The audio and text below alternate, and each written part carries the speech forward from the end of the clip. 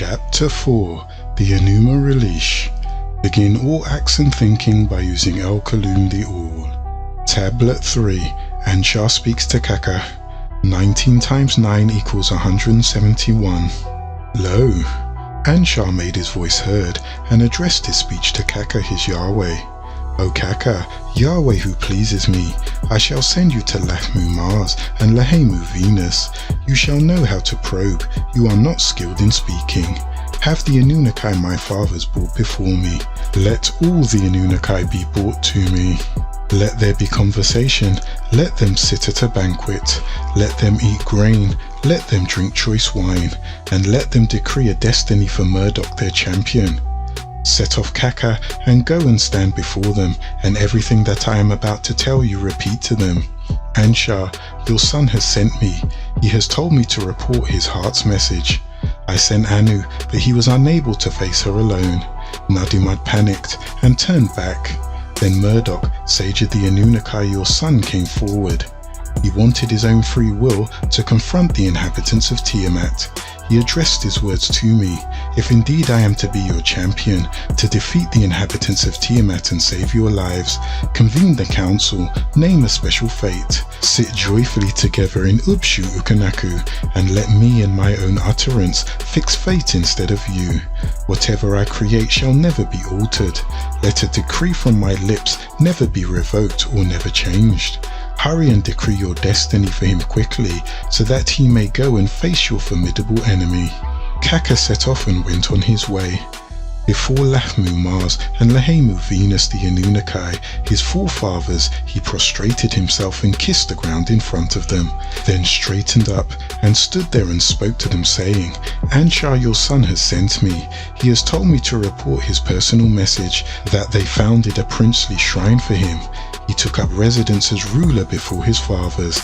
You are honored amongst the great Anunnaki. Your destiny is unequaled. Your word has the power of Anu. O Murdoch, you are honored amongst the great Anunnaki.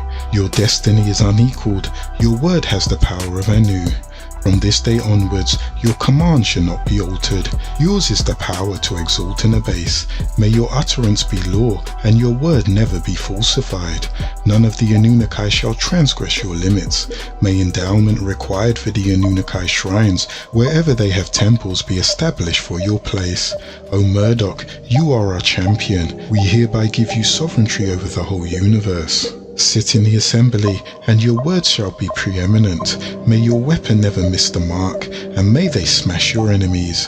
O Murdoch, spare the life of him who trusts in you, but drain the life of the beings who have espoused evil. They set up in their midst of that one constellation, and they address Murdoch their son. May your decree, O Murdoch, impress the Anunnaki. Command to destroy and to recreate, and let it be so. Speak and let the constellation vanish. Speak to it again, and the constellation was recreated. He spoke to it again, and the constellation was recreated. When the Anunnaki, his fathers, saw how effective his utterance was, they rejoiced. They proclaimed Murdoch as ruler. They invested him with scepter, throne, and staff of office. They gave him an unfaceable weapon to crush the foe. Go and cut off the life of the inhabitants of Tiamat. Let the winds bear her blood to us as good news. The Anunnaki, his fathers, thus decreed the destiny of Murdoch, and set him on the path of peace and obedience. He fashioned a bow, designated it as his weapon, and he feathered the arrow and set it in the string.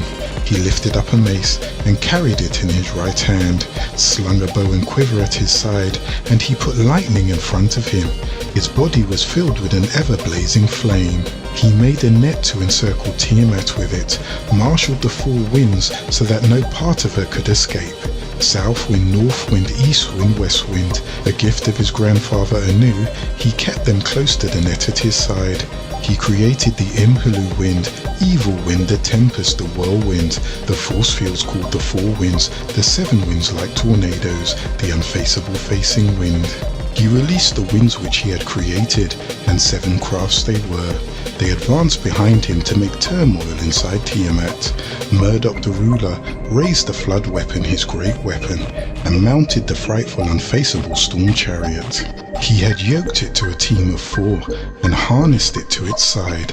Slayer, pitiless racer and flyer, their lips were drawn back, their teeth carried poison. They know not exhaustion, they can only devastate. He stationed on his right, fearsome fight and conflict. On the left, the battle to knock down every contender prepared to defend.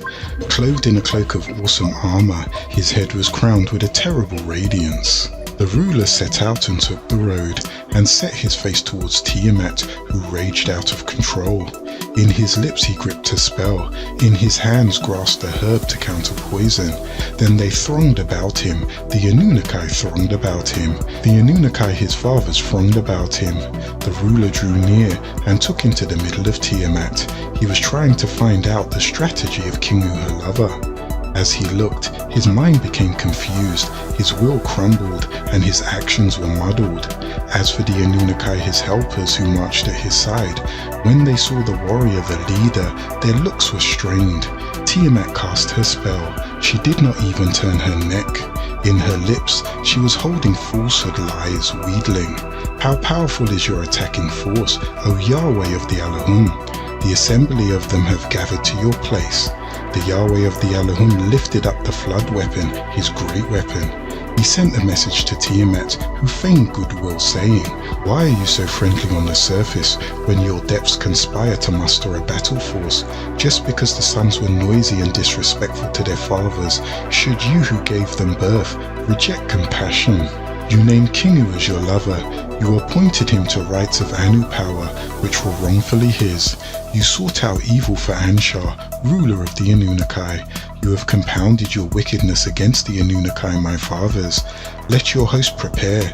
Let them gird themselves with your weapons. Stand forth, and you and I shall do single combat." When Tiamat heard this, she went wild, and she lost her temper. Tiamat screamed aloud in a passion. Her lower parts shook together from the depths. She recited the incantation and kept casting her spell. Meanwhile, the Anunnaki of the battle were sharpening their weapons. Face to face they came, Tiamat and Murdoch, sage of the Anunnaki. They engaged in combat, they closed for battle.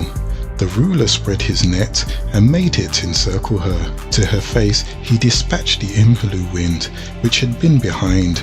Tiamat opened her mouth to swallow it, and he forced the Imhalu wind so that she could not close her lips. Fierce winds distended her belly, her insides were constipated, and she stretched her mouth wide.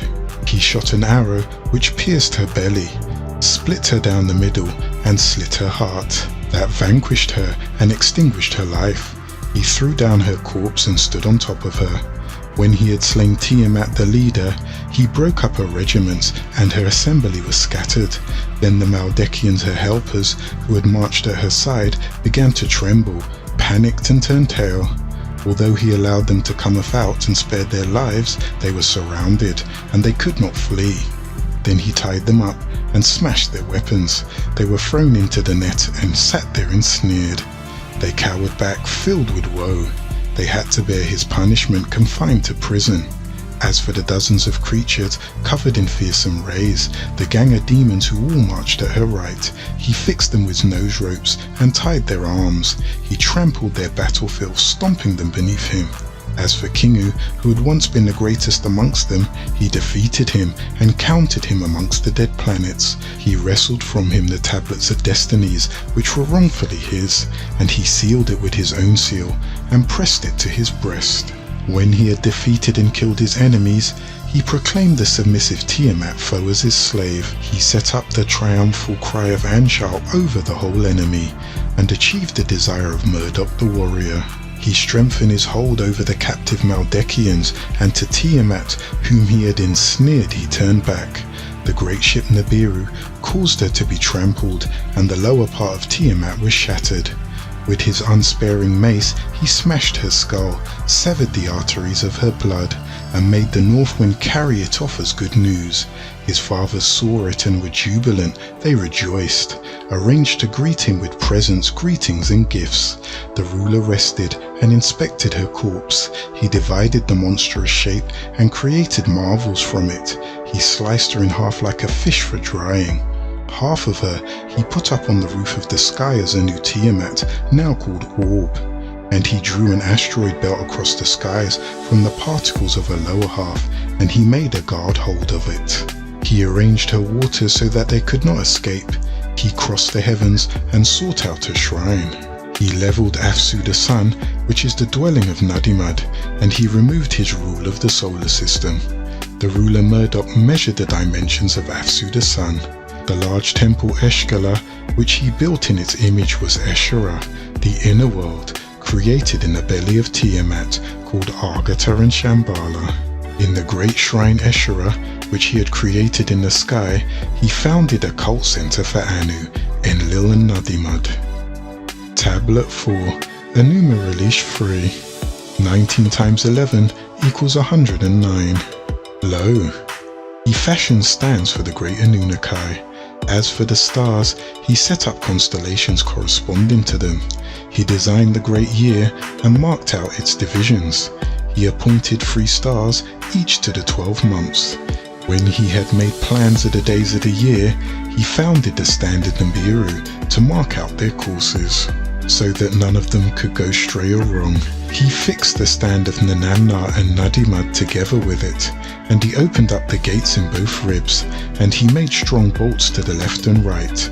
With her liver he located the zenith, and he made the crescent moon appear, and entrusted the shadow hours to it. He designed the moon, and the jewel of the shadow hours, to mark out the days, and to go forth every month without fail in a corona. At the beginning of the month, to glow over the land. You shine with horns to mark out 6 days. On the 7th day, the crown is half. The 15th day shall always be the midpoint, or the half of each month. When Shamash looks at you from the horizon, you shall gradually shed your visibility and begin to wane. Always bring the day of disappearance close to the path of Shamash. And on the 30th day, the year is always equalized, for Shamash is responsible for the year. A sign shall appear in the skies and sweep along its path. Then it will always approach the accused and judge the case, which caused the boaster to kill and rob. At the New Year's festival, Year of Remembrance, you may control the bolt to the exit that separated the shadow hours from the days, Kingu the moon, watcher of shadow hours and daylight hours. The spittle of Tiamat is controlled by Murdoch the champion. He put into groups and made clouds scud, raising winds, making rain, making fog below by collecting her poison. He assigned for himself and let his own hand control it. He placed her head heaped up in orbit, opening up springs. Water gushed out. He opened up the Euphrates and Tigris from her eyes. He closed her nostrils of her nose. He piled up clear-cut mountains from her udder. He bore waterholes to drain off the catchwater. He laid her tail across, tied it fast as cosmic bond. All was done, and the rulership of Afsu was beneath his feet. He set her thigh to make fast the sky. With half of her he made a roof, and he fixed the earth. He caused the work and made the insides of Tiamat surge, and spread his net, which made it extend completely.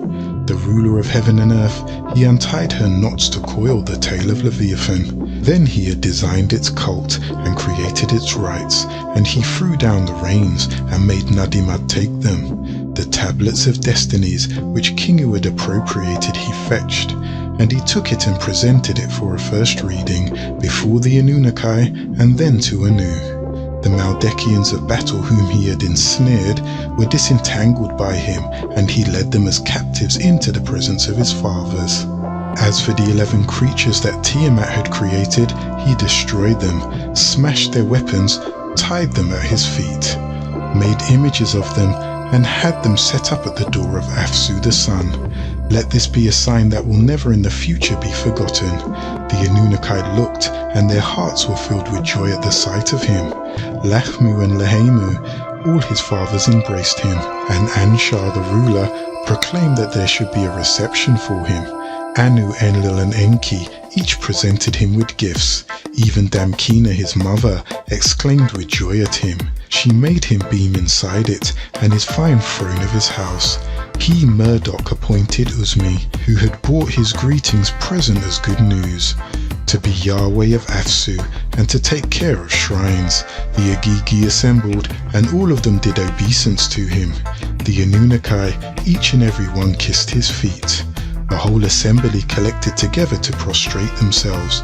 Rising they stood, they bowed. Yes, ruler indeed. Noble son of his fathers took their fill of his manliness. They took off his clothes, which were enveloped in the dust of combat. His fathers the Anunnaki were attentive to him. With cypress nectar they sprinkled and anointed his body. He put on a princely garment, a royal aura, a splendid crown. He took up a mace and grasped it in his right hand, a staff in his left hand. He set a Masushu dragon bowed at his feet, and he placed upon his shoulders the mantle of radiance that was given to him. His net was holding control of fearful Afsu, a bull as his symbol. In the inner chamber of his throne was the tablets of destiny. In his cellar was the gifts presented to him. The Anunnaki and all that existed honored him. Lachmu and Lahemu filled with joy, and he made their voices heard, and he spoke to the Agigi. Previously, Murdoch was just our beloved son, but now he is your ruler. Take heed of his command. Next they spoke and proclaimed in unison, Lugal Demir Enkiya is his name, trust in him. When they gave rulership to Murdoch, they spoke an oration for him, for blessing and obedience. Henceforth you shall be a provider of shrines for us. Whatever you command, we shall perform ourselves. Murdoch made his voice heard and spoke, and he addressed his words to the Anunnaki his fathers. Over the Afsu, the sea-green dwelling, in front of the inner world Esharah, which I created for you, where I strengthened the ground beneath it for a shrine, I shall make my house to be a luxurious dwelling for myself. He shall find his cult center within it, and I shall establish my private quarters and confirm my rulership. Whenever you come up from the Afsu, the sun will be in the center of Shambhala for an assembly. Your shadow hour's resting place shall be in it, receiving you all. Whenever you come down from the sky for an assembly, your shadow hour resting place shall be in it, receiving you all. I hereby name it home of the great Anunnaki. We shall make it the center of devotion. The Anunnaki his fathers listened to this command of his.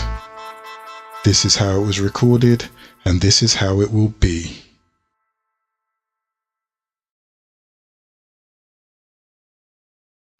Chapter 5, The Enclosed Garden. Begin all acts and thinking by using El-Kalum the All. Tablet 4, The Reptilian Nakash. 19 times 17 equals 323. Lo, now all was done. Cadman was placed in the enclosed garden of delight for a special reason. He was to know about all the things in the garden, and he was to inform his mate Nekeba about all the things in the garden, and the laws of the garden, and about the nature of the reptilians. Yet, this being Cadman forgot to inform his mate of this being, who is a reptilian. He takes many forms to deceive and beguile humans. In his forgetfulness, they did fall, and he became known as Zakar. Nekeba, meaning tribal leader for his tribe, through him was supposed to be ruled by her tribe, so she was supposed to be ruler. This Cadman and Nekeba were not the first Adamites on the planet Earth. There were Adamites, or people of the ground, living on Earth long before Cadman and Nekeba. They were the first experiment from the Homo erectus into Homo sapiens that were done by the scientists Enki and Mother Ninti. In fact, anyone who lived and originated on Earth are Adamites, for it merely means earthling, Adama. I, Cadman, successor of Autumn and Lilith, and my confident Nekeba, as newly created beings, obeyed Elion El, most glorified and exalted's words. They lived symbolically 450,000 years ago in the enclosed garden, which is rounded off to 500 years without approaching the forbidden tree. But Nakash Halal, son of Shakar, also known as Dawn, curse be upon him, wandered constantly on the outskirts of Gan, the enclosed garden of delight, resolving to lead us supreme beings' new race into the hands of Nana, who is sin. Because he was denied admission into the enclosed garden, he was constantly seeking a covert way to enter Gan. But the east gates were shut to Nakash, and his residence was 20 miles outside of the enclosed garden of delight, and it was guarded by the agreeable Allahum Rudwan, son of Araziel and Rafikiel, peace be upon you and the mercy of El Elo. There were two other creatures also placed in Gan. One was the peacock Thukiak, known as Ashnan, who really symbolizes a beautiful young lady. She, Thukiak, also known as Ashnan, was an agreeable Allahum.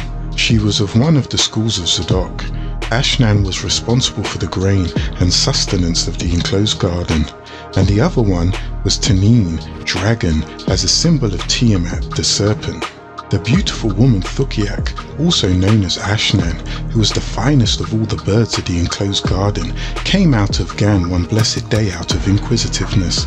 Her beauty could be likened to emeralds and pearls, and because her voice was so enchanting, she was appointed to sing the praises of Elion El, the Most High glorified and exalted, which was the job of Nakash before he fell. But first he, Nakash, went to the white bird Arziel, who said, "You will not enter me." So he went to the black bird Baziel, who also said no.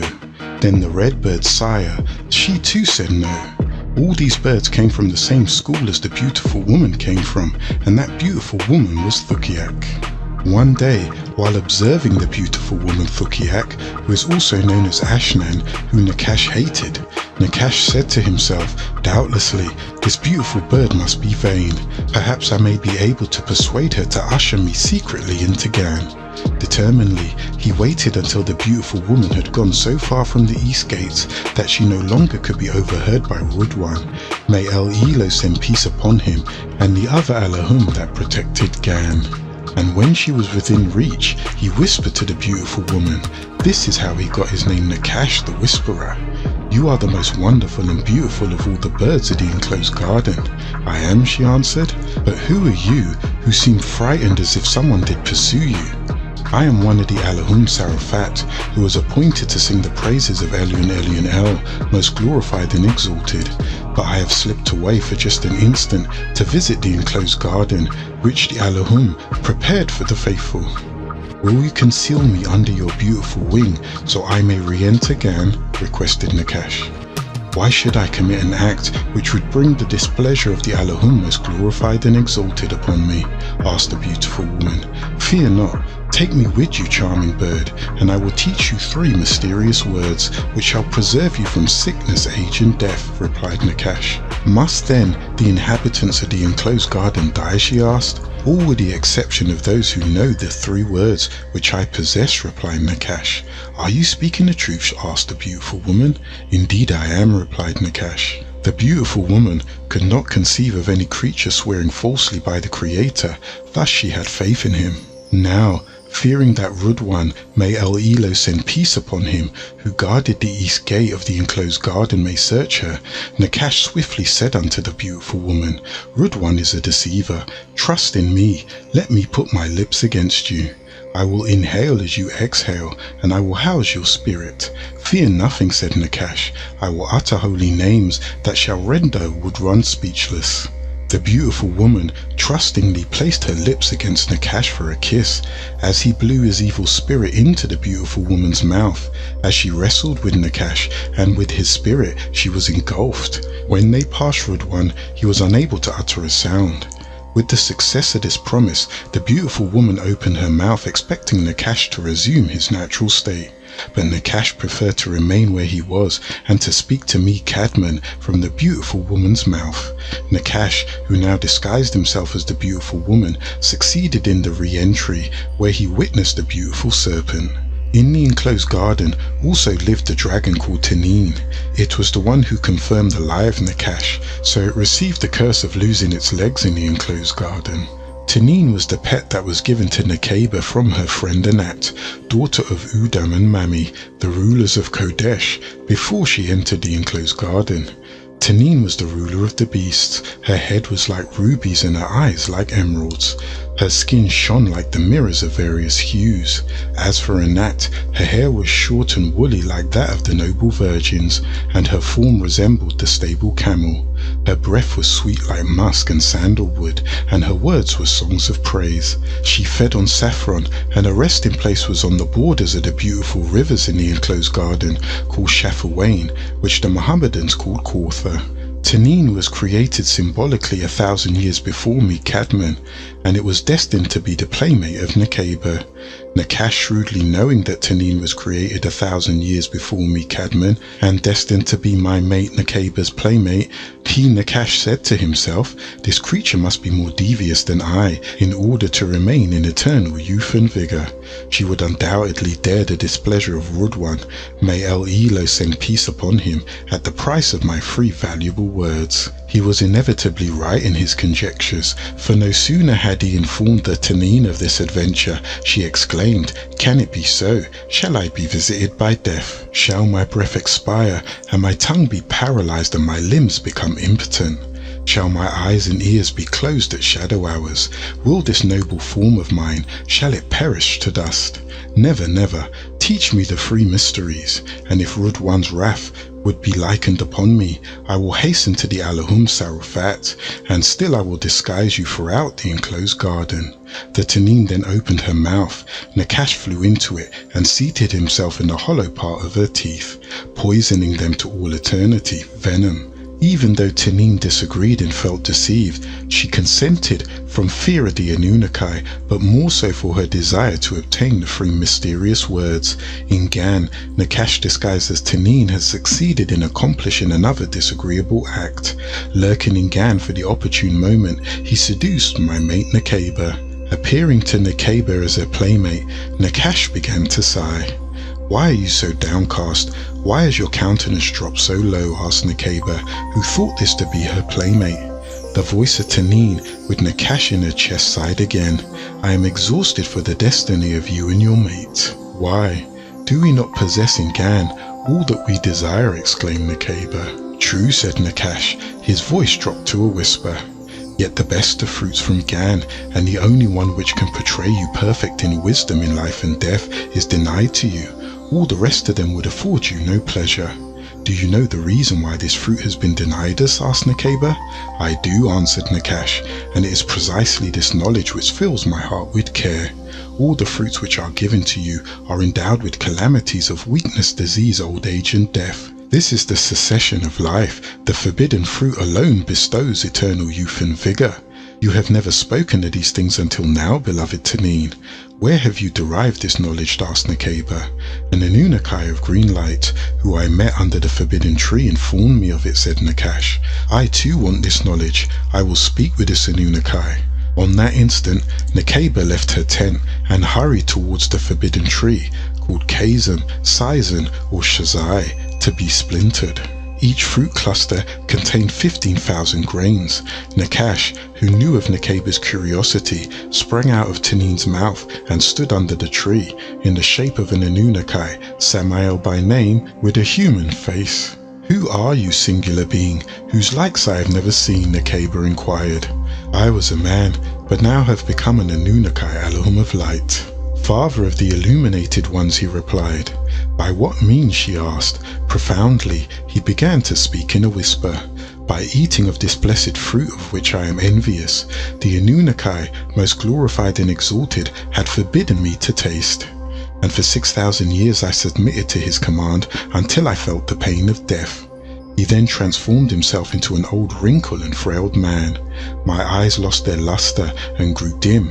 My ears could no longer hear the sounds of nature. My teeth decayed, and I could neither eat without pain nor speak without discretion. My hands trembled, my feet shook, my head hung down upon my breast. I lost the sense of touch and the sense of love. My back was bent. At last, my whole appearance became a frightful sight, so that all the inhabitants of the enclosed garden flew from me. This is called the age of death. I then longed for death and expected to meet it. Nakash then asked her, "Do you want your mate Cadmon to be young and handsome, or do you want him to die of old age?" But by partaking of this fruit, I became as strong and as beautiful first. Though my thousands of years have elapsed since, I am not sensitive to the slightest change, neither in my appearance or in my energies, and I have the gift of wisdom of He who created you. And this tree is very delightful tasting tree. Here, taste it. Is this the truth? Asked Nekeba. Is it not pleasant to your eyes? It can restore all beauty. But at the pause of each breath, as Nekeba would look away in thought, his real form would appear as a Halabine flugelrod with the body of a snake wrapped around a tree. It is good for food. It is the best of spices of herbs. It will keep your body healthy. It is not mysterious to all of us. It will give you wisdom, and you know not of your will. You shall become filled with joy as in your youth. By El Elo, most glorified and exalted who created me, I do speak the truth, Nakash says, speaking deceitfully. It was then Nekeba trusted him and partook of the intoxicating fruit, and immediately began to feel the pain of pleasure running through her body. She, in a state of intoxication, deceived herself into thinking she was wiser, younger, more beautiful, and could never die. Finding it more pleasant than all that she had ever tasted, Nekeba took one piece and presented it to me, Cadman.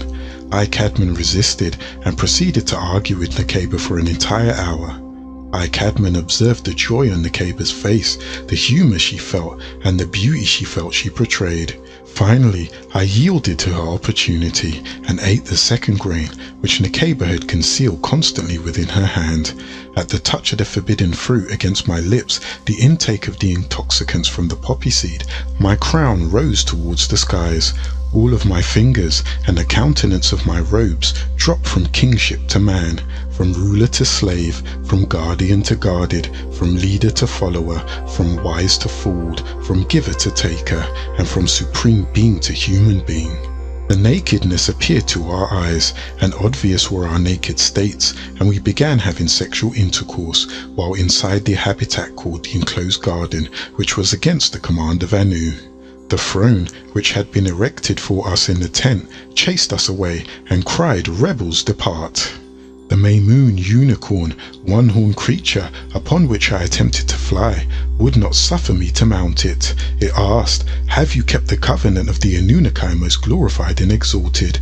All the creatures of the enclosed garden had then turned from us and besought the Anunnaki most glorified and exalted to remove the human pair from the special spot in Gan. The Anunnaki most glorified and exalted addressed me in the voice of thunder. "You have not commanded to abstain from the fruit, and were you not forewarned of the cunningness of Nakash your foe?" I, Cadman, attempted to flee because I heard the Anunnaki walking and talking in midday, while Nekeba and I indulged in a sexual act that was taught to us by Halal, and we enjoyed ourselves very much, for we did conceive that pleasure to be a gift. We were placed inside his habitat to be observed by the four Anunnaki scientists, Enki, Ninti, Nergal, and his wife Erishkigal. Our sexual act displeased Anu, Elion, Elion, El. But we felt that this new feeling we later found out was shame. When the Anunnaki found our hiding place while the 24 Yahwehans were walking in the garden, and one of the Yah Enlil-nites spoke out and said, "What is this that you are doing, and who taught you about this?" But I was hid by branches of the tree. Nekeba, my mate, would have followed, but she too was entangled by her own hair as well as the branches, while the voice behind the tree exclaimed, "From the wrath of the Anunnaki most glorified and exalted, there is no escape. Submit to their divine decree. Leave this enclosed garden." The enclosed garden continues its toil of wrath, yea, both of you creatures who have been seduced to transgress. By the sweat of your brow you shall earn your bread, and the curse of blood shall be on the hands of Nekeba. By each month shall her body yield blood. You will become blood and work until your brow sweats, and Nakash and his sons will also become blood, to deceive the Adamites and their sons Enoshites. Be ever watchful of him and his sons and daughters the black devils. I too will watch them until your earliest bloodline has come to their final day. Even Nekeba shall be visited by the 4 quarters of the moon with the blood of Cadman. She shall crucify him with all kinds of sickness. Human born of women shall have sickness, and she shall bear children in pain.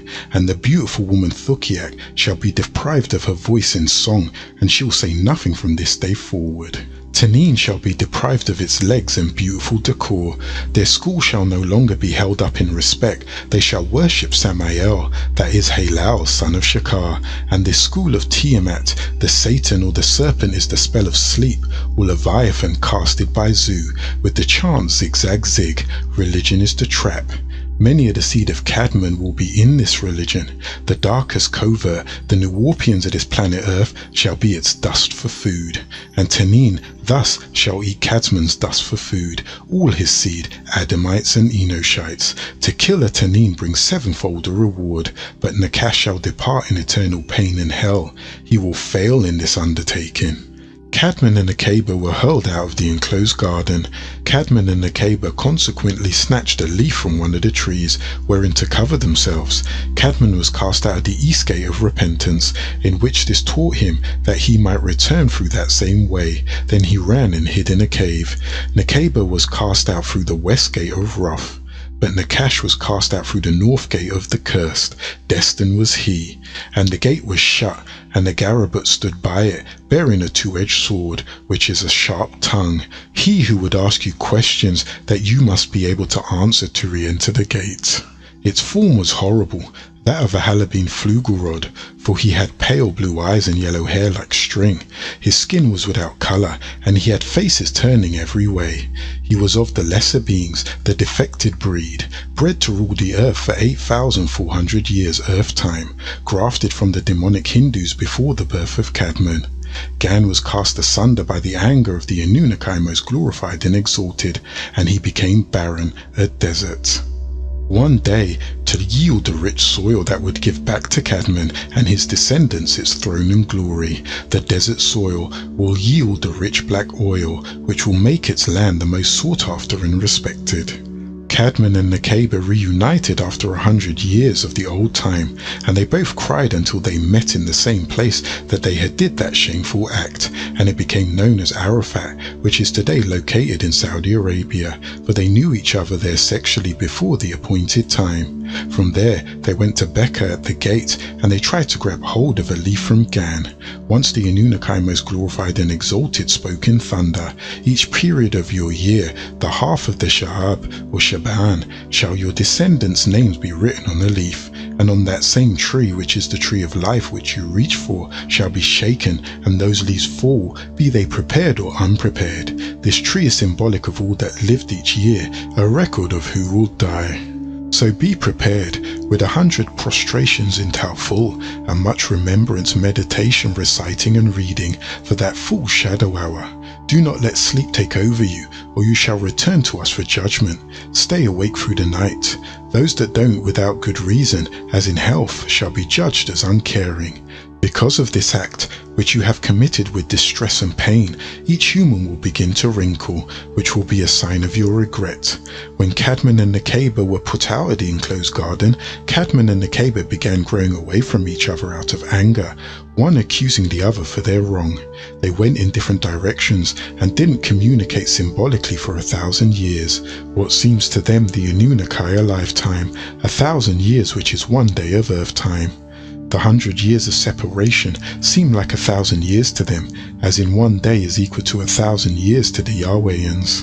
Up until their crying could be heard by each other, Cadman's voice travelling from the east wind and Nakeba's from the west wind. On Nakeba hearing it, she placed her hands over her face, which women will do in despair. Cadman put his right hand on his beard, for the original man did not grow hair on their face, only those beastmen, the Enkiduites, grew hair all over their body. Cadman, being the mixed seed of Hindu, did grow hair on his face, 7.5 to 8 ether, making him an Asiatic black man, a disagreeable Hindu, the first human devil on earth, as opposed to the beast in human form, the Flugelrod, and he tightened his brow, which is also the custom of men in sorrow and confusion. All of nature wept with him. The birds, beasts, insects, which fled from Cadman by reason of his sin of consuming of the forbidden tree, were touched by their lamentations, and they came to manifest sympathy for their moaning, groaning and crying. First came the locust, so last shall be the locust. The entire universe, all created beings, from the smallest insect to the Anunnaki, who held the world in one hand, were weeping with Cadman. Anu Elion Elion El, most glorified and exalted, sent Gebri son of Elo, gaining the title the Yielder, the Merciful, for he is the revelation bearer. Gabriel came to Cadman with these words, I seek the forgiveness of Anu Elion Elion El, my Rab, for all the deeds that I have committed, I repent to him. These words were destined to save all the newsbearers and all of the mortals. As soon as Cadman had pronounced these words with a patient heart, the power of the skies opened to him. And Gabriel said, Anu, who is also known as El Elo, the Source and the Exalted, has accepted your repentance. Give gratitude to Anu El Elo, and he will grant you all your requests, and even restore you to the enclosed garden at the appointed time. Cadman called out, Defend me against the future tricks and flattery of my foe Nakash. Anu, most glorified and exalted, replied, Say continually, there is no Allah, Elion Elion El, except Anu Elion Elion El, and you shall wound Nakash with a poison arrow. Cadman asked, Will not meat and drink of the planet and its dwellings ensnare me? Drink water, eat clean vegetables, for they shall be your meat. Avoid eating the flesh of other animals. All food should be prepared in the name of Allah most glorified and exalted, and you should build holy temples by their abode. Nakash shall have no power over you, and he shall also build holy temples if you follow these things. Cadman asked, But what if he pursues me with evil thoughts and dreams in the shadow hour? Then rise from your resting spot and call out to Anu Elion Elion El, most glorified and exalted. Cadman asked, O Anu, most glorified and exalted, how shall I always distinguish between agreeable and disagreeable? I will grant you my guidance. 2 angelic beings shall dwell in your heart, will. One to warn you against sin, disagreeable act. The other to lead you to the practice of agreeable living. 2 counterparts shall forever watch your slips, your slides, your doubts and your questions, and this is your will. 4 points by 2. Look at your fingers. Hold up your first 2 fingers. 4 points by 2. 2 pointing up and 2 pointing below. As above, so below. Cadman asked, O Anu, most glorified and exalted, assure me of your pardon, also of my future deeds. Thus, you can only gain by the works of righteousness. I shall punish disagreeable deeds at once, and reward 7-fold for the agreeable which you shall do. At this time, the Anunnaki Michael was sent to Nekeba, announcing to her the mercy of the Anunnaki. Nekeba said, I am weak in my heart and in mind to fight against my deeds. Anu Elion Elion El, most glorified and exalted, has you feeling shame, and through its power you shall subdue your passions, even as man conquers his own faith. Nekeba asked, And who shall protect me against the powers of mortals if Nakash decides to come my way? Truth, testing spirits of truth, be not fooled by the men who look like men but have the mind of Nakash. Human devils. Nekeba asked, Who shall protect me against the powers of Nakash? He who is not only strong in body and mind, but whom all the rulers prefer, a trustworthy person, an honest person. His love and compassion towards you, which I have put in his heart, I will make you aware of his presence. Nekeba asked, Is it true that Anu, most glorified and exalted, will grant me no other token of his favour? You shall be rewarded for all the pain of motherhood, and if you do pass in childbearing, you shall be a spiritual martyr. Seek you Cadman, and be with him as one flesh.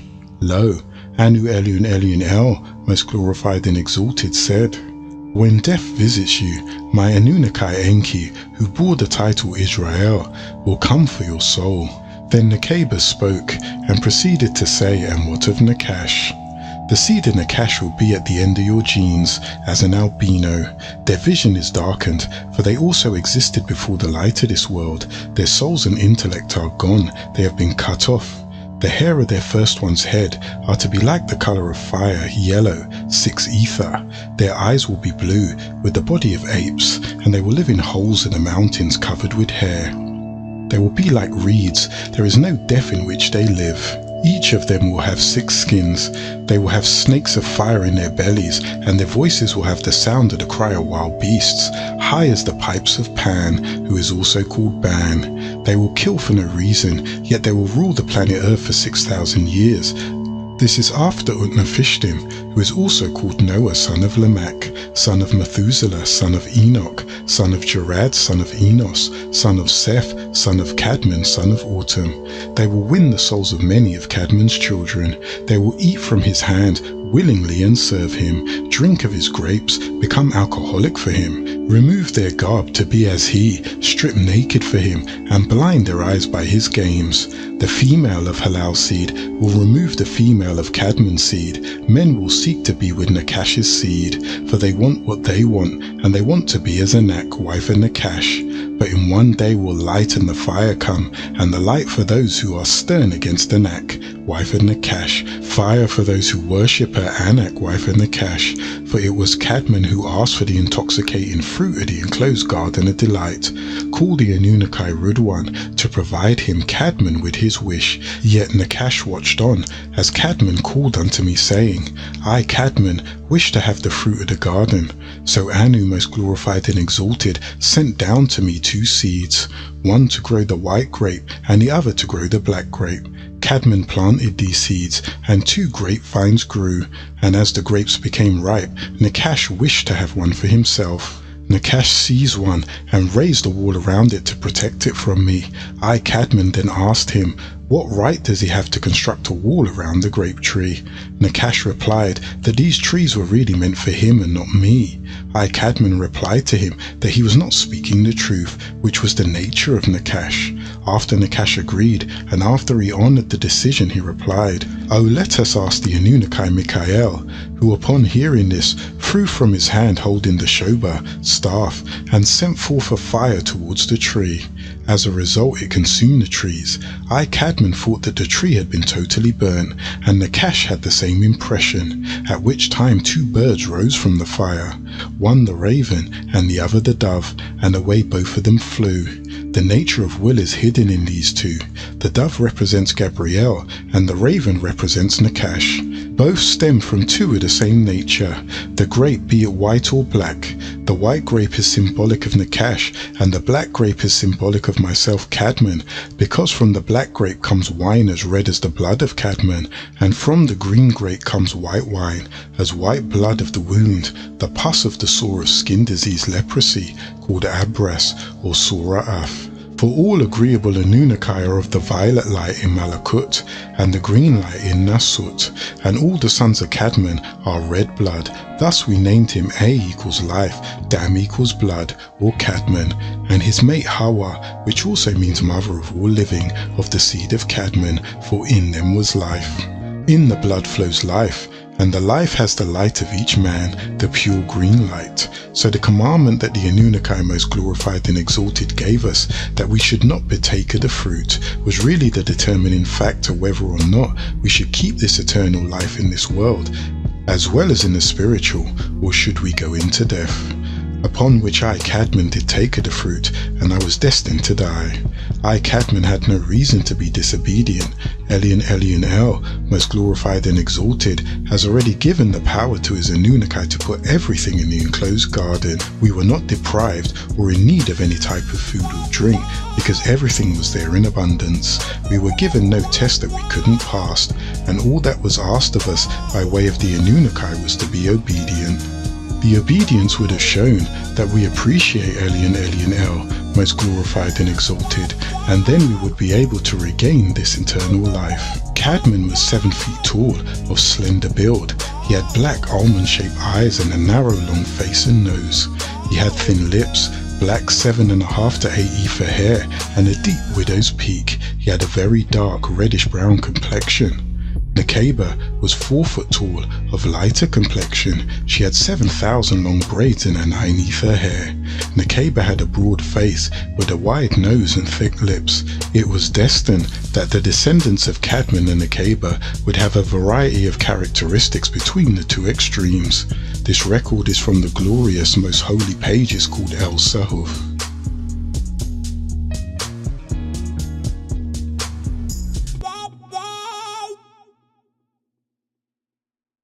Chapter 5, The Enclosed Garden. Begin all acts and thinking by using El Kalum the All. Tablet 5. 2 gates of the enclosed garden. 19 times 4 equals 76. Lo, for I will describe unto you the 2 gates of the enclosed garden, made of carbuncle, which is a red precious stone, where 60 million Allahum keep watch. When a righteous person arrives, they will clothe him with 8 garments of glory, and they place 2 crowns, one of gold and another of precious stones upon his head. And 8 myrtle, which is any of the 7 evergreen shrubs of trees of the genus Myrtus, especially M. communis, which is an aromatic shrub native to the Mediterranean region and Western Asia. It has pink or white flowers and black blue berries, and it's widely cultivated as a hedge plant, which he held in his hands, and with these words he will hear, "Go and eat your bread in joy." Lead him to the stream of Shafuain, surrounded by all kinds of fragrant plants, from which rivers flow, one of oil, another of balsam, another of wine, another of water, another of honey, another of milk, given a golden cup, served by the young female and male Allahum. Over each of the righteous a canopy is spread according to his merits, a table of precious stones, while eternal lights were everywhere.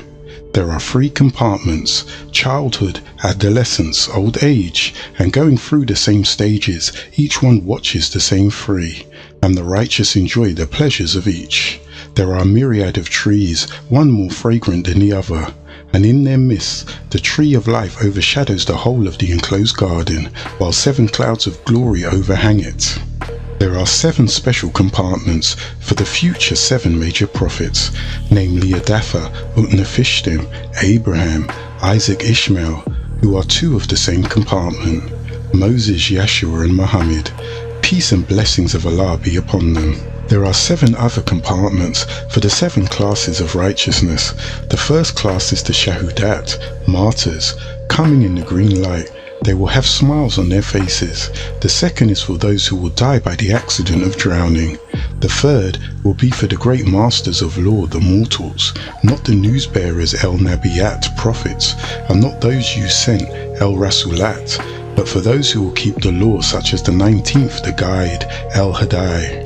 The fourth is for those who will be covered by the clouds of glory. The last, 144,000 souls for the Ansarullah to be raised. The fifth for the patient. The sixth will be for the childlike souls who prove themselves chaste throughout life. The seventh for the poor who admit to the suffering attended to law. In correspondence to the 7 hells, I look into the far future.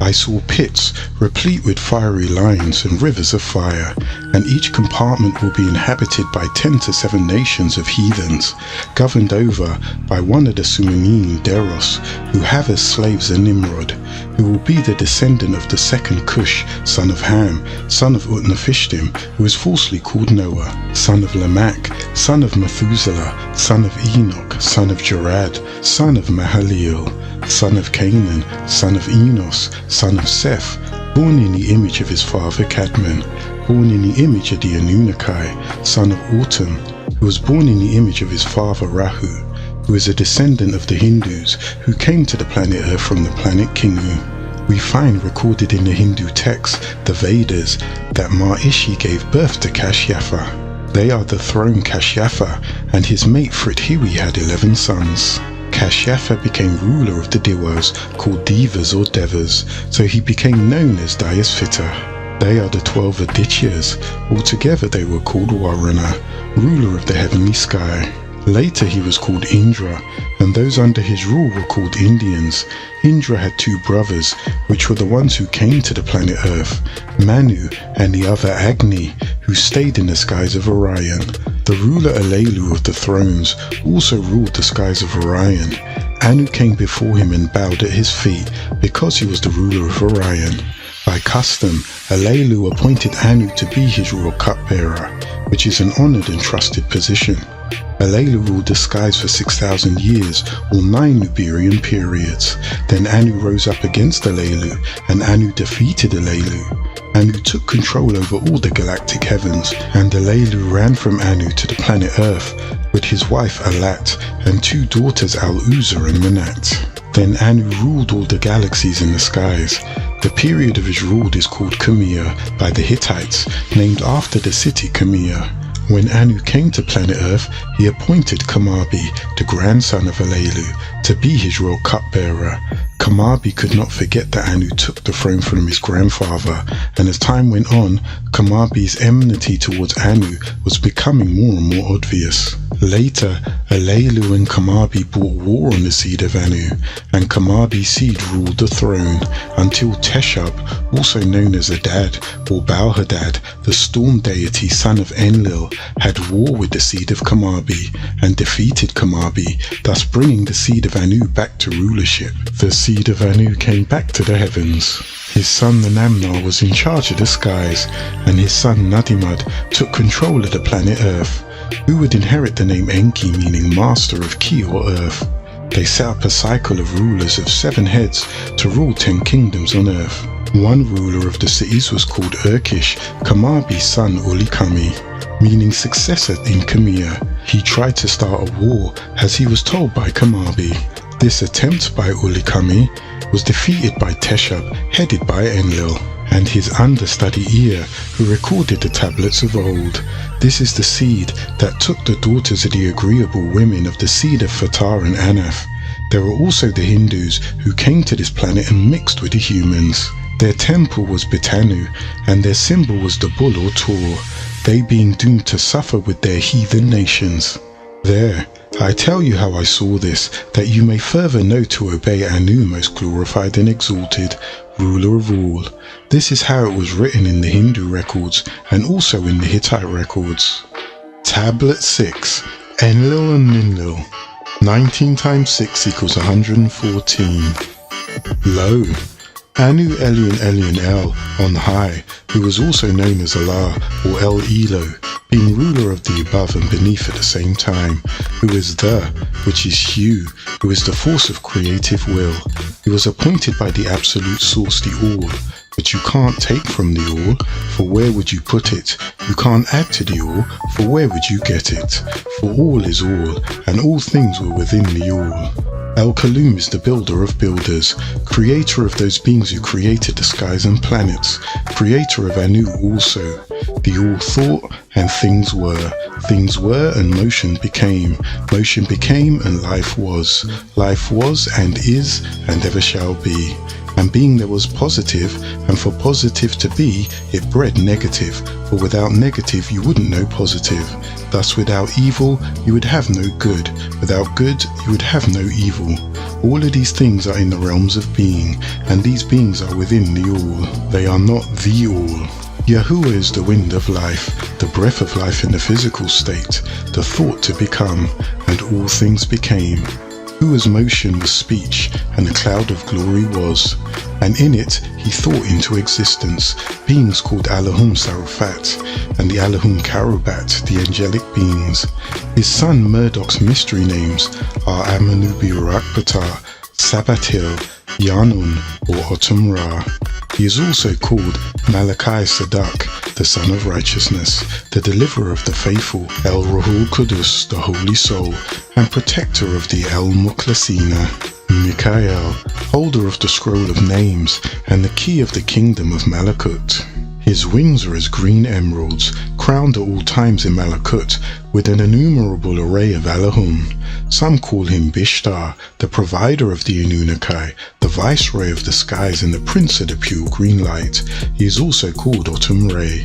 Belial Amir of the Anunnaki of darkness, also called Shakar or Tiamat, was defeated by Murdoch, also known as Mikael, which is the high priest Sadok of the Sarufat agreeable Anunnaki, and those who came to Eridu in 50s. The Anunnaki of light of this world. The family of Anunnaki Alahum is in this order. There is Anu or An, the heavenly one, Enlil, whose wife was Ninlil, Ea or Enki, Nana or Sin, Utu or Shamash, Ishka or Adad or Baal-Hadad, and Shakar and his son Halal. Then there is the female Antu, wife of Anu, and Ninlil, wife of Enlil, Ninki, Ningal, Inanna or Ishtar, Zara, and the wife of Halal Anak. Enlil met Ninlil, whose other name was Muliltu, while she was bathing in Nipper's stream naked. It was love at first sight for the two. Enlil wanted to have sexual intercourse with her, however she was unwilling. Her words were this: "My privates are too small, it has never copulated. My lips are too little, they have never been kissed." However, Enlil did not take no for an answer. He told his messenger Nusku, who bore the title Gebrael, son of Raziel and Samael, about his feelings for her.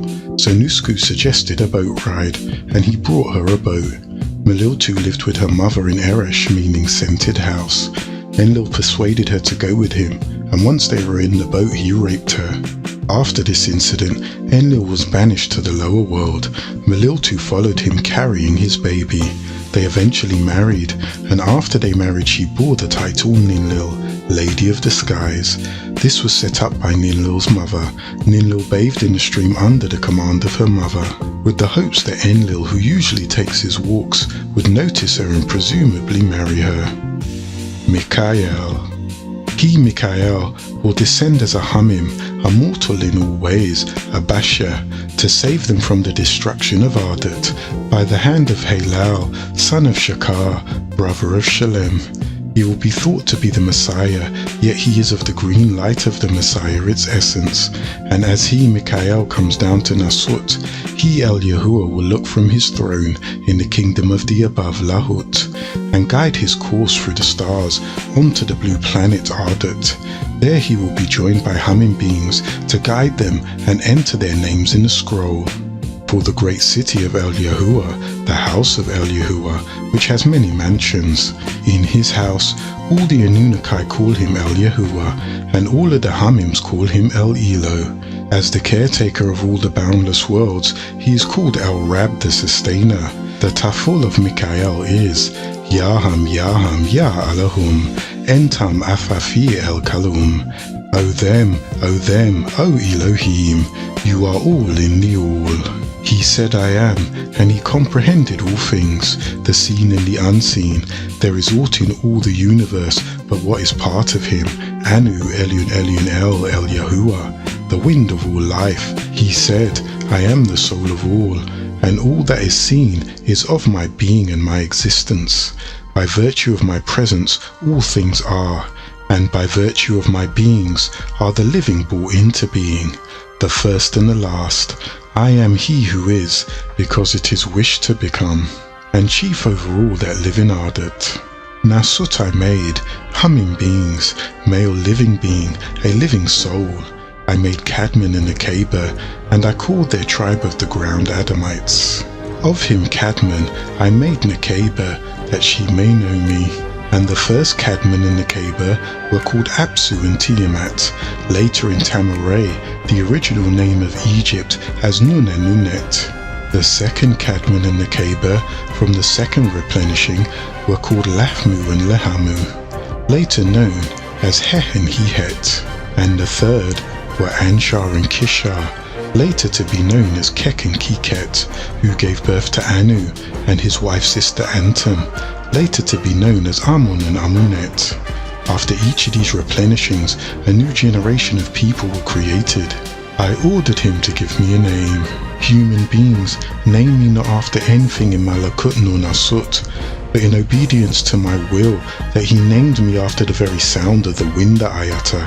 And he said Ah or Ah, breathing in, Lah, breathing out, and El Yahuwah, in and out again, El Rahman the Yielder, El Rahim the Merciful. And I said, go on with who I am. El Malik the King, El Qudus the Holy One, El Salam the Peace, El Mumin the Faithful, El Muhaymin the Protector, El Aziz the Mighty, El Jabbar the Majestic, El Mutakabir the Repairer, El Khaliq the Creator, El Bari the Maker, El Musawir the Fashioner, El Ghaffar the Forgiver, El Kahar the Dominant, El Wahhab the Bestower, El Razak the Provider, El Fatah the Opener, El Alim the Knower, El Kabid the Restrainer, El Basit the Spreader, El Kafid the Abaser, El Rafi the Exalter, El Muiz the Honorer, El Madil the Destroyer, El Sami the hearer, El Basir the seer, El Hakam the ruler, El Adil the just, El Latif the subtle, El Kabir the aware, El Halim the clement, El Azim the supreme, El Ghafur the forgiving, El Shakur the grateful, El Ali the exalted, El Kabir the great, El Hafiz the guardian, El Mukit the strengthener, El Hasib the reckoner, El Jalil the beneficent, El Karim the generous, El Rakib the watcher, El Mujib the approved, El Wasi the comprehensive, El Hakim the wise, El Wadud the loving, El Majid the glorious, El Ba'ith the raiser, El Shahid the witness, El Haq the truth, El Kawil the advocate, El Kawi the strong, El Matin the firm, El Wali the nearest friend, El Hamid the all praiseworthy, El Mushi the accountant, El Mubdi the beginner, El Muwid the restorer, El Muhi the giver of life, El Muhmit the taker of life, El Hay the ever-living, El Qayyum the subsisting, El Wajid the all-perceiving, El Majid the illustrious, El Wahid the one, El Samad the needless, El Qadir the powerful, El Muqtadir the prevailing, El Muqaddim the forewarner, El Muakir the deferrer, El Awal the first, El Akir the last, El Zahir the evident, El Batin the hidden, El Wali the all-governing, El Muta'ali the inspirer, El Bar the righteous, El Tawab the acceptor of repentance, El Muntakim the avenger, El Afuwu the excuser, El Rauf the kind, Malik El Mulk king of kingdoms, Zul Jalal wal Ikram master of majesty and liberty, El Muqsit the equitable, El Jami the gatherer, El Ghani the independent, El Mughni the enricher, El Muti the giver, El Mani the withholder, El Dah the distresser, El Nafi the profiter, El Nur the light, El Hadi the guide, El Badi the incomparable, El Baki the enduring, El Warif the inheritor, El Rashid the director, El Sabur the patient. These are the names in the Islamic school called Millat Ibrahim, the Deen Allah.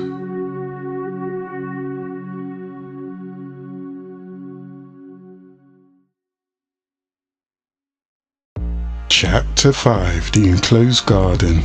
Begin all acts and thinking by using Al-Kalum the All. Tablet 7, A Tale of a Human Being. 19 times 1 equals 19. Lo, there is a tale of a human being who said, Anu most glorified and exalted, forgive me. And Atum Ra, who was Amun faithful to Ra, known in Sumeria as Murdoch. So the Anunnaki asked permission of his Rab, which is his sustainer, Anu, visit this human being. The Anunnaki of the sun went to him and said, I require that you convey me to your place, for I want to ask Anubis Enki, the Anunnaki of death, to tell me when my term is near. Anubis is the deity of the dead. When the role of Osiris changed from deity of vegetation to deity of the dead, he became superior to Anubis. Anubis, however, retained an important part in the funeral rites, and he was considered to be the son of Osiris and Nephis. Anubis was the guardian of the door at the end by which the deceased entered. This was called Kersheksu.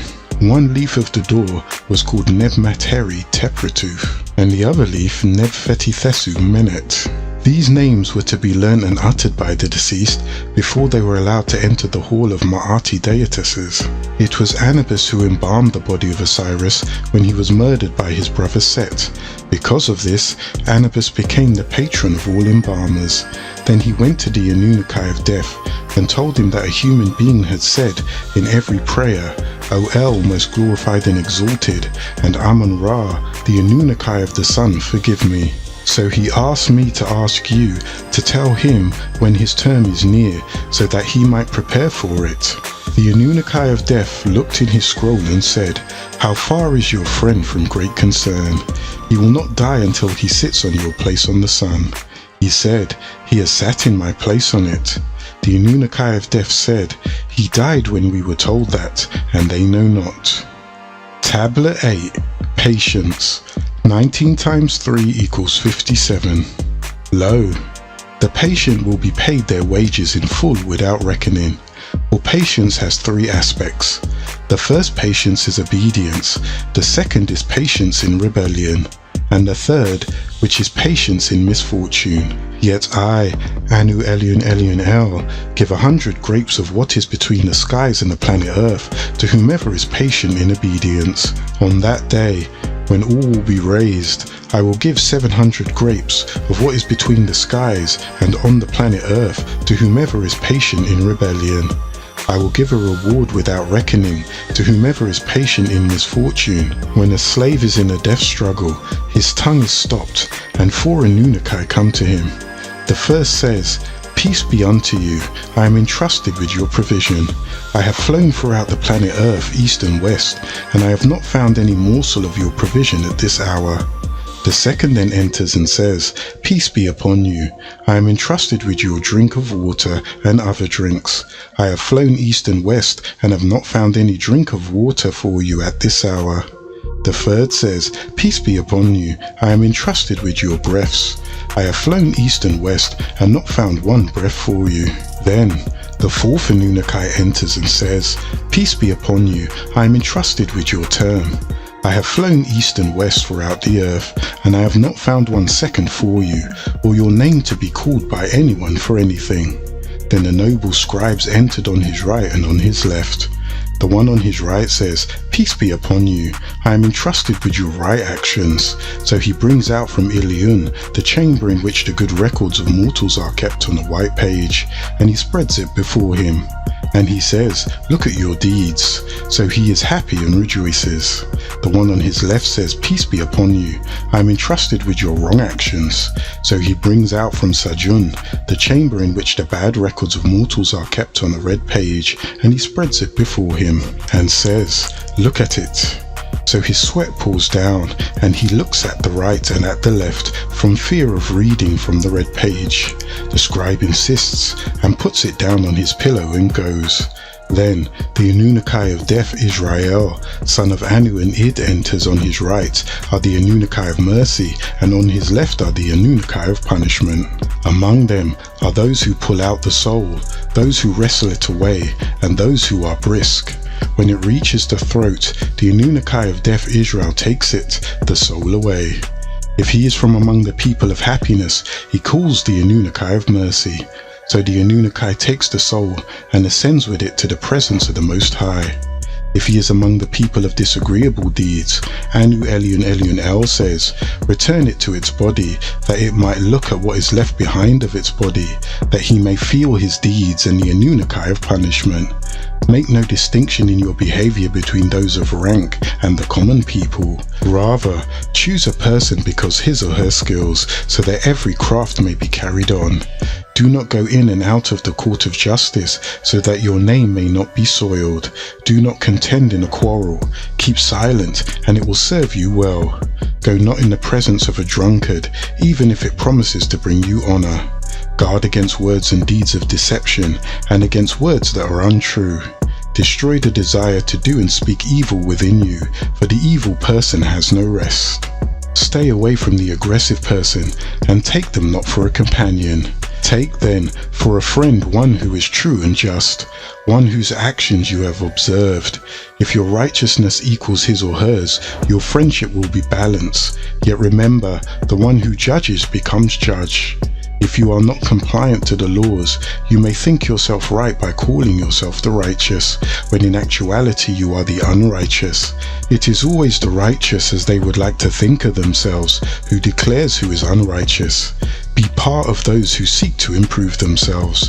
Remember, people who laugh with you and accompany you in your wrongdoings are not your friends.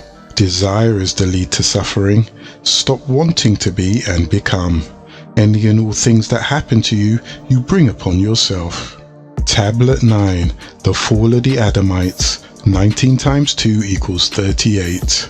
Lo, Now I will teach you of how the Adamite is to fall into sin, where they are to dwell, and among whom. But in it was all this. All of death was born, and Halal, who was later to become known as Nakash, and his 200 aides, headed by Harmata, son of Apolia, the man of perdition, and his son, the man of sin. Yet, by my grace did Michael send 23 elders to re-guide you. Remember, I granted the enclosed garden as a test for you when my Anunnaki said, Anu, Elion El, the Most High, whose voice spoke unto them, said, I have appointed this enclosed garden for your abode. It will shelter you from cold and heat, hunger and thirst. Take at your discretion of everything that it contains. Only one of its fruits shall be denied to you. Anu, Elion El, the Most High, warned Cadman and Nakeba, Cadman's confidant or helpmate, beware that you shall not transgress the first and only command. Watch again the slanderer, the flatterer, the fallen Anunnaki, whose name is Halal, but henceforth shall be called Nakash. Also curse be upon him and his offspring, the devil, also called the deceitful one, for he is a whisperer. He is your open enemy, because he was cast out on your account. He wanted that wisdom that you possessed. He willed to be as great as you. Beware of the trick of will. Will being the gift like fire, that it can be used positively or negatively. Like water, that can be used positively or negatively. Like air, that can be used positively or negatively. And like spirit, that can be used positively or negatively. Be ever watchful of will. Its cunningness is infinite, and its arms is at your destruction. Yet he, Nakash, will only outwit himself. For as the fire consumes its food needed for its light, so will he burn himself out.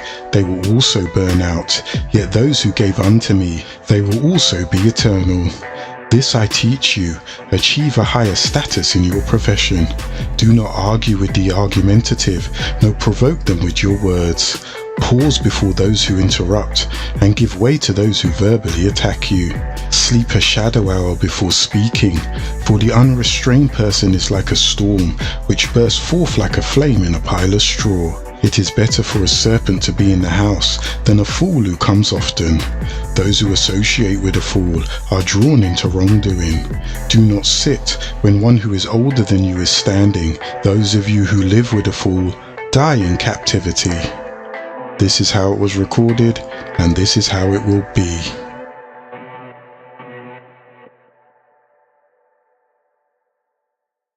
Chapter 6, The Human Beast. Begin all acts and thinking by using El Kalum the All. Tablet 1, The Affirmation. Lo, supreme and marvelous are all you've done and do, O thou who art the Elohim of the Creators, the all the power of all. Just and true are thy divine ways, O ruler of the ether and holy ones. And who is it that dares not to revere thee, O Elohim? All that exists by way of the all. From all we come, and unto all we return. The life in our bodies, the blood in our veins, the breath in our lungs, the thoughts in our hearts. Tablet 2, The Prisoner. 19 times 15 equals 285. Lo, arise, you purifiable souls. You need to come to one mind, for it is your life, and short it is. But ever gracious is El Elo, Anu, who is called Elion El. This Anu is the Most High, who taught you by his light the sun, which shines through the inks of the Yamam seas, and the pages of the trees, he who has 1,000 names and 3,000 tones. Be you prisoners no more in the mud of your flesh. Escape into total harmony with the Anunnaki, who are the Elohim, in the name of our beloved Father Anu, and his children the Anunnaki Elohim, and by the way of the Holy Spirits, which are the Agigi, and may you be born again of the Spirit in etherian form. For I, yes, I from afar, yet ever so near, am sent by our Father to bring you back to the bosom of Elion El, who is Anu the Most High, your Heavenly One, Master of the boundless universes. Wrestle not with the facts, for there is facts beyond any doubt in truth. For there is no strength nor power granted except in he who is called Anu, the ever-living master of the worlds, who sent Tammuz and Adonai, who is called the Messiah. My craft Nibiru hovers overhead, and its peaks its sights, and its circled rainbows overhead are ever so bright. Trust in these signs, and the seen and the unseen will be seen without doubt. The blind-eyed hearts and the deaf and dumb, they wander on in ignorance, having not seen Nibiru. This unquestionable truth I have brought unto you, and this is the scroll of Anu, wherein the wise finds all truth, unquestionable, for it quenches the thirst of the woman and the man in the desert of untruth. Rest in your needing spirit, and put your trust in the hands of your creators, the Anunnaki Elohim, and you shall be made free. Trust in all of them which precede me, and make no distinction between any of them, and surrender completely, so that you may once again put on the robes of Afsu the sun, ever so bright, blinding the eyes of his disagreeable sons, and turning the faces from impenetrable celestial ignorance unto consciousness. Call out in Taful for forgiveness from the ruler, and petition through impartiality, with humility and justice, in which that is your right to the throne. Call and come praise in a universal love, which is far beyond this one planet key, positioned ever so careful in this small galaxy, its weight 6 sextillion tons, a unit followed by 120 ciphers, moving at a speed of 1,037 1/3 miles per hour, as it revolves around your star Afsu sun. Your planet Tiamat, Ki, Gi, Gaia, also called Eref, Terra, or Earth, being at one time adjacent to your Sheski, Kingu, Luna, Yariat, Kama, or Moon. Her birthday being 11 billion years ago, as of the birth date written. You have lost your celestial contact nearly 6,000 years ago, giving rule to Anshar Saturn, being put under the spell of Kingu called the Great Anzu, who is Leviathan, that old Nakash called Iblis and Samael, or Halal. Your father Anu, who is in all, governs all, and he has forgiven you to this very day through my guidance. For I, Malachi, am an executioner of his will. I am not a prophet, news bearer, or one of the ones sent. Though I have been given the ability to prophesy, and I have been sent as an apostle, I am not merely a prophet or an apostle, I am a reformer, a renewer. I have come to renew your 25,000-year history, and I am an incarnation of Murdoch. Come unto me, you all, that I may show you what is to befall this world, turning bitter pages of honey to sweet again, for the devotee on their journey to the all-powerful Anu, whose then home is within the all. Ask of me, I shall by leave of my grandfather Anu, who is beyond your comprehension at this point in your life, who is the ruler of the galactical heavens. Holy is his names, 99 plus 1 given to Anu. He also gave you the birth pains of your planets of wicked beings called reptilians. The moon, which was originally called Kingu, then Sheski, was parted from Tiamat Earth 24 billion years ago, as recorded in the Enuma Elish, from amongst the Anunnaki, who formed Tiamat's host.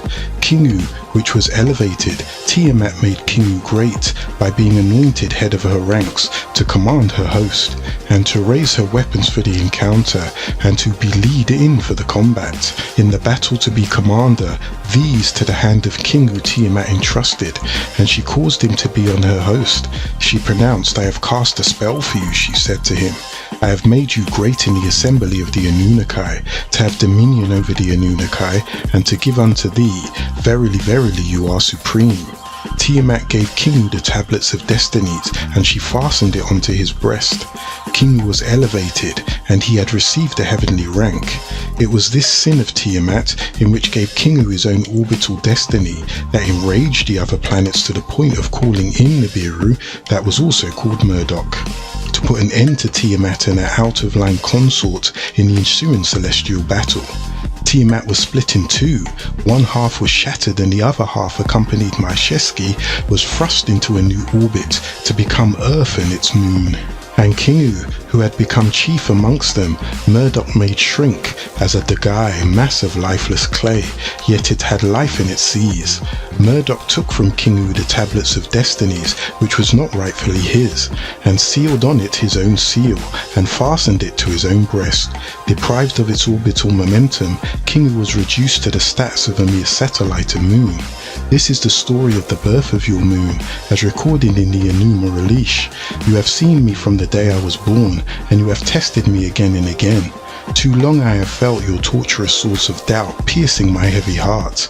We the Anunnaki, being born before your Afsu the Sun 76 trillion years ago, and your star the Sun being born 93 billion years ago, placing it by way of 554 million tons of hydrogen being changed into 550 million tons of helium each second, 4 million remaining creating planets such as yours, your Sun being placed 93 million miles away from Tiamat, thus aligning itself with your Earth in a time when it positions itself in a location of Revolution Earth in the lunar logging of 1982 in the Gregorian calendar, and in the year 1983 in the Gregorian calendar, when the alignment of the Great Vortex will open again, in the lunar logging of the year 1993 in the Gregorian calendar, and then in 2003 AD, when Nibiru will arrive for the 144,000, it will depart in 2030 AD of the Great Vortex, and it will open in 1943 AD, and we the Anunnaki will depart forever. Its light, the Sun, reaches you every 8 minutes and 20 seconds, which allows life forms to flourish, which gives growth life. The provider of the earthquakes after the meteorite showers that brought the darkness upon the face of the deep after crashing down on the tip of the Yucatan. Look into the light, and there you will see me standing at your door, knocking ever so lightly, for me to originate in the pure darkness with Anu. I will hear and welcome you in my grandfather Anu's house, in the Orion star constellations, houses of many rooms, which is a great kingdom of thrones, fit for rulers alone. In each, 7 in all, or 7 to the 7th power of 7, his Anus is 9 to the 9th power of 9. Woe to those who turn away and are impatient with me. Know that I, Malachi, am walking with you in the valley of fear, so fear not, for persecution is a sign of truth. I will let you drink from the cup of everlasting truth, and I suffer to protect you from the hissing ones who whispers disagreeable suggestions, placing questions of doubt about the galactical heavens in your heart. So fall not into their treacherous grips, as did many who were chosen before you, asking that our father Anu manifest before their weak and vain eyes, calling Yaqub their father. Woe unto you, daughters and sons of Israel, the tribe of Enki! Where are you now? Where have you gone, for we see you no more? Who can you turn to now for manna and quail? No more parting of waters and the sending of 7 plagues for your sakes, for you have been wiped from our sight.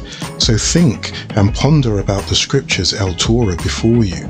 Do not question the pages of my servants. These present wisdom, the holy tablets. Don't differentiate between the wise that are sent to you. Make no distinction one between the other.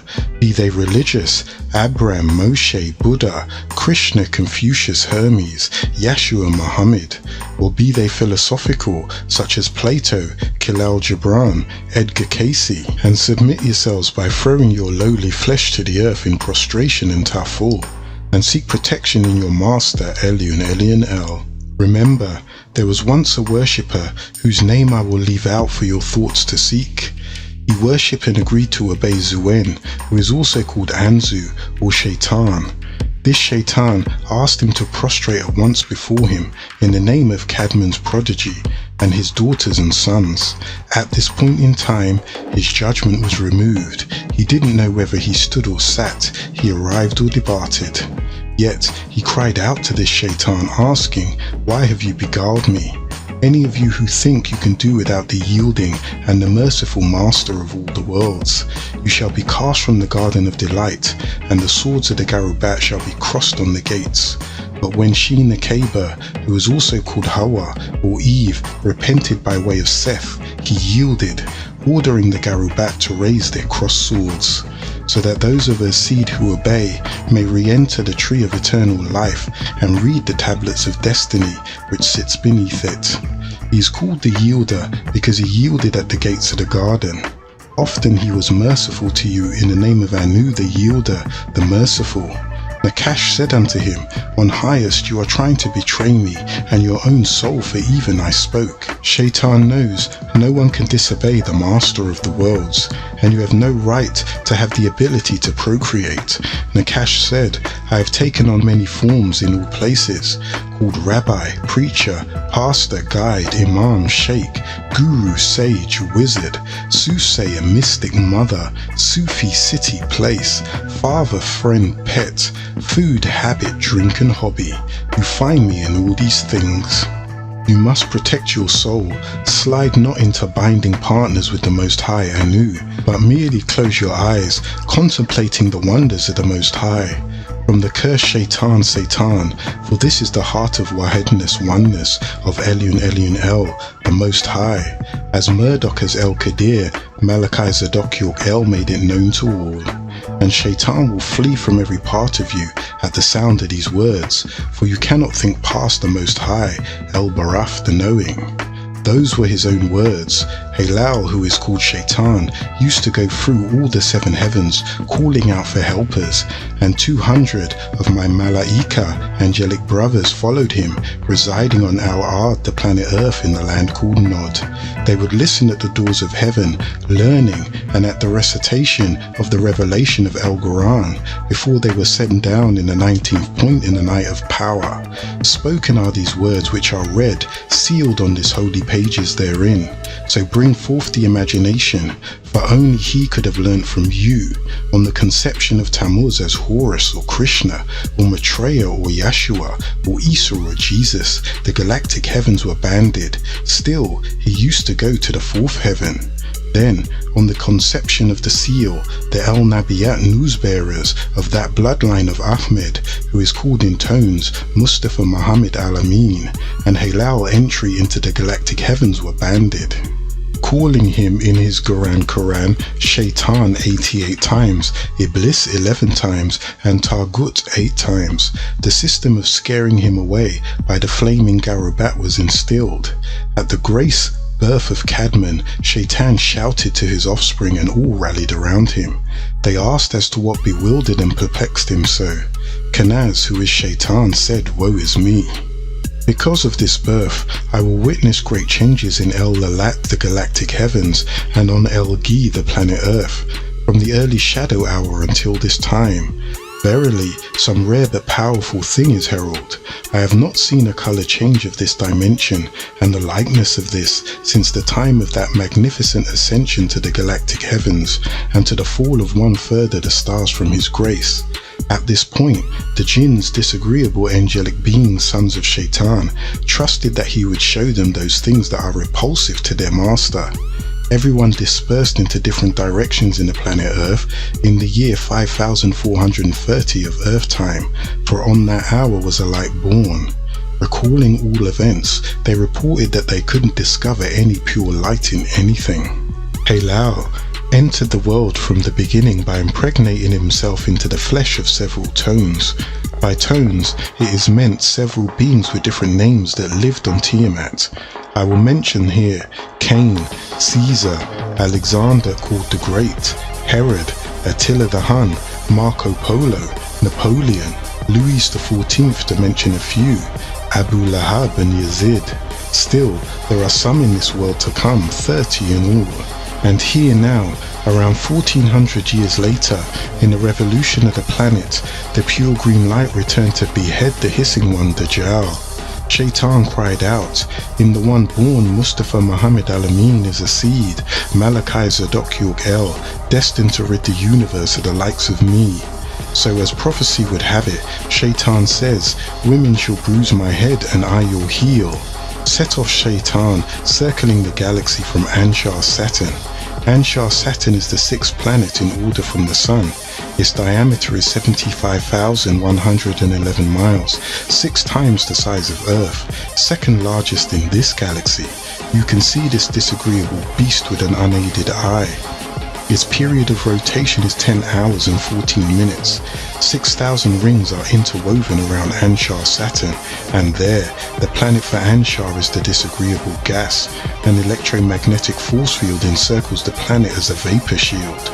Its distance from the Afsu Sun is 886 million miles, and at its closest approach to Earth is approximately 793,246,123 miles. Saturn has 10 moons.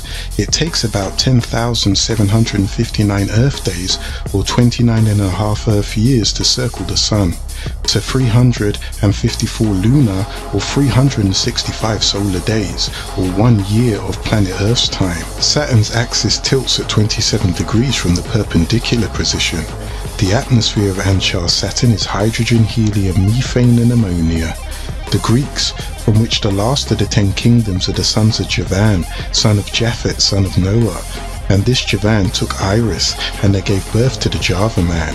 This brotherhood derived from the Afar, and shall come up again, and the beast will arise up out of the sea, having 7 heads and 10 horns, named Anshar Saturn after Kronos.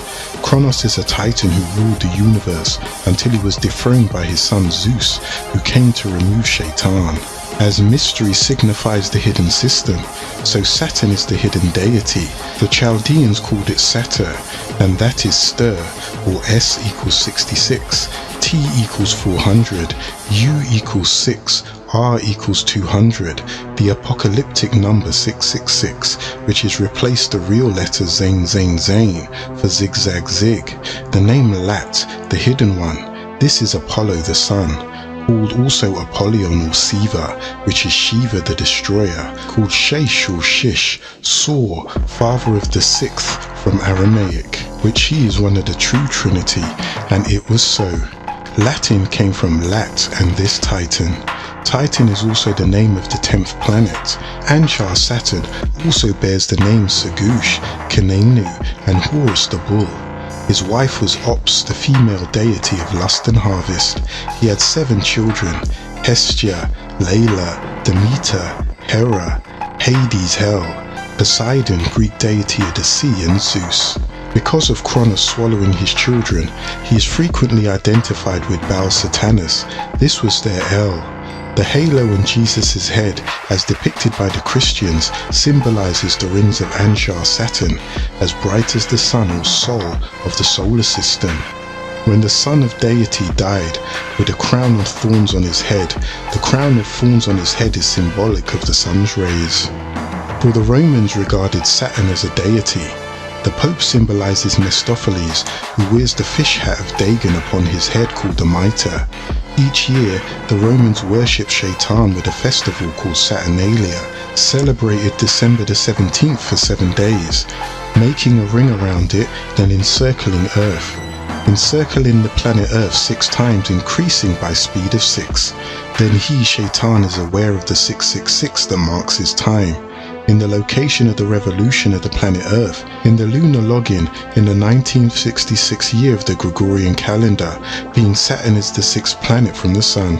When they opened up the 6th vortex and let the disagreeable beings in this world, which was the rebirth of Zuen.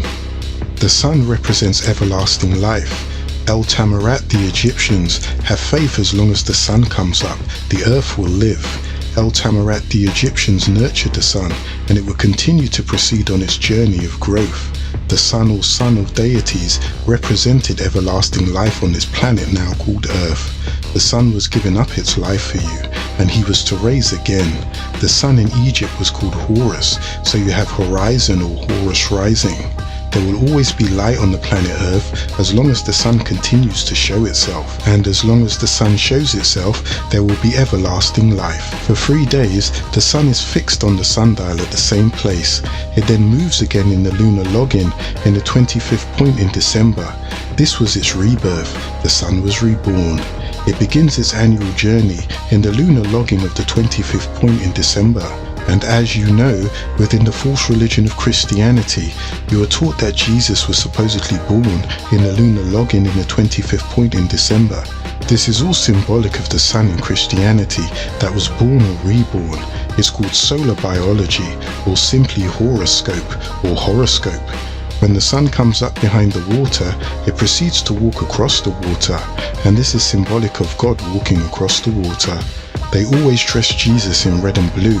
The red is the sun and the blue is the water. This gives the appearance of the setting of the sun, of God walks away and the sun goes away and comes back.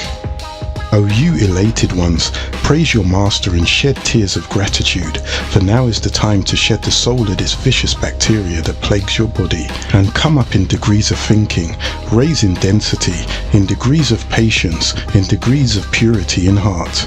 Give freely of that which the provider has provided you, the purifier, to take the head of the beast, and adorn their heads with manna, the mushroom, for the day of Saturn or Saturday. I will bruise him on his mark 666, O coverer of truth who bears the mark on his forehead.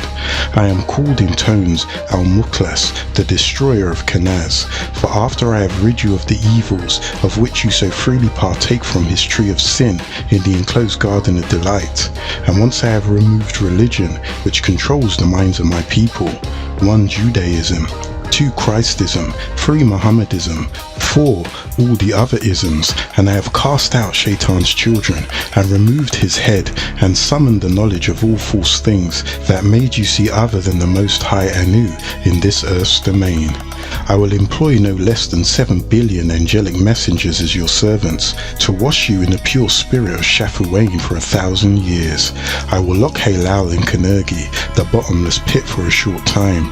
I chained him for 1,000 years, in that he was restricted from his evil activities. For the time the 144,000 are with the Lamb in the crystal city, and cast him into the bottomless pit, and shut him up, and set a seal upon him.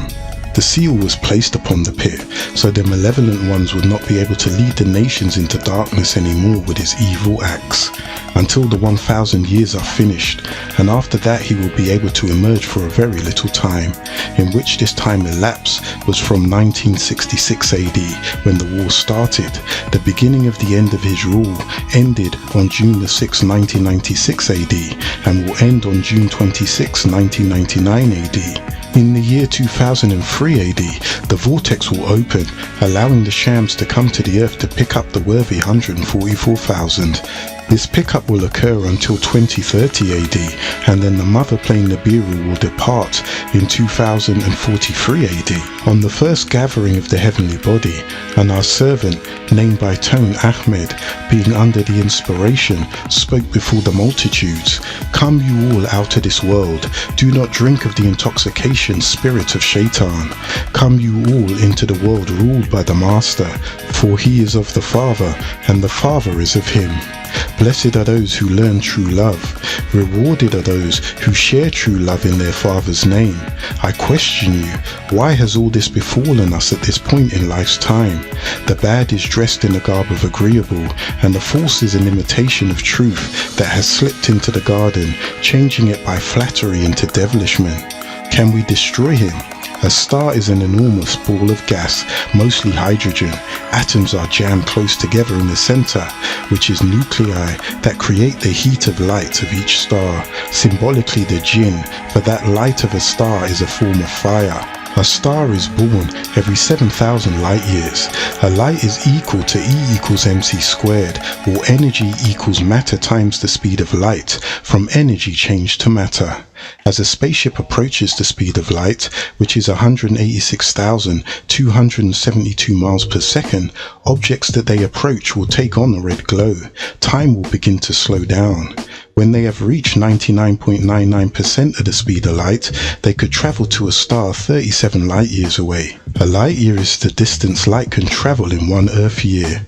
That is 186,272 miles every second, and 5,874,273,792 miles every year.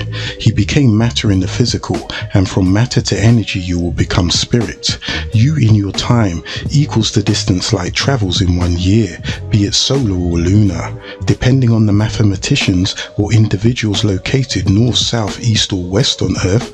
Multiply times the speed of light, 186,272 miles per second, by the amount of days in Earth's lunar lunar or solar year. A light year is the distance light travels in 1 year. The formula, 186,272 miles per second times 365 days. Derive the exact time per day based on the sun, be it now 23 hours, 56 minutes and 6 seconds. Stars are born in cycles of 7. Black holes are the last stage in the life of very large stars. They are products of a physical aging. The gravitational collapse of the star culminates in the formulation of a black hole when the star's radius shrinks to less than itself. Black holes give off no light. The fate of a star depends on its mass. The more massive a star, the stronger its internal energy, the larger its gravitational attraction, and the greater its collapse. At the center of a black hole, the star dies, is crushed out of existence by the force of gravity. Any stray matter or energy that passes too close to its horizon will be drawn into the whirlpool, which is the black hole. There are so many stars with masses significantly larger than your sun. There are innumerable black holes in space. Thus, black holes are able to influence stars that are at a distance of light years away. Then if you add the amount of days in light years, you will come up with the distance which light travels in 1 year. Digit, digit, digit, digit. Add it all if you wish. 6 trillion is the starting point. If you take this figure, you have the distance of most stars. Sunlight must be at least 10 to 5 astronomical units away, or more than 16 million kilometers. 1 kilometer is equal to 1,000 meters, 3,280.8 feet, or about 3/8 of a mile.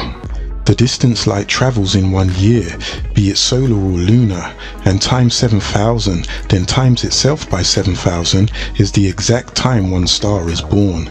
The birth of a star is a contraction of interstellar gas. Its outer parts are attracted towards the center by the gravitational attraction of atoms in the cloud as a whole. Slowly it heats up and contracts until nuclear reactions begin in the center. Energy nor matter cannot be destroyed by man or woman, only changing its appearance, moving from person to person, place to place, planet to planet, galaxy to galaxy, eon to eon, and then on. Only Elyon El, the Most High, can destroy him. We must avoid him so as not to give him more power, thereby avoiding his pull. The seed of flattery is planted deep into earth, the earth having many flowers of many colors, so beautiful to the weary eye, so prosperous to the disagreeable, so acceptable to the needing woman and man. They seek to crucify me. Please forgive them. Be ever so willing to die for my sake, for I have died many times for yours, and I will give you the cup of eternal life, for even at this moment your name has been re-entered into the tablet of eternal life. No mortal can do this thing by blood or by wealth, for only at death are the real earnings obtained. Mold yourself well in right knowledge, Nawapu, while your soul is like a full cup running over. Clothe yourself in the best of garments, make the sun your crown of gold, and put Sheski the moon under your feet, that no more unclean or impure spirits may enter into the sun. For the highest and best of life is yet to come. Yea, it's with me on the right of your father and my father. To love your father is what I bring to you. To love your sister and brother as yourself in all means is your key to eternal life. For he, the ever so compassionate, the sharing, created you virtuous in pure happiness with no needs or desires. There was nothing for you to seek after. Ponder on this thought. Corks need not learn to swim. The Holy Tabernacle is a pool of learning, still waves undistressed. The breeze against the leaves creates the Anunnakai's music. Music is composed of 2 sounds, and an assimilation comes into real matter by putting one's behavior in harmony with Elyon El, the Most High. This format of life is created in the harmonic grid with tones of vibration. 1, 3, 5. Lahut, Malakut, Nasut, the 3 realms on Om or Om, a sound you make when you're seeking a thought. Harmony is seeking the heavenly hosts around the 24 elders in number, who are controlling the fowl of the air and earth and the beasts of the fields, man and cow. Harmony is even coming forth from the throne. Agreeable works, agreeable deeds, agreeable people. And what will make you know the meaning of these words? I am your comforter in the last days of discomfort. Come ye lost but now found in the west unto me, for I am your light in the last days of ignorance, your usherer. For those of you who are torn by doubt, behold me, I am. For I have come to you from afar with a pure soul, agreeable in truth, and as a servant of Anu, who I called for you, Allah. Awake and walk beside me.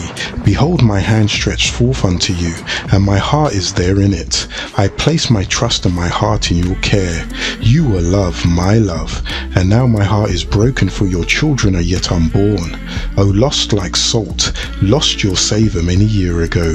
I weep more tears than all your seas. I pleaded for your salvation, and the ever-forgiving granted me but a short time to be with you. O you, couldn't you but know me? Merely look up with the energy eye, and behold my rainbow is encircling your dwelling. You have shown me the face of hate for my love. The sword clothed in my blood for your freedom. Sweet vision, look down on them, that my voice may dwell in them, and that they too may partake of the love in you without doubt. Even in hell have you called them. Seeing the spell, I will break it, and despite the cross, I will uncrucify them, so that they may resurrect from the dead, and all eyes will behold your glory, Anu. Many times over for them will I break it, the wicked spell. This is the vision that came to me while I was in the flesh, on Anu, the Most High's day, in Anu's hour, and in the midst of the enemy. Come you to the arms of my love, that I may teach you of these things forgotten by time. The compassionate, ever-loving, all-merciful provider, help these weary bones, that I may shine forth and raise a new light of submission in them.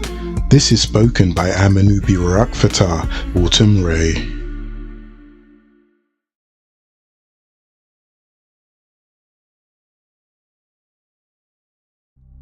Chapter 6, The Human Beast.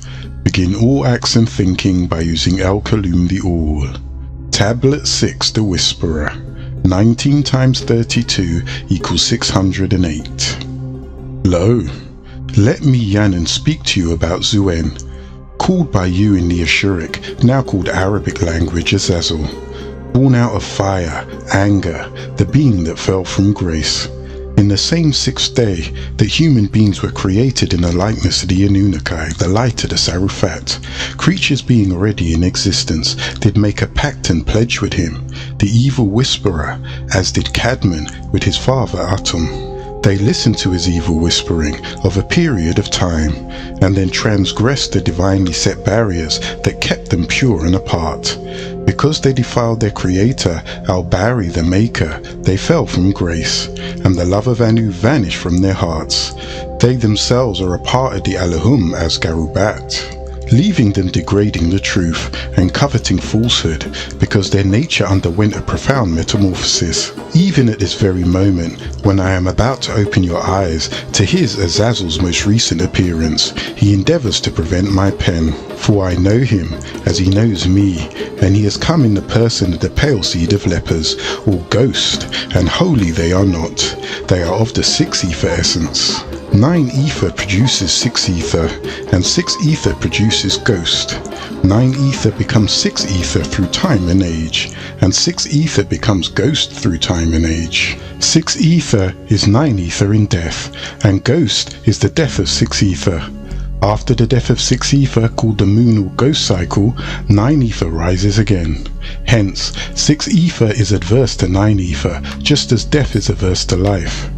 9 ether is ether in its youth, strength and old age, and 6 ether is ether in death. Therefore ghost is the death of death. Like everything else, when death gets old it dies, and ether comes back to life in the person of 9 ether. For he forever tries to wrestle with the heart of the first human being, infecting it so that he Azazel can win a place for himself. and we came out of triple darkness 76 trillion years ago of the planet Earth's time at the height of our history. We resided in air pockets in the form of floating gases while creating this universe, yet he lives within ammonia near the Earth. We created 10 air pockets in space and beyond space called spheres, which gave each planet its distance of proper rotation around your sun.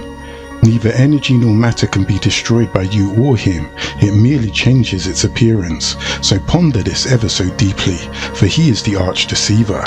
Constantly they scream for human dignity, for they know deep in their hearts they're not dignified, nor are they just human. They use the full extent of their power to keep you at a distance and from afar, for once you have come close enough, you see from their eyes to their hearts, and there you will find just an empty space, for no soul sits there, just a life spirit. No treasures, no wisdom, no logic, merely hate, envy and greed. There was a man sent, whom you call Buttress Peter, and he was given a scripture called Jude. In it, we describe the disobedience of those Anunnaki who fell from grace because they sinned. Halal also originated the blasphemous practice of sun worship because his planet is Anshar, Saturn. He had elected Saturday as the day of worship. Thus, Saturday and Sunday has been set aside for their days of worship. So remember, he draws all kinds of unsaintly displays and carves all forms of demons that he remembers from his past, for they are locked in his evil heart, and it is an inextricable part of his architecture. But if you travel to the western part of our resided spot from Becca, you will find throughout the land of Arabia and Kodesh, which we now call East Jerusalem and Iraq, the most holy city with our language, Arabic, praising the name of our Father. The most beautiful mosaics describing the Anunnaki and the creations and our arrival here on Tiamat, now called the planet Earth. A person's nature is reflected in their art, and this alone should tell you how important it is to separate yourself from this human-like creature. Remember our son Moses, called in tones Moshe, and Musa, the student of Thoth, also called Tahuti, for he also received the law, Ha-Torah, for his children and those after him. He is not to be mistaken for Noah, called in tones Utnapishtim, Nuach, and Noah's children, and not to be mistaken for Abram, who was changed to Abraham, and called in tone Ibrahim's children. And they are not to be mistaken for Isaac, who is called in tones Yitzhak and Ishak's children, and not to be mistaken for Ishmael, also called in tones Yishmael and Ismael's children. For all of these are of the seeds of the Enoshites, who lived before the law of Moses. It would be a strange thing for them. Herein, you will find undisputable directions that all beings on Al-Ard are not classified as brothers, being created from a single male and female, yet made tribes and families. In this is wisdom for him that is wise. This is in no way to be overlooked. Nevertheless, the practice of intermarriage is constantly being encouraged by the fools on your side and the wiser on theirs. This is a command from the galactical heavens, enjoining creatures to fast. Both human and beast, as well as herds and flocks, will refrain from eating and drinking. However, it is important that you understand that this proclamation was addressed only to human and human beast. And then, there was another very important point in the time for man. You know him as our servant Jonas, or Jonah, son of Amittai and Reuma. We sent this message in Jonah, the 3rd degree, 7th, 8th and 9th verses. And he caused it to be proclaimed and published through Nineveh by the decree of the ruler and his nobles, saying, Let neither Adamite mortal man, nor behemoth beast of the field, herd nor flock taste anything. Let them not feed nor drink water, but let Adamites mortal man, and behemoth non-speaking mammal, be covered with sackcloth, a garment mourning, and cry mightily unto Elohim. And let them turn everyone from his raha, disagreeable ways, and from Kamas, violent cruelty, that is in their kaf, palm of the human hands. Who can tell if Elohim will turn Nakam, be sorry and repent, and turn away from fierce anger, that we perish not? In the second part, only human and human beast is mentioned, not the herds nor the flocks and the domestic animals. For human and human beasts were to put on sackcloth of mourning. Both man and beast were to cry mightily unto the Most High. This is a very important point, for it implies cry unto Anu, and that they should pray and that they should dress. but there is no beast in the earth that needs to dress, and no other creature in Tiamat, now called the planet Earth, save humans, that can speak. So the point being made is that the original Nuwarpian Tarite Ethiopian Kushite was there residing beside a human beast, a Flugelrod. We know that Jonah was sent to Nineveh, Babylon, the city where the people of Nod migrated under Nimrod, where he by ego transformed from the best of servants to desiring to rule the very heavens, changing Kalna from the fortress of Anu to the seat of his selfish desires. He did rule over the cursed seed of Canaan, the albino race, melanin recessive, who mixed in with the Halabeens, Flugelrods or Halabs, to become the human beasts that speaks and dresses. Under one of our own, called Nimrod, who fell from grace like Lucifer, for we also fell from grace. But he fell from grace for questioning the divinity. Tiamat, now called the planet Earth, has known his presence ever since. Woe unto the inhabitants of Tiamat, now called the planet Earth, by way of this truth. Both humans and human beasts were to return from their evil ways and refrain from the shedding of blood. But nay, Nimrod endeavoured to conquer the whole world, for he was a master and advocate of violence, and there awaiting him was an abode of fire, wherein he will find no helper abiding therein everlasting. So I question you, who are the beasts who have hands, but differently than the four-footed domestic animals? These beasts who were to put on sackcloth petitioned the Elohim for mercy. They were to pray and ask the Elohim to forgive them and turn them from disagreeableness. In other words, they were creatures who were sentenced to the physical form on Tiamat, now called the planet Earth, and as a result, they had to cover themselves in sackcloths. For Anu the Most High was giving them a chance to repent. Halal was also called the most subtle beast of the field, when referring to the enclosed garden of delight. Anu the Most High commanded the Anunnaki Kaukael to speak to Cadman and Nekeba, saying, I have appointed this garden for your abode. It will shelter you from cold and heat, and from hunger and thirst. Partake of it as you will, save one fruit, which is an abomination unto you. This was ordered so that man could learn to exercise will. But this injunction was prior to human becoming cognizant of his ability to utilize will knowingly. But this attribute was an inherent part of human's nature, and was therefore locked in his genes as a manifestation of his power to do the will of Elyon Elyon El, the Most High. Beware that you transgress not this first and one commandment, and watch out for the slanderer, the flatterer called Kenaz, for he is a whisperer, and he is your open enemy, overthrown on your account. For he wanted the wisdom that you possessed, and he desired to be as great as you. And beware the trick of will. Will, being a gift like fire, can be used positively or negatively. Like water, it can be used positively or negatively. And like spirit, it can be used positively or negatively. So be ever watchful of will, for its cunningness is infinite, and its aim is at your destruction. Cadman and Hawa, a newly created pair, obeyed Anu's words, and they lived in paradise without approaching the forbidden tree. But Halal, the reptilian, also listened to Anu the Most High and resolved to lead humans into sin. So he constantly walked the outskirts of the enclosed garden, seeking a guide to lead him into paradise, for he was forbidden entrance, although he continued to look for some way to penetrate its divine gates.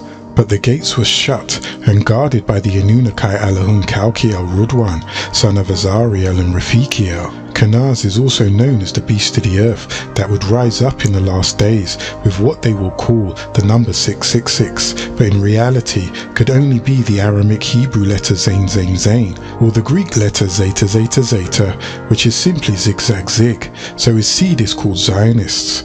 And our servant Daniel received the 12 chapters of the writings of the prophet Daniel, the 11th degree, verses 21, 32, 34 and 35. And in his estate shall stand up a worthless vile person, to whom they shall not give the honour of the kingdom. But he shall come in quietly, and obtain the kingdom by flatteries.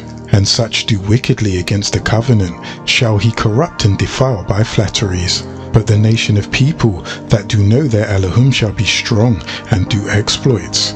They shall be helpers with a little help, but many shall cleave to them with flatteries, and some of them of understanding shall fall, to try them, and to purge, and to make them milky white, even to the end, because it is yet for a time appointed. Now, when they shall fall, O you, find it all defined in the scripture, which was given to one of our sons, to Muurs, Yeshua, and also Jesus, the scripture which the Mohammedans call the Injil, the Evangel, the 7th degree, the 12th verse, and when he referred to the living beasts. And when those living creatures gave glory and honor and thanks to Melchizedek, that is seated in the seat, who lives forever and ever. And when those beasts give glory and honor and thanks to the Elohim, that sat on the throne, that lives forever and ever, fall down before him that sat on the throne. And the 4 living creatures said, Ammon, giving thanks to Ammon-Ra. And the 24 elders fell on their faces and prostrated for him. And Yeshua was after the order of this Melchizedek, as was Moses and Abraham, for Yeshua is called the first and the last. And everything we do and say, we do in the name of the first and the last. This was recorded in a scripture called the Genealogy of Isis, or simply Genesis, the 9th degree, the 25th verse. And Noah, son of Lamech, said to Ham, the curse will be on your son Canaan, the albino. A slave of slaves he will be to his brothers, the Shemites and the Japhites, the non-albinos, which was given to one of our sons, whom you know as Moses. There is a description of how the beast will take the form of a man, and how he will imperil your life, and shape your life with his wicked hands. For this beast of the earth and of the field is well aware of your terrestrial contacts, and he knows that you were fashioned after the likeness of the Creator, and so was he. He too is in human form, and he can be commanded to abstain from squandering the blood of humans by the divinely sent powers. So remember Cain and Abel, for when they both reached the age of maturity, Anu commanded our son Cadmon to ordain his eldest son Cain to marry Aklamia, Abel's twin sister, and to his younger son Abel was decreed to marry Labuda, Cain's twin sister. Abel complied with his father's mandate, but Cain, who was consumed by jealousy, desired to possess his twin sister Labuda, and to impede her marriage to Abel, his younger brother. For Labuda was extremely beautiful and wise, and Abel feared his brother would exploit the excellence of Labuda, and consequently attain greater heights of glory. Cain, which means possession, inherited the vile and venomous nature of Halal, for he displayed attributes of inferiority, such as envy, lust, jealousy, greed, and hatred. Cain and his sister Labuda were the physical personification of negative and positive will. Similarly, Abel and his twin sister were the physical personification of negative and positive will. Thus, Cain and Abel were the embodiment of negative and positive will respectively. So in order to sustain the spiritual balancement of the world, one positive child was mated with one negative, thereby breeding will into the genes of the humans and determining the natural order of things. Persistent in his rebelliousness, Cain accused his father Cadmon of loving his brother Abel more than him, and this gave Cain provocation to foment evil feelings against his brother Abel. Cadmon refuted this unholy accusation. I act in conformity with the wisdom bestowed on me by Anu the Most High, by way of the Anunnaki Nusku Gabriel Zadok. So do not mistake the strong love I have for your brother Abel as hatred for you, for I love you equally. Because it is incumbent upon worshippers to obey their master, we exalt his name. Filled with a hot poisonous wind, an attribute of Halal, Cain manifested a very wicked disposition towards his father, for he doubted his father's love and accused his father unfairly. Cadmon was greatly saddened by Cain's remark, so he sought solitude and implored Elyon El, the Most High, for guidance. Upon hearing Cadmon's earnest plea, Elyon El commanded one of the 7 Arcanunakai Nusku Gabriel Zadok to descend and instruct Cadmon to have his 2 sons Cain and Abel make a sacrificial offering to be accepted into the ancient mystical order of Melchizedek as a Zodokites. This offering made by Cain and Abel was the first to take place in the scriptures. At the end of the day, later in time, what happened was Cain entered into the presence of the Elohim in an attempt to be accepted into the order of Zadok. He presented a meal as a tribute and initiation ceremony from the ground for Nusku Gabriel Yahuwah. Abel also entered the presence of the Elohim in an attempt to be accepted into the order of Zadok, and he presented a meal from the very best and healthiest of his flocks at the same initiation ceremony. Gabriel Nusku Yahuwah noticed his sincerity and how good the meal was prepared. So Gabriel Nusku Yahuwah accepted him and respected his pledge. But as for Cain's meal, Gabriel Nusku Yahuwah had no respect for it. He was not accepted into the order of Zadok. It was not the best of his crop. This made Cain hot with anger. It showed in his face that fell into a frown. Gabriel Nusku Yahuwah said to Cain, "What are you frowning for? Why are you angry? If you would have done the right thing and the best thing, then you wouldn't have a frown on your face. But even if you still do the right thing, you will be approved and accepted into the holy order. But if you do that which is wrong, then Nana, the evil one called Sin, sends Harmatia, son of Apolia, to wait kneeling down like a snake, a reptilian at the door to enter you into the order of sin. You will become disagreeable by nature, not needing it to guide you wrong." So Cain in anger spoke with Abel, and when the right time had come, when they were both on the right side of the enclosed garden in the fields, Cain stood over Abel and struck him and killed him. This Nana has their own story. Halal's wife Anak and Halal spoke on the cunning and mischief making of women. Anak happened to meet Kenaz the beast by her scheming, and she asked, "Are your devastations greater, or are my evil doings greater in Tiamat earth?" They mutually decided that they should work on all throughout the day and come together in the evening, and we shall then determine whose course is greater in devastation. They both set off to cause confusion and turmoil. What do I mean by the beast?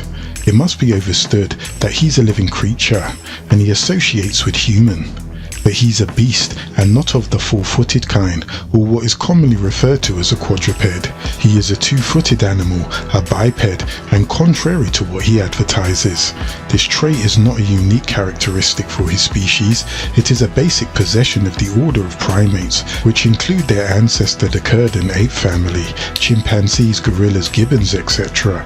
Walking is a very complex activity, involving the joints and muscles of the whole body in its performance. His kind will never be able to walk totally upright due to his leprosy. This is why his stature is exactly the same as the chimpanzee, which we have already established from the scriptures given to our servant Jonah, that the beast has intelligence, reasoning, and the power of speech. Yet, his intelligence is not equal to that of the chimpanzee, and his mental capacity cannot be equated to the high degree of intelligence possessed by the original human. Almost every part of his body is covered with hair. It is called hirsutism, and his hands and feet are covered. His hair follicles, the thinness of his lips, are comparable to the hair follicles and lips of the ape. If you were to remove the hair of any other ape of the same species, you will see that it has the same pigmentation speed. It must be made very clear that the beast is of an ape order. The beast called Roman gives an account of his past, lovers appearing as asses and serpents. Also, there are accounts of females having sexual encounters with gorillas, bulls, bears, wolves, and goats. This proves that this lecherous creature Satyr, who is half man and half goat, is no myth. This beast is human but an animal. He has weakened pigmentation and albino. He is called the albino. If you notice in the jungle, he's closely related to the apes. He loves to keep the monkey or chimpanzee and the canine around him, for he finds himself therein. The anthropoid ape species is derived from the genus Caucasoid, who entered Tiamat, now called the planet Earth, after the Ark, by way of Leproma, living in the caves. You'll find this reflected in the scriptures we sent down to one of our servants, Ahmed, who descended straight from Noah's son. Kenaz spread all over Tiamat, now called the planet Earth, and they carried with them the Carcassu, who desired to rule the world. As you look in history, you will find no intellectual civilization that was founded by this ape-like man, who still bears the nub of his coccyx tail extended from his spinal column. He has not a civilization, for he can never be civilized. We have come to the time of our servant Utnapishtim Noah, who is known for the great deluge, the moment he emerged from the ark, and there was Ham, one of the three triplets. This is what was said, and we will find it in the scripture of Moses. I behold, I establish my covenant with you, and with your seed and after you, and with every living creature that is with you, the fowls, the cattle, and every beast of the earth, with you from all that is out of the ark, to every beast of Tiamat, now called the planet Earth. It is to be noticed that the beast of the planet Earth was mentioned twice. First to Utnapishtim Noah, our servant, and Elyon El, the Most High, said, to every beast of Tiamat, now called the planet Earth, that resides with you. In the second instance, the final two words do not appear. Instead, the beasts are included as those going out of the ark. Does this indicate that Utnapishtim Noah had serpents with him? Yes, Utnapishtim Noah's very son. The beast resided within him. He was in modern terms possessed by a demon, and his name being Ham. To shed some light on the issue, give an ear to what our servant Ezekiel received in the 29th degree, the 11th verse of the scripture of Ezekiel. No foot of the Adamites mortal man shall pass through it, nor foot of the behemoth beast of the field shall pass through it, neither shall it be inhabited. This quote is speaking of a special place, hell for Mizraimites, Egyptians, El Tamarat, and it must be that it did mention foot. We know that animals have paws, claws and hooves, but no feet, so you're talking about the beast that has feet. The only beast that has feet is called a biped. His feet as well as his hands are similar to the limbs of an ape. This beast then was with mankind, who would be with man. The people of Israel were standing before the Mount of Sinai to receive the law from their ruler Yahuwah of the Elohim. Moses was instructed this way, you shall set bounds unto the people about saying, and you will set bounds in the nation of people in the circle saying, take heed to yourselves, that you may not ascend up into the Har mountain, or touch the borders of it. Whomsoever touch Har the mountain, they will surely be put to death. Take heed to yourselves, they are speaking to you, the human beings, the true seed of Abraham, the Israelites, the Ishmaelites, and the Midianites, that you don't go up into the mount, or touch the border of it. Whosoever touch the mount shall surely be put to death. There shall not a hand touch it. Notice it was saying hand and not paw. But he shall surely be stoned and shot through, whether it be beast or man. So now we have found out that this same beast has hands, has feet, not paws or hooves or claws. He speaks, he has intellect with which to reason, and he dresses himself. This does not describe any other creatures except man. And if you are from the seed of Abraham, whom we know to be a man by way of his lineage, then we know who the beast is. And the beast takes on many forms. In the scriptures of Exodus, which we gave to Elohim Moses, you find evidence that these men were in Israel and Mitzrayim, ancient Egypt, originally called Tamaray. But we will find this written on the walls of El Marat, the pyramids, many times when describing different people and man who was a servant there at the time.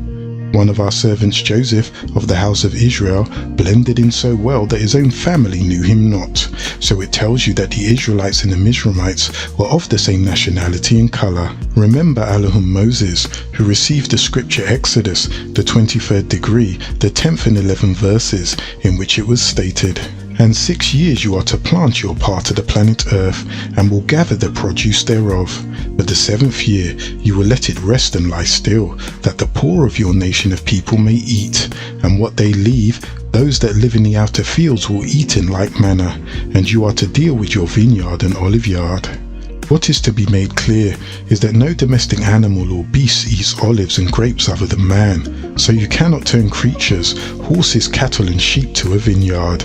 But it says that man, which is the beast, he will eat the food of the field, the gardens, the orchards and the vineyards, and everything else that animal will eat and will not injure it. Thus, he will know how to pick and choose. Speaking of his father Canaan, who was driven out from the house of our servant Utnapishtim Noah, and upon entry into the land, he was found guilty of committing gross abominations in the sight of the Elohim. In the scriptures of Leviticus, the 18th degree, the 27th verse, in which the Elohim Moses received it, states, for all these abominations have the Enoshites of that part of the planet Earth done that were in front of you, and that part of the planet Earth is defiled. So their heavenly Father Yahweh warned Israel that their continued possessions of the land given to them through their forefather Abraham depended on their strict adherence to the moral laws handed down to them. Amongst the divine commandments was the injunction prohibiting miscegenation or integration with the beast. Here's what's mentioned in the scriptures of Leviticus, the 18th degree, the 23rd verse. and you will not lie with any behemoth to defile yourself with it, neither will any female living being stand in front of a behemoth to lie down with it. It is confusion. Integration is an abomination with the beast of the field. In the scripture of Leviticus, the 20th degree, the 15th and 16th verses, which was sent to the Elohim Moses as he was called, in Exodus the 7th degree, the 1st verse, and Yahuwah said unto Moses, Look at yourself, I have permitted you the right to be an Elohim, for the Pharaoh and your brother Aaron will be your prophet. So Leviticus 20th degree, the 15th and 16th verses, it states, And if a male being lies with a behemoth, he will be put to death, and he will kill the behemoth. And if a female living being approaches unto any behemoth and lies down there too, you will kill the female living being and the behemoth. They will be put to death. Their blood shall be upon them. This reference of the beast as being almost like a man is mentioned in the Quran, degree 69, which has been changed to 18. And you will come to the conclusion that they are awake and they are really asleep. And we, the Elohim Anunnaki, turn them to the right side and to the left side, and their dogs are stretching their paws right in front of the cave. If you were to take a look upon these Enoshites, you would certainly turn and run away from them escaping, and you would certainly become full of fear and terror from looking at them. He is cited as being hairy like a dog, and you would not want to approach. He assumes many of man's characteristics, and he shares his moral responsibilities, but he is not a man. Remember our servant Ahmed, who received the Quran, and he reckoned them awake and on guard, and they were lying down to rest. We turned them about, possessors of the right and possessors of the left, and their dogs were spread out by his two forearms in the threshold. If you rose or ascended on them, you would have turned your back in flight, fleeing from them. Verily, you would be filled with terror from them. The violations of the law and the failure to apply its penalties brought into being a race of humanoids. Now they began to integrate. They bore a race of humanoids called Malutos or albinos, which are of far-reaching consequences now to be faced, meaning that the original beast, the beast-like creatures, the ape-like creatures, eventually mixed with other people and brought forth an albino race. Albinism is a curse which was given to Canaan and his descendants. It is a sign of recessive or weak genes. The extreme of the physical manifestation in their characteristics are blue eyes, yellow and white hair and pale complexion. We know that this curse is the Caucasus race, Caucasus Asian, Tamahu, because the Nuwarpian man has olive-toned skin, woolly hair and dark eyes, which are genetically dominant traits. Whether the Nuwarpian parents are male or female, the Nuwarpian characteristics will dominate, and the offspring will be recognizably Nuwarpian. For we have many colors in a garden, so don't be quick to judge and fool yourself. The albino is a carrier of many recessive traits. He has identified 250 of them. To you, many of these traits affect the person negatively, so there is nothing good to be inherited from a lack of melanin. If anyone could benefit from miscegenation, it is the albino himself. In order to keep his dying seed alive, he had to mix with others. Among his genes are those of the following: white forelocks, also called piebald trait, the specific gene interface with pigment formation in the scalp and other parts of the body, causing a patch of white hair in the head and spots of unpigmented skin. Then there are the genes for webbed toes or syndactyl also, and chondroplasia, which is the impairment of growth of specific cartilages in the body while the bones are being formed. This results in dwarfism. The disadvantages of race mixing are many, because the Tamahu possesses defective genes, and at one point in his ancestry he had his seed mixed with the jackal. His webbed toes are characteristics of animals, which are a result of his genetic intermixing, and so hirsutism, which is an extreme hairiness. Thus, race mixing is to the albino's advantage. He is thinking of the best ways that he can make himself physically perfect. He needs, for example, the clotting factor fibrin to help his hemophilia, and he needs more melanin for pigmentation to protect his weak skin from the sun. The albino needs superior genes so desperately that he has given birth to a new science called genetic engineering, which allows him to predetermine the genetic composition of a fetus. He has even gone so far as to test the cells of the human embryo for abnormal chromosomes and defective genes in an effort to eliminate genetic disorders such as Mongolism. You, the Nuwarpians, are the salt of the earth. Elyon, the Most High, has bestowed an abundance on you, physically, mentally, and spiritually, and he has preserved you in the 300-odd years of your sojourn in the West from many of these albino curses. And if you want to mix your precious seed with the cursed devil, know that your offspring will suffer. Since the Tamahu came into being, he has been trying to control the most fertile lands of the world, because fertile lands are a source of power. This day, he controls Gog Azar or Harut, and Magog Azil or Marut. These two nations are the two horns of the bull, Dul Kanani. The devil's objective is to make you first have faith that there is no hell, and that the devil does not exist. The life on Tiamat, now called the planet Earth, is all about the love of money. It is narrated that the first two coins, the dirham and the dinar, were made under the auspices of Nimrod, carved in gold and silver respectively. He intentionally named the second coin dinar and her institutional religions, because he wanted people to worship money instead of Elyon, the Most High. And after moulding these two coins, the dirham and the dinar, Shaitan kissed both of these two coins and put them to his eyes, gold on the right and silver on the left, while saying, "I shall gain control of the righteous and the unrighteous with these two objects." He thanked Nimrod for his ingenious idea. The Tamahu cannot find peace on Tiamat, for they are of the sons of Canaan, and Azazel had made his home originally on Titan, the planet of Saturn. But he is not of this planet, an extraterrestrial. They are the synagogues of Shaitan, for they roam Tiamat, now called the planet Earth, spreading their false beliefs. Again, one of our servants, Jeremiah al-Kust, tells you that Nebuchadnezzar was king of Babylon. In the scripture of Jeremiah, the 27th degree, the 16th verse, it says, "And you have I, Nathan, given all these Eretz, the whole earth, into the Yad hand of Nebuchadnezzar, the ruler of Babylon. My Ebed servant, and the K living beasts of the sword at outer field, have I given to him also, to serve him."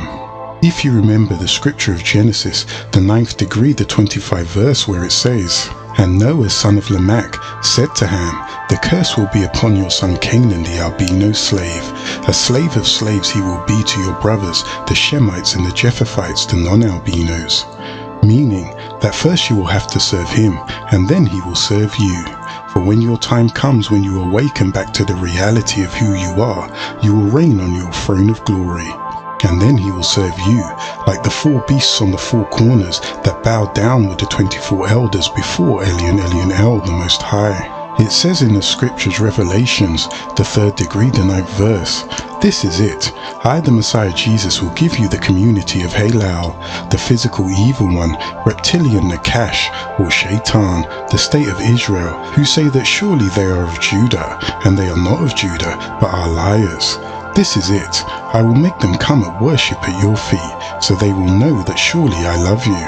Also, in Jeremiah is written all the evil that shall come upon Babylon, even all these words that are written against Babylon. Then shall you say, O Master, you have spoken against this place, to cut it off, that none shall remain in it, neither man nor beast, but it shall be desolate forever. So here again, the distinction between man and beast. Today, Iraq, the mighty ruins of ancient Babylon, is surrounded by people seeking to unfold the past. On these ancient edifices are wild animals and four-footed serpents inlaid in stone. But the beast of the field, the Tamahu, the Canaanite as he's commonly called, and human himself are no more, and nor will they be again. The vestiges of Babylon depict all type of creatures, and he stands there in the midst of them. And another one of our enlightened servants spoke to you concerning this, his name being Daniel, the 4th degree, 32nd verse. "They shall drive you from men, and your dwelling shall be with the beasts of the field.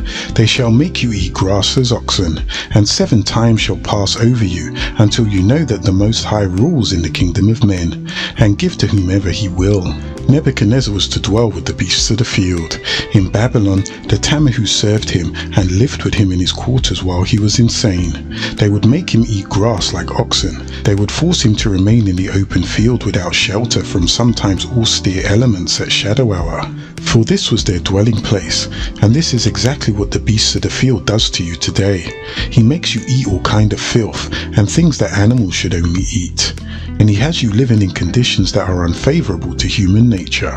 Jeremiah foretold that the beasts of the field were to be given to Nebuchadnezzar to serve him. His Tamahu servants cared for him day and shadow hour, as they did Nimrod, and they undoubtedly protected him, as during his 7 years of madness from his enemies, who would have slain and killed him and seized his kingdom Babylon. The story does not end sadly. The ruler Nebuchadnezzar's sanity was restored to him by the grace of Elun Elun El, the Most High, and this is what is said in the scroll of Daniel, the 4th degree, the 36th verse. At the same time my reason returned unto me, and for the glory of my kingdom mine honour and brightness returned unto me, and my counsellors and my lords sought unto me, and I was established in my kingdom, and excellent majesty was added unto me. The ruler had arrived at the height of spiritual overstanding following his humbling experience, and he left his record for all to read. Now, I, Nebuchadnezzar, praise and extol and honour Anu, the ruler of heaven. All those works are truth.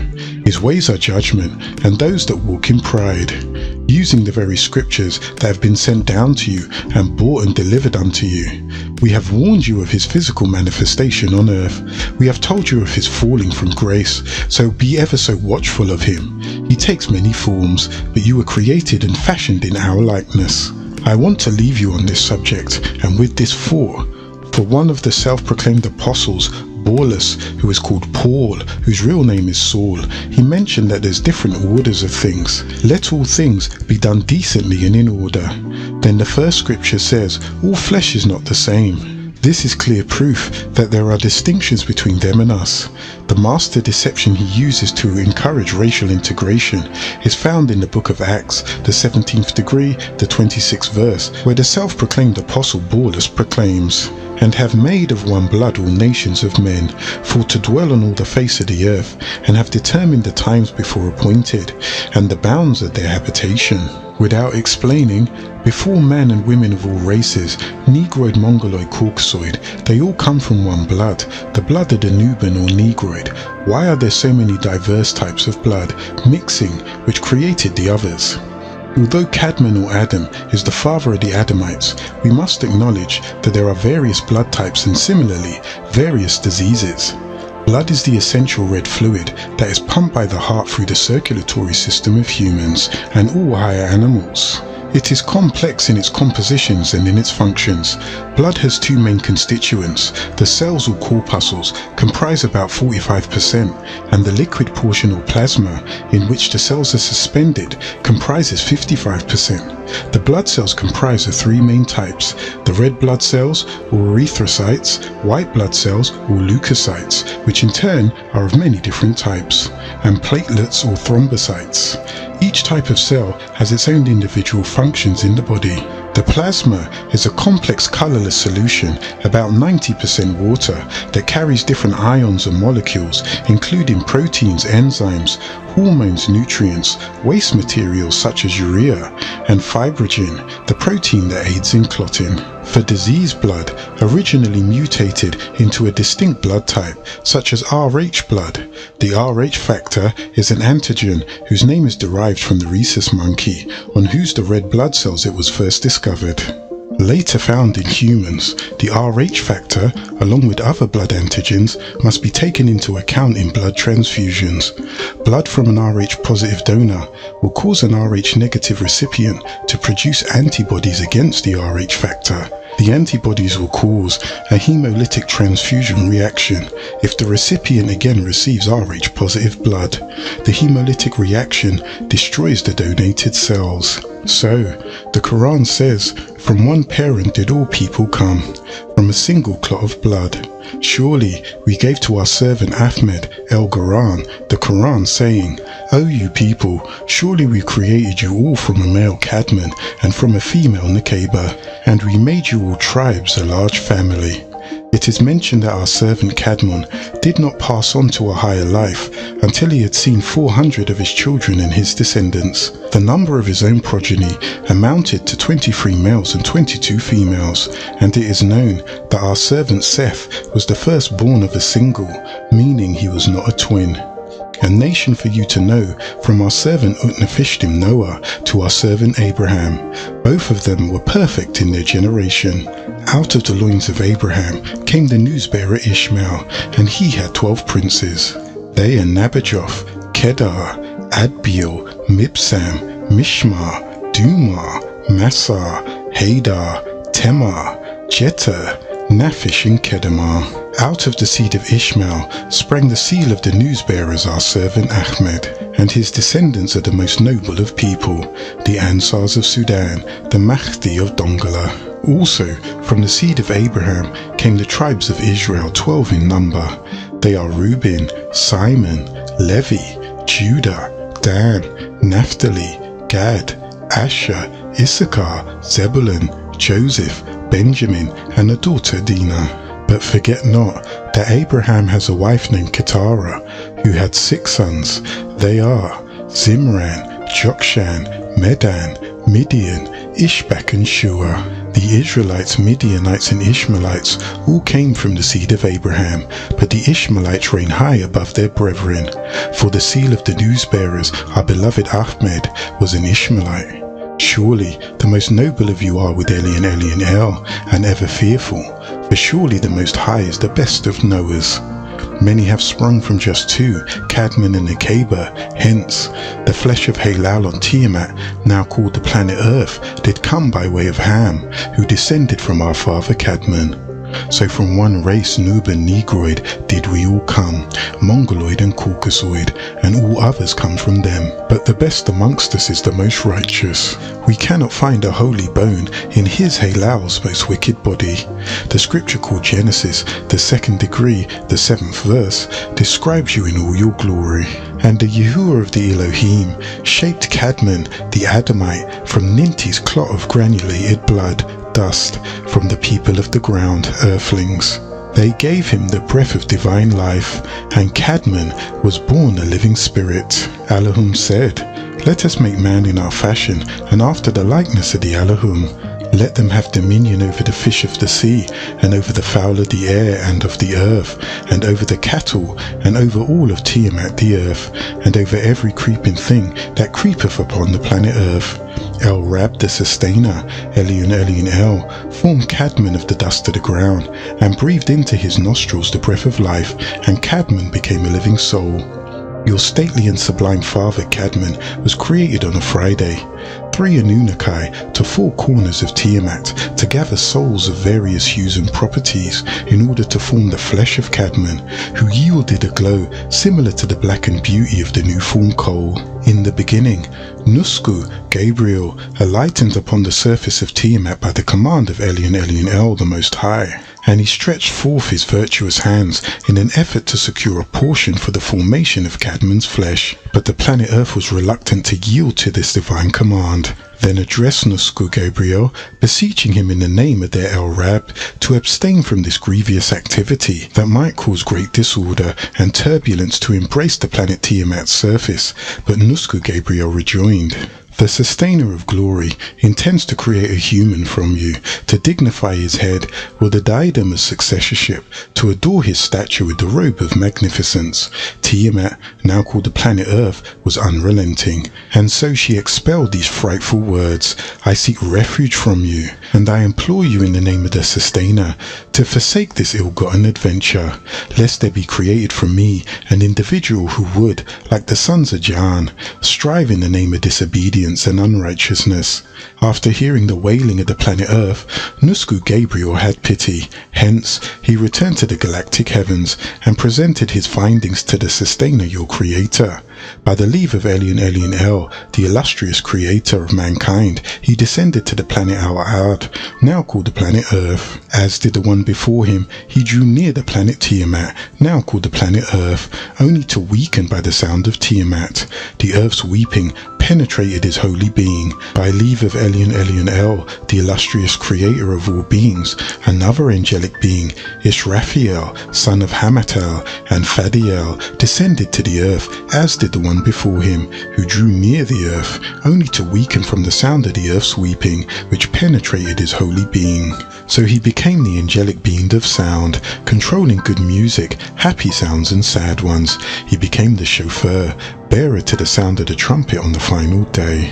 Then the Almighty dispatched Israel Enki to converge on the earth. When the earth caught sight of him, it began to lament and entreated him to have compassion. But Israel retorted, "It is more incumbent upon me to obey the nourisher than to take pity on you."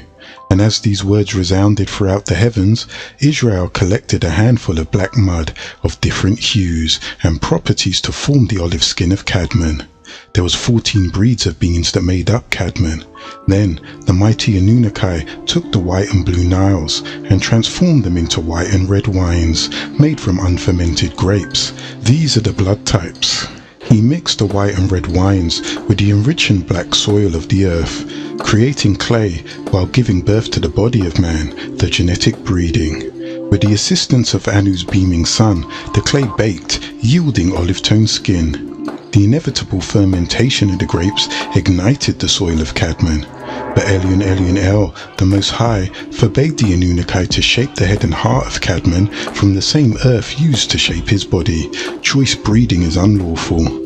The Anunnaki was commanded to take a handful of soil from that portion of the planet Earth which supports the holy Kaaba for the heart of Cadmon, a spiritual for his spiritual side. He made the head and the facial features of Cadmon from the land that is positioned between the two Niles, a person of melanite skin tone. He used the water from these two eternal rivers to combine the mud. The juices of the white and blue Nile symbolizes the two sides of Cadmon's nature, mixed blood. The bitter white wine symbolizes negativity, Hindu, and the sweet red wine symbolizes positivity, Nuban. This is why Cadmon had straight wavy hair and aquiline features, for he was a mixed breed of Flugelrod from the graftation of the Hindu, and his color black was from the Nuban seed. All of this is the symbolic story found in the scriptures plagiarized by Tammuz for the seed of Seth, taken from the true story of cloning of Cadmon and Nekeba by the Anunnaki. Psalms 8th degree, 5th verse. We bestowed on our servant Dawid, also called David, the son of Yishai, Jesse and Hilma. You have made him a little lower than the Anunnaki, and have crowned him with glory and honor. Once the Anunnaki had formed the flesh of Cadmon, some of the Anunnaki passing by the gate where the sacred records are kept in Ilion, saw him and marveled at his beauty, for they beheld Cadmon from the galactical heaven in long silence and wondered. As they were in the hall of records, they passed by the lab and saw the body of Cadmon. They reveled in praise of Elyon El, the Most High, the creator of Cadmon. Cadmon, who was so tall, his head reached the 7 heavens, 7 feet as in 7 heavens. All the Anunnaki were commanded to bow down before this newly formed creature. As the most perfect in all his creations, and as the only one that was animated by way of his divine breath. Out of the other 14, he could procreate as Anu. Israfeel and Gabriel were the first to obey. Once the Anunnaki had formed the flesh of Cadmon, the Anunnaki were commanded to bathe the spirit of Cadmon in the sea of glory, Shafuwain. This newly purified spirit of Cadmon, Sakina, which was created 1,000 years before the body, was enjoined to enter the shell-like body of Cadmon. The very plan to create Cadmon was done 1,000 years before it actually happened. But the spirit resisted, because it was not yet willing to become one with the flesh of Cadmon. The first plan was not done until 1,000 years later. Thus, Elyon El, the Most High, was greatly angered at this display of disobedience and decreed a severe punishment for the rebellious spirit of Cadmon. Many Anunnakis did not want to create an Adam.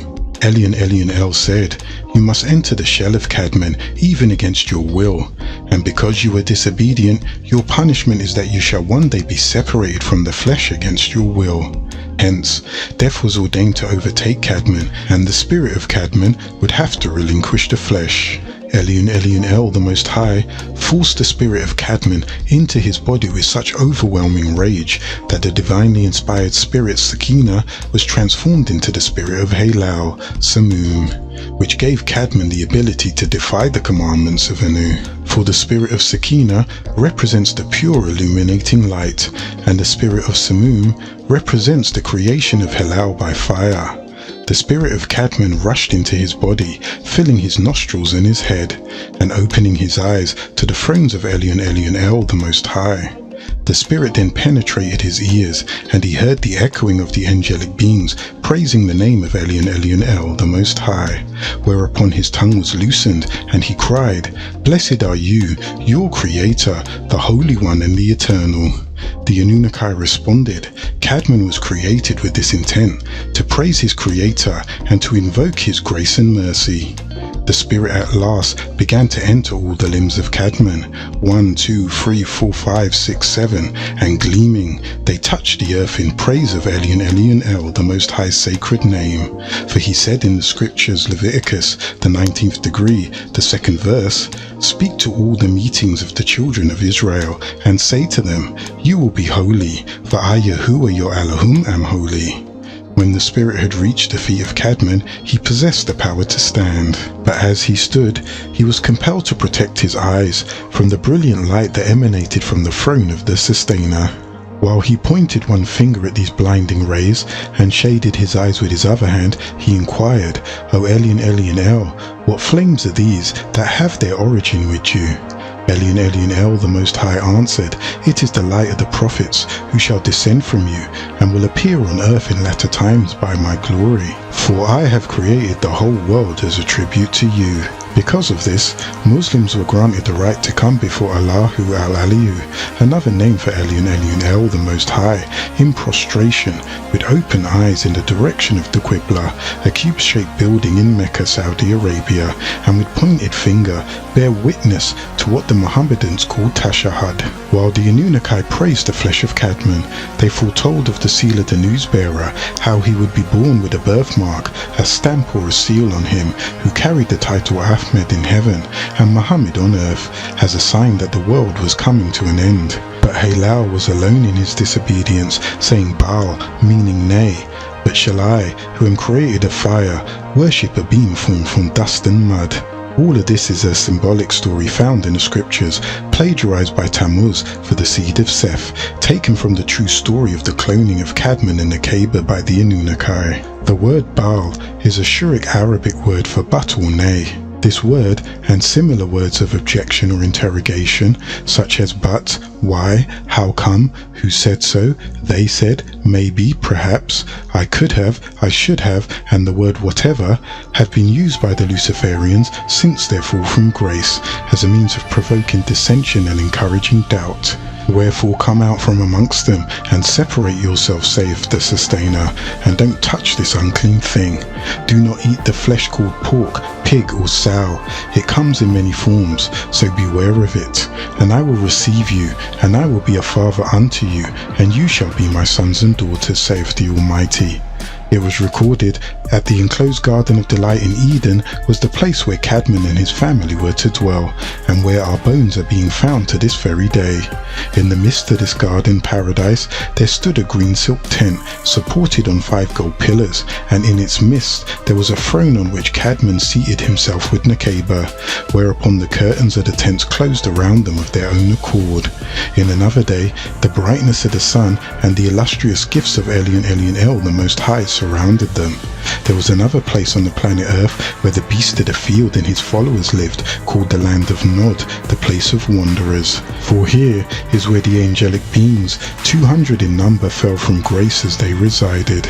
Before them, 1/3 were cast out of the 4th heaven under Tanush, and they took residence in the Orion sky constellation.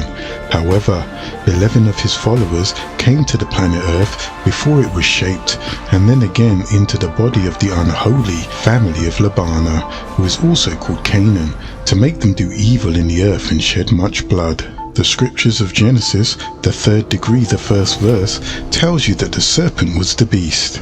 Nakash Halal, the reptilian and son of Shakar, a reptilian originally from Maldek, also called Vulcan, who relocated within Orion, a 6-sun 6-star constellation, and his wife Melita, an Anunnaki, whom he forced himself on, and became the evil spellcasting whisperer.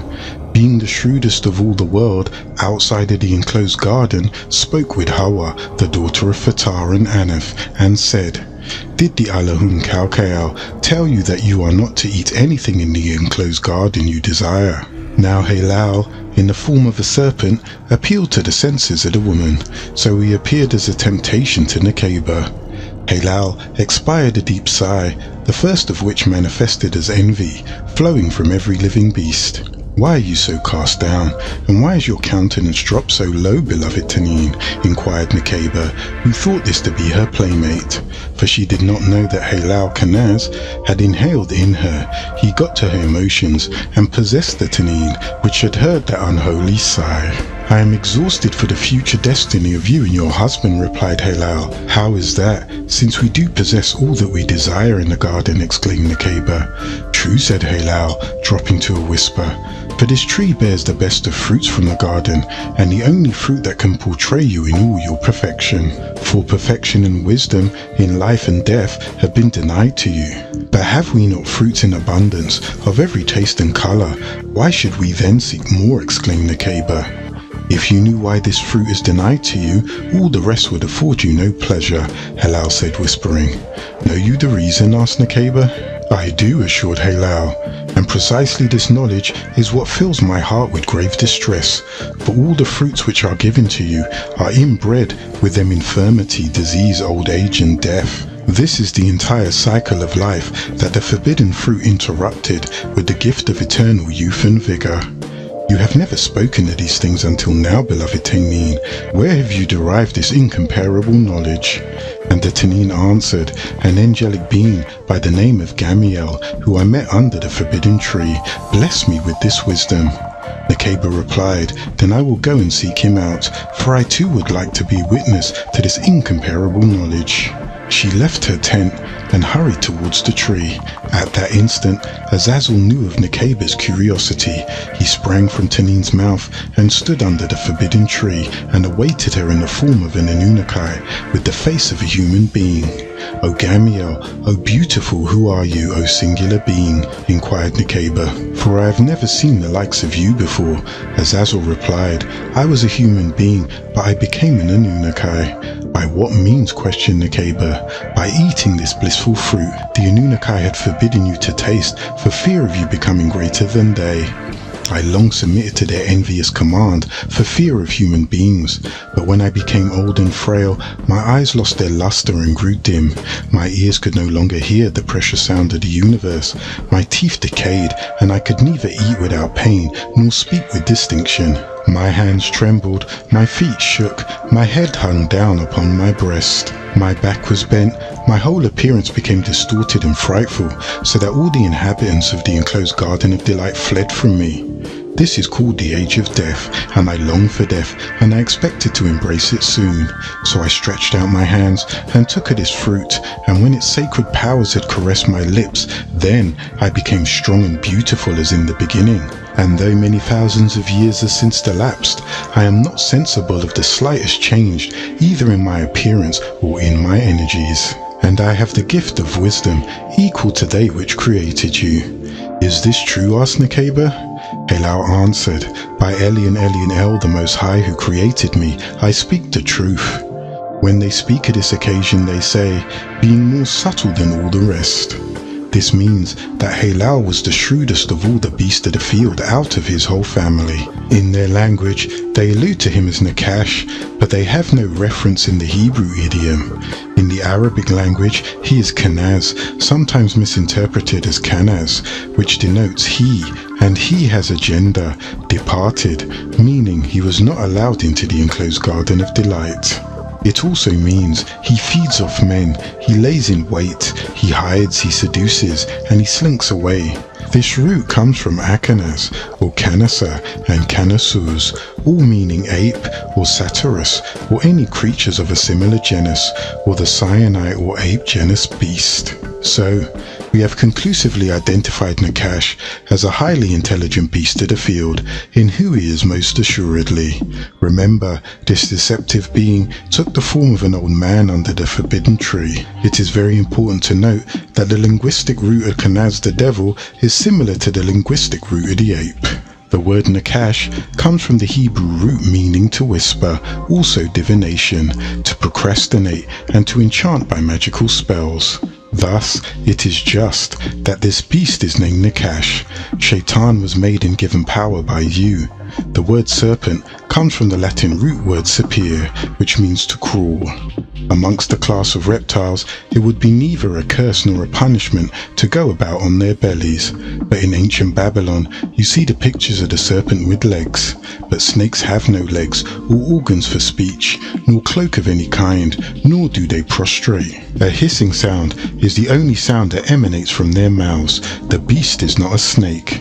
But the scriptures of Elyon El, the Most High, tells us that the beast walked, and he talked, and he reasoned. He walked in the enclosed garden of delight. He talked and reasoned with Nekeba. He beguiled her. So beware of him. He is the enemy of human beings. He was cursed above every beast of the field. Thus, he was reduced from an upright posture to a position lower than that of the cattle or any other beast of the field. The Tanin, in all her decor, with her legs extended, shall dwell in the darkest cover of Tiamat, the planet Earth, and she shall eat Cadmon's dust.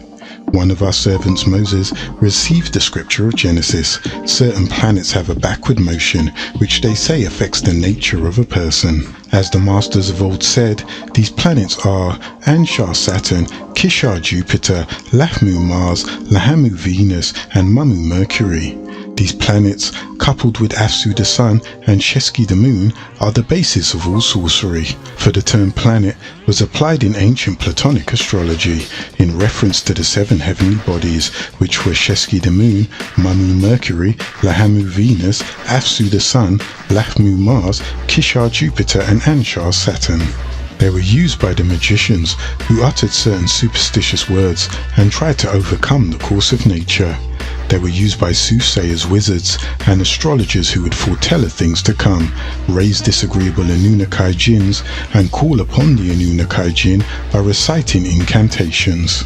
The 7 heavenly bodies were also used by gypsies, fortune-tellers, astrologers, stargazers, exorcists, neuromancers, jugglers, enchanters, and charmers. The 5 planets are based on the inverted 5-pointed star, which symbolizes the ram's head and is used in seances and devil worship ceremonies. 5 times 12 equals 60. Anshar Saturn begins with S, and the corresponding letter of the Ashuric Arabic alphabet is Sin, and the 12th letter of the Ashuric Arabic alphabet. 12 has 2 6s in it. The numeral abjad is 60. The abbreviation denotes I shall or I will. Its secret name is Al-Sami, the hearer, and the 26th name of the attributes of your sustainer. So he worked by whispering into the heart, which means it's a letter that is enunciated by using the tip of the tongue as a snake. It also means non-vocal, and it's pronounced with the breath only and without the vibration of the vocal cords. How to stop him is called a form of 90 degrees, where one faces the direction of the Kaaba in Mecca, the east, which is called the Qibla, in the position of the Muslim Salat, called Ruku, when one bends, putting both hands on their knees, the back straight, creating a 90-degree angle, and the Muslims say, while in this position, Sami Allah liman hamada. Allah listens for those who praise him. With this, you put out his fire, Saturnides, Saturdag, or Saturday, which are all names of the deity Saturn. Saturn is also considered by the Romans to be the god of fertility and planting. It is the 6th closest planet to Shamsun, the sun, and like Shaitan, it is one of the most beautiful of its kind. It's proclaimed by Kanaz and those who adhere to his religion that the solar system was organized by the forces operating and emanating from the great rings of the Saturnine sphere. Saturn is also known by the skeleton of death, which holds the Reaper's scythe. Saturn's image is also symbolic of an old man who lives at the North Pole and brings a sprig of evergreen, the Christmas tree, to the children of men. His name is Santa Claus. Shaitan's festival is Saturnalia, which is also known in the Christian religion as Christmas. It is held on December the 17th and lasts for 7 days. It is also to hiss, to whisper, soothsayer, his enchantment, omen, or Mormon augury. By his spirit he has garnished the heavens, his hands have formed the crooked serpent. The devil walks and talks and is alive. He has many names: Zuen, Shakar, Humbabar, Ha-Shaitan, Diabolus, Dracoon, Diablo, Lucifer, Beelzebub, Halal, Kenaz, Ja'an, Tagut, Shaitan, Harith, the devil, and many other names. The original name of Shaitan is Azazel. His nickname is Abu Mura. The plural of Halal is Abelis, and the female gender of the name is Abelessa. His wife, who was created in the form of an egg, was named Anak. He is scheming, cunning, and a liar, and he has an entire race who works solely for him. Before the spiritual creation of Cadman in the galactic heavens, Halal was loved by the Anunnaki because of their mutual nearness and commonality. But actually, he was not of the same species as the other Anunnaki. He took the form of the Halabines, flugel rods or halab, which were created on Tiamat Earth 8,400 years ago. This was before the curse of Canaan 6,000 years ago, the Canaanites Cadman. Halal was a manifestation of this primordial creation. When Cadman was to be created, all the Anunnaki asked Elyon if he would make mischief and cause evil, as all those with their own will. Anu sent Murdoch, the host Allahum, to Tiamat, the earth. Cadman wished to have the fruit of the garden, so the almighty Elyon sent him down 2 seeds, one to grow the white grape and one to grow the black grape. Cadman planted these 2 seeds, and 2 grapevines grew, and as the grapes ripened, Halal wished to have one for himself. Possessed by avarice, Halal seized one of the vineyards and then raised a wall around the vineyard to keep it from Cadman. Cadman then asked him, what right does he have to construct a wall around the grapevine?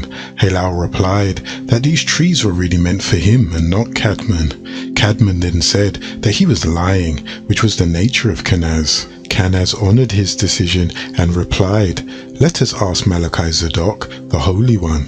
Cadman narrated the complete story to Malachi Zadok, the Holy Spirit, who responded by pointing his divinely inspired Shoba staff, which sent forth flames, consuming the vineyards. Cadman and Kenaz thought that the vineyard had been destroyed by the raging flames when 2 birds emerged from the fire.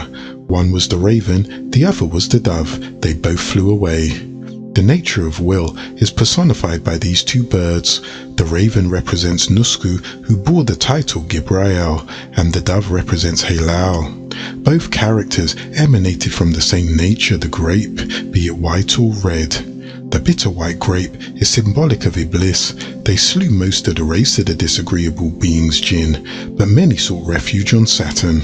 Awaiting the decline of Tiamat, the earth, 200 of them concealed themselves in the earth's caverns as a strategy against man and as a plot to save themselves. Halal alone was to remain with the exemplary Anunnaki, for the Anunnaki supplicated before the almighty Elyon Halal, however, was actually from the species of disagreeable ones, the jinn, and was transformed into the Anunnaki of light. He did not want Cadman to rule the planet Tiamat Earth, for this would mean that there would be a race of humans inhabiting the earth. Halal wanted the earth for himself so that he could raise a race of evil spirit beings, jinns, and because he was created before Cadman, he felt that Tiamat, now called the planet Earth, should be for him and his wicked offspring. Halal was designated Ja'an because he is the father of the jinn.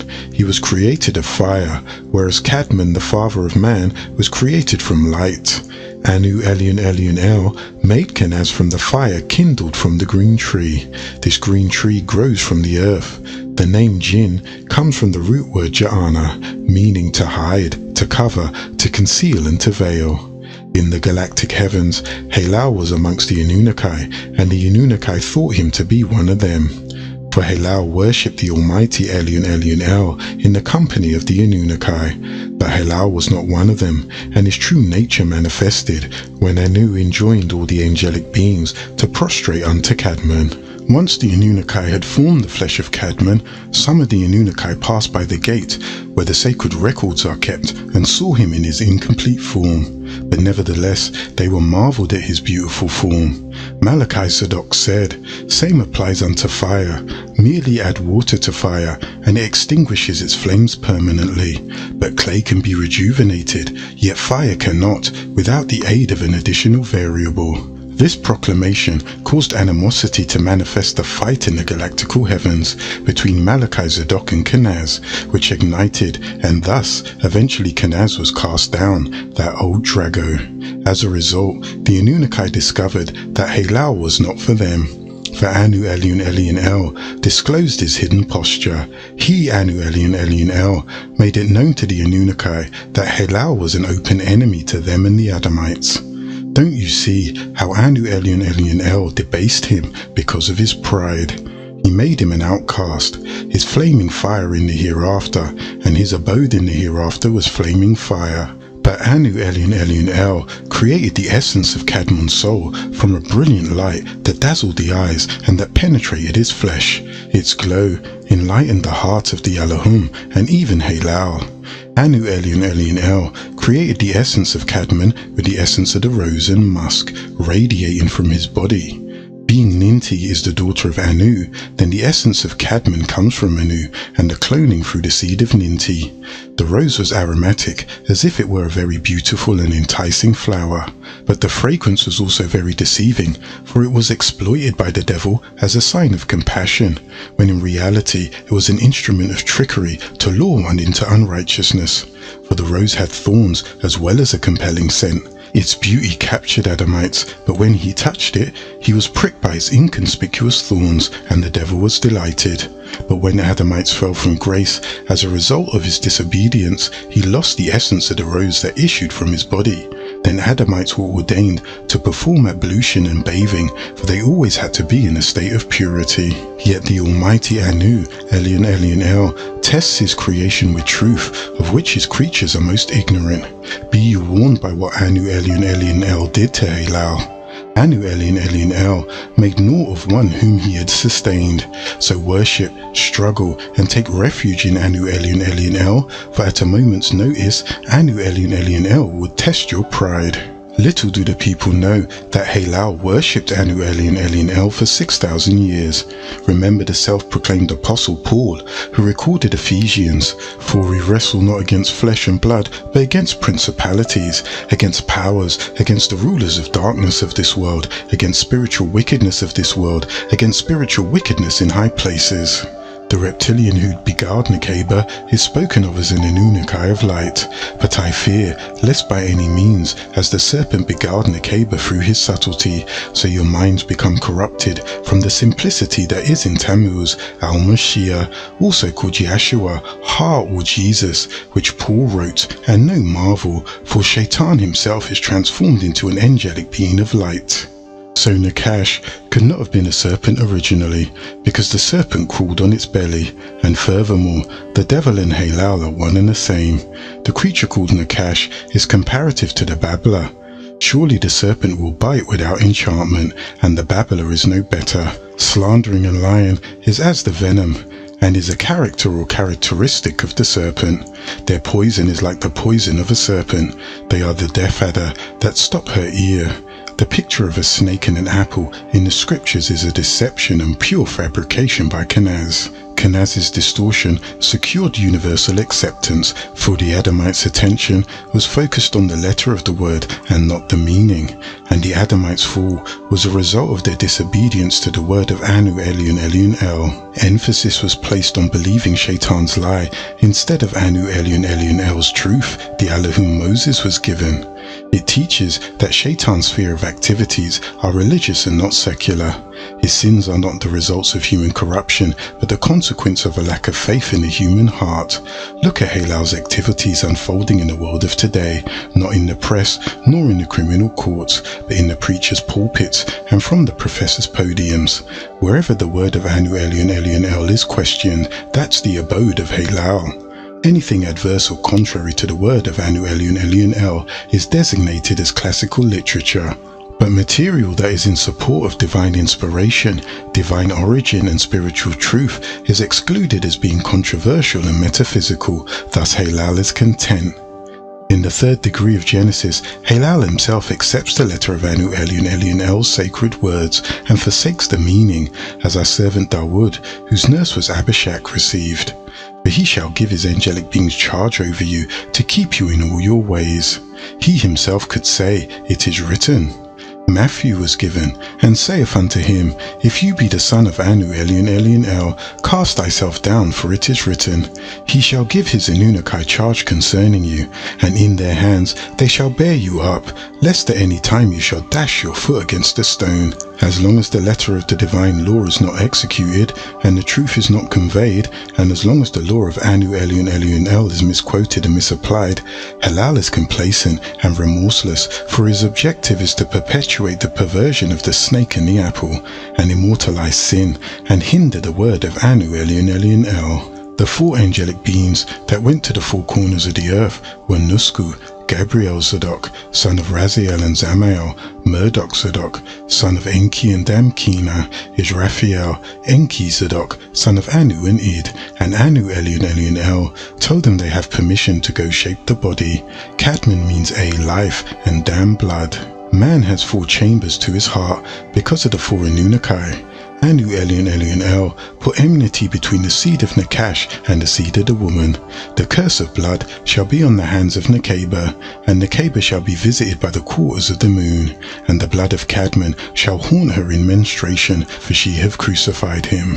Nekeba bore Cain, and Labuda, and Abel, and Aklamia. Cain killed Abel, and Anu Elion Elion El grieved, for he recognized the devil's influence. The devil envied the Adamites' ability that Cadman acquired in the garden, which was a result of Cadman and Nekeba partaking of the forbidden fruit. Even so, Nekeba bore again, and Cain was cast out. He went to Nod and associated with Halal and his 200 fallen Anunnaki, and Tarnush, the great dragon, was cast out, that old reptilian called Diablos and Halal, which deceived the whole world. He was cast out into the planet Earth, and his 200 disagreeable Anunnaki were cast out with him. El Istanjal, the Revelations, called by the Mohammedans Injil, Evangel, the 9th degree verse 1 states, And the fifth of the seventh Anunnaki Elohim blew his trumpet, and I saw a light like a meteorite star fall from the Orion skies upon the planet Earth, and it was given the key to the bottomless pit. The millennium, 1,000 years, begins when Shaitan is locked in the pit. There is a continual war being waged between the devil and Enoshites through woman and Hazara seed. And I will stir hatred in the minds of your descendants and Hawa's descendants. Your hate will be cunning and conniving, as to approach from the lower heel, as a snake when it bites, and their hate will be to bruise your leaders. And the Creator of peace shall bruise Shaitan under your feet shortly. His hate will be cunning and conniving, as to approach from the lower heel, as a snake when it bites, and their hate will be to bruise your leaders. The scripture of Romans, which the self-proclaimed apostle Paulus inscribed himself, he removed the high places, and brake the images, and brake in pieces the brazen serpent. He called it Nehushtan. The Nehushtan was created by Moses as sympathetic magic directed against a fiery snake sent to bite the people. It was made of brass, and it had the power to cure the people of their snake bites. In Numbers degree 21 verse 8, as received by Aaron, and Yahshua said to Moses, Fashion you a fiery serpent, and set it on a standard, and it will come to pass that everyone that is bitten when he sees it will live. In 2 Kings, the 18th degree verse 4, we find that Ezekiel destroyed the Nehushtan, that is also called by the Hebrews the copper serpent. He removed the high places, and brake the images, and cut down the groves, and brake into pieces the brazen serpent that Moses had made. For unto those days the children of Israel did burn incense to it, and he called it Nehushtan. Along with the word serpent, you find the word fiery. Arabic fiery serpent, Hebrew fiery serpent. The Hebrew word seraph is the general name for poisonous snakes, whose poison sore burns the body. Soref means burning, scorching, stinging. The Arabic word for serpent, which comes from the word to flow forth, or is as applied to water and to blood, flowing, running and streaming, is a kind of long serpent, a great serpent. It also refers to the male and female. These words refer to the red resinous thick juice called dragon's blood. It is extracted resin from different plants used to stop bleeding. Gazelle, the first fifth of the rising sun, Brazilwood, Canaz, is the prince of the world, and he is alive and is commonly referred to as the angel of light and the prince of darkness. For such are false prophets, deceitful workers, transforming themselves into the apostle of the Messiah. No marvel for Shaitan himself, therefore it is no great thing. The self-proclaimed apostle, Paulus Paul, inscribed 2 Corinthians, the 11th degree, 13th to 15th verse. For such are false apostles, deceitful workers, transforming themselves into the apostles of Christ, and no marvel for Shaitan himself is transformed into an angel of light. Therefore, it is no great thing if his ministers also be transformed as the ministers of righteousness, whose end shall be according to their works. Going about on all fours, he was compelled to take his food from the dust of the earth, the seed of the Adamites. His destiny ordained that he take abode in caves, cavemen, and be like the ape man. This was Canaz's curse for prompting the fall of the woman in the enclosed garden. And then, the ultimate words were found in the scripture of Genesis that was given to our noble servant Moshe that was talking about Canaz. When we look up the word for seed in the Aramaic Hebrew record, we find Zerah, Hebrew translated meaning to sow, to disseminate prosperity. This can be nothing more than the actual planting of a physical seed, or as the Greek version of their Bible has it, sperma, meaning seed, which is actually semen or sperm. The enmity between that which is secular and that which is spiritual. The seed sown by Canaz was the sensuous, lustful seed of the woman, which was to be ultimately incarnated in the form of a person. That person was Ham. When that seed was rightfully placed, he brought forth his race down on all fours, men acting like beasts, and then upright, and they, the Canaanites, the seed of Ham, was civilized. They tried to have their way, for it is recorded that he said, I will take the heights of the heavens. In his estate he shall stand up a bizarre, vile person, to whom they shall not give the honor of the kingdom. But he, Canaz, shall come in peace, and obtain the kingdom by flatteries.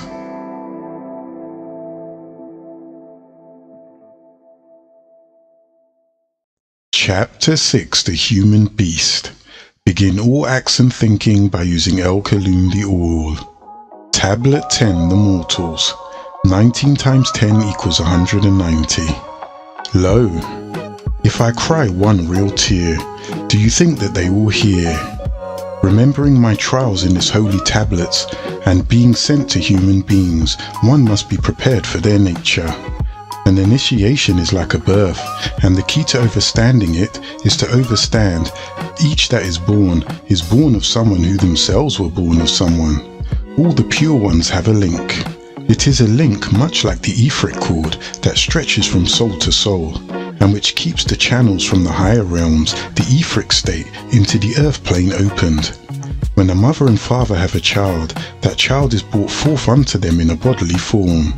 The same child, however, has a spirit that extends back 76 trillion years. For this reason, every mystic order has spiritual masters or being from higher planes whose responsibility it is to keep you, that child, in tune with the original spark since the beginning of creation. Then on, one still shadow hour time, as I was walking alone, I perceived the presence of a superior being with me. I turned around and I saw no one, but I began to fear inside. Then suddenly from me and through me, at the same time they sounded my name, saying, Yanun, fear not, for you shall be the bearer of the torch of light in the west, and shall save many souls. You are yet a baby, but you shall mature into a man more rapidly than you can ever imagine. Do not be afraid, for I am about to manifest. Startled and overwhelmed, frightened and bewildered, I could not have faith that this was happening. Suddenly, I felt a warm sensation 2 inches above my navel. A feeling shot upwards towards the center of my chest from my solar plexus, and then a tingling feeling centered between my eyes. Immediately, a crystal green and white rays of light slowly appeared, and there he stood magnificently. How can I make you feel what I felt? How can I make you see what I saw? He was strong, he was powerful, he was gowned in what seemed like a whitish green flowing robe. And there was a glow about him I had never seen in any other person, a sparkle, bright as the stars. I looked into his eyes, and I was no longer afraid. For in his eyes I saw depth, I saw warmth, I saw compassion, tenderness, understanding and kindness. I knew I was safe in his presence. He made me feel comfortable and secure. He spoke in his voice, which was as the voice of the angelic beings. He said, "Your soul lived over 76 trillion years. You have witnessed many cycles, and now you have begun to grow. You are of the ancient ones. You are an Ilamutachizid, an avatar. You may not at this time understand what this means. But as time passes and you begin to grow from your inner self outward, you will begin to perceive and understand these things. The spirit of your father has awaited its rebirth into the earth plane, and now it is your calling." I was speechless. I tried to stare into him in order to decipher who, what, and from where he had come. For I did not want to boldly ask him, as if he knew what I was thinking and feeling. Without a second's thought, he said that he belonged to the ancient ones who had descended upon the planet during the time of Master Utnapishtim, son of Lamech and Camilla, and even before, millions of years prior to the birth of your Cadman. It was called Project Blue Rock, infested by the Ashtar Command, the Intergalactic Legion of this side Sector 3 placement, 7 from End Circle. I bear you on eagle's wings, and I brought you unto myself. This being was highly involved in the upper worlds. He said, "Many have come here to Earth and planted seeds in the Earth. Their children this very day are called Star People, and some of them are called the Watchers or Allahum on their own planets. Some of them are highly reputable in their own galaxies and dimensions. He and those with him are as real as you and I are in the alliance of the Space Confederation. There is one by the name of Ashtara. He is a commander in the highest in this hemisphere. He is also the commander of his mother plane, or starship, a crystal ship coming for their own. The Anunnaki elders are approaching a time of crisis, so 35 million strong will assist you. They will lift you up and reserve you, and they will hold you in safety for up to 1,000 years. If needed, you will see the magnetized solar flares now present around the Sun in its position in conjunction with the planetary alignment that is presently coming into its final position in the lunar logging, the 5th point of May in the year 2000 of the Gregorian calendar. It combines to create a strong tendency to pull the planet Earth in toward motion. The polar shift 23 degrees of its true existence has been greatly lessened by the action of our scientific helper from the mother plane of this planet called Terra. Then he told me that the era has come. I did not know what he was referring to, and so he began to explain. 93 million miles away from the planet Earth is the Sun, the great star that shapes the lives of those on Earth.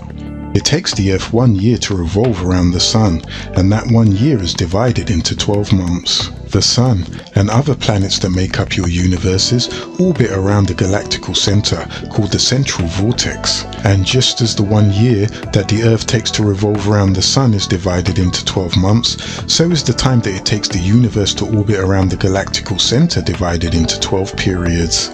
Each period consists of 2,075 years, totaling approximately 25,000 years, which is the time that it takes the universe to make one complete rotation around the galaxy. Each period or era has a name according to the monthly signs and in reverse order.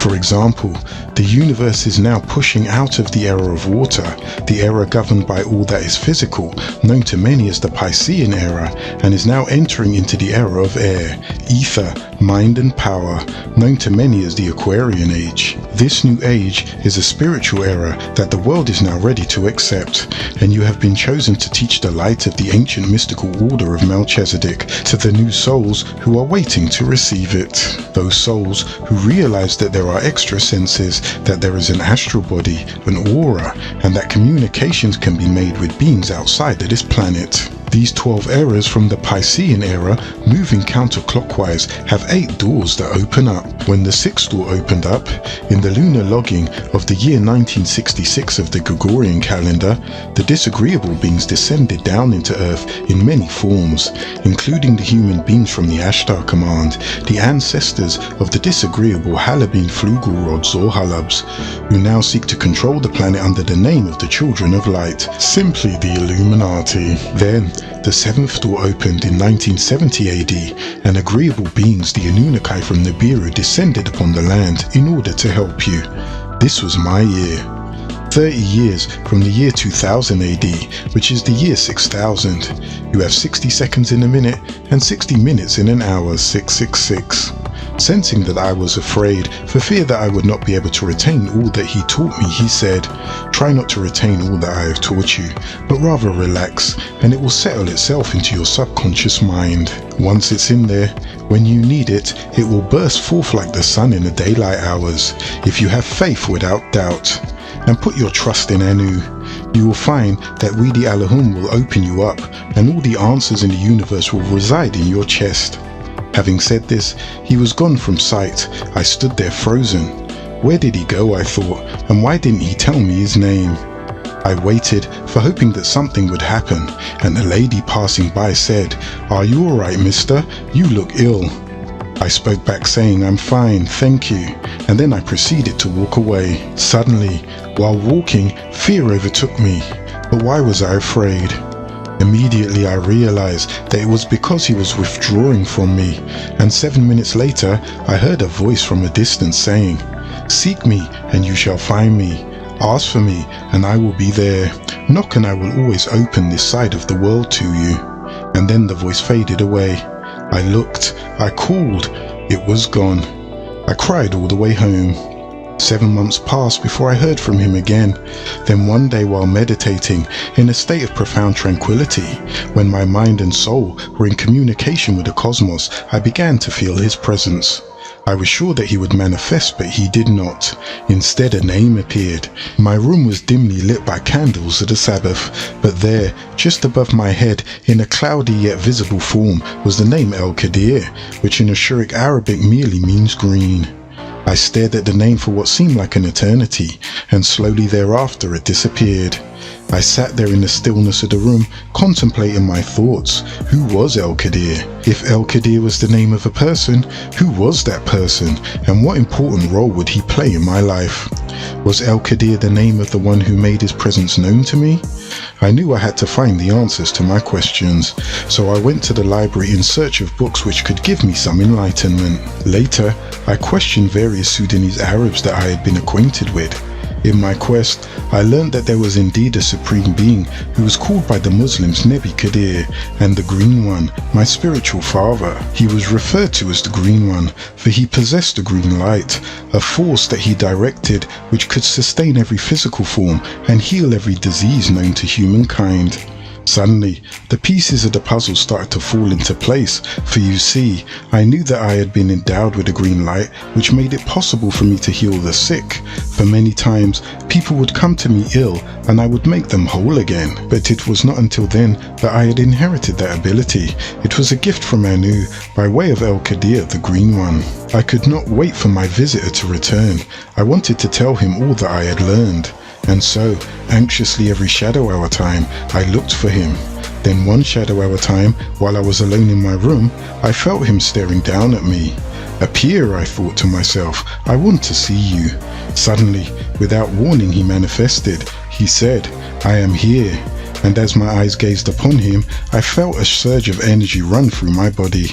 My stomach quivered with excitement, and a chill went up my spine. He looked at me and proceeded to tell me that he was indeed El-Qadir, and that he was known by many other names: the Ancient of Days, Nabi Qadir, Father Time, Sheikh Qadir, Melchizedek, Malki Sadak, Murdoch, and Mikael. Yes, he was Mikael, son of Enki and Dankina, the head of the Anunnaki, who waged war against the bad Anunnaki, Azazel later called Halal, Ja'an, Shaitan, and the devil. The those who were created of 180 degrees of evil, fire, who rebelled when the foundation of the world was being established. He said that he was also head of the material order of the Anunnaki, to which the Essenes belonged. The Essenes, he said, were a group of people who lived around the Jordan area, all around Jerusalem, and they were taught the lesser mysteries as opposed to the greater mysteries. He also spoke of Master Yeshua, for like me, he was also an Ilam Mutajasid, an avatar, who was caught between two worlds. He said Master Yeshua belonged to the ancient and mystic order of Melchizedek. In the last days, he said, I, El-Qadir, will intervene for the special people, Nuorpians, when evil religion comes to triumph. I will use you as my vessel to communicate my message of green light, right knowledge, right wisdom, and right overstanding, Nuorpu. Fascinated by these words that caressed my overjoyed soul, I knew I had found a friend, someone I could depend on.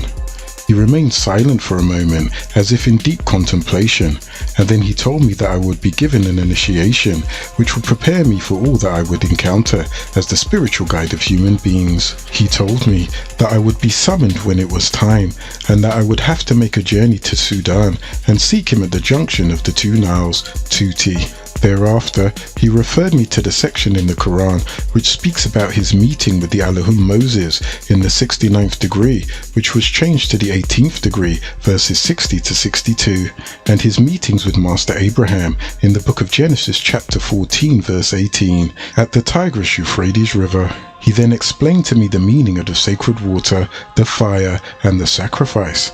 As he departed, he told me that he would not see me for a while, but that when I needed him, he would be there, and then he was gone. Months passed before I heard from him again, and during this time, my life took a drastic change. It was as if I was a huge magnet, drawing all kinds of people towards me.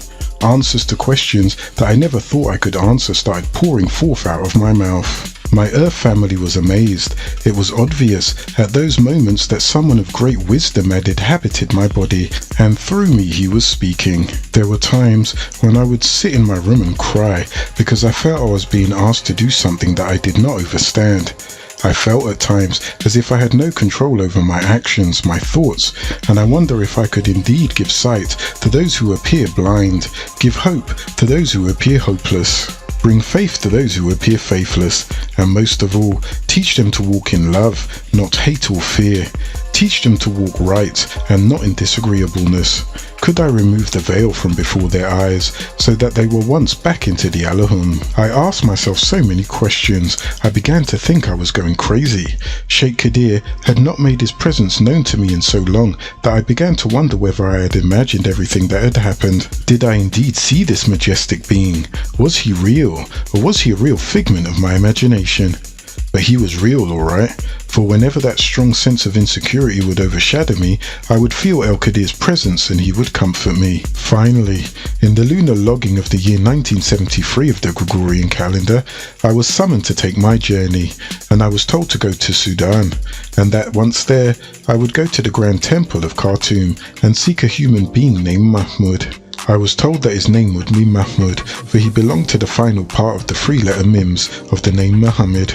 Ahmed, before the Prophet actually came Muhammad, son of Abdullah and Amina, when he was here, and Mahmud when he had finished his mission. That is, Ahmed in prophecy, Muhammad in birth, and Mahmud in the end. I knew then I was not always to be a Muslim, but it was 1 degree in my studies. As I prepared for my journey, I was very excited, for I realized that this journey would mark a change in me, and that it would affect not only my life, but the lives of all the people I touched. I knew that the journey would be a long and tiresome one, but I faced everything that was to come with great anticipation. When I arrived in Sudan, I felt as if I had returned to my home, my land, the land of the ancient Egyptians, where there is pyramids. The month of June in Sudan marks the end of the hot summer months and the beginning of the rainy season. Therefore, the weather was not as hot as I expected it to be, but rather comfortable. In fact, the early hours of the daylight are rather cool, and during the afternoon, the sky is very clear and the sun is very bright. It is then the great sun reached its peak, and in the dusk period, and just after the sun appeared to set, one is overwhelmed by the sight of the sky, for it looks as though it has been stroked by the artist's brush. Its color is vivid red with shades of orange and yellow. There are no high buildings to hide the wonders of Anu. Therefore you can watch the sun and the beauty that surrounds it until it disappears completely. It is a beautiful sight to behold. There are not many streetlights in Sudan, so when the stars come out, they are very bright against the blackness of the shadow time. The people in Sudan prefer to use lights only after it gets very dark, so that they can enjoy the beauty that Mother Nature bestows upon us so generously. Having settled down and relaxed for a few hours, I then went to the Grand Temple in Khartoum, or the Grand Lodge in Egypt, and sought out the Grand Master Mahmud, the most worshipful one, as I was instructed to do. I did not know who Mahmud was or what he looked like, but I knew I would find him. As I walked through the doorway of the masjid, I was fascinated by its beauty, and as I marveled at it, he put his right hand on my right shoulder, and then he said, "I am Mahmud, you are home." When I looked into his eyes, I saw depth, I saw pain, joy and contentment. His face was wrinkled, his beard was white, and his complexion was golden in color. I thought I would have to tell him who I was, but I did not. He said, "I am your spiritual guide. Everybody needs a spiritual guide, and therefore sit with me." I sat with him, and he took me through a whirlpool of information, a rainbow of colors, a spectrum of light and octaves of sound. He filled my soul with so much information, I began to think he was my initiation. Once I was cleansed, I felt as if I was 7 feet tall. Mahmud told me that I would be summoned when it was time for my initiation. He said I would have to travel to the junction of the 2 Niles, as Sheikh Kadir had instructed me, and that once there, he would guide me to the sacred of initiation. He instructed me in how to prepare for the initiation, and told me that I would have to be at the junction of the 2 Niles in the evening after the sun appears to set, but did not tell me on what day. I returned to my dwelling, and on the following Thursday I was summoned to the Nile. Several times on my way to the Nile, I saw a man that I thought was Mahmud. On one occasion, a human being walked by me with a mule, and I said, "Ya Mahmud?"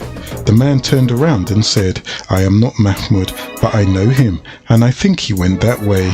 So I went in the direction he pointed, and then saw another man that passed with a camel, and I said, "Ya Mahmud?"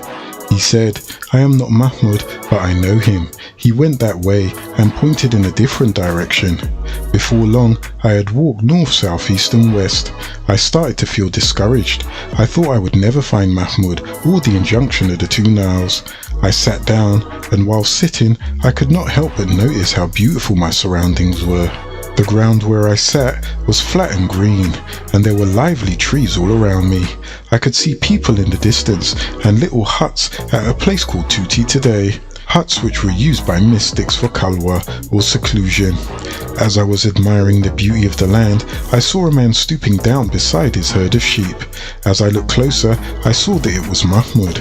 When I approached him, he told me, "You are assigned to human beings." I remained silent for a moment, thinking about what had just happened, and later I said, "I thought I was supposed to meet you at the junction of the 2 Niles.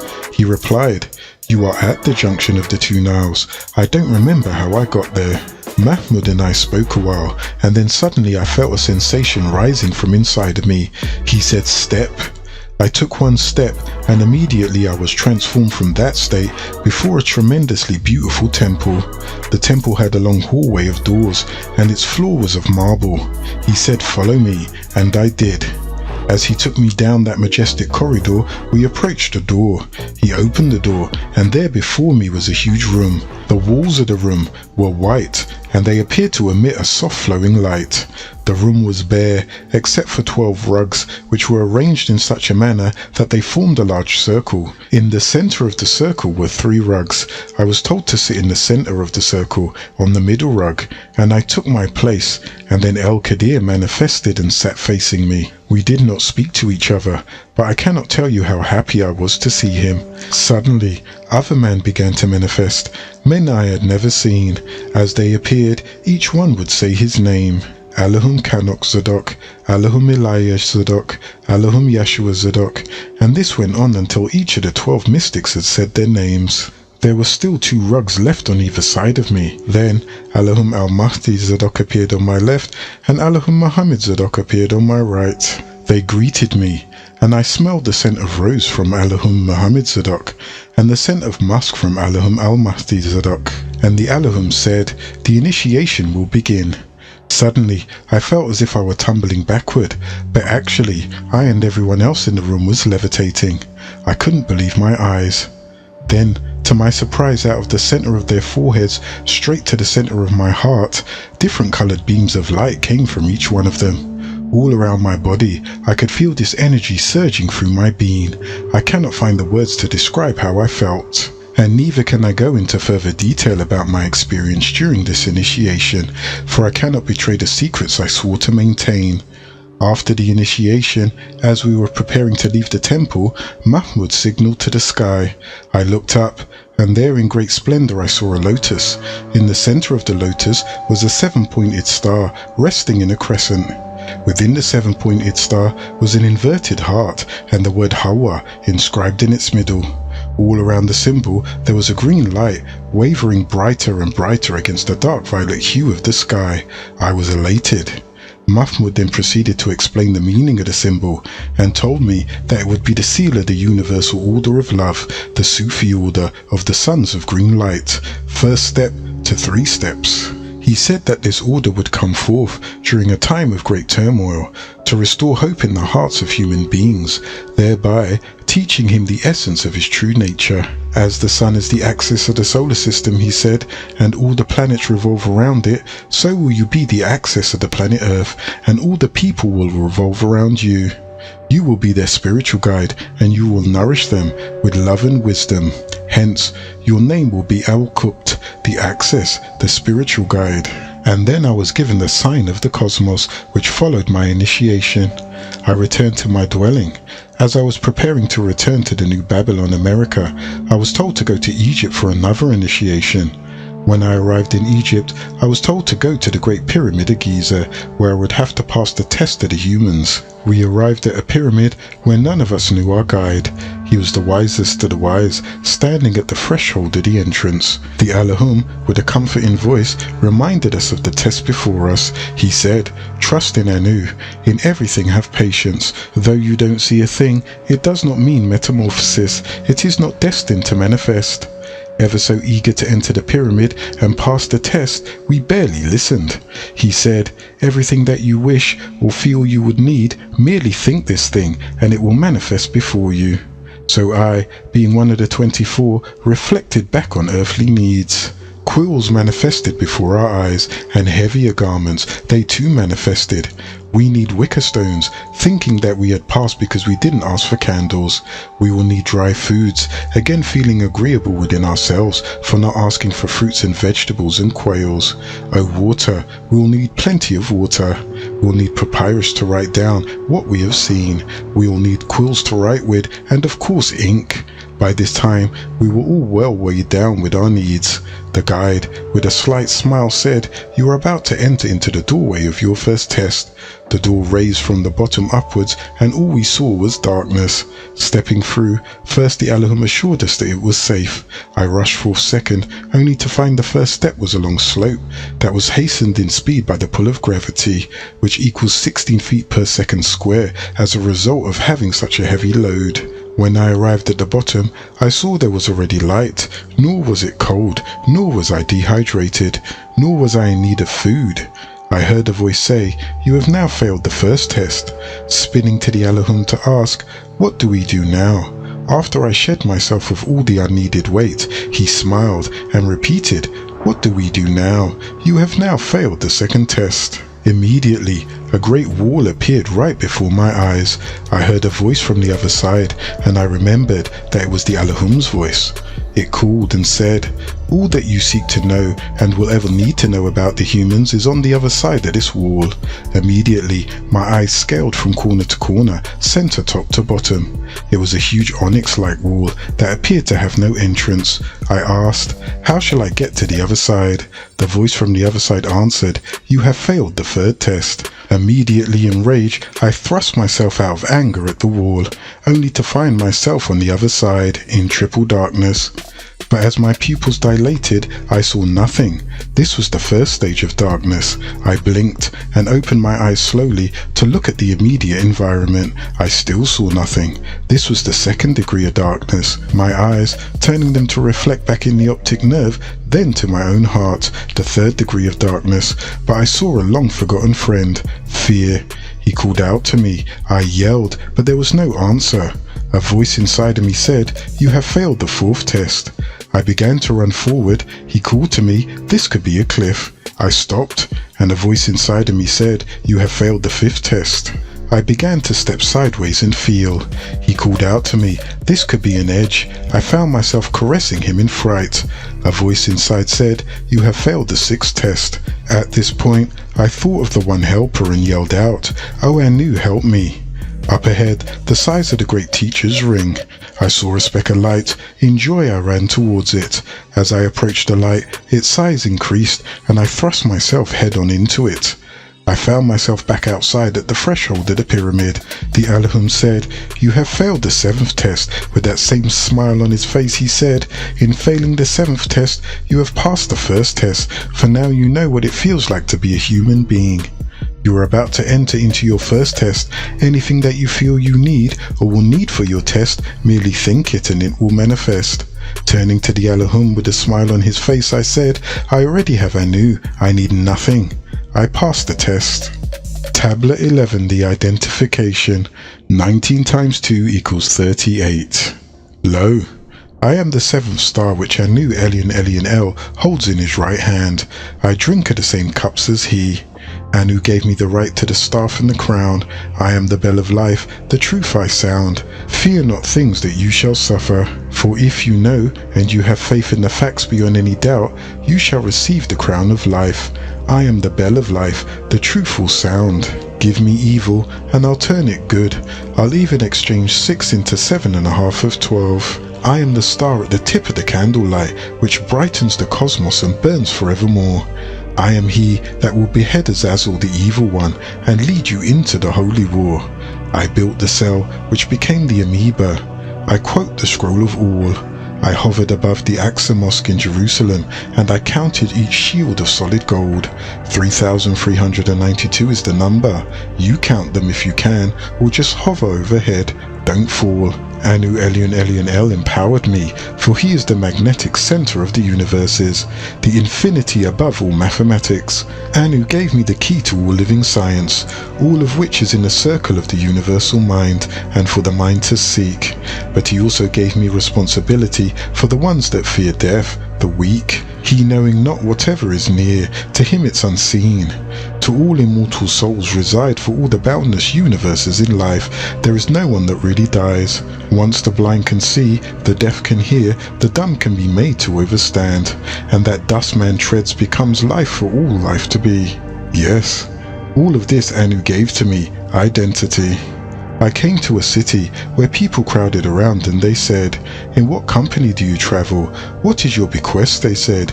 "Whom doth you overstand?" they said. "What is your pedigree?" they said. "What is your doctrine?" they said. "Who knows all of your doctrine?" they said. "Who has no doctrine at all?" they said. "Where are you from?" And I said to them, "What seems to you simple is not. What seems to you to be many is one. What seems to you complex is easy. The answer to you all is, I be not an I, but a we."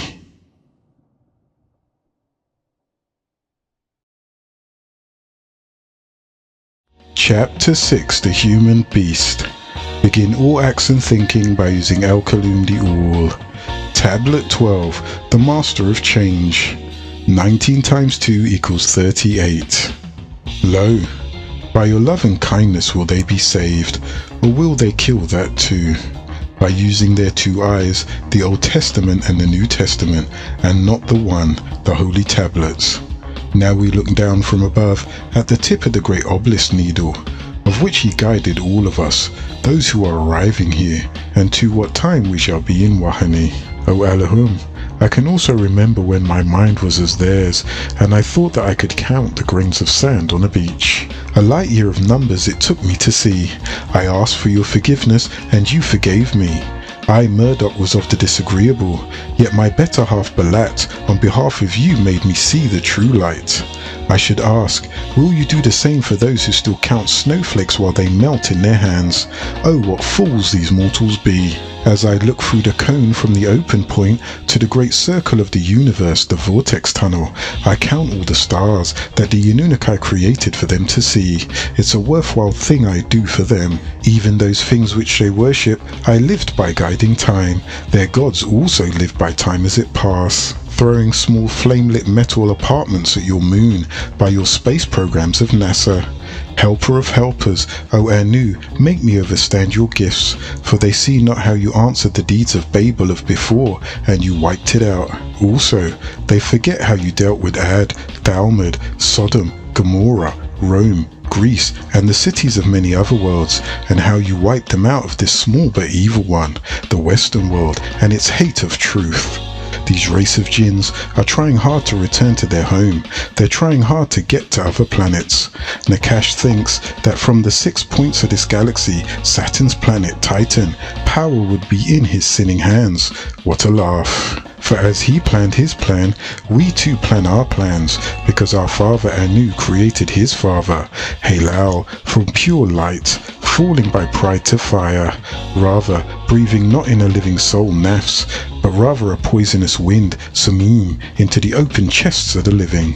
O you, first and last, we being the first and last, do not have our own set time in space. Give me faith, that I may make them also faithful to you. I found one point in this thing they call time, 30. That is, 30 years between 1970 and the year 2000. 1500 hours, or 3 o'clock, and 3 times 5 equals 15, as the 3/8 that make up the 24 hours in a day. Not merely the morning, you have 8 hours in the morning, and not merely the evening, you have 8 hours in the evening, and not merely the night, you have 8 hours in the night, which altogether makes up 24 hours.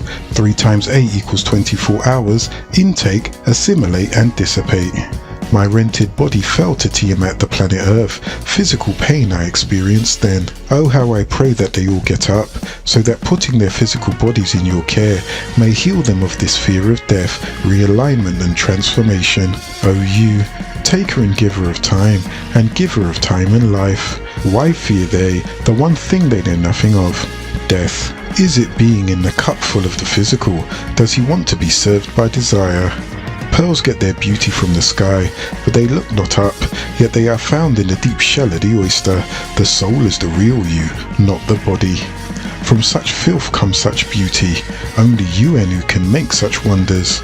From the west comes such truth that is so pure, the holy tablets and all the works in the Warpu. Why is it honey and cane? They never ask about the sweetness, or how the silk and skin are one in the same. But how they scan your heavens. Ask them all about what egotists these earth beings be, to think he is alone, and that he is all that matters. Infinite body, destined soul. Infinite wants, destined gifts. Infinite pain, destined peace. How can I teach them of your love, if they don't love? Even now their own loved ones, without reason of their own. All this extractable, inconceivable and receivable from whence, if we truly be one. Anu is the bestower. Say La Ilah. Nothing creates with your eyes closed, and nothing truly exists. Now open your eyes, saying, accept Allah Ilah Allah. All of it is here. Can't they see that small truth? Anu is the majestic. Why does not the single hump camel hold deep in his heart jealousy of the two hump camel? For does not the lesser creature of each of their environments praise them for their duties rendered? Tablet 13, the Illuminous. 19 times 10 equals 190. Lo, O you who are faithful, conceders heed not to the right knowledge, though you spend effortless hours on their behalf. Our Father has placed a seal on the doors to the 3 most needed perceptions, they being inner hearing, inner seeing, and inner overstanding. Their hearts are plagued with a disease, and it grows moment by the command of Anu Elion Elion El. Wandering Bedouin in the desert at high noon, with no water, blinded from the light of the Creator's sun. O you who are faithful, it is expedient upon you that you share the things given to you in this planet Earth, coming in having nothing but hopes, and that you may make Salat worship 7 but not less than 3 periods in every 23 hours, 56 minutes and 6 seconds, and that you restrain by waiting from the appearance of the sun to its disappearance in the appointed time in the lunar login, called in tones Ramadan, hot month, for 30 days, remembering the deprived in this the planet Earth. If for health reasons you are not able, then offer freely provisions for 60 beings, and if given the strength before you leave this state, that you visit the navel of the planet Earth, where once the tree in the midst of the enclosed garden of delight did stand. And this is how this event should be commemorated while in the school of Mohammedism. The purpose of fasting for spiritual preparation for a sacred meal, preparation to induce spiritual impressions or visions and provide vitality during times of human or natural infertility. The great wisdom of fasting is the protection of the soul and its education. It is also to keep away the passions and the evil ways, so the soul and body will always be with Allah. Every negative passion should be dead in the great month of Ramadan. In fasting, the person feels hunger every day. This hunger should give one compassion for those who must deal with it every day. During the month of Ramadan, one has the chance to burn out their desires, as one of the objects of the fast is to generate power in the self and to guard against disagreeable. It is said that one who fasts during the day should not spoil the benefits of his fast in the shadow hours when the fast is not in effect. Fasting is mandatory of all males, females and children aged 13 and over. Exceptions are made in cases of those who are sick or insane, or those who are traveling in the desert. The beginning of the fast is started by reciting, "I make intentions that I fast tomorrow from the month of Ramadan, obligatory to you, so accept from me, O Allah. Surely you are the hearer, the knower." The breaking of the fast is made official by reciting, "O Allah, for thee did we keep the fast, and upon thy provision have we broken it, so accept it from us. Surely you are the hearer, the knower. O Allah, surely I have fasted for you, and I have made a firm resolution on you, and I have broken my fast by your goodness. Surely you are the forgiving, the merciful." Following the intentions are the 3 intakes of 3 dates and a glass of water. If dates are not available, water is sufficient to break the fast. During the shadow hours of the month of Ramadan, the resting prayer is performed. In it, the congregation sits and rests after every 4th raka'at is completed, and every 2nd salutations is performed.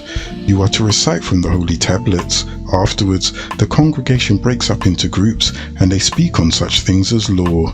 The complete shadow hour is spent in remembrance of the constant blessings that Allah subhanahu wa ta'ala has bestowed upon us.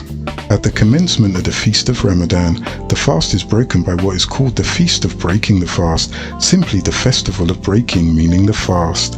Gifts are exchanged, and there are festivities of music and dance. Everyone is dressed up, and a tithing of 1/10 of your yearly earning is given as a free will offering to the central tabernacle. Let me speak to you of the 7-fold parts in your physical earthly form. You may be regarded as physical bodies that having a sister part under nature's same laws and the plane of force. I see that you are deep, looking deeply into this knowledge, for it comes to you from my own self Enki, to help guide you to a better understanding of the 7-fold you. 1 of you is discipline, 2 of you is faith, 3 of you is sacrifice, 4 of you is firmness, 5 of you is patience, 6 of you is forgiveness, and 7 of you is peace. Each star has its own light. The first is the spiritual self, ether. The second is life self, living. And the third is spiritual man, soul. There are 7 galactical heavens within each of you. The best is the brightest seed of all. The Master placed it there that you may keep it pure. The sun at your solar plex is your true inner light. Before we, the 4 wise scientists, Ninti, Enki, Nergal, and his wife Erishkigal bred you, the children of the Anunnaki were initially bred to be what is called Lulu Amalu, primitive worker. We worked on breeding the genus Homo, who were the Tarites, or descendants of Fatar, the father of Nekeba. Her seed evolved from water beings, and they were bred with the Shaggies and Kiduites from one of the planets in the 6-star sun constellation known as Cassiel Orion, which produces Homo erectus, a species that stood up straight and erect. In these beings, we placed a clot, seed of procreation, water, carbon and clay, to form your shell, your body. For the spirit is of you, it belongs to us, and unto us it will return. It is the best part of you, the light shining in the darkness, yet you comprehendeth it not. Your inner light seat at the solar plexus area. The soul having 7 dimensions in you, your soul is held in your body by the electrons and nervous system. It was made by the magnetic bind of mud and spirit. It is the magnetic force field that keeps all atoms and cells together, tied and confined, and the soul is forever waiting to return to the Anunnaki, the Elohim. Our world was in existence long before yours was a thought. We, the Anunnaki, lived in peace. But by his merciful love, Anu created another being, Enki, to share his grace. All the stars, Malakat, Yar-Sarufat, and Wei-Garubat, the galactical brotherhood of the galactical heavens, were created by him, Anu, in the light of the heavenly hosts called Ra, the Anunnaki. They had 360 degrees of knowledge of the physical realm, as opposed to 360 degrees of darkness of the spiritual realm. Yet in our likeness was one destined to fall. Even you mortals, being one time in our likeness as Etherins in the galactical heavens. The faller Halal Iblis sent his hosts the Wayans to dwell in the void and darkness upon the face of the waters. The Wayans set up continents on Ki before mortals were cloned, as previously recorded in chapter 2 of this holy tablets, verse 59 to 65. I, Ninti, have created, my hands have made it, the first Adam. Now enough clay was prepared to start pregnancies in the 14 birth Anunnakis at a time. Ninti nipped off 14 pieces of clay. 7 she deposited on the right, 7 she deposited on the left. Between them she placed a mold. Now the procedures were genetically engineered to come up with 7 males and 7 females at a time. The wise and learnt, or double 7, the birth Anunnakis assembled. 7 brought forth males and 7 brought forth females. The female Anunnaki brought forth the wind of the breath of life. The creation of the Lulu Amalu primitive worker, the Homo sapiens, came about through a feat of genetic engineering and embryo implant techniques. Yet unborn, lesser lights Garubat, disagreeable spiritual beings dwelt in the darkness of the planet Earth. Then we called forth and made it known that we were to create a mortal being called Cadman, of carbon and water, by fashioning him, Cadman, into shape and placing our spirit, the spirit of the Anunnaki, as it says in the Quran, the 54th degree, verse 28, that has been changed to the 15th. So when I, Yahuwah of the Elohim, made him, Adam, a perfect mortal, and I blew of my soul into him, he was part Elohim. So you Elohim are to fall down, prostration in respect to him. They gave Cadman life, and at the same time they were commanded to prostrate before him, as it says in the 54th degree, verse 29, that has been changed to the 15th degree. And when your master said to the messengers, Elohim Anunnaki, surely I, Enki, am about to create a mortal being in skin from the Hamite black substance, molded into shape by cloning. Yet we keep the 4 winds 4 angels to keep the planet in order before the Yamam the sea. Blow into your place 4 crafts at 4 strategic places called the 4 angels of the 4 corners of the earth. Oh, how I rejoice, being in such joy. North, south, east was I, and west the other. He, Tammuz, was assigned to protect the Dragos under the water of the planet. He headed the fleet, referred to as the Theoris, having both lungs and gills. He was of the Dragos, being the son of Ishtar, and Dumuzi, son of Enki. Tammuz is the original writer of the text of Genesis. El's Holy Torah, Genesis chapter 1 verse 2 states, because the planet Earth, also called Tiamat, had become empty and desolate, and no sunlight shined through the dust clouds onto the surface of Tiamat's waters for 6,000 years, which was created by the great meteorite that hit the planet Earth, and the wind of the Elohim ship called Nibiru hovered upon the surface of the water and blew and moved the black dust clouds that blocked the sun. The King James Version 1611 AD of the Bible, in Genesis chapter 1 verse 2 states, and the earth was without form and void, and darkness was upon the face of the deep, and the Spirit of God moved upon the face of the waters. So, the earth was without form and void, and darkness was upon the face of the deep. Deep is making reference to water, and the Aramic Hebrew word feini means surface, again, and the Spirit of God moved upon the face of the waters. This being that is writing this is beneath the waters, to see the craft of the Elohim moving upon the surface of the waters, and then it makes reference to what he heard the Elohim say in chapter 1, verses 3 to 4 of El's Holy Torah. And these beings pleaded and said to the Most High, "Let exist light," and the light existed. And the Elohim Anunnaki saw how agreeable the condition will be with light again, so they separated the light from the darkness. The King James Version of the Bible in Genesis chapter 1 verses 3 to 4 states, "And God said, Let there be light, and there was light. And God saw the light, and that light was good. And God divided the light from the darkness." Deity said, "Let there be light," and he says in verse 4, "And God saw that light was good." This individual is talking about the Elohim and what they were doing. He also talks about when they first arrived here in verse 2, and the condition of the planet, and the discussion that the Elohim are having about what they plan to do here. When he gets to chapter 1 verse 27 of El's Holy Torah, he says, "And the Elohim Anunnaki Nadimad Enki Israel, the one appointed for the breeding, appointed to the Elohim Anunnaki Ninti, for procreating people Homo sapiens of the Adamites from Homo erectus, to look like herself using her own divine seed Ninti, and acting like herself. And the Elohim Anunnaki procreated them into one they called Zakar and Nekeba. This is how she Ninti procreated them of her own seed." The King James Version of the Bible in Genesis chapter 1 verse 27 states, "So God created man in his own image, in the image of God created he him, male and female created he them." So God created man in his own image, again, talking about what God created man. So we are now talking to another being of the completion of the heavens and the earth and the host of them. He discusses the creation of beings that live on earth and in the heavens, as the host then separates himself from the Cash by chapter 3 verse 22 of El's Holy Torah, when he says now, it is speaking of a specific point in time. A Yahuwah of the Elohim said to the Elohim Anunnaki, Sarufat and Cherubims, "Look at the Adam, he has become just like one of us. He knows will, having the ability to make decisions between that which is agreeable and disagreeable, using the four higher senses, psychometry, clairvoyance, intuition and telepathy. He is free to think for himself without the commands of the Elohim. And now at this point we must be aware, or he will take and eat also of the tree of divine life, read the scroll of all and live forever. So let's remove his battery gland and maim him and his seed after him with the spell of King Leviathan." The King James Version of the Bible in Genesis chapter 3 verse 22 states, "And the Lord God said, Behold, the man has become like one of us, to know good and evil. And now, lest he put forth his hand, and also take of the tree of life and eat, and live forever."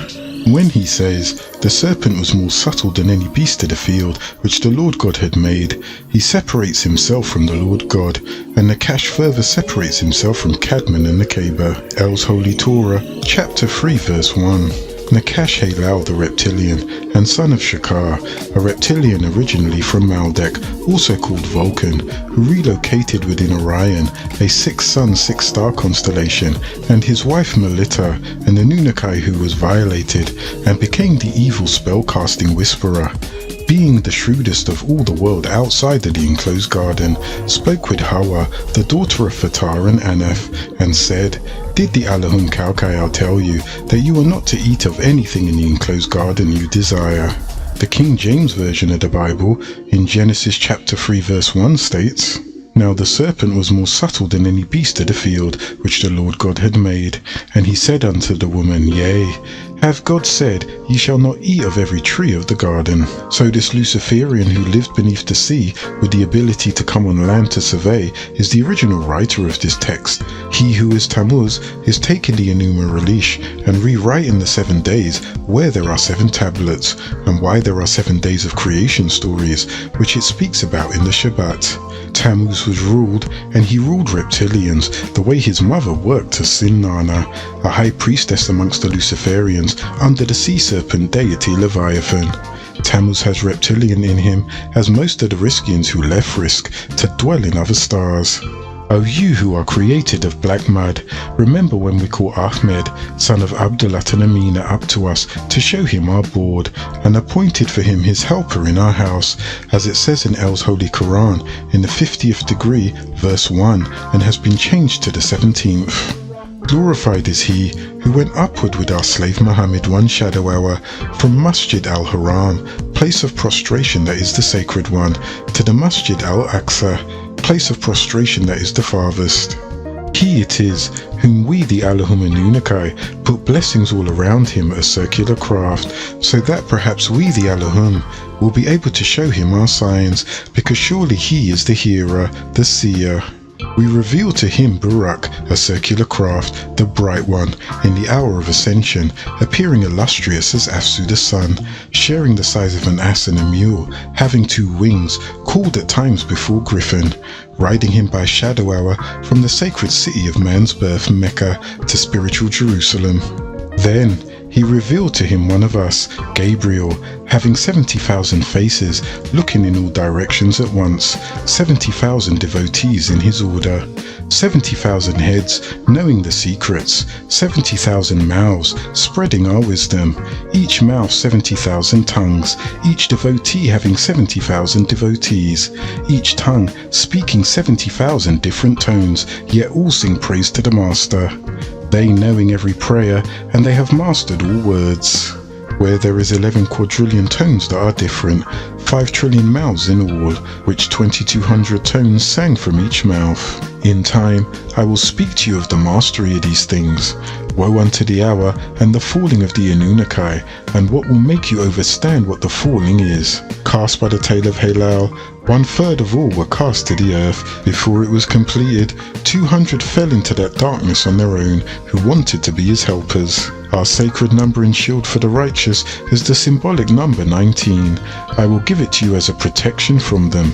Simply pray and be willing to sacrifice, and they, the Wayans, will be cut off. The chiefs of the 10, those being 1 Samaya, 2 Azazel, 3 Suriel, 4 Rumiel, 5 Dandal, 6 Turil, 7 Kukabil, 8 Gadriel, 9 Belel, and 10 Duma. The chiefs also state in the laws that while on earth, they the Wayans have called out to help him Halal against you mortals many times.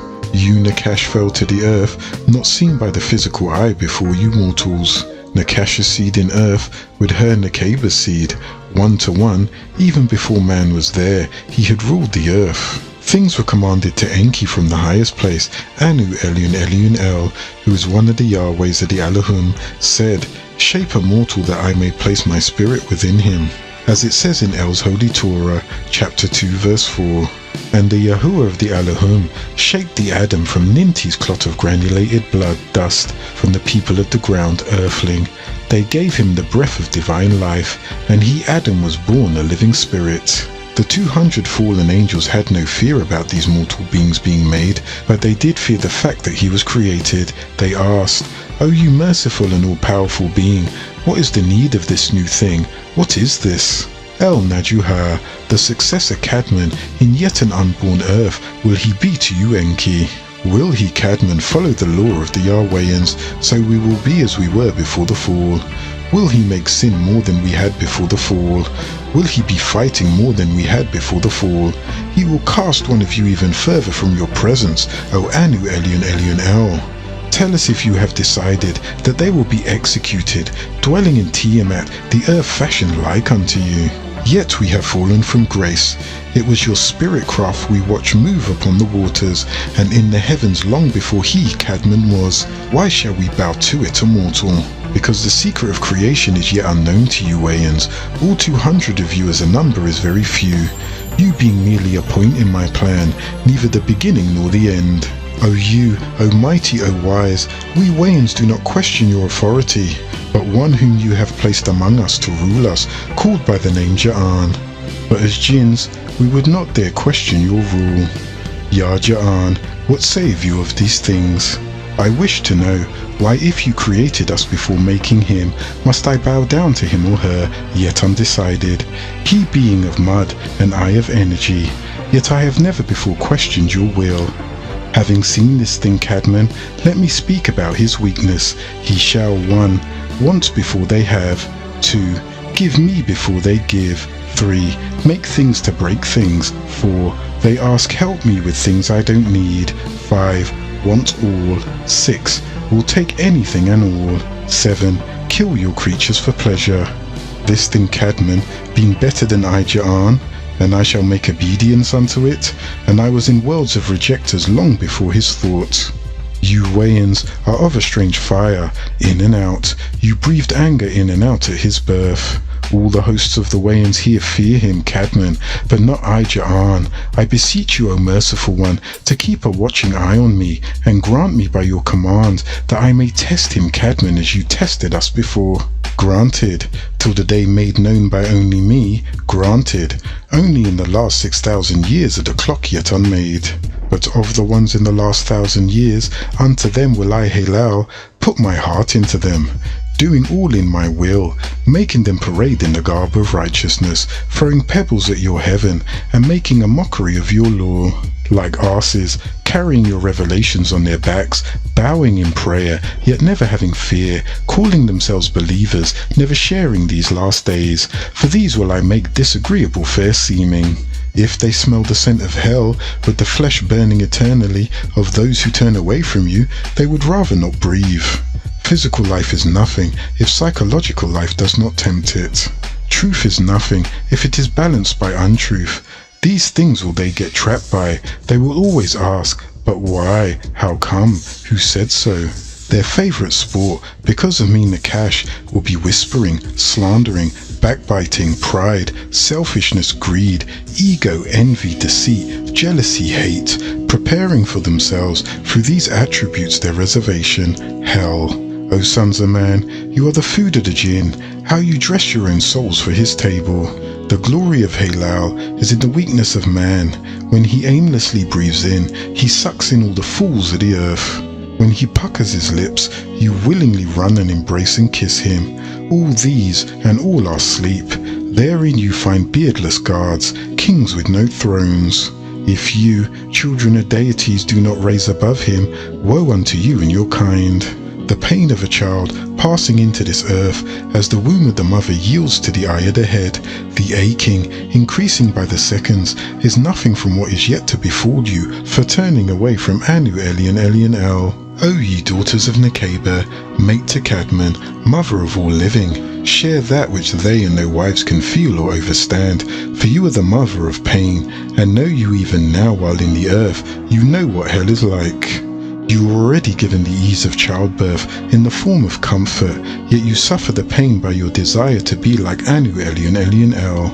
Of the fruit of the tree, made pleasant to the eye, yielding a flower agreeable for food, spice for taste, and desired to make one wise, rising above time's responsibilities.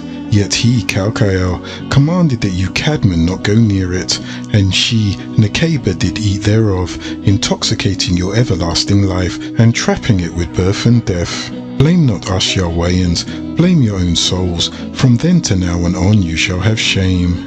1/3 is with you now. There is 133,306,668 Sarufat, and even more than that. We jinns are now 266,713,942, and you mortal beings are 144,000 at the time to come, according to the lunar login that is in the year 1970 AD of the Gregorian calendar, so short a time in our day. Names of Jismastima, Belial, Belial, Duma, Gadriel, Azazel, Samael, Angel of Edom, King of Doom, Wretched One.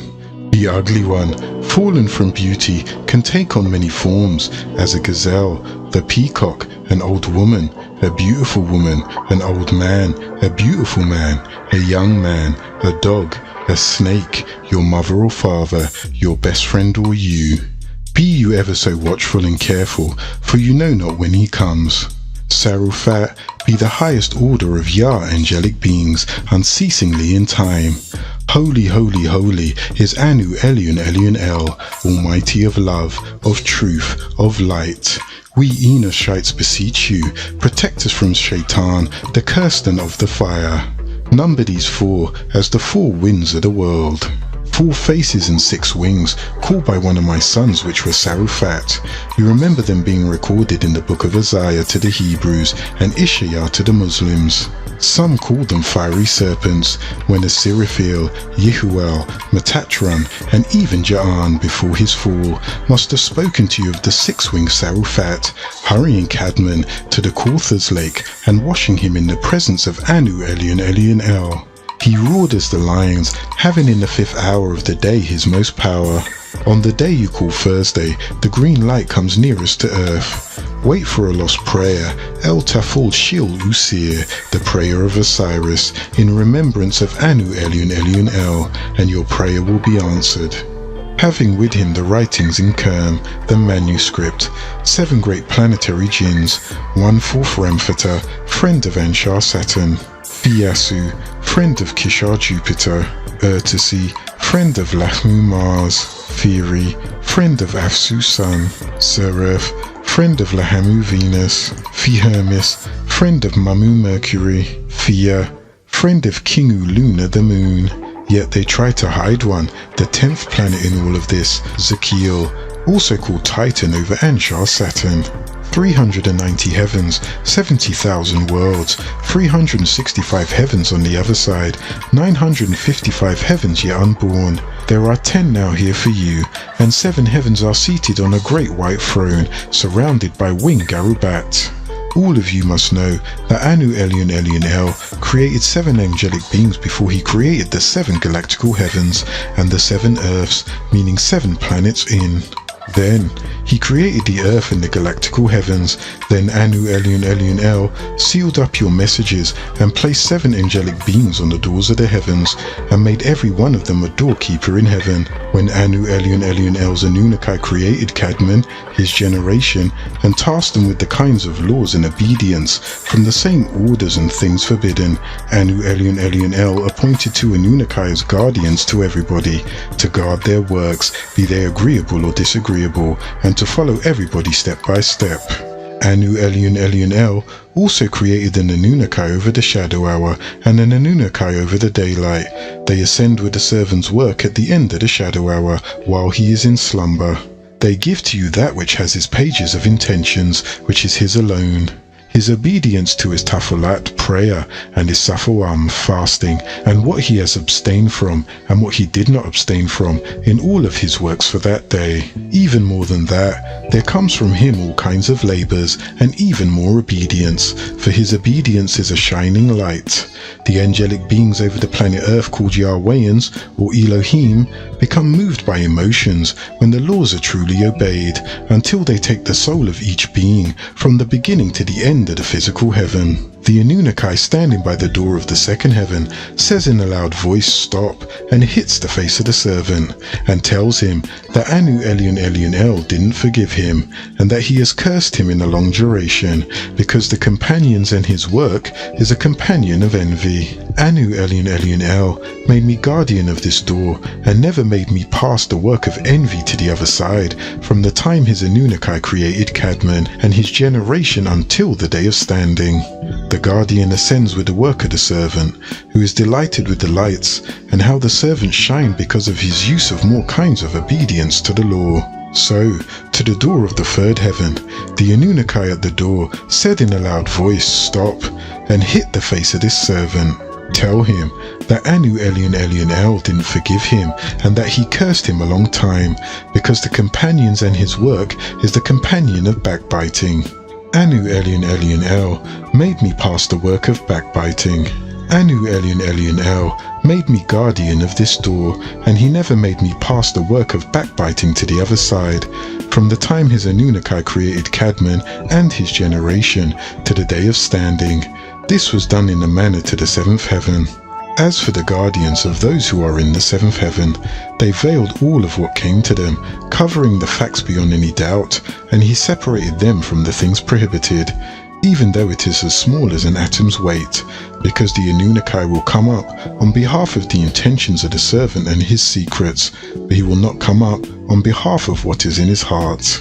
The guardian ascends with the work of the servant. He which rebels with Anu, Elion, Elion, El in secret, and rebels in public, but only until they come to the end, for the end belongs to Anu. O my Anunnaki, you are the guardian of each servant's works, so repeat it, because I am the watcher of what's in the heart.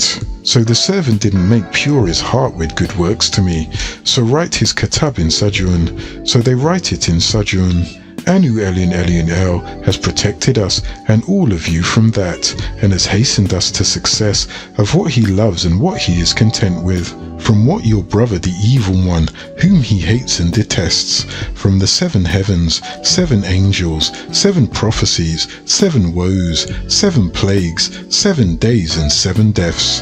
The 7th is the soul not yet born, Cadman. The 7th is Shaitan, Hakail, Mazakim, cock-footed male being, and female being called Lilin Laylat, appearing once as my spider, and another time as ants, also dwelling in the water, and as Shakzil. Shamayim, Mikil or Kimuil, is the first galactical heaven, and the home of their Shamash, sun. In the light, we created you Cadman in the 4th heaven, the mental plane of 7 degrees, each plane subdivides into 7 subplanes. We divided your life into 7-year cycles. Recognizing this adding of digits is the spiritual rhythm of the 1 by 1, man. Called the 7-year periods, the organic relationship of spirit, soul and body in the individuals is as each stage is reached. I shall speak to you of before youth, to youth, on into growth, and then on to old age, the riddle of the Sphinx. In you yet unborn, 3 rhythmical 7-year periods in the life of the child being, ages 1 to 7, ages 7 to 14, and ages 14 to 21. Each must be taken into account. Childhood is seen as a descent from the spiritual single eye, open to the physical world, in which the child dreaming helps descend even more deeply into Ki, the earth matter. Then he's more fully within the physical life. How unfair is it to them if you have nothing of the spiritual to give them? Then on to age 3, where the thymus or the human being is related to the moon sphere. The physical body is built up. The child works at the formation of his own body.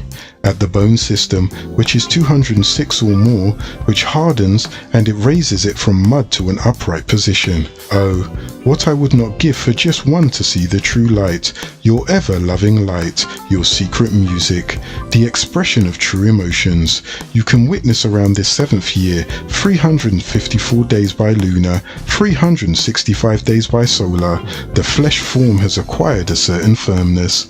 At the 7th year, the babe becomes a person. When the babe is yet one moment into existence, his etherical body is supplied by the etheric sun.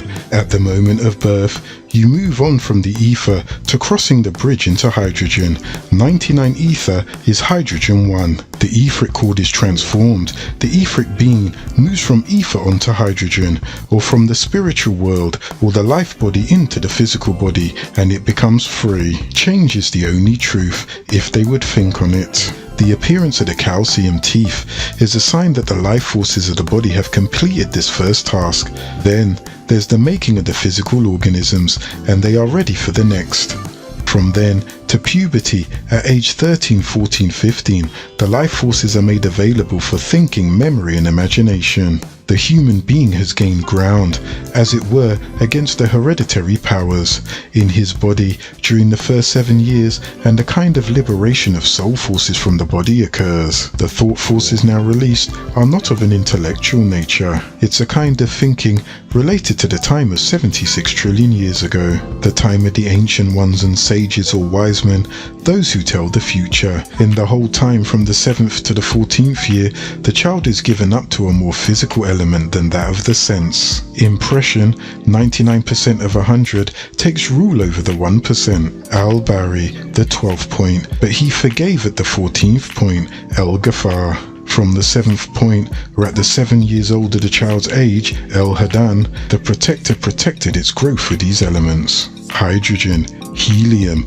lithium, beryllium, boron, carbon, nitrogen, oxygen onto sulfur. Life thus, from 14 on to 21 years of age, are affected by scandium, having an atomic weight of 44.956. nickel and bromine. Ages 21 to 42, molybdenum, having an atomic weight of 95.94. Then on into 49, barium, having an atomic weight of 114.82. Age 56 is the age of a Zagan, elder.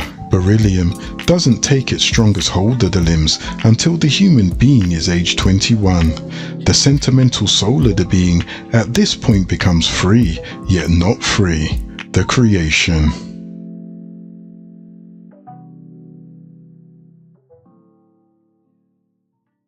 Chapter 6, The Human Beast. Begin all acts and thinking by using El Kalum the All. Tablet 14, The Secret. 19 times 9 equals 171. Lo, the best of sounds before the ears of Anu Elion Elion El is that you give thanks. The worst of sounds is that you will be called as individuals, ruler of rulers. Once you become one with him, then you will be the successors in Tiamat the planet Earth, making you Rabbi Yuna sustainers over creatures and rulers over the other beings. But always remember, Anu Elion Elion El is the ruler of rulers. Be ever so watchfuls of the sounds in the universe, for the sacred sound is Yaham Yaham Ya Elohim, Entam Afa Fi El Kalum. O they, O Elohim, you are all in the all. Who is the source? Sometimes referred to as the supreme name, and the most sacred sounds known only to those who accept right knowledge, Om. Sent by one of our servants, Ahmed.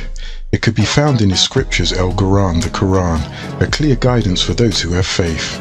The three nearest thoughts to it for you are El-Hawa, Al-Hayyu, Al-Qayyum. He is the powerful, he who is the life-giver. Think on, he who is of the Anunnaki, for there it is before you, referred to as El-Da'at. For this is your universe, the world of souls, the world of creation, the enduring, the highest galactical heaven, the witness of the unseen world, the rational world, and then the four stages are chosen.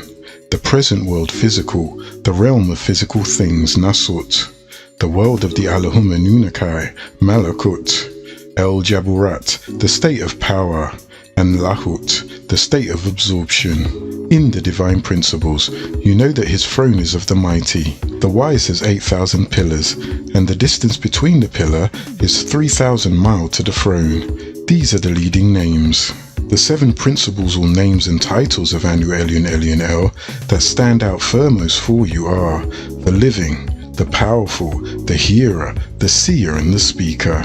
For before me is a great task, a cleansing of your soul, of all the disagreeable thoughts placed there by that disagreeable reptilian Alkanaz and his helpers, who whispers in the hearts of mortals, the human beings, by way of his jinns, disagreeable Allahum, or his jinns in those disagreeable human beings. For he removed from the state of Al-Araf, of knowledge, and between this state he mentioned, as between heaven and hell, between the two, there shall be a veil on elevated places. There shall be human beings who have the mark, and they shall call out to the dwellers of the garden, peace be upon you.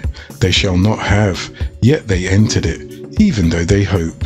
All of you, born in the western part of the world, with eastern hearts, are caught between this state, and you must be raised. The wise of the world identify their creator as having 3,000 tones of his own, 3,000 attributes.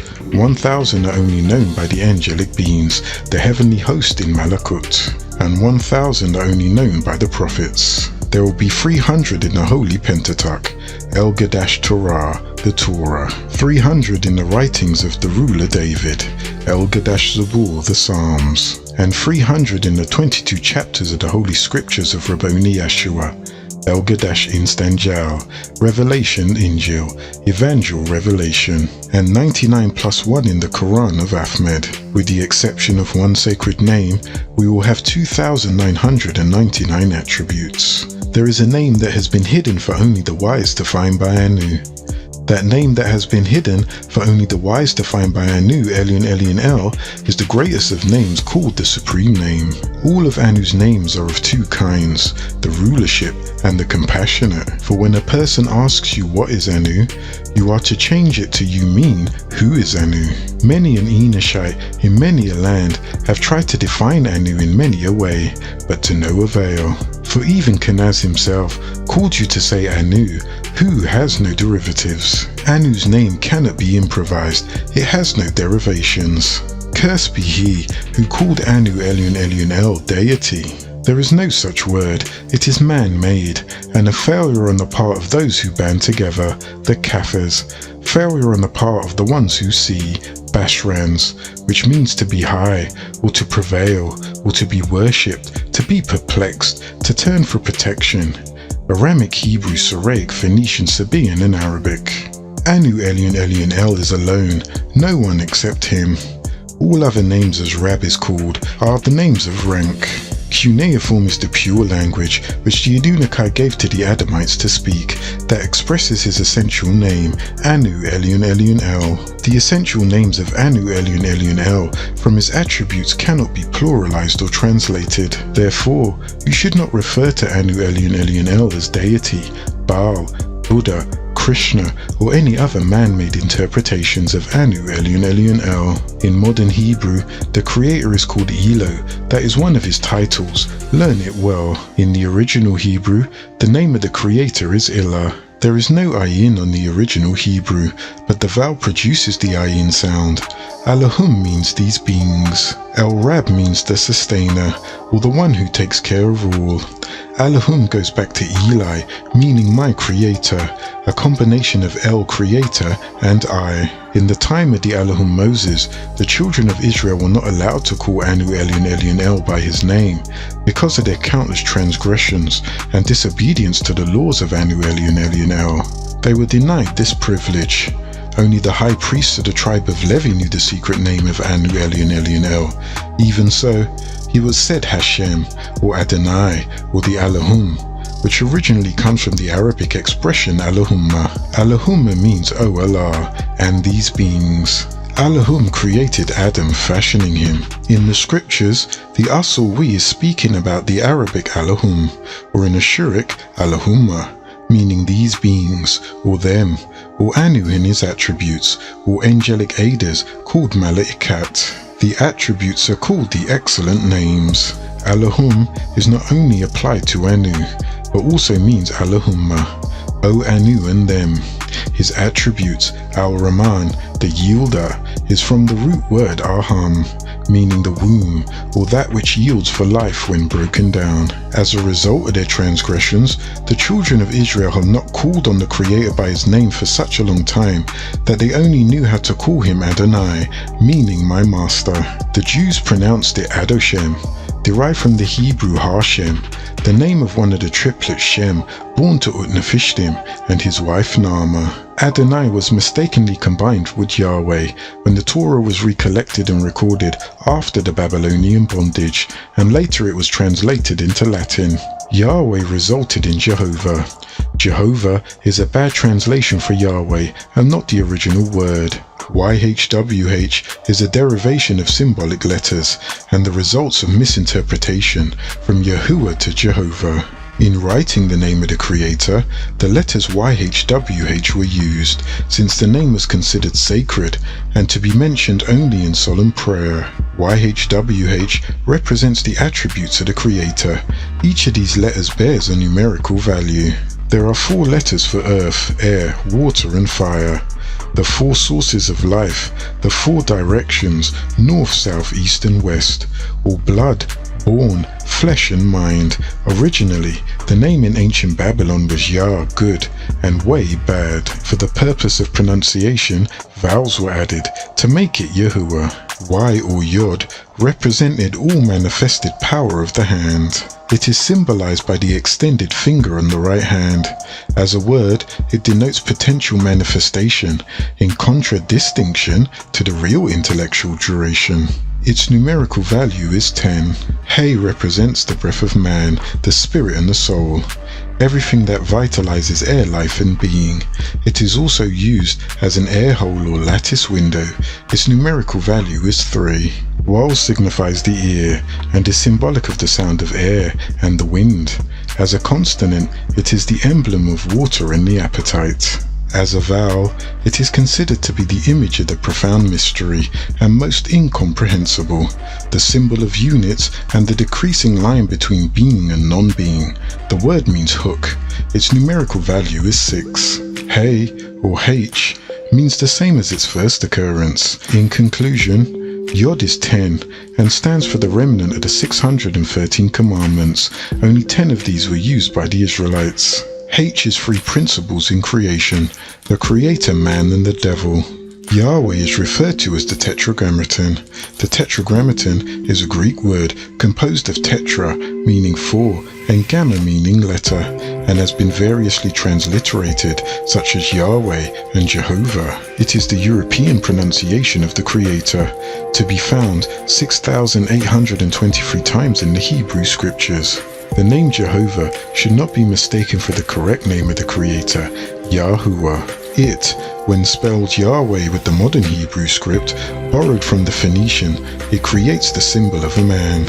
Om is one of the most exalted sounds in the universe, and when hearing this, Alkanaz the Whisperer will respond to the meaning of his name by withdrawing. So include it in all of your prayers. The most precious names of Anu, Elyon, Elyon, El are adjacent to the existence of human beings and their life. All of the names and all aspects of life can be seen clearly through the 99 principles. From the first name El Rahman to the other side of El Rahman, you find Akasha ether. Then you can compare El Rahman to the opposite side on the atomic level. Hydrogen H1 is a starting point to the physical world. The ultimate in respect of Anu, Elyon, Elyon, El's name will precede it 700 times. Begin first by being in a state of total purity. Your environment should be cleaned, and you should wash your body. You should be in a quiet and secluded place for the repetitionist. When Kanaz responds to the meaning of his name, he withdraws. Preferably, the person should be alone, or in a group of people in the same light feeling. But he must be warned, for you have no knowledge of how to use a sword, and you may injure yourself. The story is found in a human being named Uthman. He repeated the name Ya Karubat, O Destroyer, after the manner, until he became obsessed by the name. If he had thrown a piece of cotton at someone and it hit them, it would have killed them. The people feared him, so they went to the wise men and asked what should they do. He told them to take a piece of cotton up and toss it at Uthman. When it hit him, he turned to the wise men and said, "You have killed me," and he died. Don't wish for the power eagerly, for it will never come to you. He who wants to be on the outside will be on the other side of that. He who wants to know all things will know all things about nothing. He who wants to be the wisest amongst you, he is truly the fool. The best way to inherit the gifts of attributes of Elyon, Elyon, El, the Most High, is to be amongst the pure in heart. Be aware, for Azazel may try to creep into your mind as you recite these names of Elyon, Elyon, El, the Most High. If you find for 1 second that you are disturbed by outside forces or that your mind drifts, merely sit and wait in silence, looking back into your heart and trying to rid your mind of this wickedness before you proceed with the repetition again. But these attacks may simply imply that you are seeking Al-Wali, the friend, which is what you see, and Al-Araf, which is beyond the reach of Shaitan. You should have been on an empty stomach, never touching the flesh of other animals.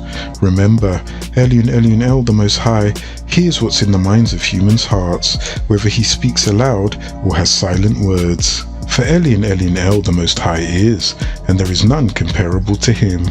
There is no difference, for he knows what's in your heart. The beginning of the Surat road is Elyon, Elyon, El, the Most High. The center of the road is the way to Elyon, Elyon, El, the Most High, and the end of the path is with Elyon, Elyon, El, the Most High. What leads a man into disaster? Not remembering Elyon, Elyon, El, the Most High. The tongue must be a slave to dhikr, but the heart must also have overstanding. Herein is wisdom, that he that has overstanding count. For with this power he can stop the very devil in his tracks. But remember, Elyon, Elyon, El, the Most High, does not fit into heavens or worlds, yet he fits into the hearts of men. This story is about the student and his teacher, and the recitation of La ilaha Allah when they were building the Muhammadan school. This is how the people of the town didn't want them to have the abandoned building, for they had a big masjid on the other side of town, and these people were poor. So they came to the student and the teacher, who were begging in the town, and the people of the town scorned them for begging.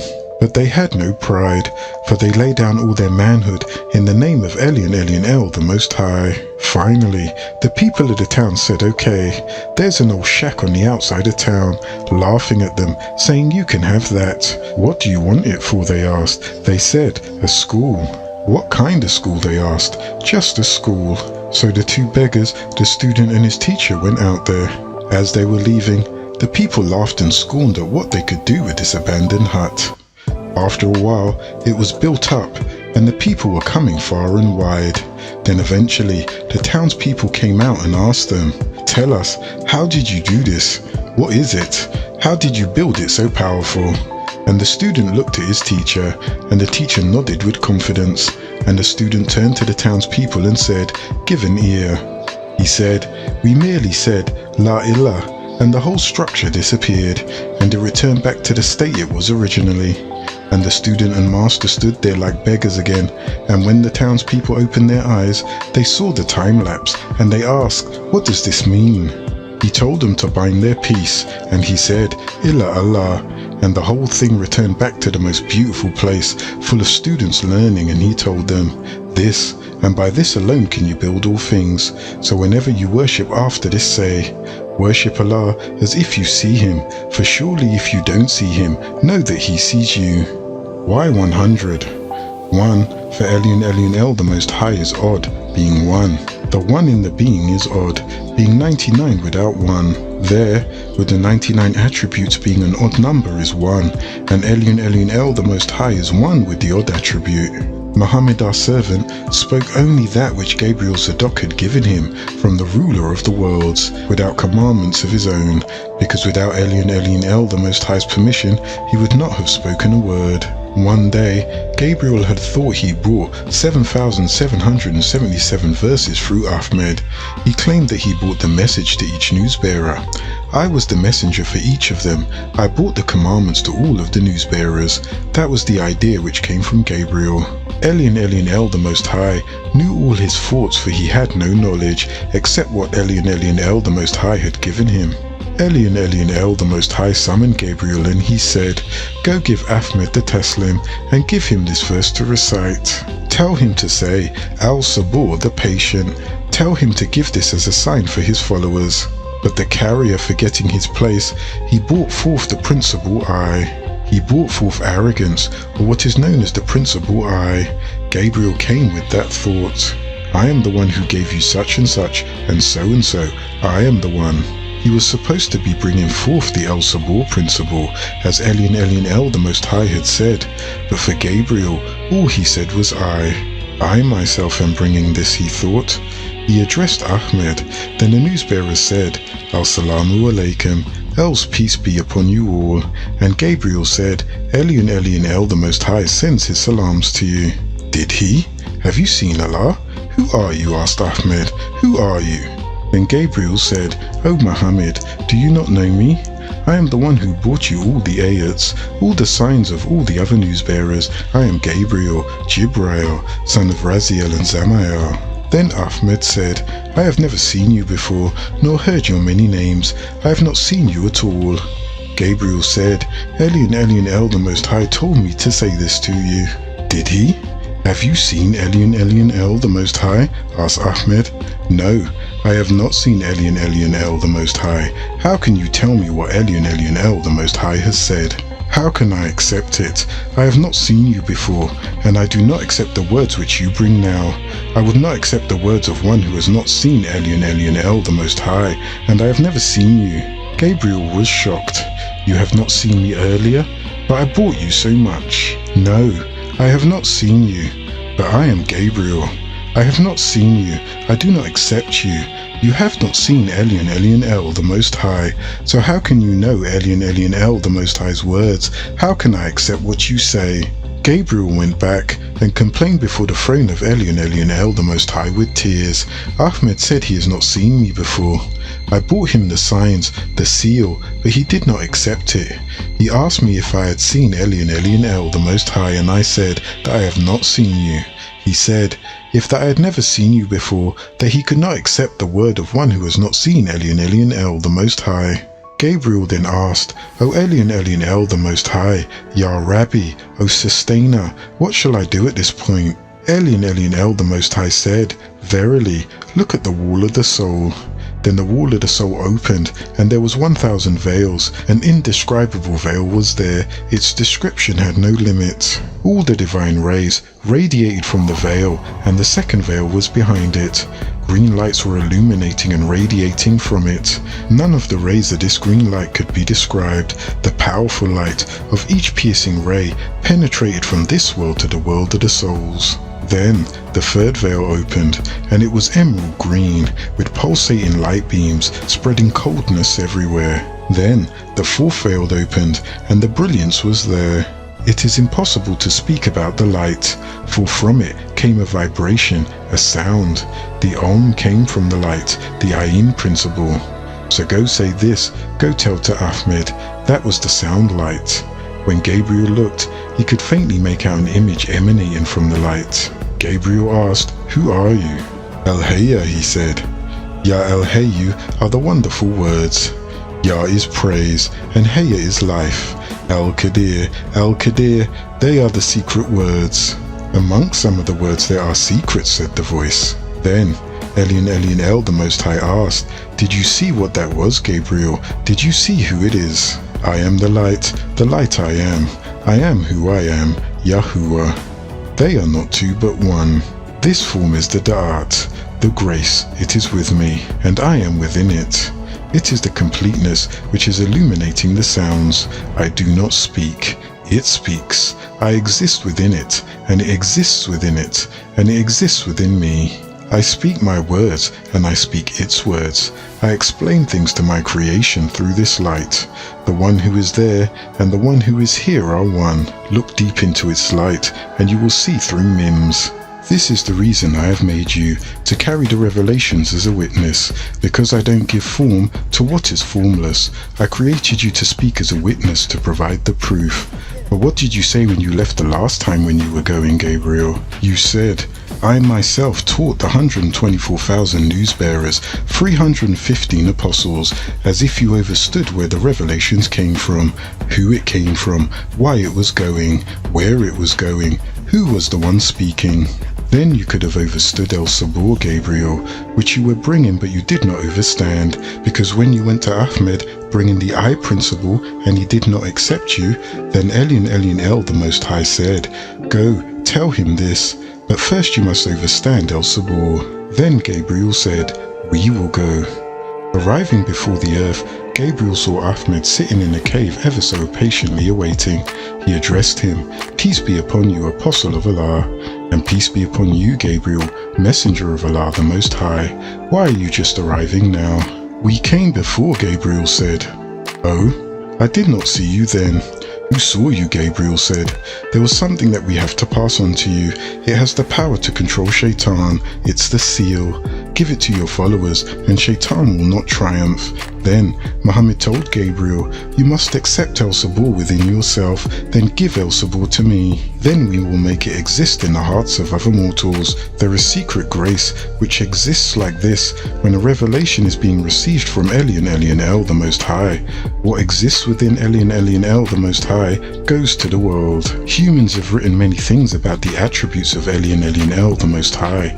Many humans have tried to describe the 99 with the absence of one. This is done in their ways of many scriptures and tablets, but the secrets of certain forms within the Asma and the Husna, which is the Da'at, contained within the Asma, were fashioned by Anu Elyon El the Most High, long before. Now it is something written, recited by mortals. You are to say Elyon Elyon El, the Most High's name, 3,000 times, and you receive such benefits. Recite it another 7,000 times, and your benefits and your sickness will be relieved. If you say it another 6,000 times, or another 7,000 times, or another 10,000 times for a cure, or just 10,000 times, and he will grant you a baby. Say the same 15,000 times, and you will receive some power. Or recite the name 40,000 times daily for 3 months, and all difficulties will erase from them.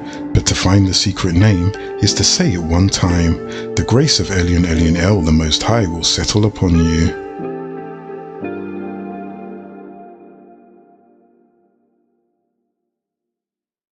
Chapter 6, The Human Beast. Begin all acts and thinking by using El Kaloum the All. Tablet 15, The Dajjal. 19 times 28 equals 532. Lo, in latter days he shall appear in the flesh, his companion the sign of the concealers of the truth, only to the eyes of the purified ones. His mark will be in your right hand, the symbol of the evil one, 666, the number 666. The 3 stages of the number 6, 666, a gift for the barterers with Azazel. Rather than accepting the truth, the 613 commandments. In reality, the facts must be found only with the realization that there are no numbers in ancient Hebrew, but rather the 10 first letters. Thus, 666 is Zain Zain Zain, simply Zionist the Rothschilds.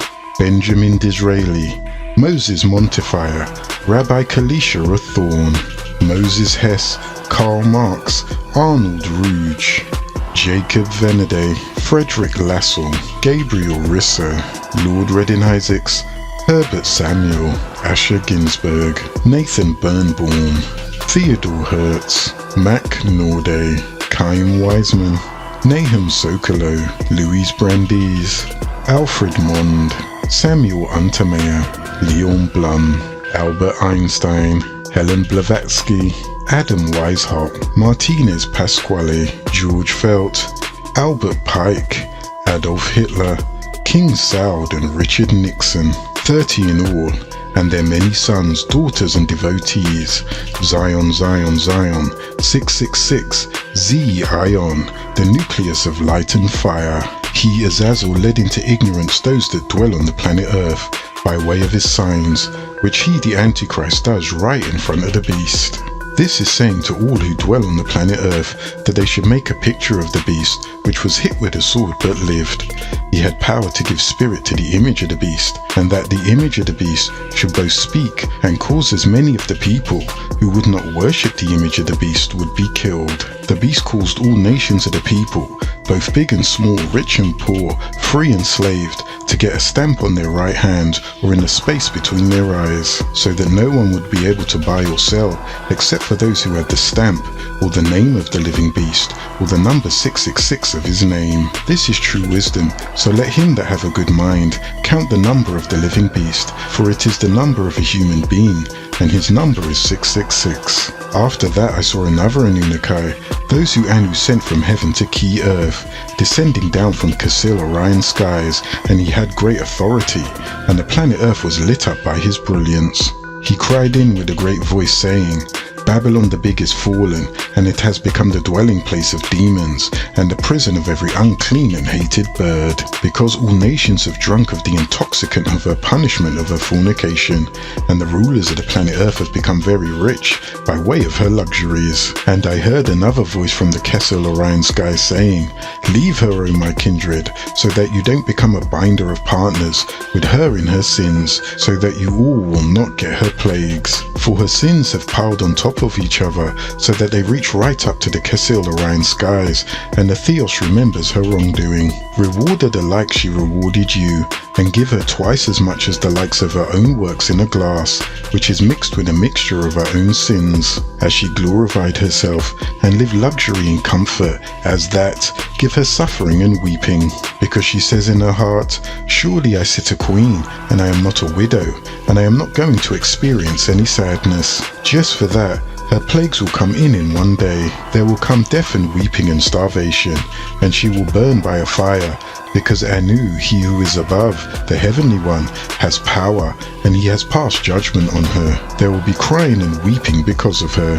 The rulers of the planet Earth, who fornicated with her and enjoyed the comforts of life, when they see the smoke of her fire burning and standing from far distances, because they are in terror of her torment, saying, Plague, plague is the great city Babylon, the city which had so much power. Just because of 1 hour has come your judgment. The businessmen of the planet Earth will cry and weep because of her, because no one will buy any merchandise from them anymore. The merchandise of gold and of silver, and precious stones and pearls, and silks of purples and silks of red, all kinds of expensive woods, and every pottery from ivory, and every pottery of precious stone, and brass and iron and marble, and cinnamon, and merchandise of frankincense and perfumes, and intoxicants and oils and fine flour, and wheat, and livestock and sheep and horses, and chariots and slaves, and every spirits of nation of people. Fruits that your spirit lusted after are separated from you,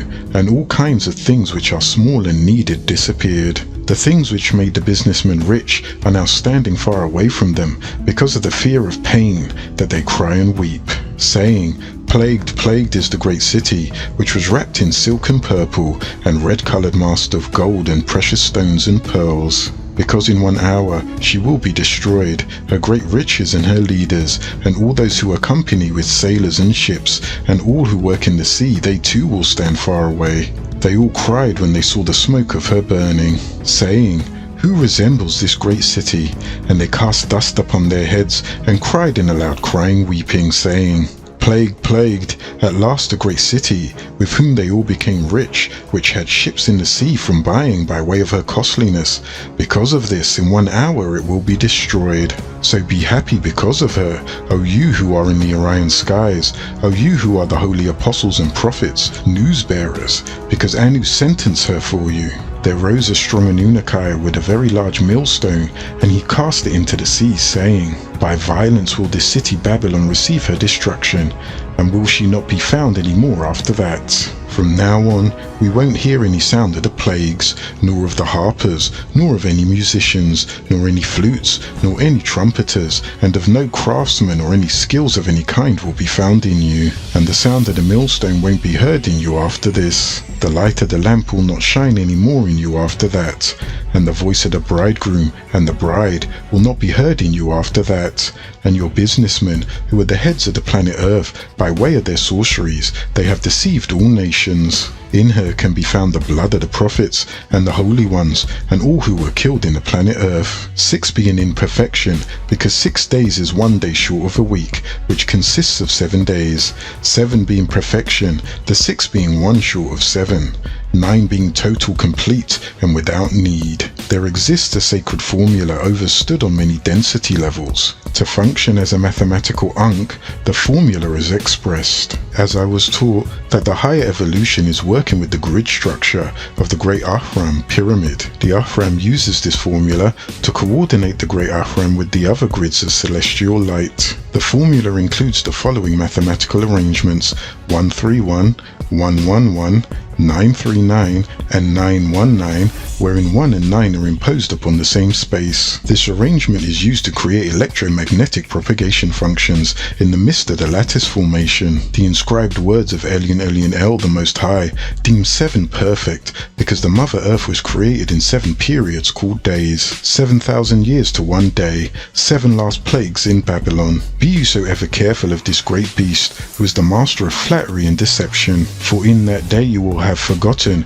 what or who the evil one be, or how he will come. You think only in terms of vision. A jewel, meaning his mark, triangular interlocking triangle, that is a pair of 3s, called the Mogan Dawid, Star of David, and the jewel people will bear it. The eye above the pyramid, Pira means fire, and mid means in our midst, giving order to chaos, e pluribus unum, or out of one many. The Great Seal in Sanskrit, the language of the Indra, or the disagreeable beings who came to earth with their chaos. The Great Seal is said Mahamudra, and stands for the union of all apparent dualities, and the supreme joy that comes with the realization of the mystical unit.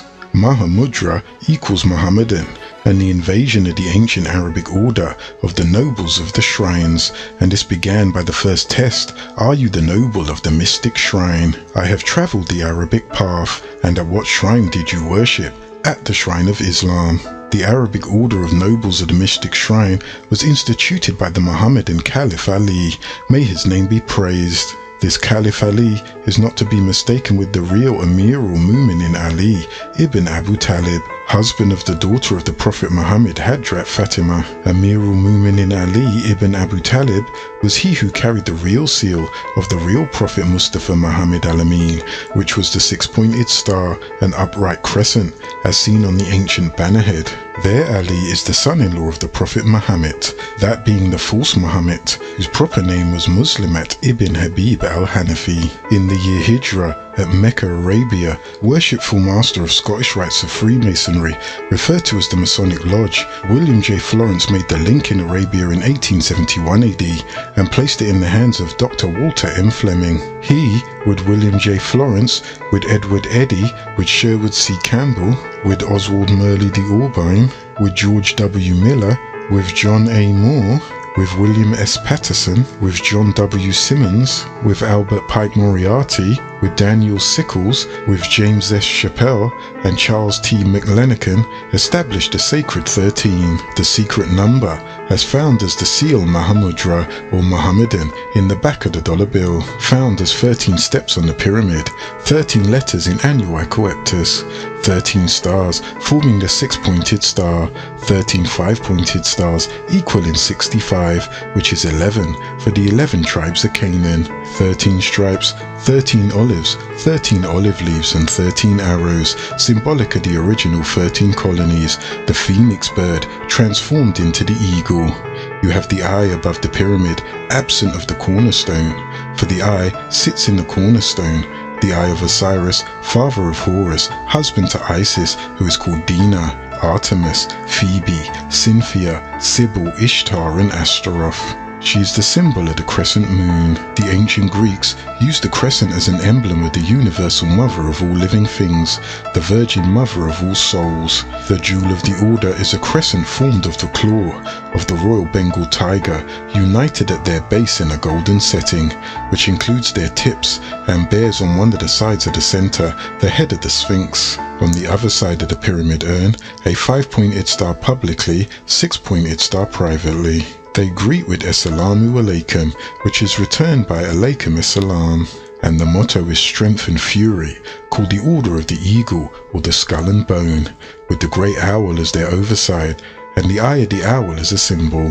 The light renders the alumni a member of the Illuminati, but a new light other than the fire is here. The keys to future luminaries are called the Ancient and Mystic Order of Melchizedek, electromagnetic forces. These forces affect the rhythms of life and the appearance and extinction of a species within the Earth's magnetic field. The higher evolution will give a better understanding of how electric forces alter biological rhythms. This will allow Adamites in this consciousness time zone to receive whole light beings who will give instruction of the next ordering of evolution in our universe. The key speaks of how Earth's species has a direct light arc. This direct light focuses which controls its biological rhythms. Enoshites will soon learn that his life system is not directly dependent upon the solar magnetic field to regenerate their biological rhythms.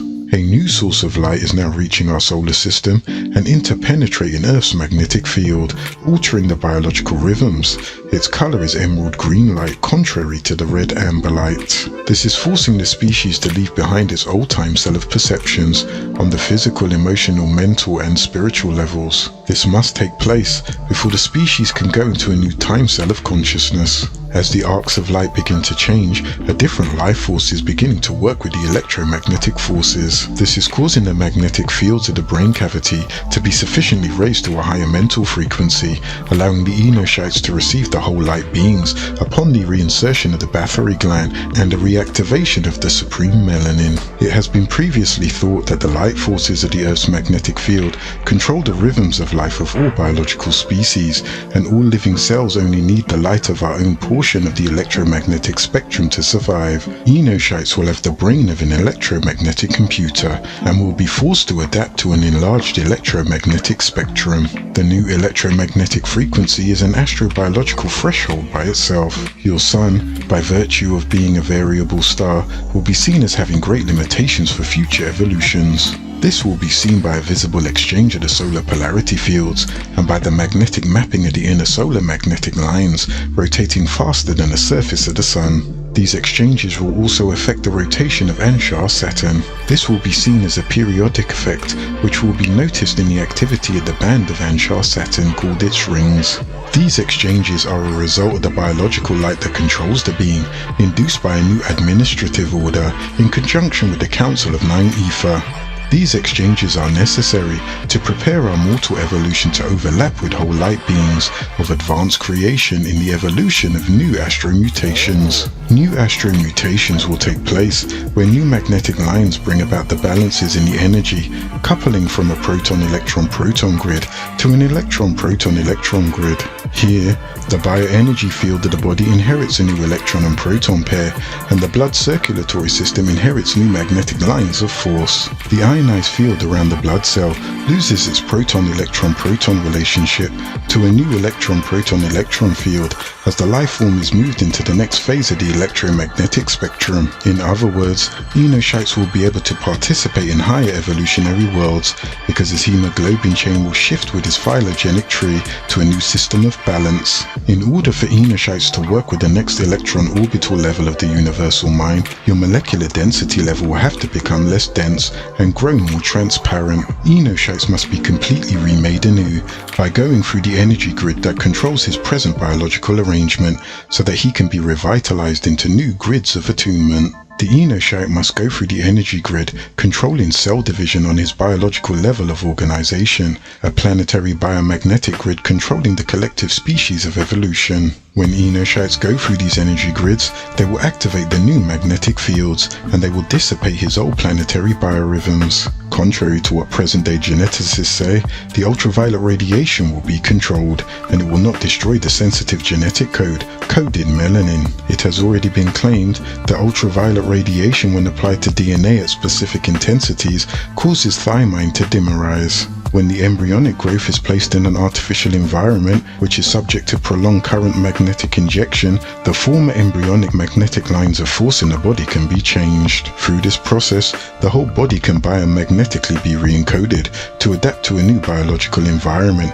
without ever having to experience pain according to the human physiological network. This process uses a fifth circulatory system, which opens the pain encoding mechanism and properly realigns the blood, lymphatic and nervous circulatory systems to function in different biological environments. This is done in the event that a transfer of the species to a new environment is necessary for the survival of the Nuopians. This is why our electromagnetic stage of evolution will itself be changed to allow for new patterns of ongoing evolution. Merkaba mechanisms give the cue for the timing of the biological change by Earth's magnetic cycles. These changes can take place in a matter of hours and remove whole species that have evolved in a geological time frame. In order for Enoshites to work with the next electron orbital level of the universal mind, the All, your molecular density will have to become less dense and grow more transparent in order to participate in multidimensional realities. Enoshites must be completely remade anew, thus you have Nuopian, or new being. Specifically, Enoshites must go through the energy grid, controlling cell division on his biological level of organization. Before the larger electromagnetic change happens, Enoshites will also understand how new growth effects will be the result of electromedicine, which uses electromagnetism. Enoshites, by using the light surgery of electromagnetic penetration into bone marrow, will be able to create new bone growth. Your planet Earth is no different than any other form of life that must renew itself. It is like an energy molecule going through a renewal and being restored to a new existence. This is called the entropy of Gaia. All of this must be understood that you may, through the ancient and mystical order of Melchizedek, learn to raise your density level, as well as stimulate your melanin to awaken dominant energies of divine, making it impossible for you to be mentally enslaved. This will help you create what is called psychic self-defense. Important be it the distinction between the mark of the concealers of truth and the mark of the faithful. The first be the Mumin, the faithful. Their mark be on their foreheads by striking their head upon the ground in worship. I don't mean like the Mohammedans. As we reveal to our servant Ahmed in the Quran, the 48th degree, 29th verse, Muhammad is a Rasulullah of the source, El Elo, and those that are with him are strong, firm, and against the concealers of the facts. Yet they have a yielding mercy between themselves. You see them bowing and prostrating, desiring the preference from the source El Elo, and content pleasure.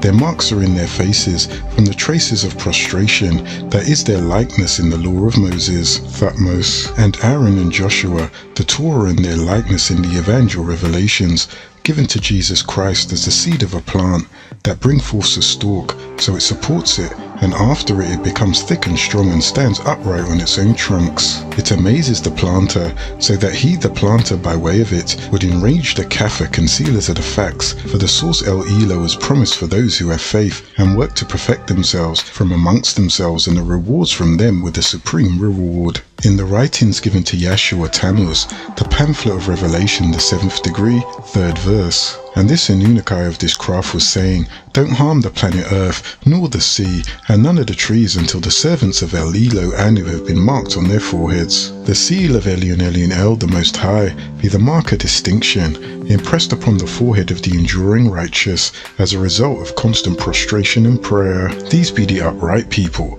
the faithful seed of our servant Abraham, who are the true ones of peace, congregation of the resurrected 144,000, and Saru Anu, Al-Mumin, the faithful, who prostrate before Anu, and they bear the mark of prostration, Sajjah. The sons of Shaitan will be the second. They will have the mark of the beast, 666, on their right hand or on their forehead. The mark being multiple digits calculates as 666. The symbol of the Babylonian visa, political and religious power, had the number cleverly repeated in its measurement, it being the image of an old beast, having the number of his name. Also the letter S, whose birth is in the serpent, the hiss will be in his name, the sound of a snake. Given the numerical value of 6 in the coinage, the letter S in series on 3 on emblems. Using 6 ounces of brain waves when 7 1/2 ounces of brain power should be used. The brain weighs 52 ounces. The figures of the image are made clear in what we gave to one of our servants Daniel, 12 chapters of the writings of the prophet of Daniel, in the 3rd degree, 1st verse, revealed in 536 BCE reads, Nebuchadnezzar the ruler made an idol of gold, whose weight was 90 feet by 9 feet, and he set it up in the plain of Dura, the dwelling, in the province of Babylon called Iraq today. The followers of Dajjal, the sons of Shaitan, will be impressed on their foreheads as if it was stamped with a ray of light. A laser will be used to place the engraved mark on the space between the eyes, the forehead, or on the hands of his followers, or injected beneath the skin. If you beg his wealth and not work, you will be numbered. Also your newborns will be numbered. Those who took the mark of the beast, and those who prostrated to his image, both of them were cast alive into the lake of fire, which is burning with sulfur, and the rest of them were killed with a sword, which came out of the mouth of him that sat on the horse, and all the birds were filled from the flesh of them. As for the true Ansaru Anu, this is their promise. And I saw seats, so they that were sitting on them were given the wisdom. And I saw the spirit of those who were killed, for bearing witness to the Messiah Jesus, and the word of Anu, he who is above the heavenly one, and those who did not worship the beast, nor to his picture, and did not get the mark on their foreheads or their hands, and they shall live and become rulers with the Messiah for 1,000 years. It has been prophesied that the Dajjal has numbers and controls the beast, the computer that calculates the numbers of the Enoshite 666. In that day, all Enoshites will use the computer, and it will spit forth a ray of light, a laser. The computer works in multiples of 9, that's ones and ciphers. Together it makes 9. The binary codes of 9, the ninth power of 9, will give the new hologramic computer no limitations in reading the numerals horizontally across, vertically up and down, and in diagonal on all sides. 3 is the square root of 9. The joining lines reveal the 8-pointed star and the inverted 5-pointed star, ram's head, symbolic of satanic worship. The numerals in sets of 5, 5, 10, 15, 20 form a Christian cross. The numeral 5 is that numeral. 1 is either added or subtracted. The numeral 6 results. An example of this is 987654 and then 123456. The number of the beast, the number 666, is seen in the center of the diagonal boxes. The 6 is trapped within the 4 5s in the center of the diagram. It illustrates how to trap the devil. One of his signs is the pentagram, 5-pointed star, the sign of the cloven hoof. Even with the moon at its feet, or back or side or head, the goat of Mendi sat with 2 points up. The worship of Shaitan is called tetragrammaton, with continuously interlocking lines. One name of the beast is Leviathan, meaning Levi, equaling law, and Athan equaling sin, simply the laws of sin, also called the spell of Kingu, or serpentine, a beast of imperfection, Hassa, which means driven away in defeat. The mark of the beast on the cover of Truth's forehead is the original mark given to Cain and his descendants. The story of Cain and Abel describes how the evil in the Adamites had become so great that he would denounce the Elohim Gabriel Nusku Yahuwah and take the life of his own brother. The Elohim Gabriel Nusku Yahuwah placed a mark in the form of a cross on Cain so that he would be identified and thus nobody would kill him. The cursive design on the original swastika reads in the Warbic, Ya Fatah, which translates as O Opener, Victorious, is written on all sides. This figure has been referred to as a grammadian. In Ashuric Arabic, this mark be called Samat. In Aramaic Hebrew, it's called Ath. In Greek, the mark is called Haragma, meaning a signal, sign, mark or graven.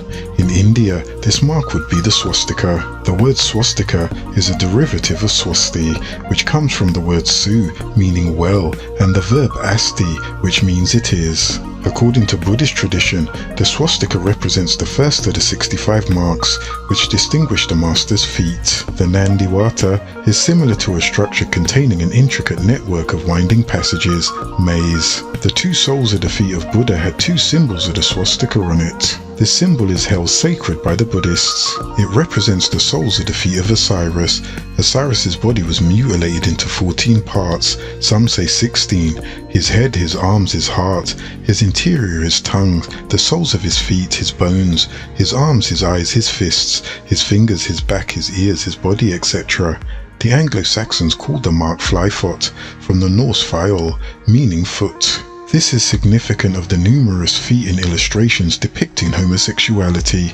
The shape of the swastika symbolizes that the male is meant to work the earth and to submit and serve the sustainer, and the female is in the position to receive the uterus pains of childbirth and to breastfeed. The Iron Cross, which is derived from the swastika, symbolizes homosexuality. Our noble servant Ahmed has prophesied that there would be a people amongst his followers that would be coverers of the truth. Though they bear the title Muslim and prostrate to Elyon El, the Most High, they are only using Islam to shield their diabolical innermost secrets. It is said, he that lusts after money and flattery by the flatterer surrenders his soul. Remember the Quran, which our servant Ahmed received, stating that wealth and the offspring of the concealers of truth shall not save him from Elyon El, the Most High. They shall be driven to hell, as was received by our servant Ahmed in the Quran, 3rd degree, 10th verse. Surely, those who conceal what they know to be facts, by no means will neither wealth nor their children suffice,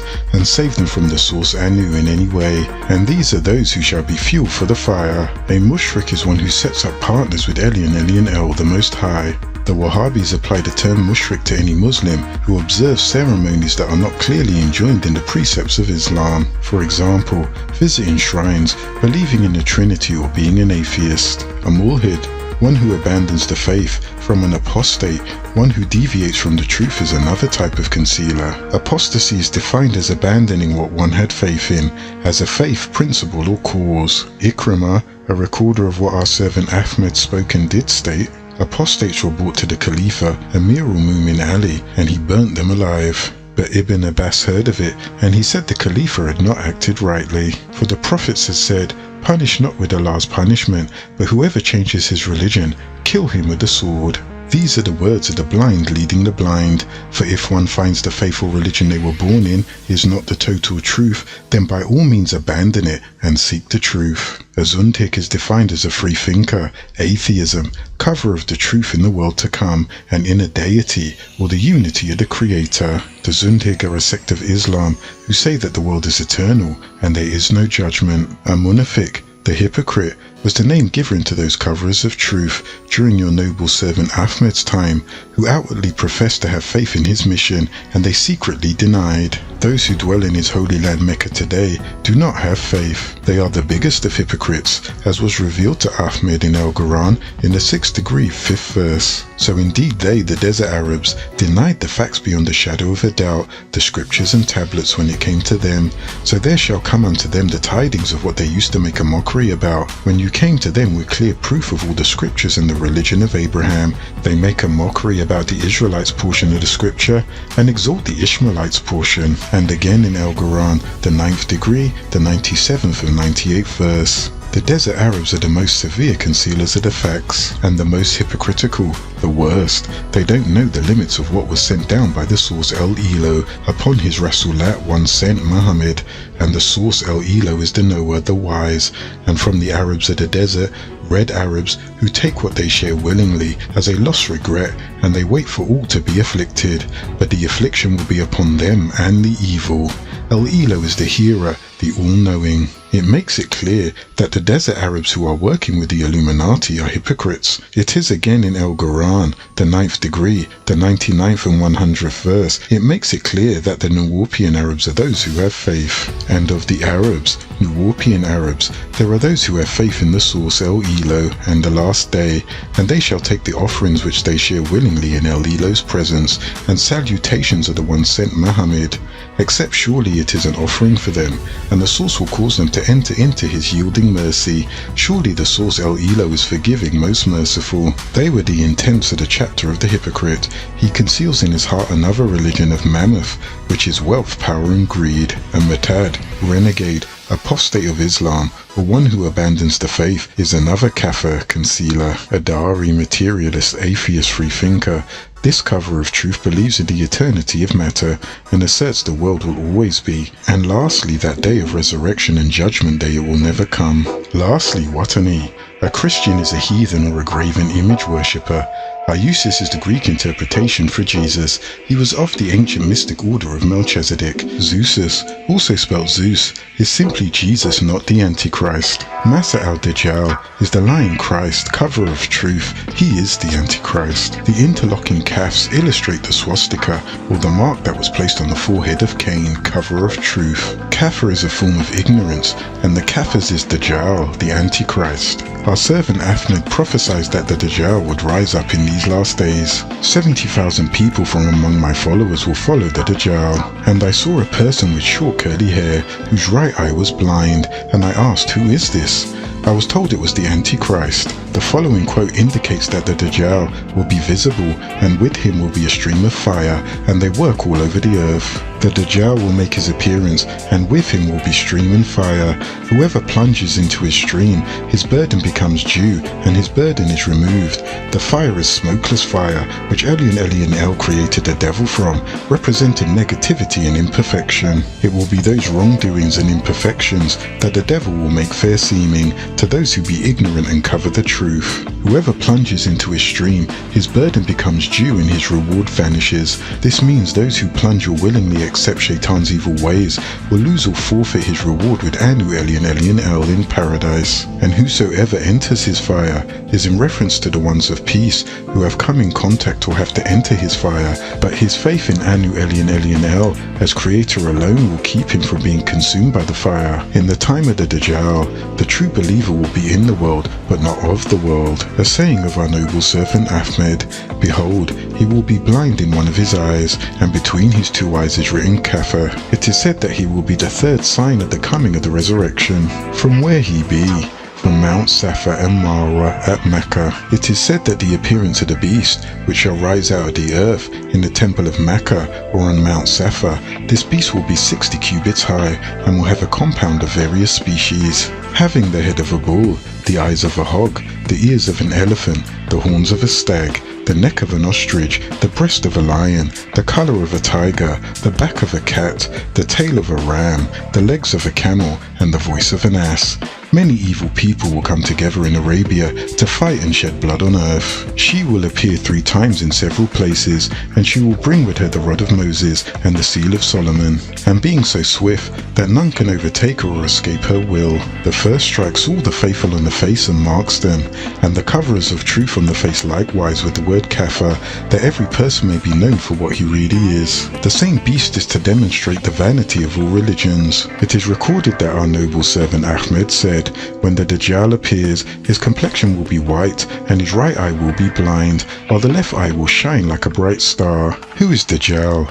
A swindler, a cheat, and an impostor. He will cover the earth with the largeness of his numbers. He will say things which are contrary to what is in his mind, and he will cover his real intentions with falsehood. Dajjal is a physical being who exists on the earth. He is the physical devil. Remember our servant Ahmed, who received the Quran, the 20th degree, 102nd verse, stating, "On this day, the last day, in which the trumpet will be blown by the Allahum Raphael, we the Anunnaki will gather the guilty blue-eyed. There will be a Dajjal in Europe, cursed, possessing the evil spirit of Azazel, devil, Shaitan, Lucifer."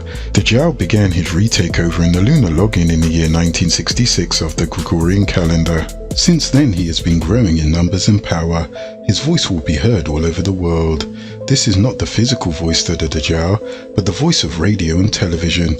Today it is called the Internet, an international network for communication and control, and now recently Telstar, which can be heard directly from one end of the world to the other. His followers die not easily, too strong, but the stronger the faith of the faithful ones, the sooner he and his numbers will not be. They will discover earthly treasures, comfort or luxury. This is why our servant Ahmed said, the brightness of the left eye, love of life and luxury is to divert man from the straight path and take him to hell. It is recorded that our servant Ahmed saith, some will unseeingly accept his flatteries out of ignorance, and some they say for the sake of survival. Dajjal has you believing, if you don't put your trust in the devil's system and follow his lifestyle, you will not be able to buy or sell those things which are considered valuable in his society. It's called sanctioning. If you are a true Muslim, striving to return to the bosom of the Creator, then this is the most valuable thing to you. That undying need for material things will decrease in your life. The evil one provides for those who sell their souls to him, whereas Elyon El, the Most High, provides for those who are true to him. Only the faithful will be able to see the evils and falsehoods of the Dajjal. He will have the whole world deceived except the very elite. Only they will know who he, the Dajjal, is. Polaris is the brightest star in the constellation Ursa Minor, Big Bear. Polaris breaks down to Pol and Aries, Aries the ram, sign of the devil. Polaris be also known as the North Star. Sirius is another bright star in the constellation Canis Major. It is the center of attraction. Other names for bright stars were, amongst the ancient Romans, Hesper, evening. Amongst the ancient Greeks, Hesper, evening west, morning star, Phosphor, Aldebaran, and Lucifer shone brighter than all the rest of the heavenly hosts. While he was bright amongst the agreeable Elohims, his name was Halal, or Azazel, the bondman of Elyon El, the Most High. Then when he fell, he became Iblis, Shaitan the Destroyer, Beelzebub, Belial, Prince of Darkness, the Wicked One, the Dragon Father of Sin. He was the son of Tarnush, the great evil one, created before Cadmon. The Greeks called it Cyrannosaurus, or dog's tail. Related to Cyrannosaurus is Cynosaur, which means center of attraction. The original Canaanite has labeled the top of the earth, which tells you about Shaitan and how he attracts all things to himself. Where can be found Polaris? 2 stars on the outer edge of what you call the Big Dipper point, the Way. At the North Celestial Pole in the heavens, 1 degree from the North Pole, is an opening to the underworld Shambhala, the city of Agartha, wherein many beings from inner and outer space live. North geographical pole, near the center of the Arctic Ocean, latitude 66.6, the number of the beast, the place of the abyss. All points on Earth lead to the devil. Instantaneous North Pole, the point where the Earth axis meets the surface, or the devil's doorway. Your Earth wobbles as it turns on its axis, shifting the devil's doorway. North Pole at balance locates North geographical pole, moving slowly towards America, where be located some of the devil's capitals, where his followers will be able to call him forth instantly at his doorway. North magnetic pole, at the point where all compass needles point to. Again, it is the center of all attraction of evil. Geomagnetic North Pole, the point that the Earth's magnetic field points to all the forces of the galactical heavens, and Shaitan gathered many followers to help him focus mischief on that point. It produces enormous power and energy. Tiamat's magnetic field directs particles from Shams and the Sun towards North magnetic pole, colliding with atmospheric particles and changing their electrical charges. The display spans the skies 140 miles up. Behold, the Aurora Borealis, the Northern Lights. Shaitan's star is the demon star. They weren't following the true star from the east. Shaitan's child was born at the same time the heavenly child was born, 2,000 years ago. The South Pole be the opposite end. You cannot see Polaris from the southern hemisphere. Its sign is the Southern Cross. Shooting stars and meteorites are cursed by Elyon El, the Most High. Confuse not the Southern Cross with the False Cross decoy, a road sign. Two bright stars pointing to the South Pole, but it has no starlight, coal sack black. The Southern Arctic Circle, latitude degrees south 66.6, between 66 and 6 degrees north, and 66 and 6 degrees south in all seasons. All times move east by the stick and the shadow. A system used by the elders, the ancient, set a stick perpendicular to the earth, casting shadows according to the movement of the sun. The elders use what you now call Cleopatra's needle, with marks for a 12-hour day. On the hour and the half hour, they mark the end of the shadow with small sticks or rocks with short spaces between the marks, and drew a north-south line at a 90-degree angle through the markers. At shadow hour, the elders plotted the stars according to the position of Polaris to chart their courses from traveling the heavens and entering and leaving the atmosphere. Ancient astronomical observatories included Stonehenge, Angkor Wat, a temple at Amun-Ra at Karnak, and Karkal Temple at Yucatan, and the temple at Cusco, Peru. The shadow and stick principle used in Kemet worked beginning at what appears to be sunrise, when the crossbar was placed facing east so that its shadow would fall on the long arm at the place of the first hour, the first of 6 hours till noon. At noon, it was turned around, facing the afternoon sun, and it was allowing it to cast its shadow on the long arm, measuring the time to what appears to be sunset. During the periods of worship, the color of the sky corresponds to certain elements of the earth. When these particular colors no longer adorn the heavens, that time for that particular prayer is out for believers and in for Azazel's followers. The devil also prays as the sun appears to rise at Fajr, and makes prayer when the sky be blue steel in color, and at noon when it is nickel, and at evening prayer when it is silver, at shadow when it is gold, or when one sees it taken on a copper tone to onyx. There are two spots on Tiamat, the earth, where all the clocks show correct time regardless of whether they are slow or fast, or even spotted altogether. The two spots are the two terrestrial poles, north and south, which are incarnate on Earth. All time zones converge at the poles, where the meridians merge latitude 66.6 north. At the poles, any movement is identical with the whole 24-hour period of the day. So, if a person were to rise at 9 to go to work in Alaska, he would go to work 12 hours. Before a person is going to work at 9 in South America, before daybreak can be the point before the breaking point of dawn. This is the time when Azazel starts doing mischief for the day, right as the rays of the sun are coming up over the horizon. Before you rise, Shaitan is already at work. He got a head start on you, having already figured out and plotted what you are going to do and say for the day. The devil works in sets of 6. the New Babylon acquired its dozen, from which hours, minutes and seconds are derived, and this is how he comes to you, every 6 seconds, 6 minutes, 6 hours and 6 years. This is so he will know exactly which of those third seconds of 6-second intervals to slide in. Measure Shaitan's time. The sun on the 21st of June, the sun on the 21st of December. Zenith is the highest point above your head, Nada is the lowest point, Zenith being the hottest point of your day when Shaitan prays the 6-hour noon, and Nada is the darkest point or the lowest point where the jinns and other creatures of shadow time are most active, the 6-hour. 999 equals 900 plus 90 plus 9, or 666 equals 600 plus 60 plus 6. 12 noon midday be the same time everywhere on earth, and every place has noon at a different time, thus the zenith or noon never ends. The devil's time to pray is always in. The devil works in sets of 6, standard time zones, US 6, Canada 6, world time zone 24 in number, symbolic of the 24 elders. 2 plus 4 equals 6, 4 6s equals 24. The 4 and 20 time zones are marked at intervals of 10 and 5 degrees longitude. Eastern time zone, 75 degrees longitude, 7 plus 5 equals 12, 2 6s. Central time zone, 90 degrees, inverted 6. Mountain time zone, 105 degrees, 1 plus 5 minus 0 equals 6. Pacific time zone, 120 degrees, 12 plus 0 equals 12, 2 6s. Yukon time zone, 135 degrees, 1 plus 3 plus 5 equals 9.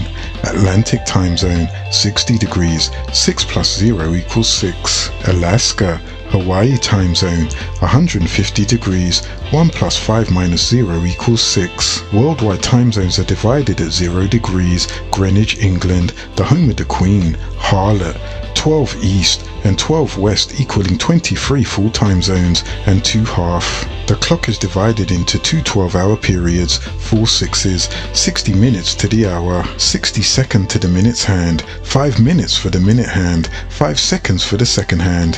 When the international dateline, which is located at the middle of the Pacific Ocean, 180 degrees longitude on the western side of the world, is on the opposite side of the earth, away from Shamsun the sun. It is 12 midnight or 12 o'clock shadow time at IDL, 2 6s, and it is 9 o'clock PM in Tokyo, who is the dragon in the sea. Tokyo is the third 6, thus 666 covers 3/4 of the planet Earth at 12 o'clock shadow hours, the witching hour. Also, when this occurs, all places on Earth have the same date. 180 degrees meridian is the 180 degrees of Jinn. When on the west you add a day, when on the east you lose a day. Who divided the equinox?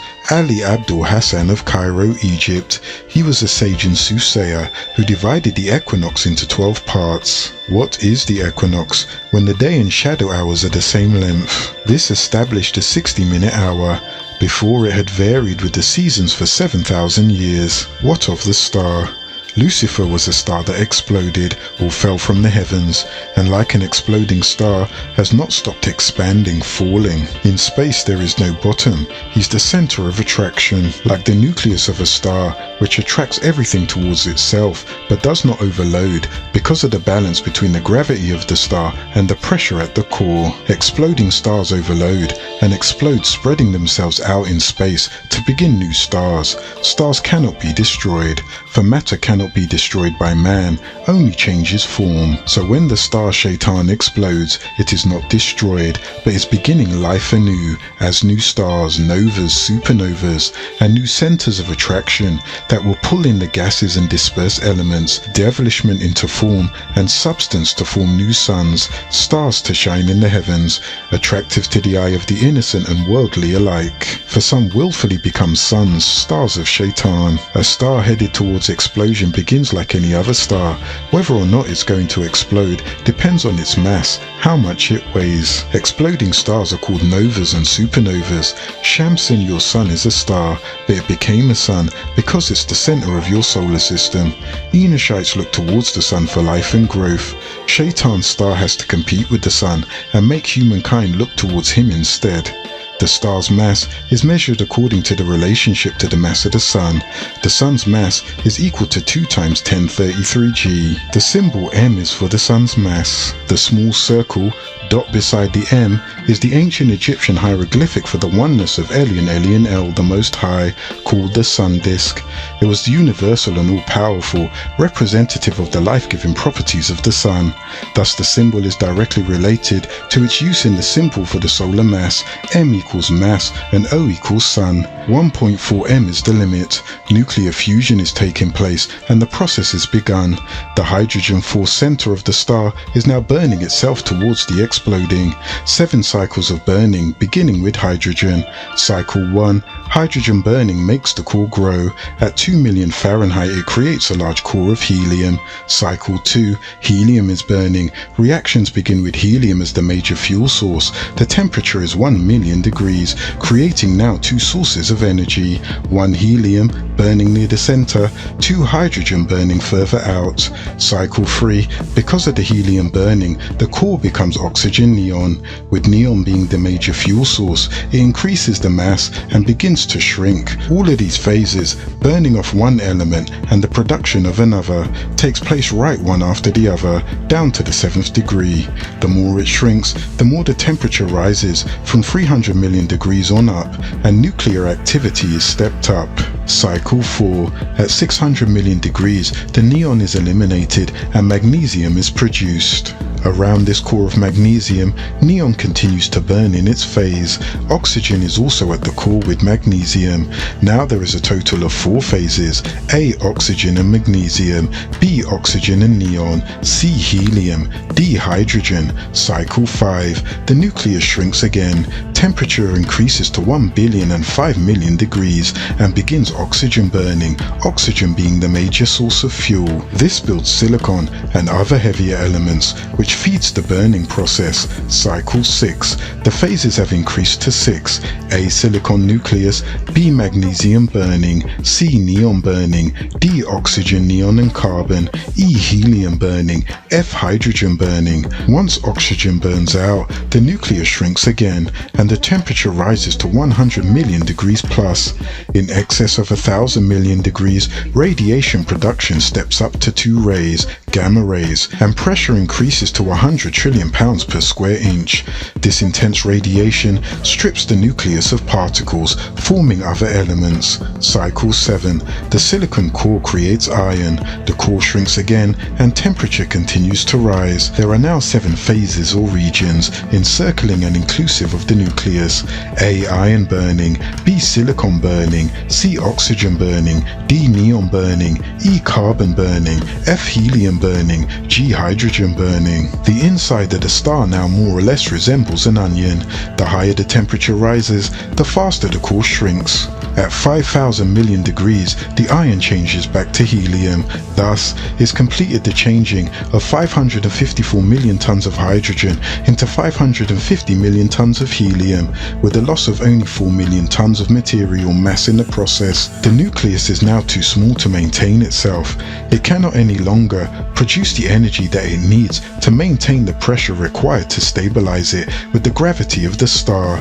The gravity of the star overcomes the pressure at the core and the star collapses. The sudden collapse raises the temperature dramatically, and because it's too weak to produce the energy it needs to burn off more material and balance the rise in temperature as it explodes, the 7th cycle of the evolution of this star shatters it, blasting bits of itself out into the furthest reaches of space, not destroying it, but multiplying itself by the hundreds of thousands, dispersing into space as interstellar gas and dust. The gas is mostly hydrogen. As gravity pulls, temperature rises. At 2 million degrees Fahrenheit, nuclear fusion begins and many other stars are born. The sons of Shaitan are born again. They themselves are little centers of attractions to wickedness and the law of sin. The escape velocity of the bits of gas and dust is 2,000 to 3,000 kilometers per second. The radiation rate is 2 million times that of the sun. What ignorance can be greater than to pretend to be ignorant of Elyon El, the Most High, the Creator, the Rab, the sustainer of all knowledge of the universes? Humans look to his own body, the wonderful organism that works in the most superb way, and uses it to achieve his own existence. Yet Enoshites overlook the engineer that designed and produced this machine, the original creator who made this unique living being of lifeless earth, black mud, carbon, calcium and sodium, and more, and put evolution into motion. He witnesses a superb plan in the world, but ignores the planner. Elyon El, the Most High, planned every facet in the universe, no question about what's right and wrong. If they had believed in Elyon El, the Most High, and had faith, there would have been no doubt. All the prophets of Elyon El, the Most High, were sent to guide the Enoshites. They knew that it was law for Enoshites to wear the holy garb. This is the dress that is mentioned in the Scroll of Revelations, the first degree, the 13th verse, which states, "In the middle of the 7 golden candlesticks was one who resembled the Messiah Jesus, son of Mary, the adopted son of a male living being named Joseph, clothed in a long outer garment down to his feet, and he had a sash-like belt of gold around his chest." The sash or girdle that is worn around the waist is the dress of the righteous. Is this a distinction between the faithful and the kafir? The faithful know it is the law not to cut off all of your beard nor the corners of your head. It's prohibited in all of the scriptures to partake of intoxicants. As fishers of men, a true disciple casts his line, propagates the words of Elyon El, the Most High, and he fishes out, reaches for those who are seeking the truth, and he reels them into the tabernacle of the Most High. But for the person who knows the law and is not teaching it, seeks to deceive, to cover over, to ride a thing, to cheat, to dupe, to mislead, but mainly to double-cross. In their hearts, they shortchange others in truth, by confounding truth with falsehood. All will return to Elyon El, the Most High, humankind and human being.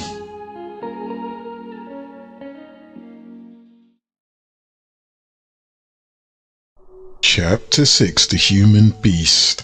Begin all acts and thinking by using Al-Kalum the All.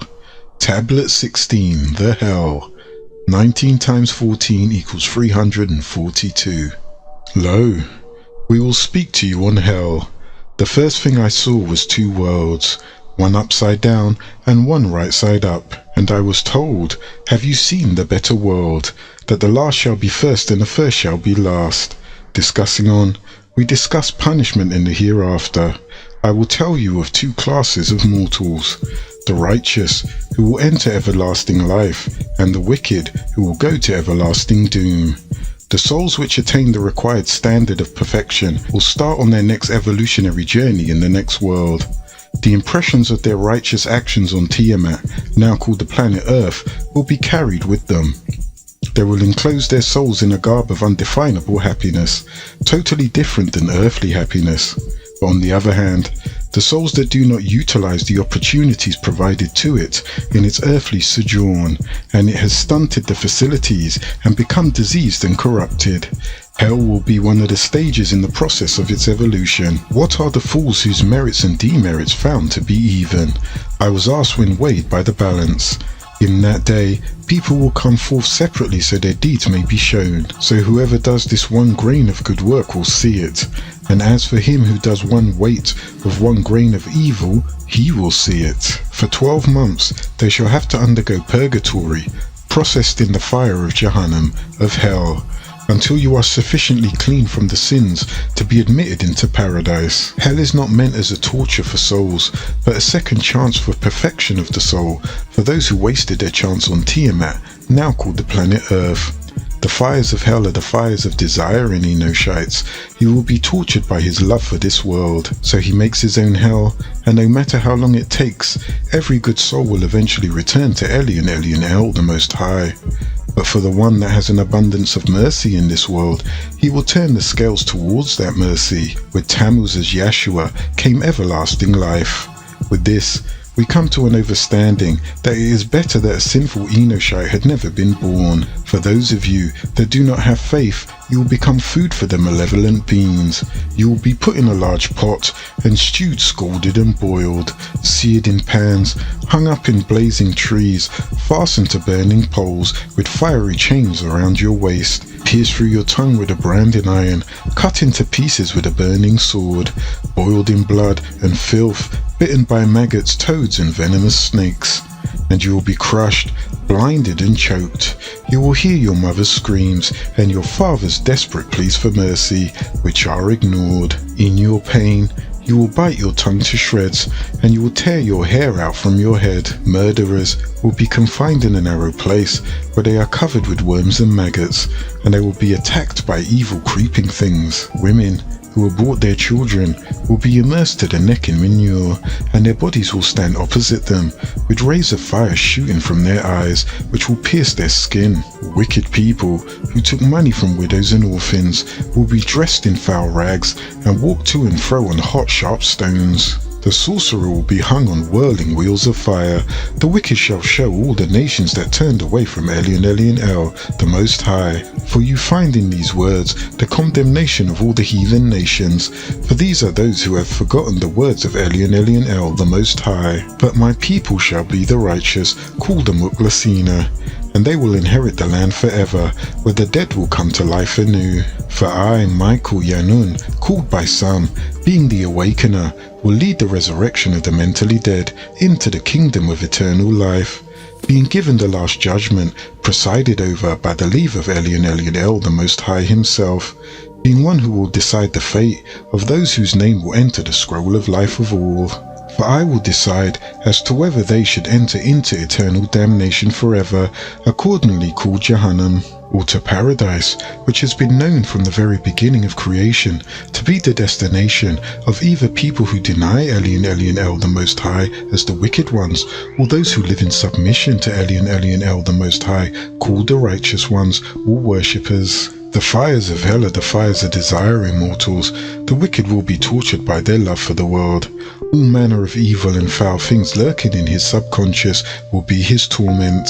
Eternal damnation lies in wait for those who have convinced themselves that their sins are so great that they will never be forgiven for them. Because of this, they will suffer in hell forever. For I had to descend into earth called Hades to redeem the souls imprisoned here. The torments lasted 12 months, like the torments of hell. Hades is not to be seen, not to be looked upon. It is an outer realm, abode of the dead, state of purification. A pit simply means a pit grave. It is the grave where everyone goes when they die, to wait a resurrection. Hades does not have an eternal hold on those who spend time there, after which your souls are to be redeemed, but the wicked are unredeemed, were and will be consumed in the fire of Jahannam, to become ashes unto the souls of the righteous. But woe unto them, Munafiqun, referred to as the extraordinary sinners, such as the turners away, the rejectors, the traitors, the heretics. And as for the seducers of many, Hawiyah is the hell for them, and the Munafiqun, and there will be a pleasing fire for them. And what would make you Ahmed, son of Abdullah and Amina, perceiver of it is? It is a very hot fire, but the merciful and compassionate creator of the planet and the heavens, Elyon El, provided from the beginning Al-Jannah, the paradise, the power of repentance to enable Enoshites to escape the former and inherit the latter. This is the story of a ruler who had sent 2 guardians for his garden, one who was lame and the other blind, yet returning, he found the garden robbed of its fruits. Who called to encounter the one, he said of himself. How could I have taken the food, being unable to walk? The other said of himself, I am blind, how could I see the fruit on the tree? But the Enoshite placed the lame on the blind Enoshite's back, saying, you both committed a wrong, acting as one. In this same manner will Elyon El, the Most High, bring the soul and the body together at the day of resurrection as they are joined in life and punishment. Then the great day of judgment. Let me speak to you of the 7 hells and 7 heavens, called in the scroll given to Moses, Shua Abadin, pit of corruption, pit of horror, mold of clay and shadow of death. 7 folds of joys before your face, instead of the abundance of joy. In accordance, 7 classes of righteousness are singled out for you, such as the shining glory of the sun, or like unto the moon, or like unto the stars, or like under the firmaments, like the lightning, like the torches, like the lilies, or like the golden candlesticks. Speaking this way, there's a glory of the sun, or another like the moon, and another of the stars. So is the resurrection of the dead. Eating and drinking, the servants of Elyon El, the Most High, at the table prepared for the beloved of Elyon El, the Most High, are spoken of. Truly, Allahu Al-Aliyu, the Most High alone, knows what has been prepared for him that waits on him. How long shall this be? Some say a millennium, others say 7,000 years, others 400 years, others again 40 years. 999 out of 1,000 shall go to the fire. In the time of our news bearers, we expected 90% of your facts. Now, it will only take 10% to enter paradise.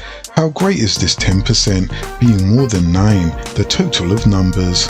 For 3 generations, even the sinner in hell is released from pain, when they acknowledge the righteousness of divine judgment, while joining in the praise of Elyon Elyon El the Most High by the righteous. They, that having repassed the will of Elyon Elyon El the Most High, dwell in the valley of weeping, which is Jahannam. Make it a well of tears, to quench its fire in their praise. Raise him to who decide the judgment. This be the beautiful maiden, who meets the righteous at the departure from earth. The black-eyed maidens, promised to the believers as a personification of their virtues to fill him with delight. They have the ugly maiden, who meets the sinner as the personification of their guilt to horrify them, paralleled by the law saying that the righteous will be heralded by groups of good angelic beings, black-eyed maidens calling out, he earned their peace, he walks forward to their goal. And the sinner will be met by 3 groups of chastising angelic beings who will call, there is no peace for the wicked, no peace for the spirits suffering from spiritual diseases.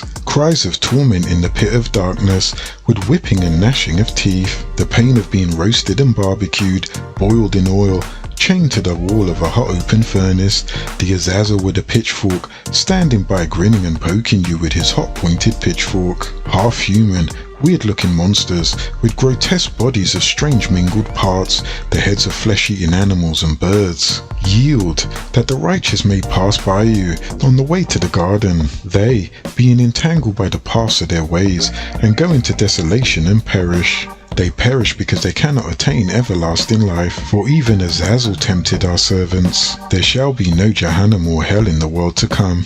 But Elyon Elyon El the Most High shall bring forth the sun from the shade, and cause it to shed forth its burning rays, which will serve as a means of chastisement for the sinners, and offer healing and delight to the righteous in accordance. For you see, Tarnish's son Azazel and his host, they are burnt by the sun, and the sons of the righteousness are given health from the rays of the sun, even in their abode. For never will Elyon Elyon El the Most High, Allah's majesty, descend on the earth for you, but rather he has sent you his words by way of his angelic beings, that you may find your way home. Rise up to heaven.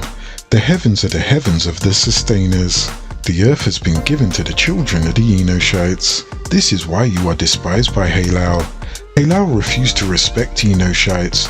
In fact, he has become Enoshite's arch enemy. Because he despises you so, he made his bond and duty to take you off the path. He wants to make you suffer the humiliation and embarrassment that he suffered, being ejected from the heavens. For I will describe to you the 2 gates of paradise made of carbuncle, where 60 million angelic beings keep watch. When a righteous person arrives, they clothe him with 8 garments of glory, and place 2 crowns, one of gold and another of precious stones upon his head, and 8 myrtles into his hands, and with the words, go and eat your bread in joy. Lead him to the stream of Corfa, holy water surrounded by all kind of fragrant plants, from which flows rivers, 1 of oil, 2 of balsam, 3 of wine, 4 of water, 5 of honey, and 6 milk, given a gold cup, served by the black-eyed maidens. Over each of the righteous a canopy is spread according to his merits, and a table of precious stones, while eternal lights are everywhere. There are 3 compartments, 1 childhood, 2 adolescence to manhood, and 3 old age, going through the same, each during 3 watches. The righteous enjoy the pleasures of each. There are myriads of trees, one more fragrant than the other. In their midst, the tree of life overshadows the whole paradise, while 7 clouds of glory overhang it. There are 7 special compartments for the 7 major news bearers. There are 7 other compartments for the 7 classes of the righteous. The first class is the martyrs, like Ali, Hussein and Hassan, John the Baptist and the likes of them. The second is for those who died by accident or drowning. The third is for the great masters of law, the mortals, not the prophets or the apostles, but those who keep the laws, such as the 19 imams and the seal of the imams. The fourth is for those covered by the clouds of glory, the 144,000. The 5th is for the patient. The 6th is for the childlike, who prove chaste throughout life. The 7th is for the poor, who admit the suffering attended to the law. In correspondence to the 7 hells, I saw pits replete with fiery lines and rivers of fire, and each compartment inhabited by 10 of 70 nations of heathens, presided over by one of the 7 hypocrites, they being doomed to suffer with their heathen nations. Therein, I will tell you how I saw this, that you may know to obey Elyon El, the Most High. I was brought to the gate of hell, and I was shown humankind hanging by their hair, and I was told that these were those who let their hair grow to adorn themselves for sin. Others I was shown hanging by their eyelids, that they had followers, their eyes were lustful. Others were hanging by their noses, and they had perfumed themselves in sin. Others again by their tongue, for they were slanderers. Others again by their skin, for they robbed to wear precious clothes. Others by their genitals, for they committed adultery. Again, others by their feet, for they ran in sin, and walked away from the holy tabernacle when they heard the call for prayer. Women who had bared their breasts and not covered their shame before men were hung by their breasts. Blasphemers were fed on fiery coals, such as eaten on fast days. They were forced to eat bitter gold. Sinners with foul mouths had to eat fine sand until their teeth were broken. Men who had abused the needy, who asked them for assistance, were thrown from fire to snow and snow to fire. Others were driven from hell to hell, like the sheep by the shepherd. The sweat of the inmate of hell is a clay of putrid matter, its deadly poison. The fluid squeezed, or was wrung, or was flown from the inhabitants of hell or from their sins. They sit under the zakum, an infernal tree described in the Quran. It's yielded by the very bottom of hell, growing the heads of devils as fruits, which will surely fill the bellies of the damned. The flesh and blood of the tormented yields a thick pus-like matter, an ooze of water, blood and matter. It was unfortunate ones, who are likewise hung by their eyes, ears, tongues, feet, hands, and having sinned with corresponding members of their body. Whether against the mortals or the ritual laws of Elyon El, the Most High, I was greatly affected by the sight of these horrors. Did I weep, falling to the ground, and seeking mercy for my people, knowing that the time of repentance had passed for them to enter paradise. So sad a place, so sad a people, how great they were and will be again. I fell on my face and prayed to Elyon El, the Most High, for the power to release my people from this destiny for a terrible torment that will befall them if they did not run to grace. I pleaded and pleaded that you be spared.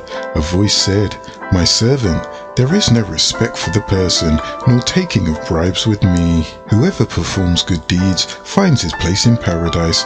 Whoever does evil will end up in one of the hells." For he said, "I am Rab, the sustainer, and I search the heart. I try the ruins to give every mortal according to his ways, according to the fruits of his doing, not merely keeping the faith in their heart, but in their practice and their actions, watching their dress, their manner of eating, for the righteous enter before the food hungry, and still they leave hungry, knowing the world is not quenched." Then I heard a voice hailing, "We are the messengers turning to behold the Archangel Gabriel, and under the guidance of the angel called Michael, who first came to behold 70 thrones of gold and silver, pearls and precious stones, amongst which was the excellent one. All the rest was that of Abraham. Seeing many others behind them, walk garbed in white, having shed the crowns of gold and the 8 robes for the throne.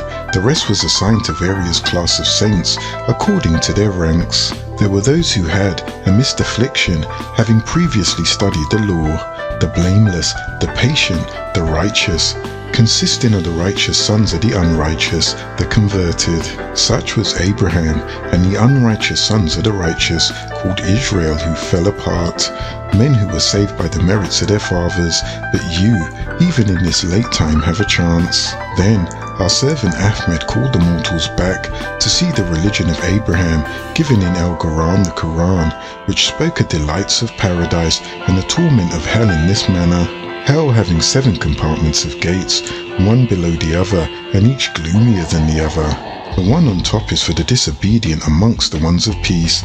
The second is for those called Jews, Israelites, Hebrews, and the likes. The third for those called Christians, Seventh-day Adventists, Mormons, Jehovah's Witnesses and the likes. The fourth for those called pagans, Egyptologists, numerologists, occultists and the likes. The fifth for astrologers, soothsayers and magicians and the likes.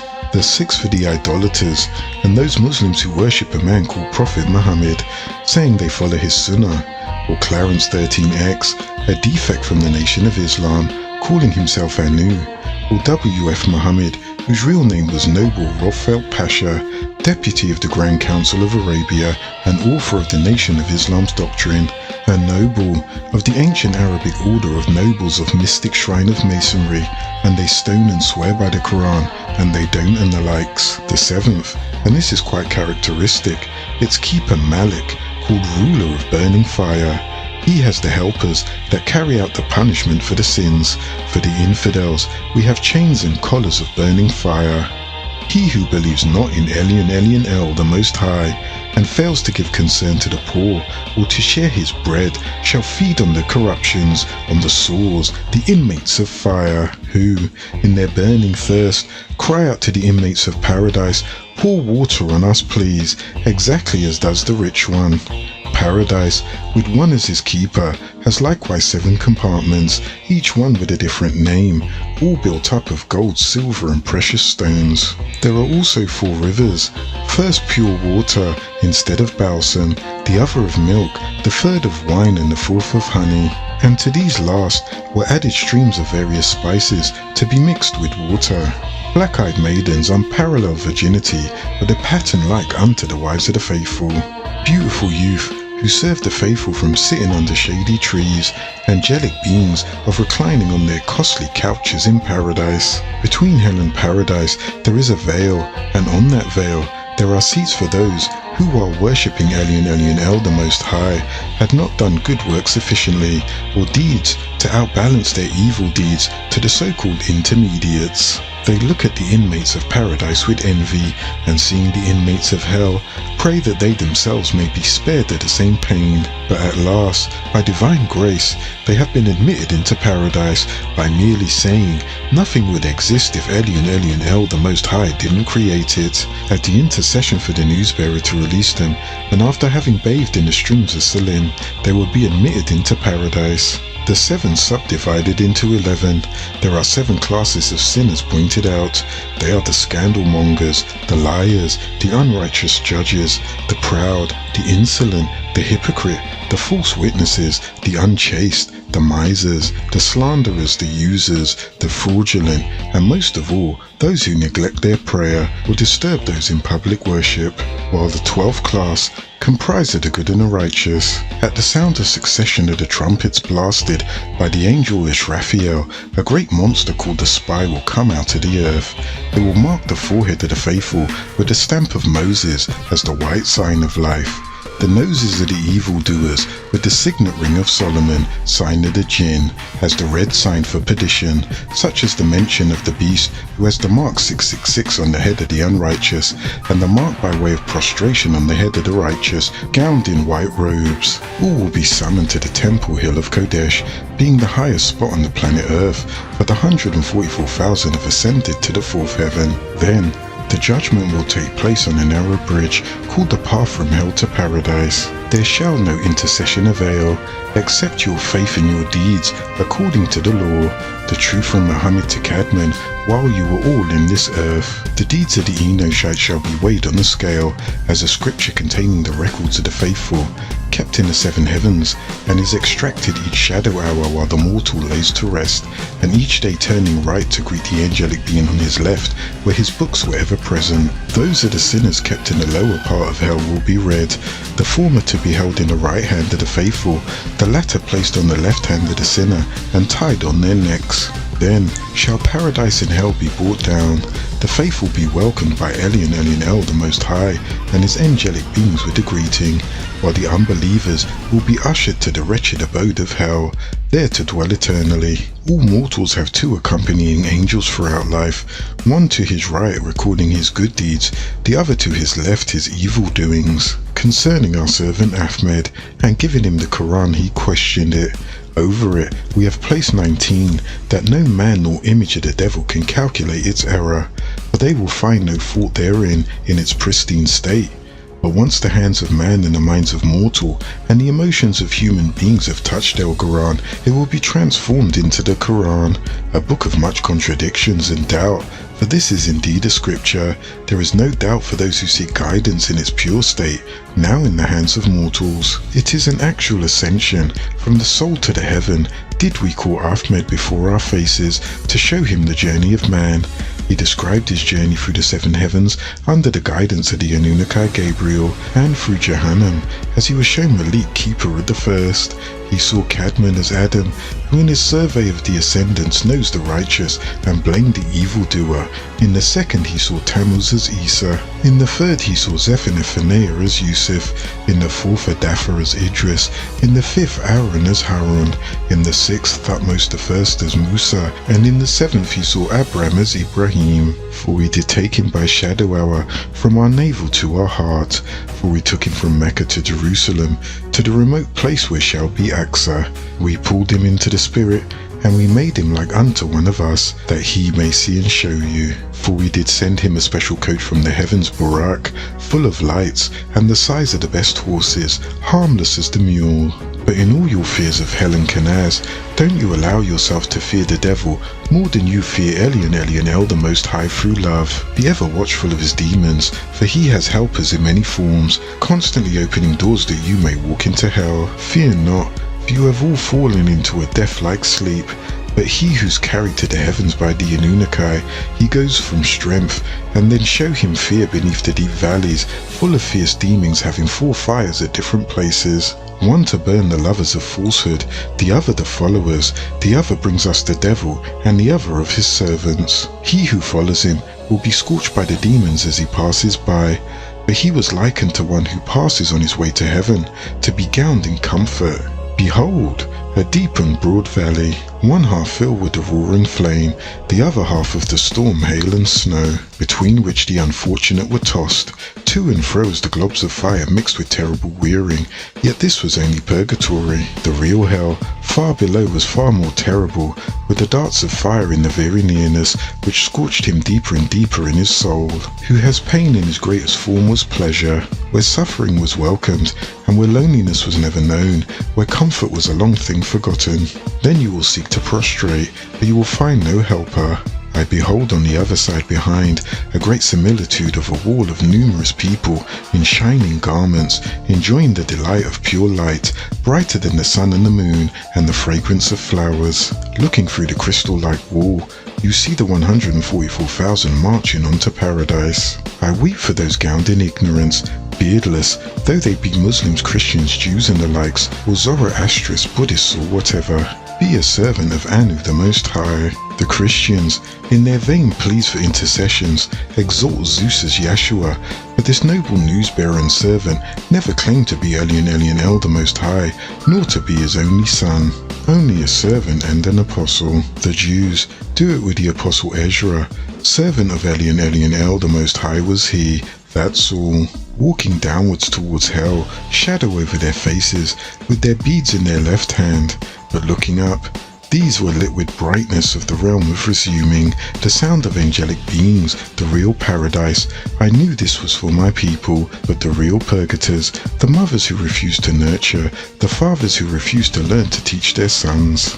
Husbands and wives who refuse to sacrifice for each other's comfort will see hanging by their feet, faithless women by their hair, severe punishment triumphed upon. Mothers guilty of incest, other persons guilty of suicide, slander, false testimony and theft. From the borders of hell were these spirits tested in the shape of dogs. Like lions, they spit fire out of their mouths to prevent escape, guarding the door of hell. And over the fiery river, an iron bridge was span red hot, welcoming weary souls to cross. But fear of the burning bridge, they stayed in hell and moaned and groaned, and gritted and grinded and cried and asked why. Yet cruel demons led the souls after they had passed the test of purification to the very pleasure fragmented, planned, and just tortured and tortured. Few souls escaped by the joy, for in their heart was found truth.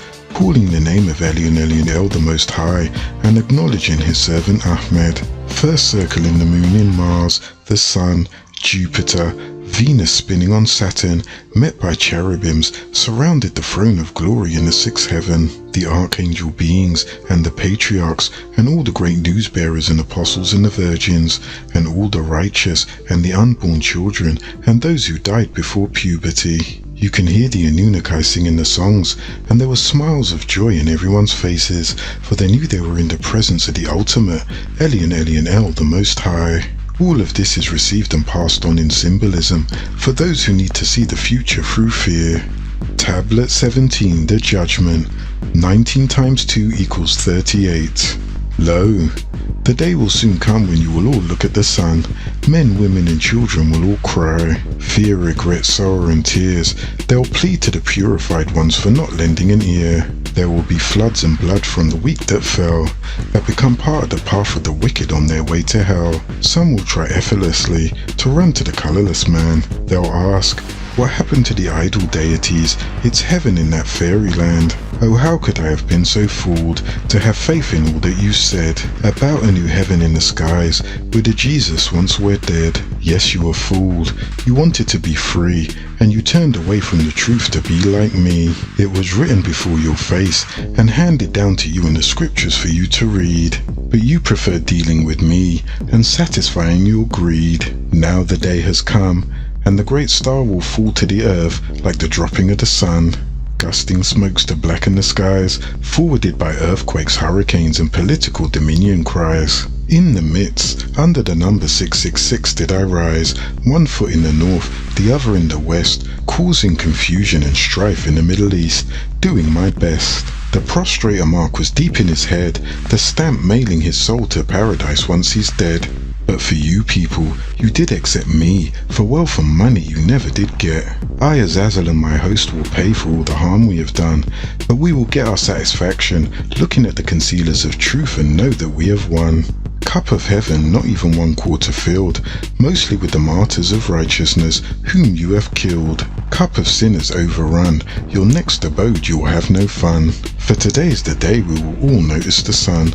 Men, women and children will all cry. An odd-looking thing will appear in the sky, the rapture. Oh yes, it has come, with only enough seats for the righteous ones. Enki Israel, the Anunnaki of death will appear, having the book of eternal life present there. He will call the names, and the Ansars will say, here. They will say, come and enter this ship. For you the righteous have earned this trip.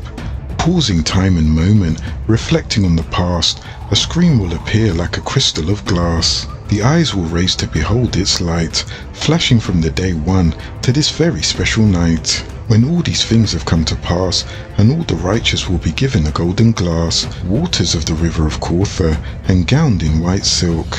Honey of heaven, sweetened paradise milk, bathed in the waters of the rivers of Shephawain.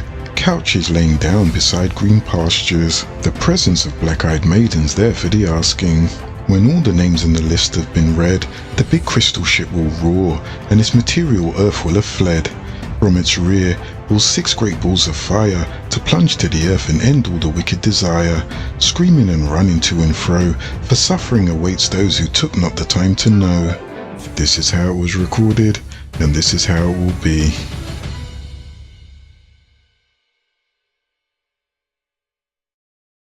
Chapter 7, The Living Soul. Begin all acts and thinking by using El Kalum the All. Tablet 1, The Living Soul. 19 times 19 equals 361. Lo, Anu Elyon El, the Supreme, the Most High, the highest of the Anunnaki, who is praised, the father of Enki and Mother Ninti. It was he who made the makers and taught them all, who created the creators, and it was he who fashioned the fashioners. He is the one who is the originator of the originators, the builder of the built things, before the first and after the last. Once you are out of love and compassion for yourself, then and only then can you overstand the physical world in which you reside, and which you perceive through what you think to be your 5 senses. But in reality, when you did lay in the laboratory of Shimti, and time had gone by, there was your bathory gland removed from you. This maimed you and cut you off from random access to the divine, Originally, you had what was called Netatar 10, the 7 senses that could activate the 7 higher senses. You could ascend even higher until you ascend back into divinity, but you are still trapped by 1 sense touch, which is multiplied by deception into 5. For to see, light touches nerve centers. To smell, particles touch nerve centers. To hear, sound waves touch nerve centers. And to feel, you reach and touch things, which activate your nerve centers. They multiply this 1 sense, the sense to really know, to see, hear, taste, smell and feel. The removal of the Baffary gland removed the 4 higher senses, which were telepathy, psychometry, clairvoyance and intuition. The senses are necessary for your random access throughout the boundless universe, and they have trapped you in a state of cause and effect, to and fro, up and down, good and bad, in this world of cause and effect, the world of light. You were made human, given lesser knowledge which controls you. When things are being thoroughly investigated, the knowledge becomes complete. Their knowledge being complete has made their thoughts sincere, their hearts being rectified, and their self is then cultivated.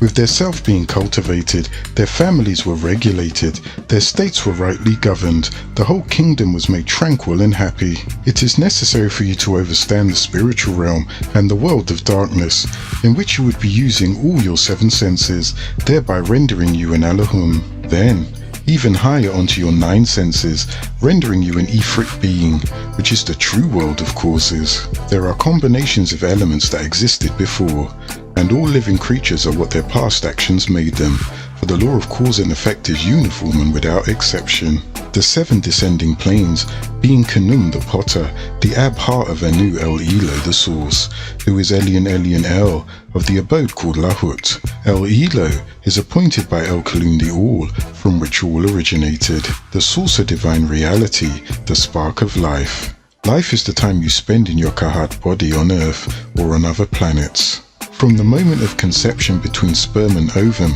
there is life and light, divine or otherwise. Prior to fertilization, there was a 3-month preparation inside the female and male in darkness. This is actually the first 3 months of life of the human being. Once the egg is fertilized by the male sperm, the child is already in the 4th month of life. So the woman really carries the child for 12 months, not the 9 months that you have been falsely led to believe. The source of divine truth are the guardians or the Anunnaki, the source of the mental plane, the plane of Arc spirit, and Ba soul, where the thoughts are formed. The source of the spiritual plane, where the emotions are manifested. The source of the plane of force, where the force is between voluntary and involuntary actions, which life substance is manifested.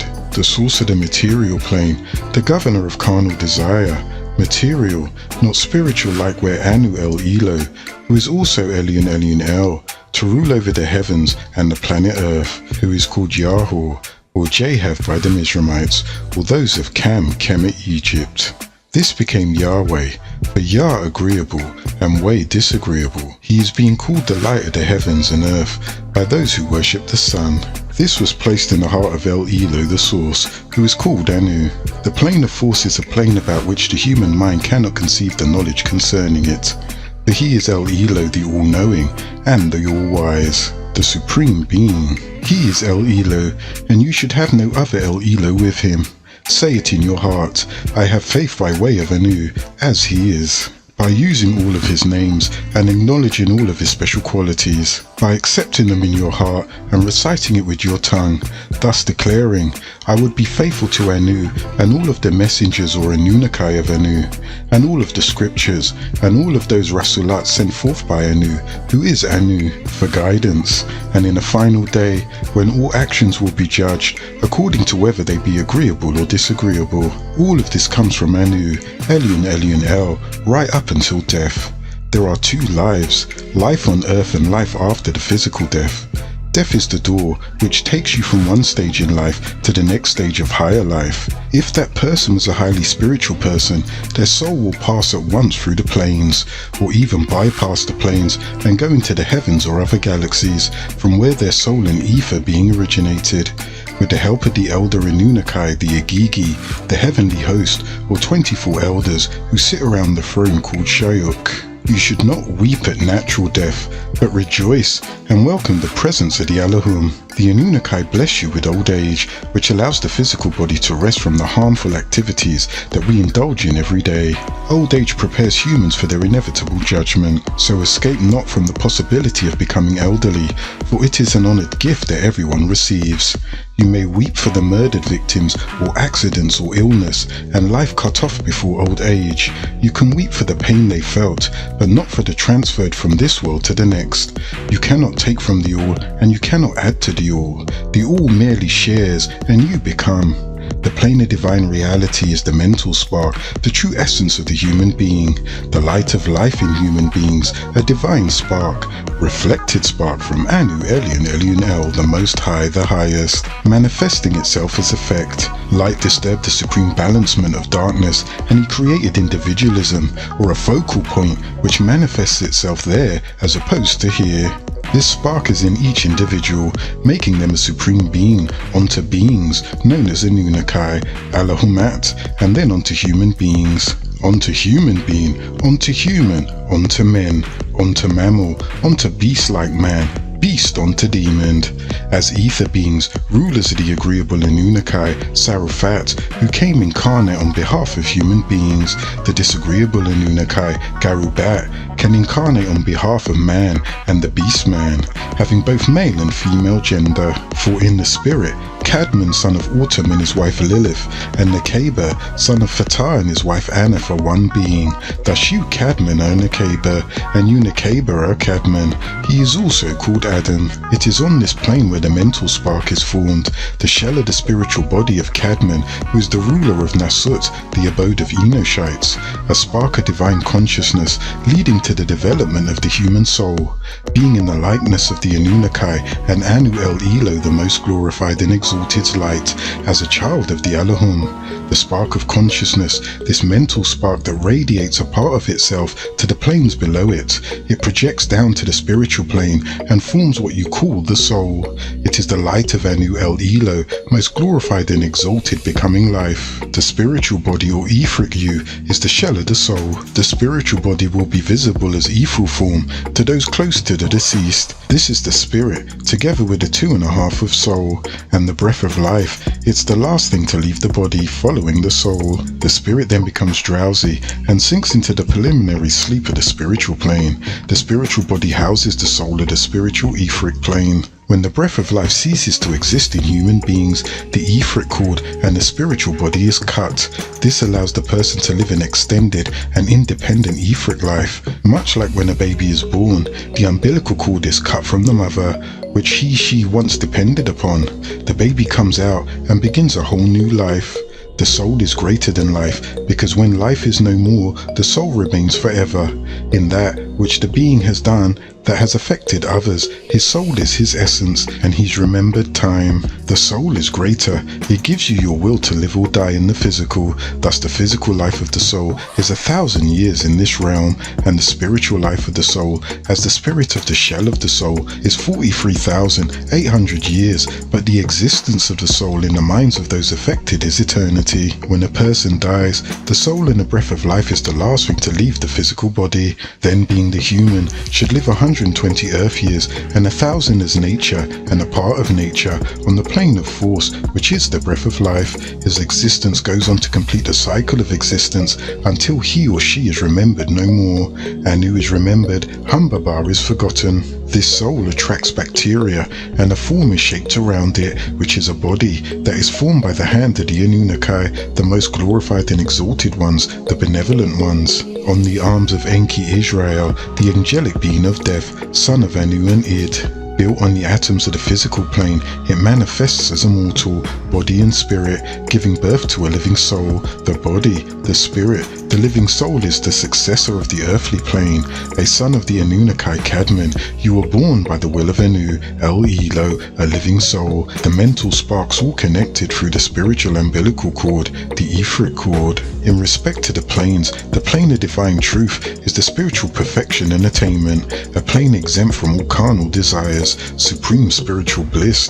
It is a level of consciousness which is of the daily expressions of those you call ranks of angelic beings, Kohen Zodokai priests, the 23 elders, Akatriel, Anaphiel, Asbuga, Bariuel, Kimiuel, Kaiel, Galgaliel, Haniel, Euphiel, Uhuel, Metatron, Raguel, Cadasin, Raduariel, Razuel, Rigbiel, Mahei, Shamuel, Yarnun, Suriel, Yefafia, Zagzagul and Sandalfun. The 24th seat is open to all the newsbearers, and the 25th is the one of the 24 who takes the seat of Overseer, as the 19th becomes the 25th in the renewal of history, as Yanun becomes Melchizedek, which takes place every equinox, when Yanun personified in the year 1970 AD into Isa al-Hadi al-Mahdi, called then Imam Isa, and he descended onto the planet Earth. He took the place of the 25th seat,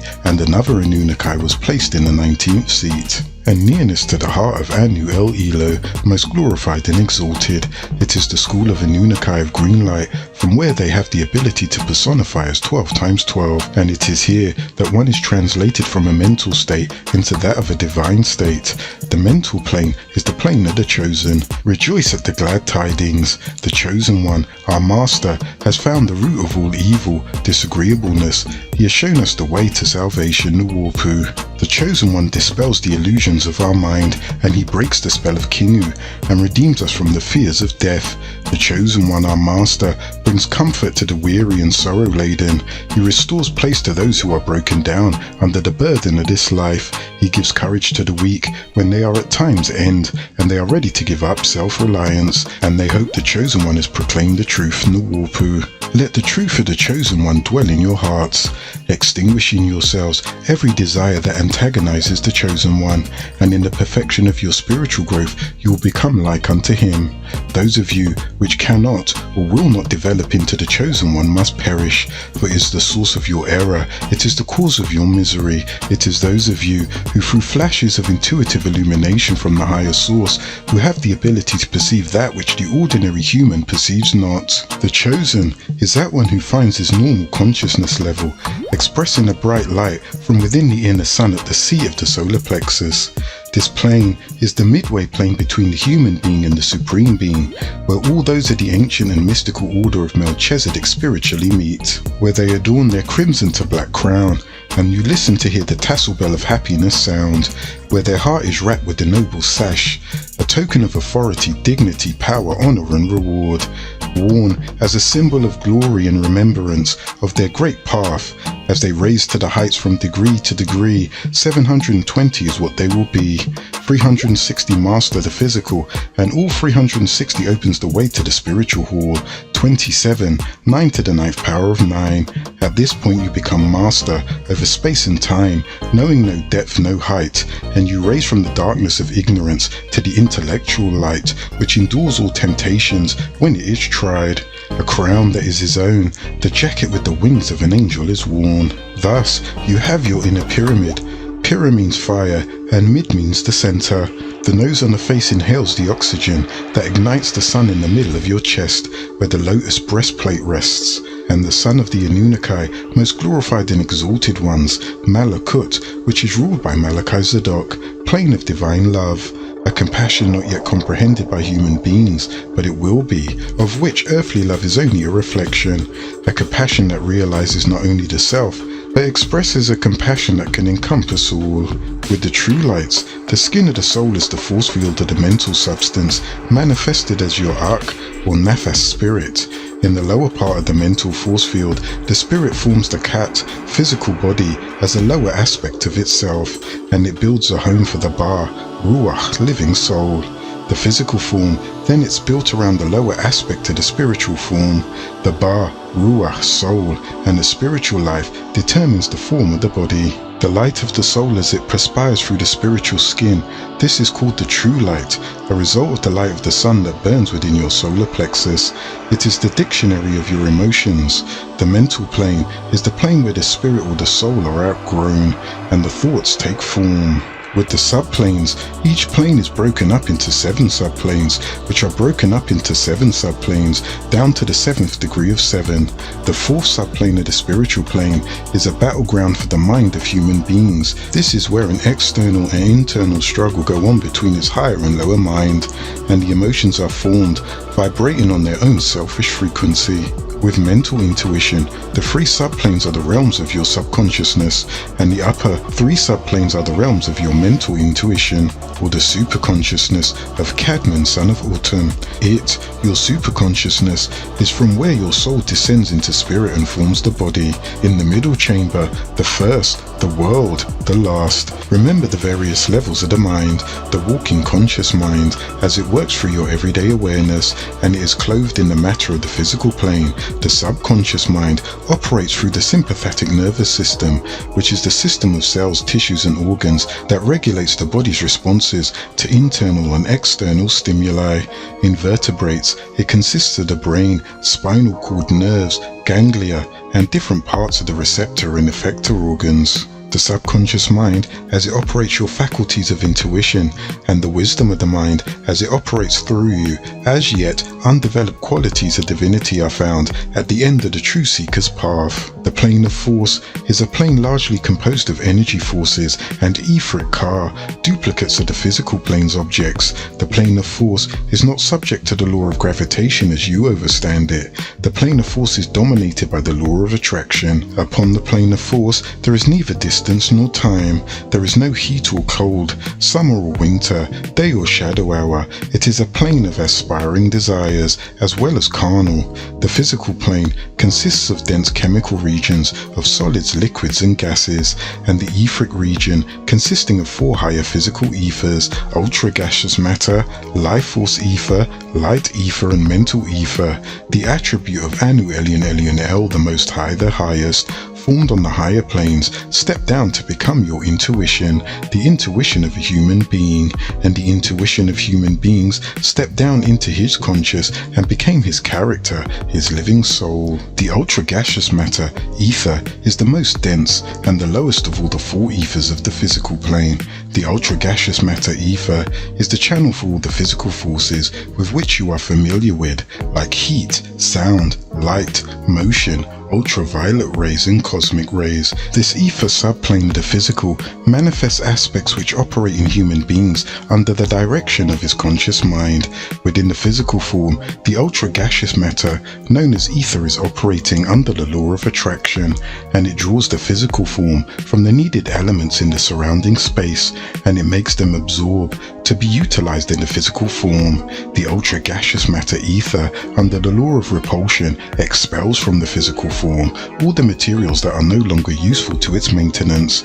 This is all accomplished under the direction of the subconscious mind. The life force ether is the source of vitality and life for all forms of the mental plane, and the mental plane is interwoven into the spiritual plane, which is interwoven into the plane of force, which is interwoven like a helix into the physical. It is a manifestation of your reproductive organs, Cadman and Nakeba, and all of your seed after you. It operates in the female part of you, Cadman, and all of her functions of reproduction, and from the moment of conception of Nakeba from you, you became man and woman, and a reflection of man, which is the real self symbol of the Tubal Cain, simply Tubal Cain, son of Zillah, meaning in the shadows. Out of the shadows of ignorance do we build with bronze and iron. The life force ether attracts from the elements around her, that which enables the growth of the new body in her being, not out as you did her, Cadman. She will be the mother of all living, Nakeba. The life force ether also manifests activity in producing semen in the male, Cadman.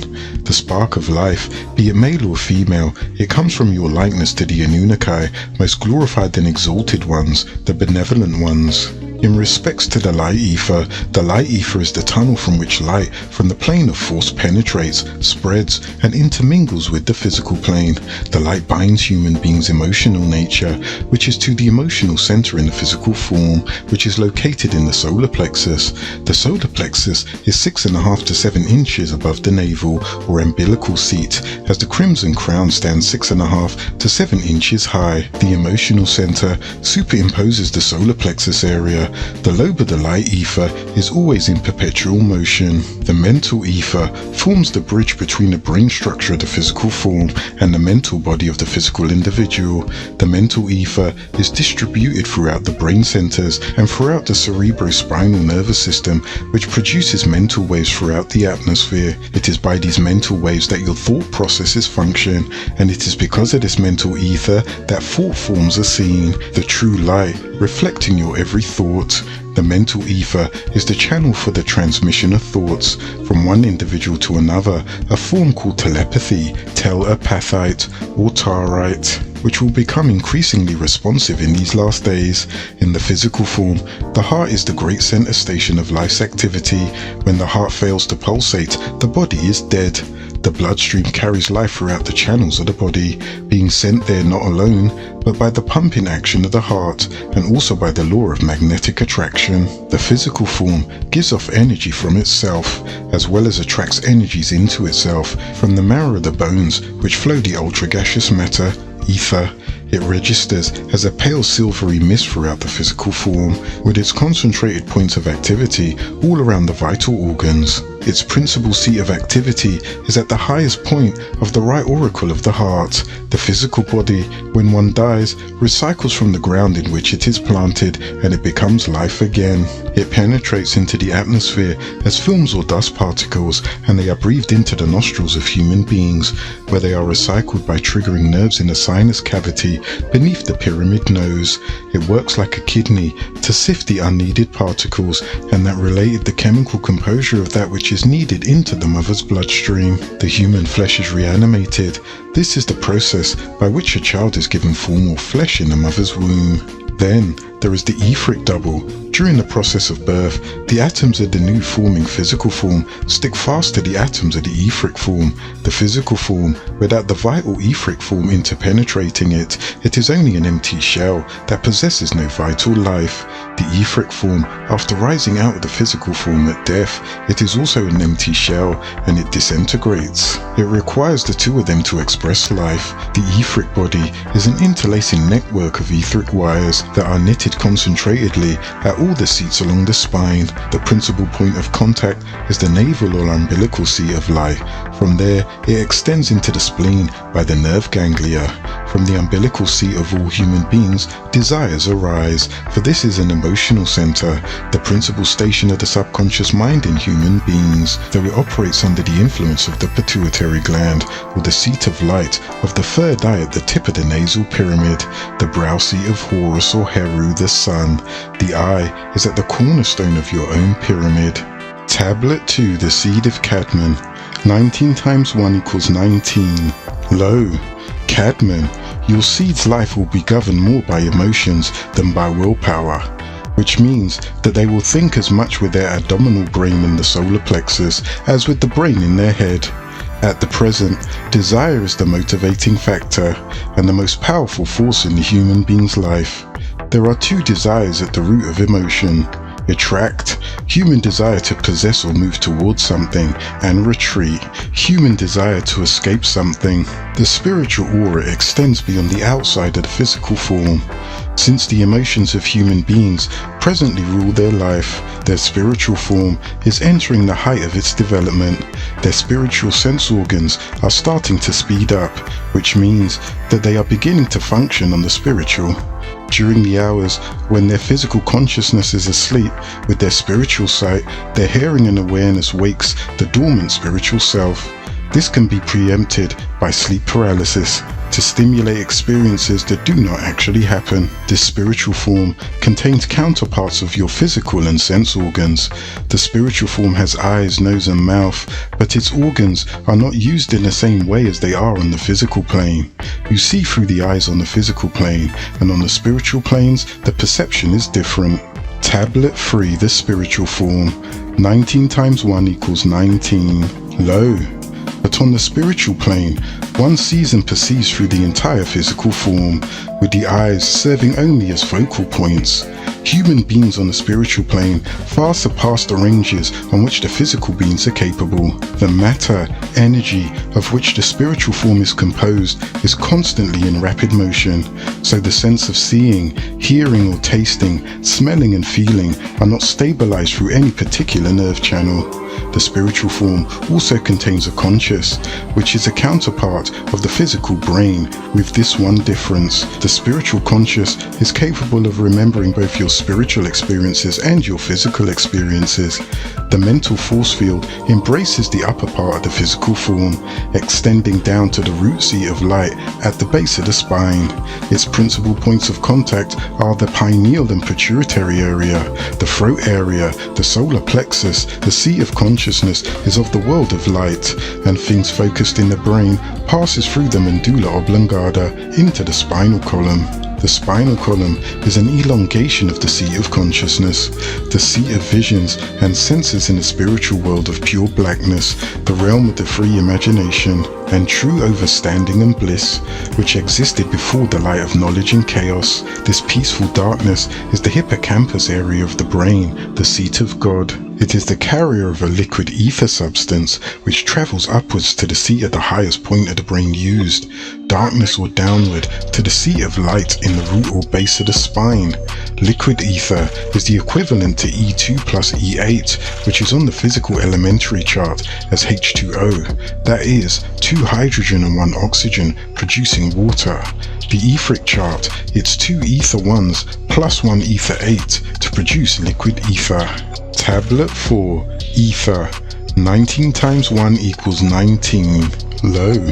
The ultra-gaseous matter, ether in the physical form, is associated with the solids of the body, such as the structure of the body. The life force, ether, which is etheric form, is involved in the fluids of the body called liquid ether, such as the bloodstream and the excretion of the ovaries and testes. The spirit is in the blood. The blood is liquid. The spirit acts as a spark that ignites the life in the blood. The life produces a light which appears as an auric shell. It inhouses the soul, which is the light messenger. This messenger transports information to the conscious and subconscious being. The sparks of life trigger the mind that pulls itself from the mental reservoir of intellect, which is governed by the oversoul that is connected by an etheric cord. All messages in light forms travel through the cords from the mental reservoir. Etherins are the guardians of this reservoir of intellect called Akasha. Each being receives light messages in their DNAs and RNAs from and through these beings that are responsible for triggering each moment of thought and action in their existence. So, a harmonious flow of energy and life in the form of light messages must travel to the being, rendering each being's inner self etheric.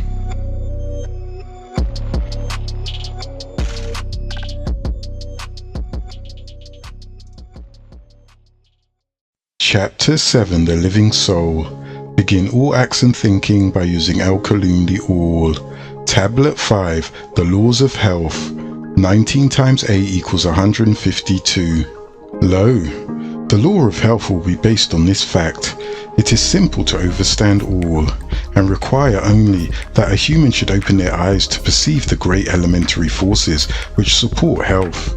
They are these: the blood requires motion, the great central organ of the stomach requires exercise and a suitable diet, the nervous system requires a regular amount of rest. When the physical and etheric are balanced in a cell, and in all cells of the body we have harmony, which results in good health. When the balance between physical and etheric life force is upset, and too little of the etheric life force is in the cell, and the tissues and the different parts of the body which depend on the balanced flow of etherical life force, it will become affected and you will feel abnormal in some way, and that's when you become ill. If the abnormal or imbalanced condition between the physical and the etheric is allowed to continue for any length of time, or by any force of circumstances, it cannot be changed very quickly. Not only is the vitality or strength of the entire human body taken away, but the person feels weak and distressed. many of the cells in various parts of the body will begin to break down into their individual strength and will easily be attacked by germs or destructive cells that we take into the body under normal conditions. The result is then that these imbalanced cells throughout your body becomes disease, and the disease of different kinds will break out in some inner or outer part of the body before you have an opportunity to know exactly what is wrong. There are two outstanding classifications of diseases. The first is the class that is based on colds, where congestion of the blood and congestion of the nervous energy occurs because the normal temperature of the blood has been lowered and it ceases to flow and act in a normal manner. The other class of disease is fever and heat. This is due to the fact that the harmony of the cells has been upset to such a degree that the disease germs are attacking the cells, and in the process of destroying and being attacked, the blood increases in temperature and we feel as though we are burning up. Between the two classes of colds and heat, there are hundreds of manifestations.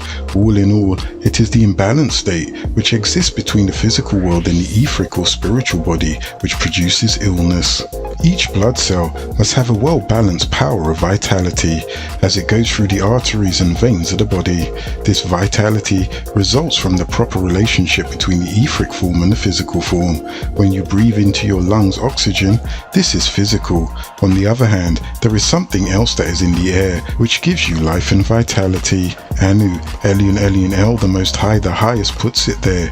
This is spiritual life force called the divine breath. As a red blood cell leaves the lungs and goes to the heart, it is pumped around through the system.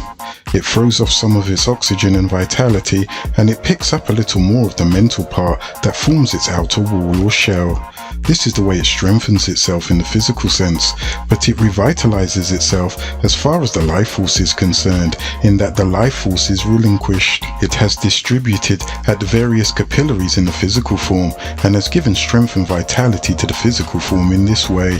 Eventually, the blood cell starts its journey through the veins to the heart again. By the time it reaches the heart, it has a strong physical shell with very little life force in the center of its body. It is then a revitalized cell, and the heart sends it up to the lungs once more to receive more of the life force in the center of its body. Then it descends from the lungs into the heart to be redirected through the body on its job of distributing vitals and life. And each time the blood cell in a normal healthy body leaves the lungs, it goes to the heart to steer its great job of vitality. It is a well-balanced, harmonious cell containing the proper portions of etherical life force, but after it has gone its way, giving up life force to the various parts of the body, and it's ready to come back to the lungs again, it is an imbalanced cell because its life force has left and changed the balancement. So it is important to make use of breathing exercises such as hoodoo, or what the Orientals call Tai Chi, to breathe in A and to breathe out La. You need to come in contact with your spiritual self, your etheric form. Remember this. Now you know the composition of your form of Cadman, son of Autumn and Lilith. Autumn equals A, Lilith equals La, Allah, male Yang, Alat, female Yin. The body you wear is composed of 7 degrees of substance. These 7 substances vary in vibration. 3 are the main substances of physical form, and 4 of them are the main substances of the spiritual form. The spiritual form is the body of your life force. Without it, the physical form is without life. The spiritual form is the pattern upon which the physical form is built. It is the battery which recharges the physical form with life force. The form possesses 4 centers for absorbing and digesting spiritual forces, just as the physical form possesses organs to absorb and digest food. These vital 4 senses, you know them as seats of light and darkness. The spiritual form is at times taking tremendous psychic and spiritual forces through its various seats of light from darkness, and it sends them through the glands of the physical body as well as by the bloodstream.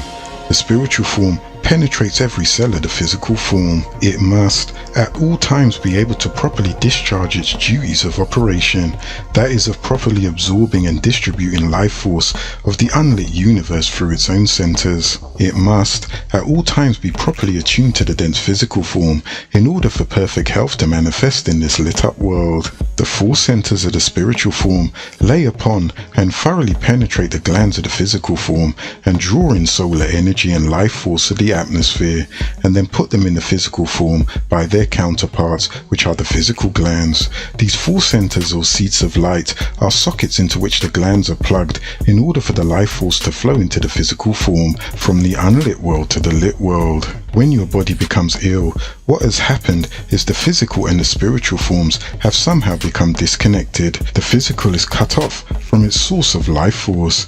Some connecting wires between the two forms have either been severed or damaged, and your inner light dulls. Your body begins filling with darkness. The cells starve for the life force vital energy and slowly die if the connection is not repaired. How do the Anunnaki or angels of green light fit into the process of healing? How are the healings manifested? What power is at work to help you regain your physical perfection? Sometimes instantly, sometimes over shadow hour, sometimes requiring longer. The great healing force, which operates under the direction of the subconscious mind, is available to everyone. It is a life force which, if properly directed, could keep you perfect in physical form, which could heal everything. It is the green light directed by Murdoch. Peace and blessings of Anu be upon you, ruler of Malakut. The secret is to understand how to direct his life force to release tension within. This is to stimulate its vibration, to bring all the cells of your physical form into harmony, one with the other. Murdoch, peace and blessings of Anu be upon him, releases his same healing force within Occult, the center of the sons of the green light. Through the mind power, focus with a full intensity upon the inner world and upon the acceleration and direction of the inner forces. You should employ the use of tafalat and meditation and visualization of the presence of the green light and affirmation of the power of its presence, and stimulating it through focalization of the thought force. This is the tremendous life energy within and surrounding the physical form. Through the focalized mind power, the green light forces act like a magnet stimulated within. It begins immediately to attract from the swirling sea of ethers around us the sweeping current of green light, which is awaiting to be drawn into any reservoir of life force from the realm of darkness, the mental to the spiritual, to the plane of force, the seat of green energy. Thus, when it is stimulated, the physical form becomes an electromagnetic force surging with increasing power, and it draws more and more potent currents into itself from the surrounding ethers. Every molecule, every atom which builds up the cells of the physical body is built around a minute center of light, which is the spiritual force, moving into the plane of force, the life seat. It is this infinite small light dot that is divine in aspect, the life of light from Anu, Elyon, Elyon El, the Most High, the Highest, which is the secret power that holds together the atom and the molecule, that manifests from plane of force to the plane of physical. It is the center of the molecular solar system. The atom is nothing more than a tiny solar system charged with electric and magnetic power. If the atmosphere around you is completely charged with positive vitality and the currents of life force is of joy and happiness, it is from the Anunnaki Sarufat. Cadman, son of autumn, our physical form automatically will take enough of it to supply a perpetual flow so that he would never experience illness. However, human beings will constantly surround themselves with an aura of negative mental wavelengths, a force field of hates, prejudice and fears, doubt about the all. This is from the Anunnaki Garubat. Anxieties about their future and a complete lack of security and stability.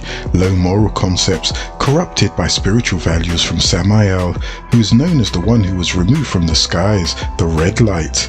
He is a force field vacant of faith, love and divine assurance. These negative mental forces completely overpower the life force within the etherical spiritual form from Mikael, son of Enki and Damkina, the green light. Indeed, the wonder is that the physical form of human beings can survive at all, embattled on every hand as it is by unpredictable mental forces that will not keep from changing long enough to recharge and revitalize the cells of which it is composed. The first step necessary to restore perfection to the body is to instill complete faith in Anu El Elo, most glorified and exalted, and there does exist a vast reservoir of spiritual and life forces awaiting. It is only the human being's mental acceptance of them from the abode Malakat.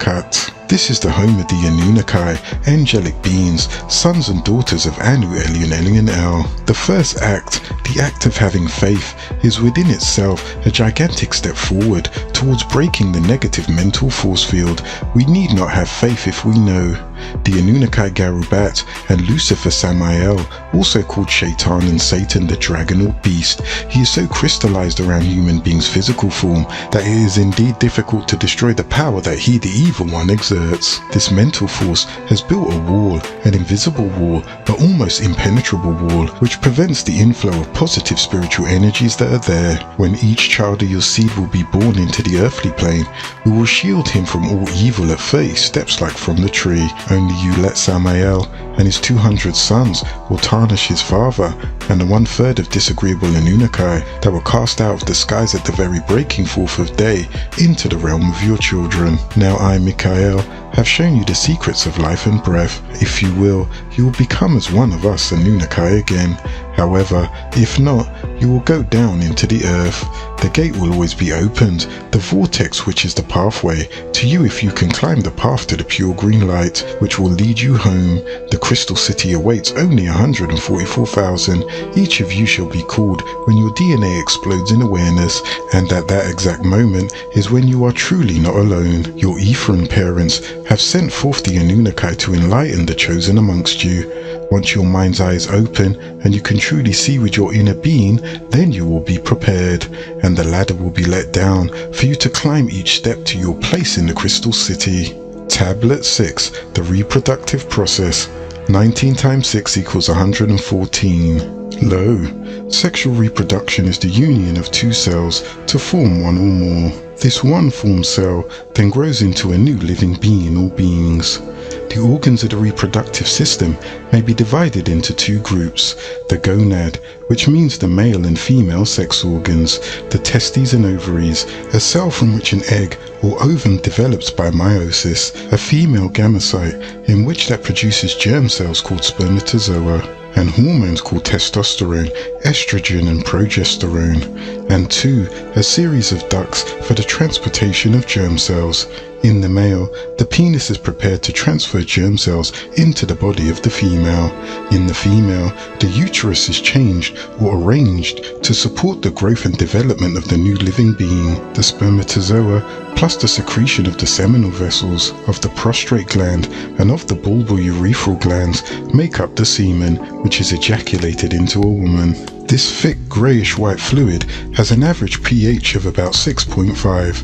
Semen, or white blood, is ejaculated by means of contraction of the smooth muscle of the prostrate gland and the contraction of certain muscles in the urethra. In the average male, each cubic centimeter of semen contains 777,777,777 sperm cells. However, only one spermatozoa can fertilize an egg, and all that is left, the remainders will disintegrate. The fertilized egg reaches the uterine cavity in about 27 hours after fertilization. The frontal sinus is the cavity located between the eye. This is the sinus which accumulates mucus between the eyes. Women who are pregnant have a lot of sinus problems, and especially during the first few months of pregnancy. And this is because she has a lot of mucus buildup in her sinus cavities, which are responsible for sifting the particles so that they may be regenerated as flesh. This process takes place in what is called the sinus erectus, which is a cavity located outside of the cerebellum region of the brain. Each follicle of hair has its own nerves, which are connected to the brain. These nasal hairs filter particles that are breathed in. Each particle is energy. The fertilized egg is nourished during the passage from the fallopian tubes to the uterine cavity by the secretions from the mucous membrane lining the tube. The uterus is a hollow, thick-walled muscular organ. Its cavity communicates with those of the fallopian tubes above and with the vagina below. The upper portion of the uterus is called the body, and the lower constricted portion is called the cervix. The portion of the body above the entrance of the uterine tube is referred to as the fundus. which simply means the upper part of a hollow organ. From the embryo stage of a fetus, the mucus helps to shape the body. As a baby takes form, a gland called the aortic gland, which lie on either side of the aorta, in the region of the inferior mesenteric artery, develops. The aortic gland measures about 1 centimeter in length. By the 6th month of development, the aortic gland is at full development. It helps the baby continue to develop its physical composition. The baby can will its own death and cause the gland not to continue to develop. This gland will cease to function, thereby causing what you call stillbirth. The size of the aortic gland will decrease in size with age and after puberty, which ranges in different ages depending on the hormonal changes.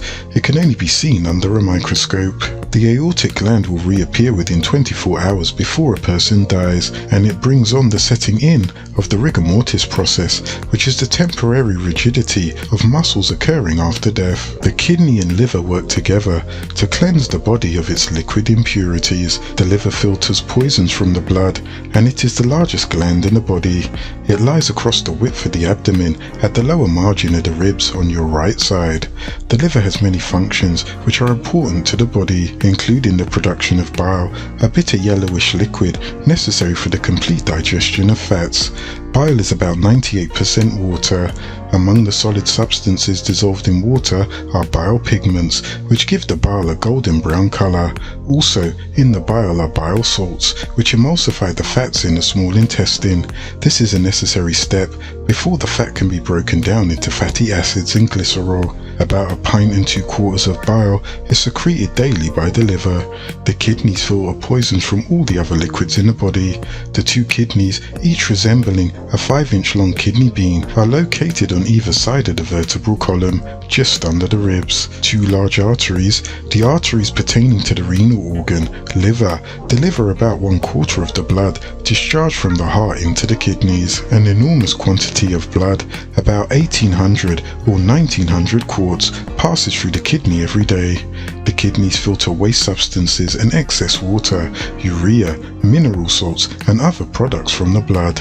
They return the blood to the heart through 2 renal veins. The only substances that do not pass through the kidneys are those that are too large: red and white blood cell platelets, droplets of fat, and very large protein substances. These substances return to the main blood circulation. In each kidney, the waste substances collect and are expelled in fluid form through the urethra.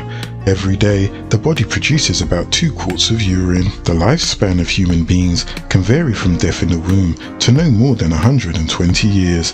The supreme being or soul of a human being would live to the equivalent of 1,000 years. For every 1 day for the Anunnaki of the 1,000 years, this would mean that there are 365 days in an Earth year, based on the movement of your planet around your sun. Each year of that would be 365,000 days at 1,000 years per one of those, 365 days of your 365-day year. So then, you multiply 365,000 by 120 years, and the answer is 43,800,000 years that each human being's soul lives. The actual manifestations of the opening of the 7th seal was the sighting of the 6-pointed star. It was there that those Anunnaki listened to the diabolical plans to overthrow Michael. Many were seduced with disagreeable suggestions. Some of the jinns repented, and Anu Elion Elion El, the Most High, forgave them. They became protectors of the Gate of Gan, the enclosed Garden of Delight, and the Ark of the Tabernacle. They are the 4 beasts of hideous forms from Salat. They protect the 23 elders. One has the face of the disagreeable in the form of a male living being. The next has the face of a lion with the nature of the disagreeable. The next has the face of a bull with the aggressive nature. The next has the face of an eagle having a treacherous nature. After the defeat of Shakar and his army, the Anunnaki divided according to the nature of their creation. There was the Anunnaki Garubat, who fought against Michael, son of Enki and Damkina. They were created of poisonous smokeless fire. Ella, the Amber Light. Then there were the Anunnaki Sarufat, who remained loyal to Michael. They all came together from all parts of Ilion, all the planets of the Father constellation, before the birth of the planet Earth, and are created of the pure illuminating violet light that shrouded their beloved angelic ruler Michael. When his state is of the physical state, his green essence is the life force of vegetation. These Anunnaki began to live separately according to their nature, and on that great day, when Ninurta put Zuin to death, and all of the Anunnaki, the good Sarufat, rejoiced at the return of the Akasha records, the Tablet of Destiny, to the hands of the great Enlil. On that same day, did the son of Tarnish vow vengeance on the creation of the Anunnaki called Adama. He, Halal, son of Shakar, known also as Samael and Nakash, who is Iblis, gathered his 200 and cried, "Revenge must be." And in time, when the Anunnaki had placed these chosen beings in the enclosed garden of delight, Nakash set out for revenge, to undermine Kalkael and to turn him into a liar in the eyes of his creation. And by whispering evil suggestions into the heart of the female part of Cadman, did Nakash accomplish his plan, and cause the great plan to foil. For man did begin to doubt the Anunnaki, and refused to give the third part of himself into their trust. Thus man fell from grace of the Anunnaki, and into the clutches of Nakash, who is Iblis. This Nakash vowed to alter the deeds that appear disagreeable and make them appear agreeable to the seed of this third son, Cadman, who was once in the image and after the likeness of the Anunnaki, being both agreeable from his father Autumn and disagreeable from his mother Lilith.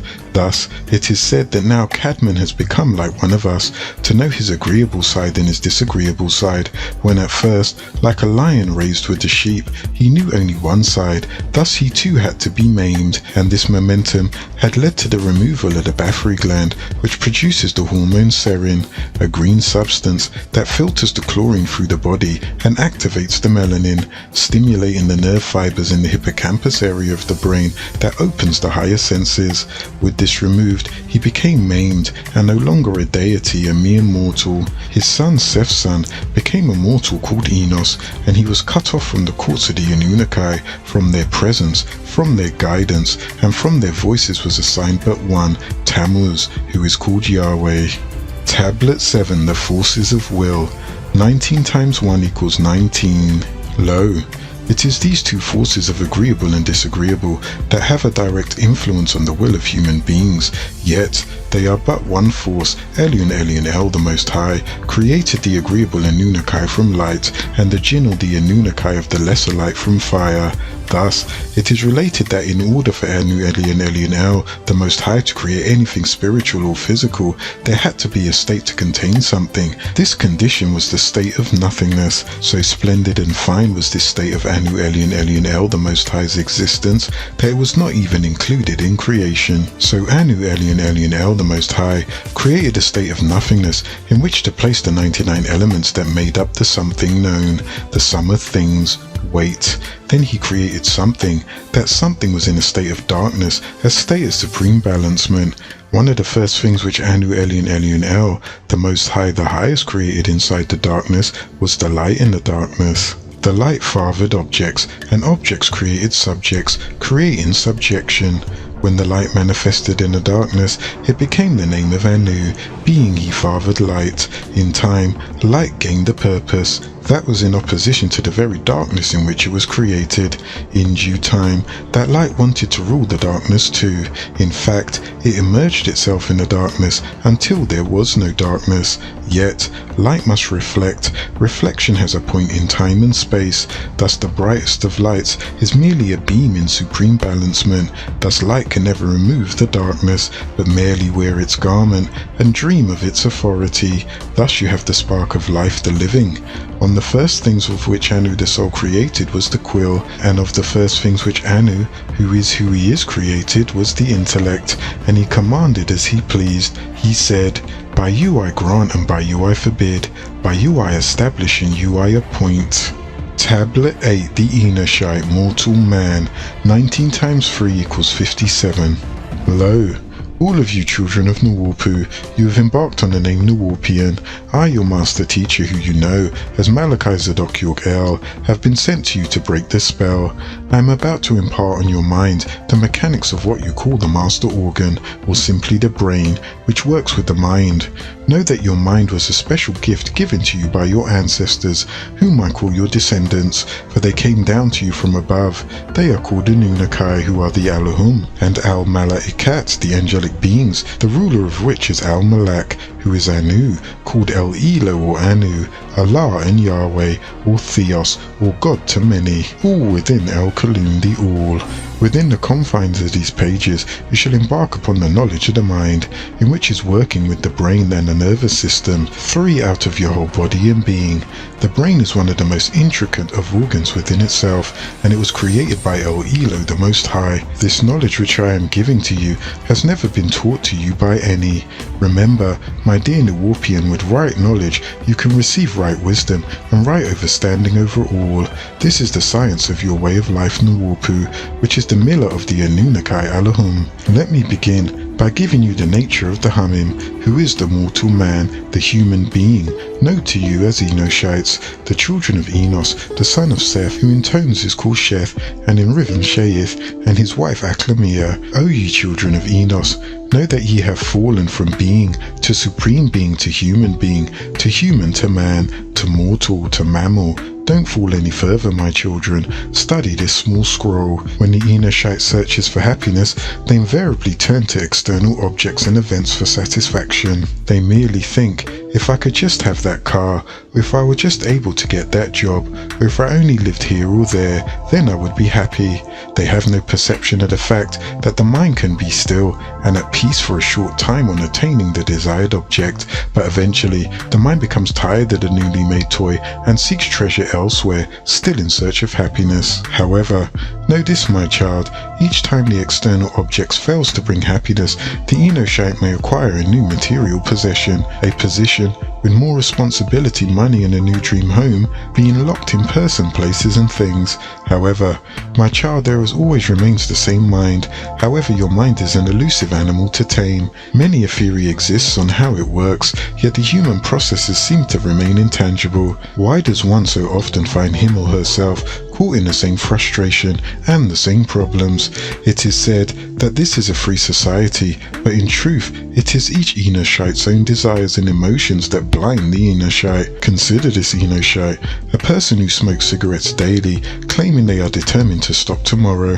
How many years has the Enoshite been caught in this parade? The Enoshite truly wants to be free of the habit, but she lacks the necessary control over his or her own mind. In a sense, the mind is like a record or a laser disc. It contains grooves or impressions. These impressions are formed when certain thought waves become habitual. The benevolent example would be if an Enoshite passes a bakery and sees a chocolate cake in the window. How delicious, the Enoshite says, I will buy that cake. If he or she ignores that thought wave and turns his or her mind to something else, then no pattern is formed. However, if he or she identifies with the thought, the Enoshite gives life to it. The Enoshite buys the cake, looking forward to enjoying it as a dessert for that evening. Now, suppose the Enoshite finds he or she must pass the same bakery every Wednesday and Friday. Each time the Enoshite goes by, he or she recalls that wonderful cake again, and she purchases another. Now ponder this. What was originally just a flash in the mind has become a force in his or her life. Grooves in the mind are not necessarily negative. There can be grooves in the mind which are uplifting, and then there are those which bring one down. There must be a striving to develop love, compassion, a sense of service, cheerfulness, kindness, and many other qualities, which not only make one's own life happy, but which radiates to others. Everyone wants to be his or her best. Each person would like to think that he or she is perfect. Yet, despite these repeated resolutions, every person finds out so many times that they are less than what they would like to be. The cause of this predicament is the ego, or the Anki in Aramaic Hebrew, or Al-That in Syriac Arabic, and ego in Greek, and as we say in the Warpic Thawat, the ego, my child, is the cause of all bondage, and it is the chief barrier to the experience of reality.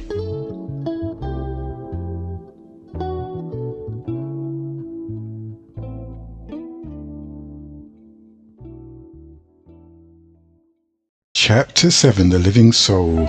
Begin all acts and thinking by using El Kalum the All. Tablet 9, The Ego. 19 times 1 equals 19. Lo, Europeans, one of the schools which I, your master teacher, known as the Reformer, Al-Mujaddid, Al-Mukhlas, Yanan, Rabboni, Al-Imam, and Melchizedek. I have many names for the many cloaks I wear. One of the schools I must take you through is the school of the ego. Know ye that this is one of the hardest attributes to destroy.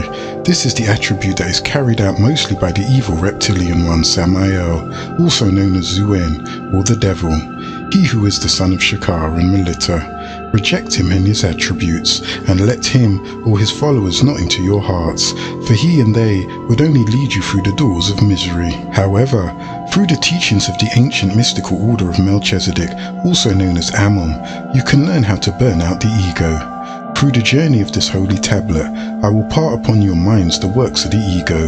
The ego is the self-arrogating aspect of the mind. The ego is the greatest obstacle to obtaining peace, for it is that which occupies the mind with whatever we are better or worse, possess more or less, and have greater or lesser powers than any others. The ego is attended by desire, pride, anger, delusion, greed, jealousy, lust, hatred, racism, and leadership. The ego is the most difficult aspect of the mind to control, for its nature is such that it deludes even while one is striving to overcome it. When the ego is subdued, energies can then be utilized constructively for personal growth and the service of others. Tablet 10, The Power of Thought. 19 times 3 equals 57. Lo, all of ye Enoshites project some kind of vibration to those around thee. Some are pleasant to be with. They seem to have a certain energy that they share with others. Then there are those who are absorbed by the negative and the depressed, and they seem to actually draw energy out of people in their environment. The reason for this, my child, is because there is a power contained in thought. Know ye that it is very subtle, yet it does exist and is extremely powerful. Whether a person is aware of it or not, the Enoshite is constantly transmitting and receiving thoughts. This, my child, is why people have experiences of what you call ESP, or extrasensory perception, from time to time. Some wish to call these experiences coincidence, but they are not. Every thought has a weight, shape, size, form, color, quality, and power. For example, a spiritual thought has a blue color.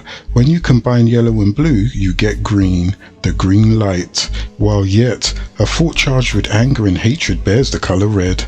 A thought is like an object. Just as an apple can be given to your friend or taken back, so it is possible to give a useful, powerful thought to someone and take it back. There is a power, an energy, into which each person can tap in if the Enoshite only knows it is available to them. This force inspires, encourages, reinforces, and gives strength to all those who seek to grow in a positive direction. Many an Enoshite, however, are unaware of this resource, or they have misconceptions about it.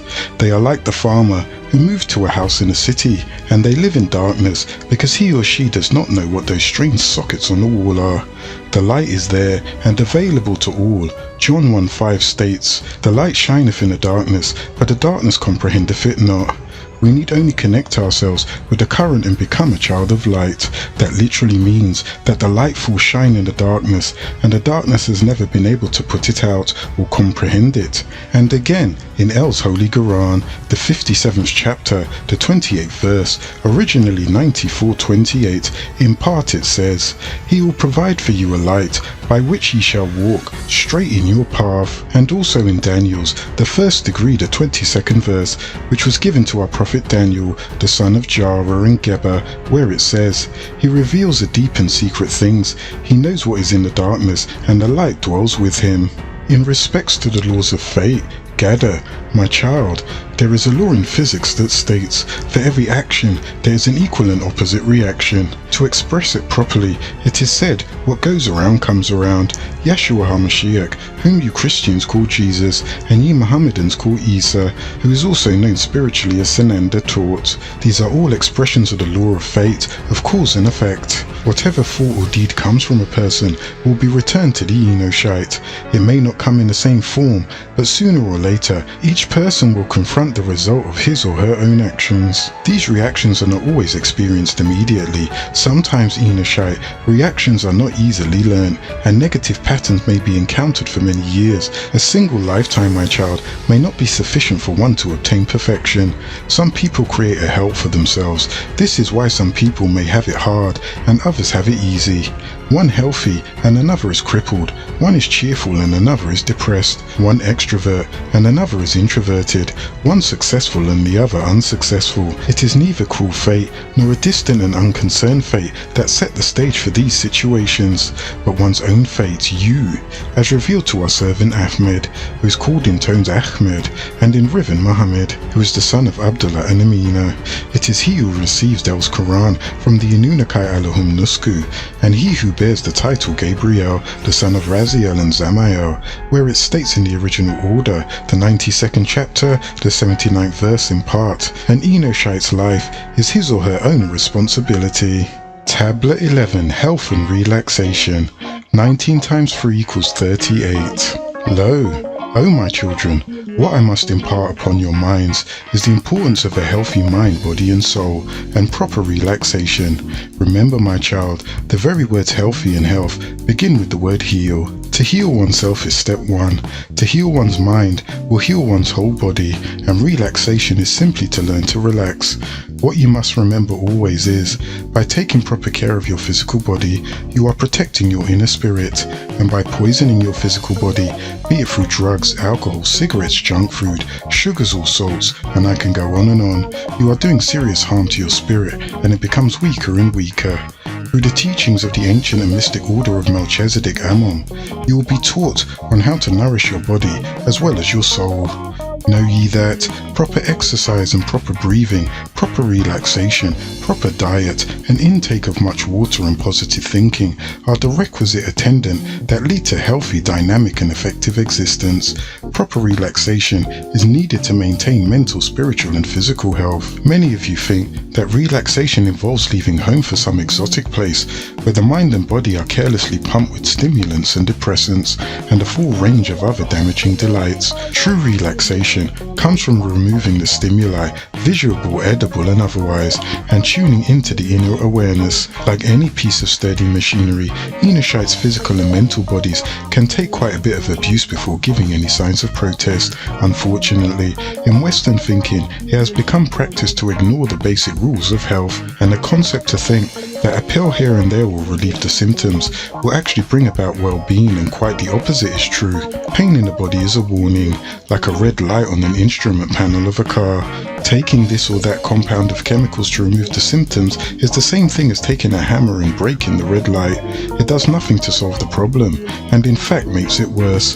While only giving the appearance of helping, many chemicals ingested are not useful to the body and cannot be eliminated, and therefore merely stored. The medicines accumulate along with the food additives that are eaten in such abundance. On the average of 25 pounds per person per year, they combine with each other to literally poison the system. The effects may not be felt for many years. This does not mean that there is no need for modern medicine, yet the herb of your own choice is much better. But often, doctors are considered to have some sort of absolute knowledge. Too often, frequent visits to the local GP, general practitioners or specialists, psychologists are substituted for living a healthy life. Most of the diseases of the mind and body can be eliminated by following the 5 basic points. Tablet 12, Diet. 19 times 5 equals 95. Lo, you should ponder on taking proper diet for yourself, which you can learn through the teachings of the ancient mystic order of Melchizedek. Improper diet is another hindrance to spiritual progress.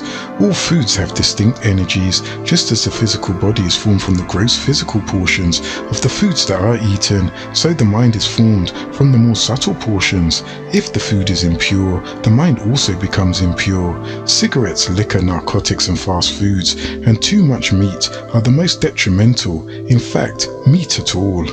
Meals should be simple, light and nutritious. Seafood, my child, is healthy, however not in excess. Most people eat far more than is necessary, merely out of habit, for a sense of gratification. An immoderate diet is the cause of great majority of diseases which are encountered in modern society. The mind is always looking for an excuse to avoid discipline. You must also listen to the inner voice of the self. There are two sides to you, 180 degrees of agreeable and 180 degrees of disagreeable. 1% is all that is needed to shift your emotion. 181 to the left, start the path of disagreeable action or very agreeable. You are in control. Listen to the voice of agreeable things rather than to the complaints of the disagreeable. What goes into the human body correlates directly to the efficiency with which the brain will function. Recent studies show that certain red food coloring creates hyperactivity in children, and that refined sugar can cause emotional instability, and this is what most start their children on. These are just two examples of the substance that are heedlessly consumed without understanding the effect on the body and mind, each of which have two parts. The body is one voluntary, two involuntary, that which you control and that which takes control of itself. The mind, one good and two evil, which also try to take control. Many intakes are bad, although not categorized as harmful foods. These substances should be strictly avoided. Marijuana, cigarettes, alcohol, drugs. There is a growing awareness that our health is directly affected by what we eat. Almost any disease can be cured by either a change in diet or a short period of fasting, and with no meditation at all. This is not only true of physical disorders, but many mental difficulties as well. It is particularly important that pregnant mothers have this awareness. Far too often, they do not realize the effect of their diet on the developing fetus. Contrary to the popular concept, it is not vegetarians who do not get enough protein, but rather heavy meat eaters who take an excess of protein. Animal protein contains a high concentration of uric acid, which is a nitrogen compound similar to ammonia. It is not water soluble and it cannot be broken down by the liver. Thus, though a certain amount is eliminated, the greater portion of uric acid is deposited in the joints. The result of this is referred to as arthritis. Hardening of the arteries and heart disease are two of the most common maladies in the Western world, where the greatest amount of meat is consumed. The culprit, my child, is cholesterol, which also cannot be eliminated from the body. This forms fatty deposits along the walls of the heart and arteries and is gradually thickening until they are clogged and inflexible. A major source of cholesterol comes from the hundreds of pounds of animal tissue and its fats that each person consumes each year. Heart disease, hardening of the arteries and arthritis are common infirmities. However, the one that strikes the most fear in the hearts of Westerners is cancer.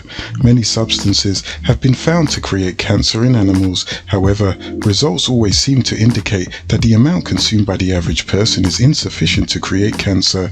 What is not revealed is that the accumulation of these poisons over a period of years does create cancer. These substances have innumerable chemicals that are injected into animals. These increase weight to yield more dollars per animal. Nitrates, food coloring, artificial hormones, and even arsenic are amongst the chemicals contained in animal flesh by the time it gets to the supermarket shelf.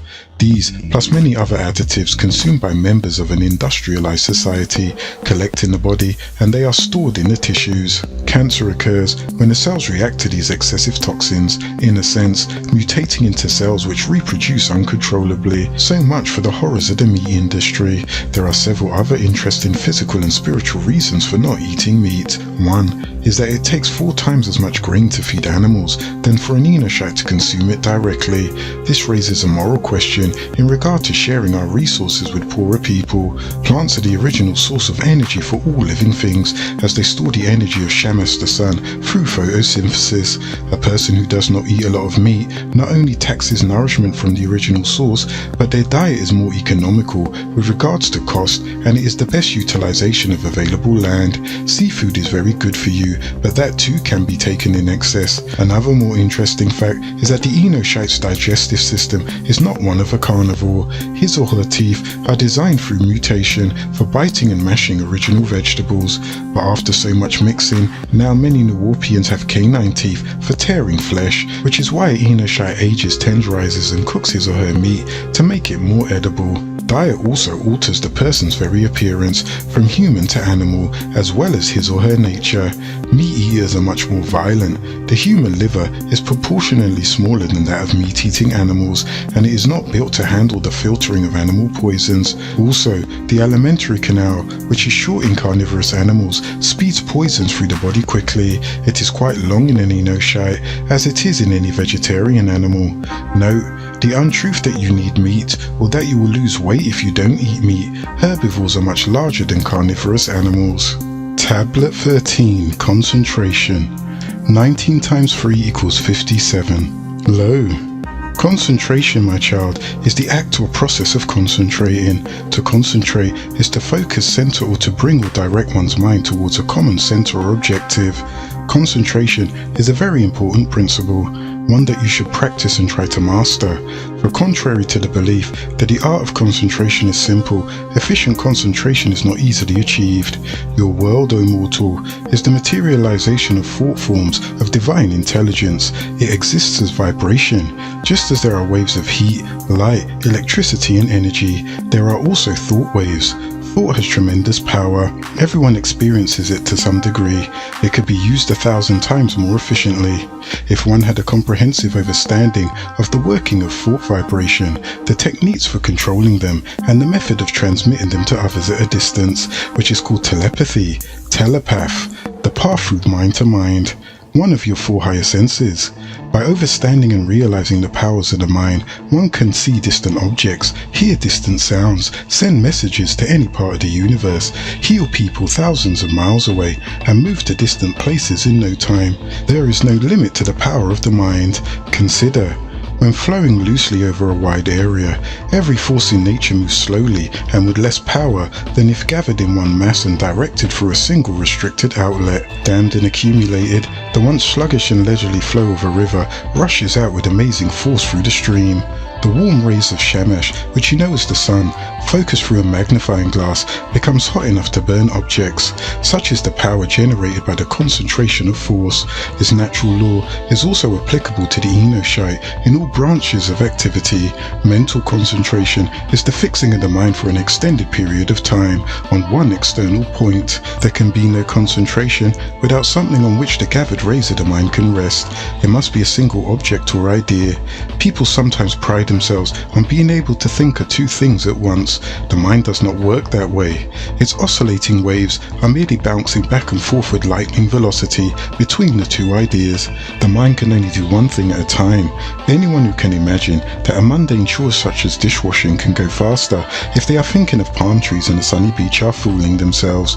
Their mind waves are moving between a daydream and the task at hand.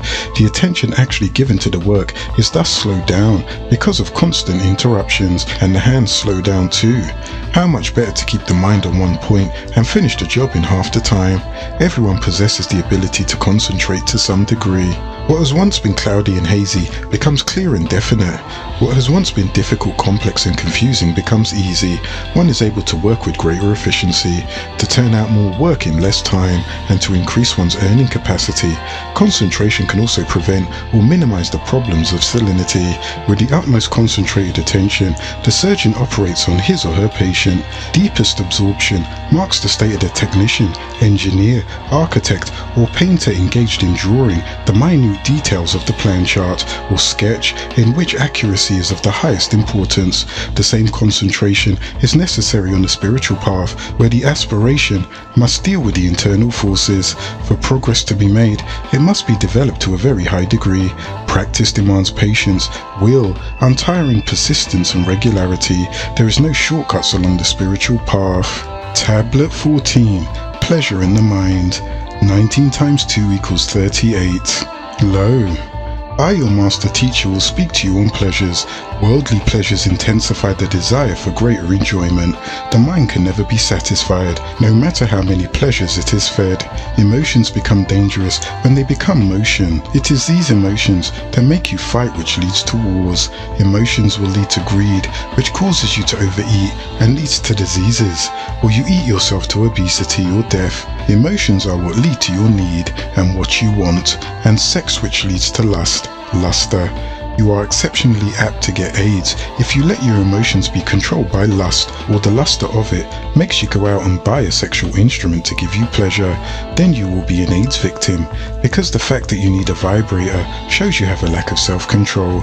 And if the opportunity arises for you to have sex, you'll take chances, not caring what the consequences might be, even if it's possible death. When you're emotional and calm, you're okay. I'm not saying don't have feelings. Don't cry or let your anger get you into trouble because you can't control your mouth. When you are over emotional sexually, you take chances you normally wouldn't, and you regret it once you have AIDS because you can't do anything about it. When you're over emotional, you can get into a fight and have regrets, or a person who is obese now has regrets that they're fat and say, I wish I could lose weight. Like getting fat wasn't their problem from the beginning. It's your own trinity, me, myself and I.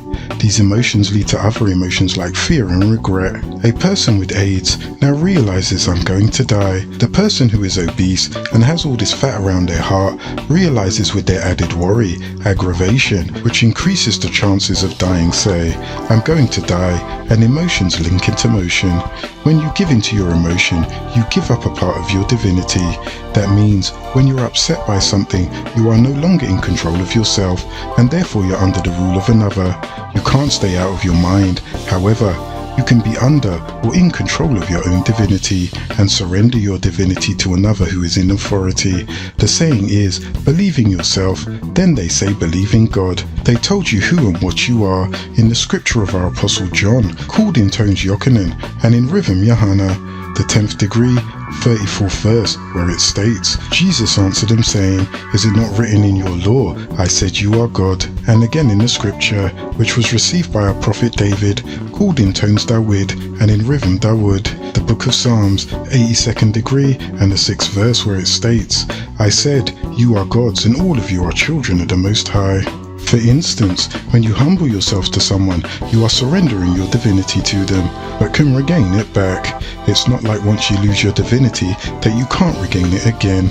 You lose it within your free will, so you can't earn it back when you will. Don't mix humbleness up with submission. They are not the same. No man knows less than the one who knows it all. Tablet 15. The more it possesses, the more it wants. 19 times 1 equals 19. Lo.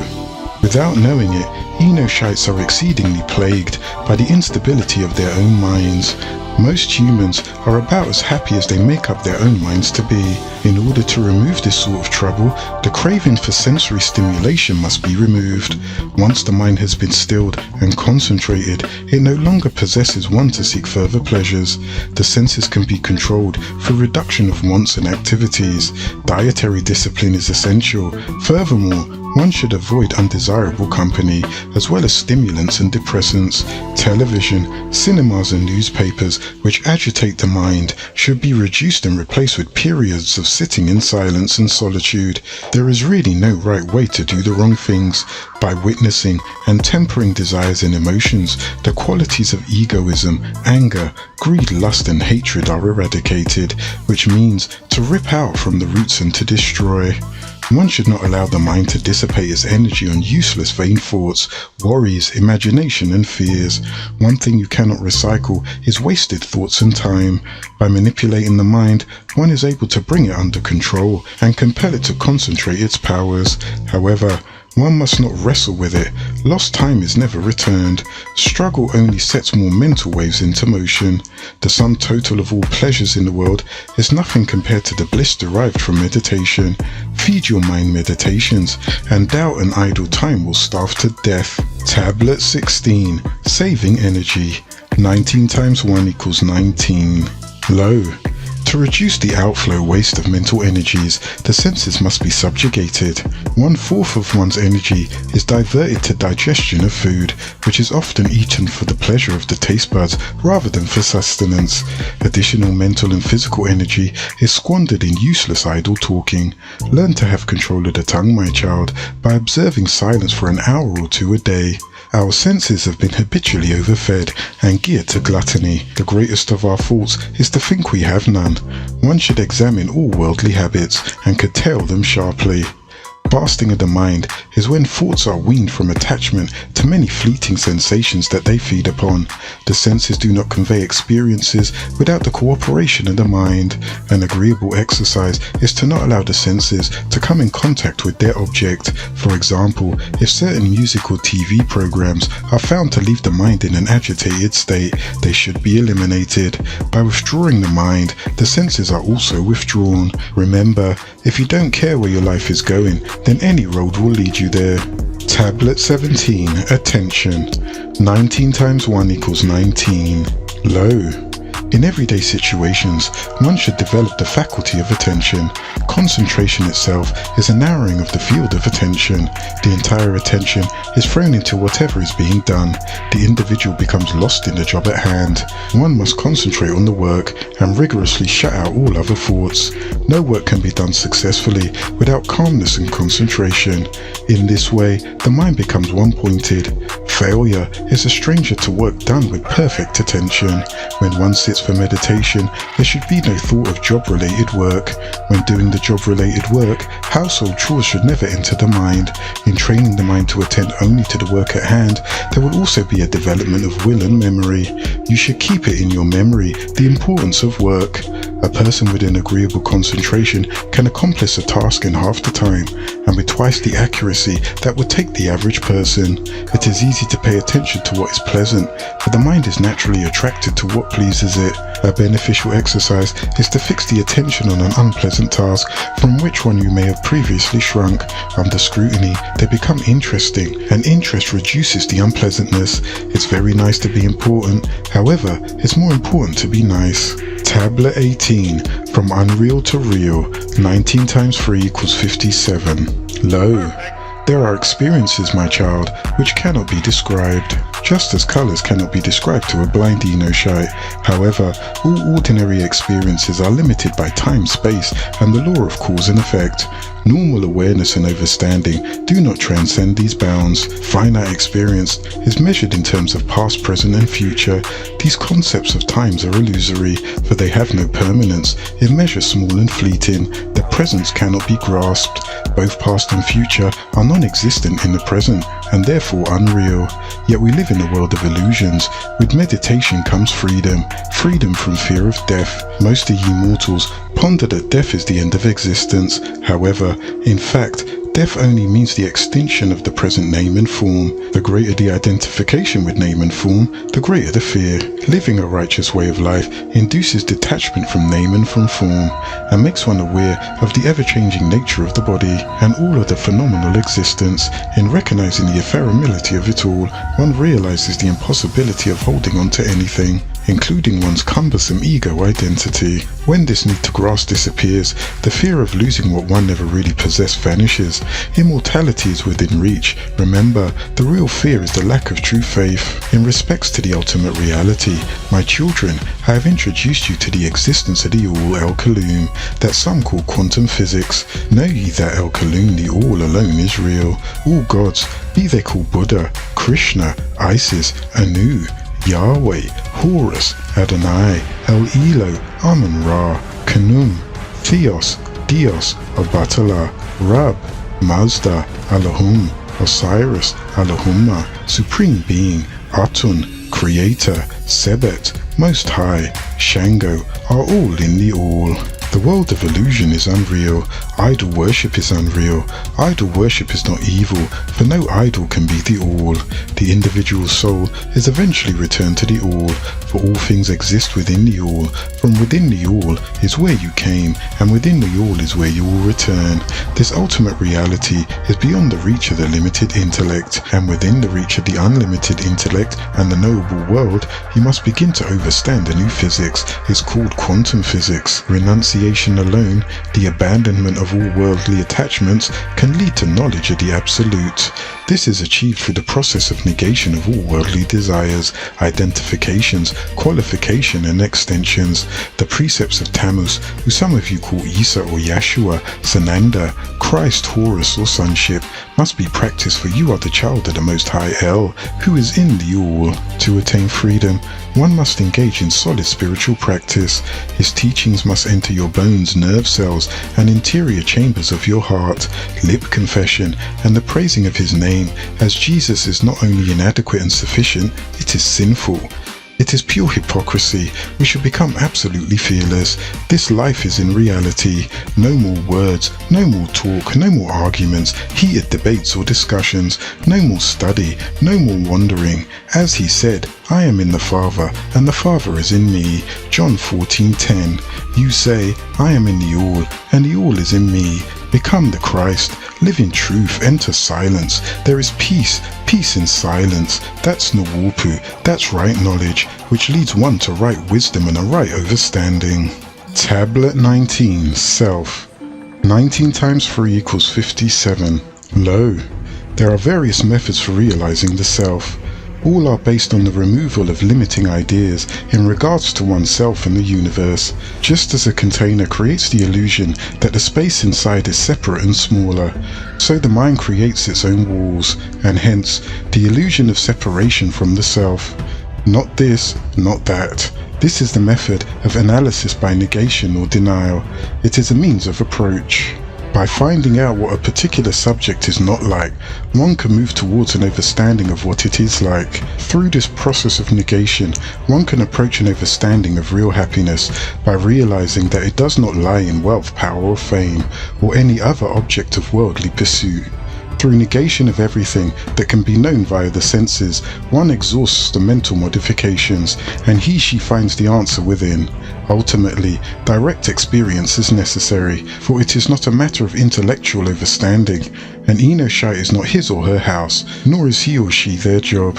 For these are subject to change, but an Enoshite remains the same. It is useless to identify with clothing or hairstyle, yet all are subject to this form of illusion from time to time. The real you, which is sometimes called the self, is one's essential nature, which is neither body nor senses. The body and senses are mere external qualities of the self. The serious spiritual person negates identification with all things of this world which are not real.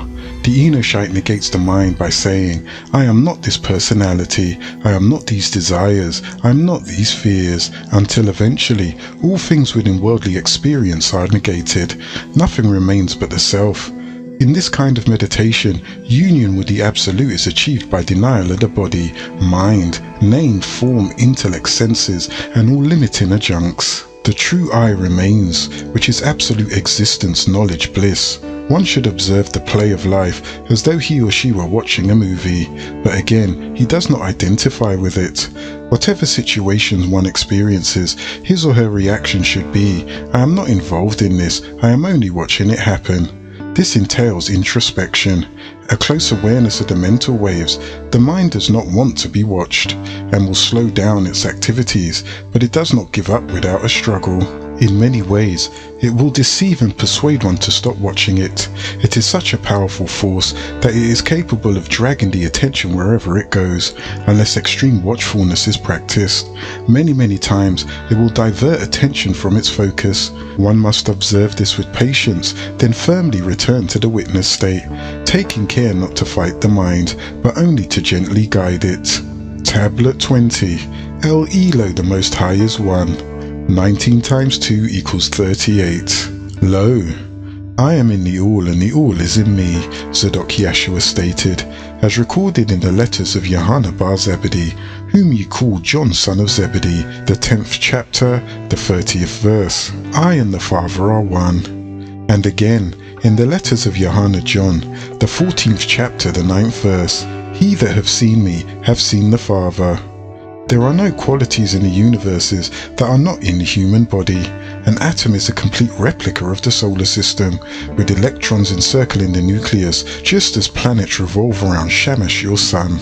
The atom is a microcosm, small, and everything that is happening in the microcosms of the human body is also occurring in Tiamat, called also Orb, Ereth, Terra, Aridu, Ard, which ye mortals call the planet Earth, and in the universe, individual cosmic creation and destruction is taking place all the time. Instead of identifying with the individual self, which is only a tiny function of the universal scheme, one can find his or her larger identity by merging with the cosmos itself. Make him or her a cosmoson. It is a matter in its most subtle state. Before Shamash the sun and Tiamat the planet Earth came into existence, there were gas molecules, and before evolving into the molecular state, they existed in etheric or energy state. The water molecule is composed of atoms of hydrogen and oxygen. When atoms were smashed in the cyclotron, it was discovered that this was not the end of matter. Regardless to what extent scientists subdivide atoms, they continue to find smaller as quarks and smaller particles as biaps. If Tiamat the planet Earth and Shamash the sun were suddenly blown into pieces, the matter would revert to energy, being called nothing less than solid, liquid and gas. Beyond these three is a state of nothingness or ether. Ultimately, it would return to the all. Being yet still a part of the all, the journey is shot, it's within itself. Being a part of the all is being the all. You can't take from the all, for where would you put it? You can't add to the all, for where would you get it from? So all gods, deities, statues, images, idols and desires to be is in the all. Tablet 21. Anu is oneness. 19 times 2 equals 38. Lo, O ye Enoshites, ponder on this thought. A close look at these elements, which ye take for granted, leaves one in awe of the guiding cosmic intelligence. Water H2O, for instance, is made up of 2 hydrogen atoms and 1 oxygen atom. When hydrogen is by itself and comes into contact with fire, it reacts with an explosion. Oxygen reacts with fire to make it burn more fiercely. Yet in combination as water, they will quench fire and cool off the body. If one professes of having any intelligence at all, he or she must ask him or herself, what is the source of this intricate engineering? Only an intelligent power is capable of such creation. El Elo the Most High, also called Anu, Al-Aliyu, Yahuwah and Anu. All life is interconnected. Animals breathe in oxygen, the byproduct of plants, and they exhale carbon dioxide. In their bodies, the oxygen combines with glucose to produce energy for various bodily functions. Plants take in carbon dioxide, and they release oxygen into the air, which is then used by the animals. They take nutrients from the soil and use the sunlight for photosynthesis.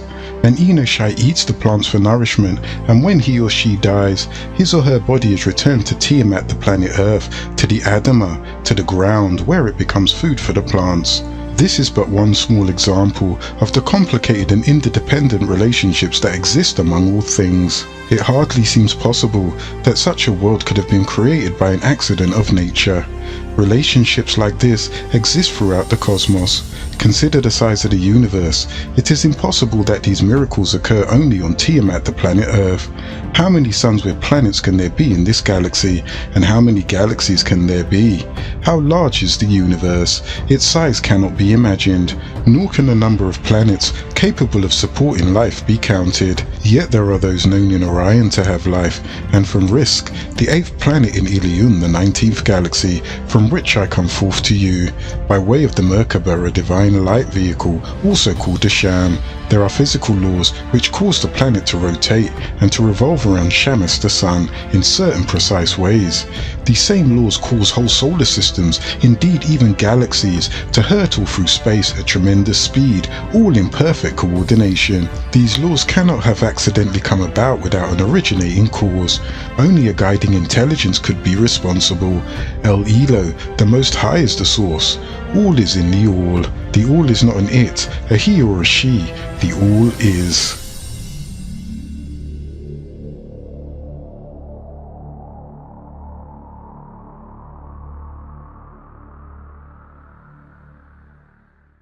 Chapter 7, The Living Soul. Begin all acts and thinking by using El Kalum, the All. Tablet 22, El Kalag, the Creator. 19 times 10 equals 190. Lo, if someone were to ask why, Yahuwah El Elo, he who is the source, the creator, is one, he or she might answer that if there were creators, Allahum or Allahumma, for this incident on earth, One could not always design his creation like the other, neither would they go by the same principles. So we have a creator from many creators, 24 in the Garden of Eden, 12 agreeable, 12 disagreeable, give you will, El Elo from the Elohim. In order for one to preside over it, they would be necessary for the other to perish in this state, or step down to his or her leadership, making him a supreme, Al-Malik the king, or Al-Malik El-Mulki, the king of kings, the angel over all angels, he who is appointed over the 7 archangel beings, the Al-Malaikat, or Malakut. He El-Elo is a being as Anu. He is Allahu Al-Azim to the Muslims, Anu the supreme being. The will of one or the other must manifest the wishes of both, or of neither one would be possible, and this would be a sign of frustration. And obviously, he or she who is responsible for the intricate creation of all things of this cycle, of refilling and replenishing the earth, is beyond frustration, and alone in his power, as Yahuwah or Yahweh, one of the Yahwehans and Elohim. Only the All is absolute, and all of the creators are in the All. Your Anu is Rab, Jesus, Horus, Tammuz, Yahweh, Jehovah, God, Dios, Buddha, Confucius, Brahma, Shiva, Vishnu, Theos, Baal, Adonai, Om, Osiris, and all the others are in the All. As it stands, the universe is a very measured place, where everything fits within its particular pattern, and in the design of all things is an obvious unity. That could not be possible if more than one creator took responsibility for all creation. Each creator is assigned by the All to be the one creator, or creators with one head, as the angels with one deity above them all, for there is life beyond the earth, and new forms being discovered every day. So you, Muhammad, say in the 2nd chapter of El's Quran, originally chapter 87, the 163rd verse, and your source is one source, and no source would exist if he who the creative force of will didn't create him. Hua is the yielder, the merciful. Don't make for him any partners. You say you shall have no other gods before me. El Torah to Moshe, also called Moses, Exodus 20 verse 3. You are to have no other Elohim except me. I am a jealous God. El's Torah to Moshe, also called Moses, Exodus 34 verse 14. For you will prostrate to no other El, for Yahuwah, who is jealous, for his name is Jealous El. That means there is more than one, and you're not to use but one. If you are a Muslim, you use Anu or Rab.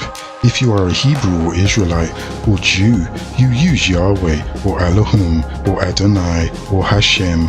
And if you are a Buddhist, you use Buddha, but you're one deity, yet all are in the all regions and their one God, each are in the all. Therefore, all sincere spiritual and righteous people know with strong conviction that the Creator is power and has no associates in that power. So he is called the most powerful, the most merciful, the most gracious. To be the most of anything means their Anu is Akbar, or as they say, the greatest. He is greater than others like himself. Everything inside of the all is a servant, has no equal, no consorts, and no partners, because all is in the all. You can't take from it, and you can't add to it. The all has neither beginning nor end. The all is. The all has always existed and will exist, because the all is outside of existence and exists in the all. The all is outside of time, for time exists in the all, and all did not begin, and all cannot end. Anu is the beginning, the Awul, and Anu is the ending, the Akka, the Alpha and the Omega. If you are the beginning, you have a beginning. If you are the ending, then you have an ending. The all is without beginning or ending, the originator of all things we see and don't see, the breath that sustains all creation, presence in all. El Elo Anu, the Most High, is the only reality. He too is in the all. Everything else is mere illusion. He is one. He is the one. El Ahad has been the cry of every news-bearer prophet, for the Enoshite had the tendency to stray from El Elo, the Most High's guidance, our Heavenly Father, and seek the protection of those which could neither help nor harm him. The Appointed One, who appointed the anointed Tammuz, who is Horus, and Yeshua Jesus.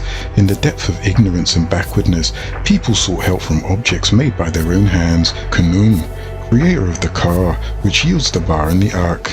An Enoshite wanted to reduce the creator to his or her own level, but how could an object or an Enoshite be responsible for all creation? So to assert that an Enoshite was responsible, or that the universe accidentally came into being, thrives on the absence of logic and the abundance of ignorance. The Allahum, by permission of El Elo the Most High, the Fashioner, gave an electric charge to the protons and electrons. He designed the minute solar system of the atom, like the one in which we live, 76 trillion years ago. He gave light its speed, 186,272 feet per second, put a barrier around sound, 1100 feet per second, blessed the golden sun Ra with enough mass to create the gravitation that keeps the heavenly bodies of its solar system orbiting properly. El Elo the Most High is the Fashioner. There's a reason why 75% of the planet Earth and 70% of the human body consists of water. The Creator put that balance there. Can you overstand it? When the oceans of the world all come rushing towards the shore, who synchronizes it? If the world's waterways were to cease moving, how would the fish breathe? El Elo the Fashioner started the water moving, and it has yet to stop on its journey home.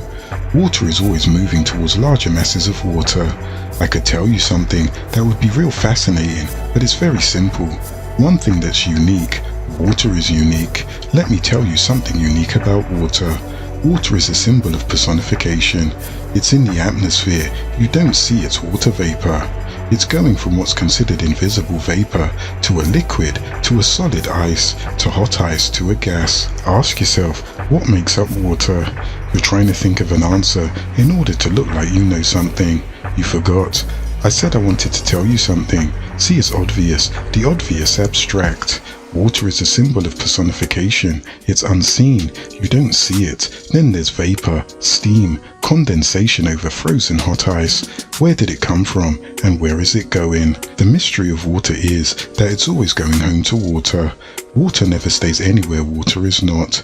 If I put it on the ground, it will evaporate or seep into the ground, seeking out or seeping. It is always going home to water.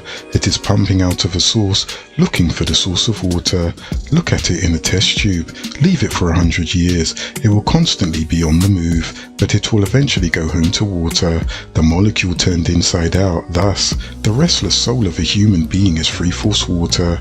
Your brain, the blood, the breathing, the digestive system, the circulatory system, the respiratory system, urine, light, pulse, blood. This is the restlessness of the human being. You see, there's only one real thing in existence: change. The only thing constantly changing is water. And where is the home of water? I told you at the beginning, home is the vicious cycle. Water is pumping out of a source, looking for the source of water. You used to know these things when you had your barotheric gland.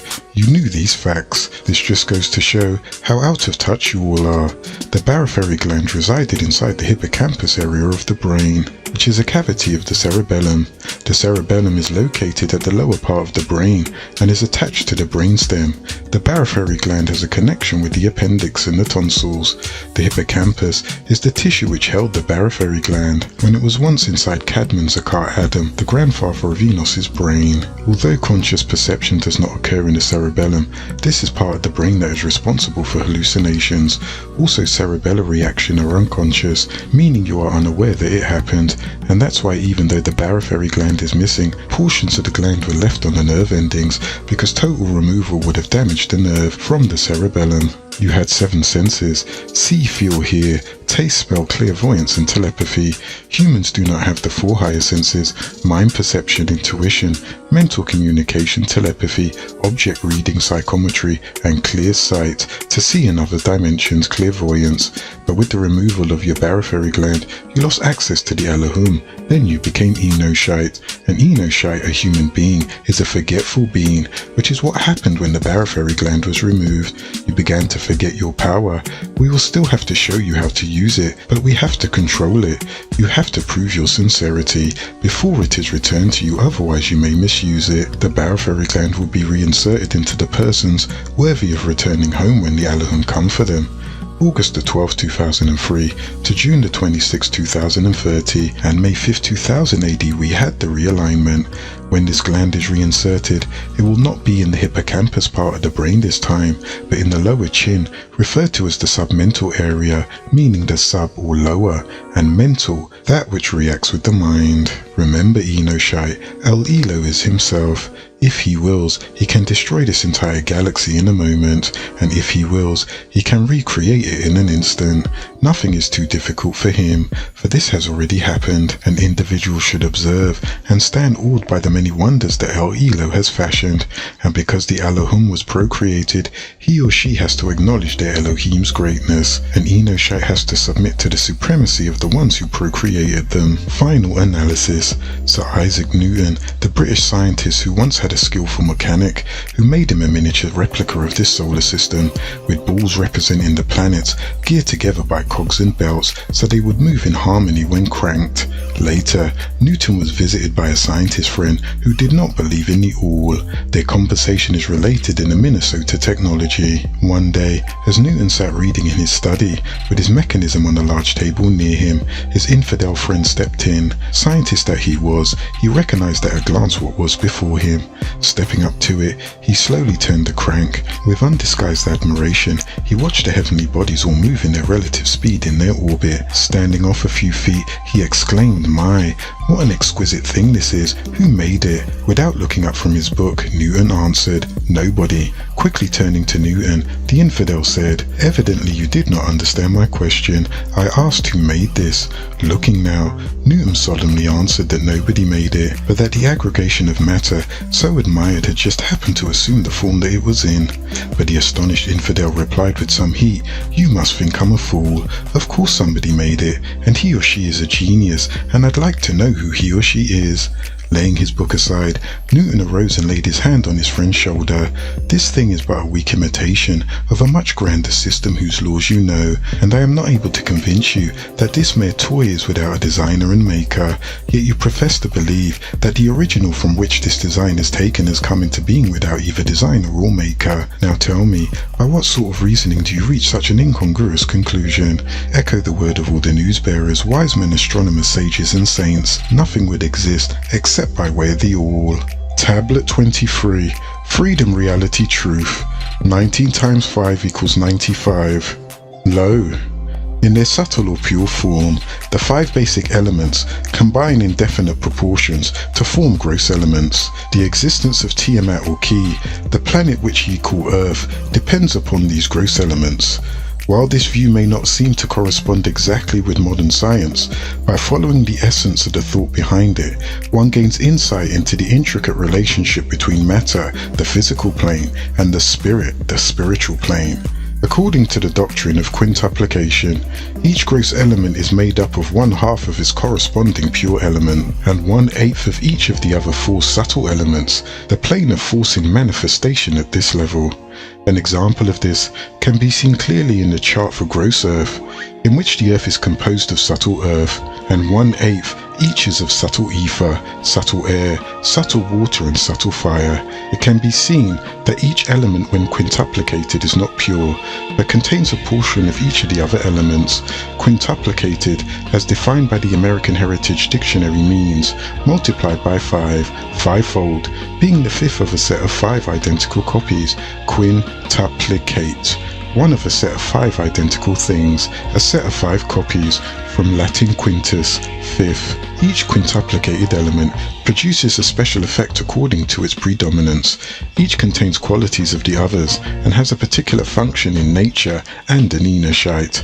Further, each of these elements have 5 properties. These properties are based upon the interaction of subtle elements within the gross elements, and there is a total of 25 in number. In order to better understand this, let us examine the properties associated with quintuplicated ether. The 5 properties of ether are grief, desire, anger, delusion and fear, which are all generated in the ether, which belongs to the space of the heart. Remember, ether is 9 to the 9th power of 9, containing all, both agreeable and disagreeable, good and evil. Grief is the chief part of the ether, and so is happiness, for which grieving, the body feels like an empty space. Desire is fleeting like the wind, therefore it belongs to that part of the air found in ether. When anger arises, the body becomes hot. Anger belongs to that part of the fire found in the quintuplicated ether. Delusions is as pervasive as water, and it belongs to that portion of water found in ether. Finally, when we are frozen with fear, the body becomes inanimate and statue-like. Thus, fear belongs to the earth principle. The remaining 20 properties can be overstood in a similar manner. Although the emotions are actually attributes of the spiritual body, they are treated as if they belong to the physical body, for this is where their influences are directly perceivable. Because the emotions belong to the ether portion of the quintuplicated elements, they cannot be the self, which breeds selfishness. They are negated, and identification with them is not possible. Say, I am not these emotions, I am not this body, I am not these actions, I am above, observing, controlling and witnessing. Abandon the idea of I-ness and my-ness and the identity with the imperishable atom, which is entirely different from the 5 elements, which is the knower, seer, Ra, and the witness of all these products. The physical body is reduced to nothing, and it is analyzed, and all the temporary qualities are removed. It is merely a product of the 5 elements, and there are 25 combinations. Modern scientists and doctors only understand the gross elements of the body. The 5 elements and 25 properties are mere limiting the junks. Ka and Ba produces Ark. When the body is stripped of them, Amun, that which remains is you, or the Aten, self. One must learn not to identify with these quintuplicated elements that make up the 5 sheaths. The body is a fictitious play of illusion and ignorance. Attachment to it is bondage. Accepting the principle of see, hear, taste, smell and feel is illusion. There is more to it than that. You must overcome these 3 laws of confinement to the spell of ignorance, persons, places and things. These 3 bind your inner self to the outer world, the world that your bigger body called ecology, the surrounding, binds the deity you, with what you think you want and need, when all you need to know is you don't need things to be happy. By negating the idea of possessiveness and attachment to its illusory qualities, one can achieve emancipation, freedom. Ignorance is responsible for all misunderstanding and dissension. Only true spiritual aspirants can transcend it by long, hard discipline and by practice. Because of ignorance, the common Enoshite could not overstand. You shall know the truth, and the truth shall make you free. John 8:32. When you hear the statement, I and my Father are one, it meant by eliminating the body, name, and external qualifications, we would eventually merge with the source from which we came, the all. For if you look at what's called your 5 senses, which are see, hear, taste, smell, and feel, you would eliminate most by a good look at them. To taste things must touch your taste buds. To smell things must touch your olfactory nerve in your upper passage of your nose. To see light must touch the optic nerve. To hear sound waves must touch the auditory nerve. To feel is to touch the nerve fibers, which carry them as impulses to your spinal cord, then to your brain. So you see here, 5 become 1. You can become one thing. Places are things, and things exist, and existence must be felt. It all is an illusion. The 7th plane is the doorway to the all, the highest plane. Many assume that these words applied only to Yeshua Jesus and not themselves. Very few understood his meaning. Tablet 24. That thou art. 19 times 4 equals 76.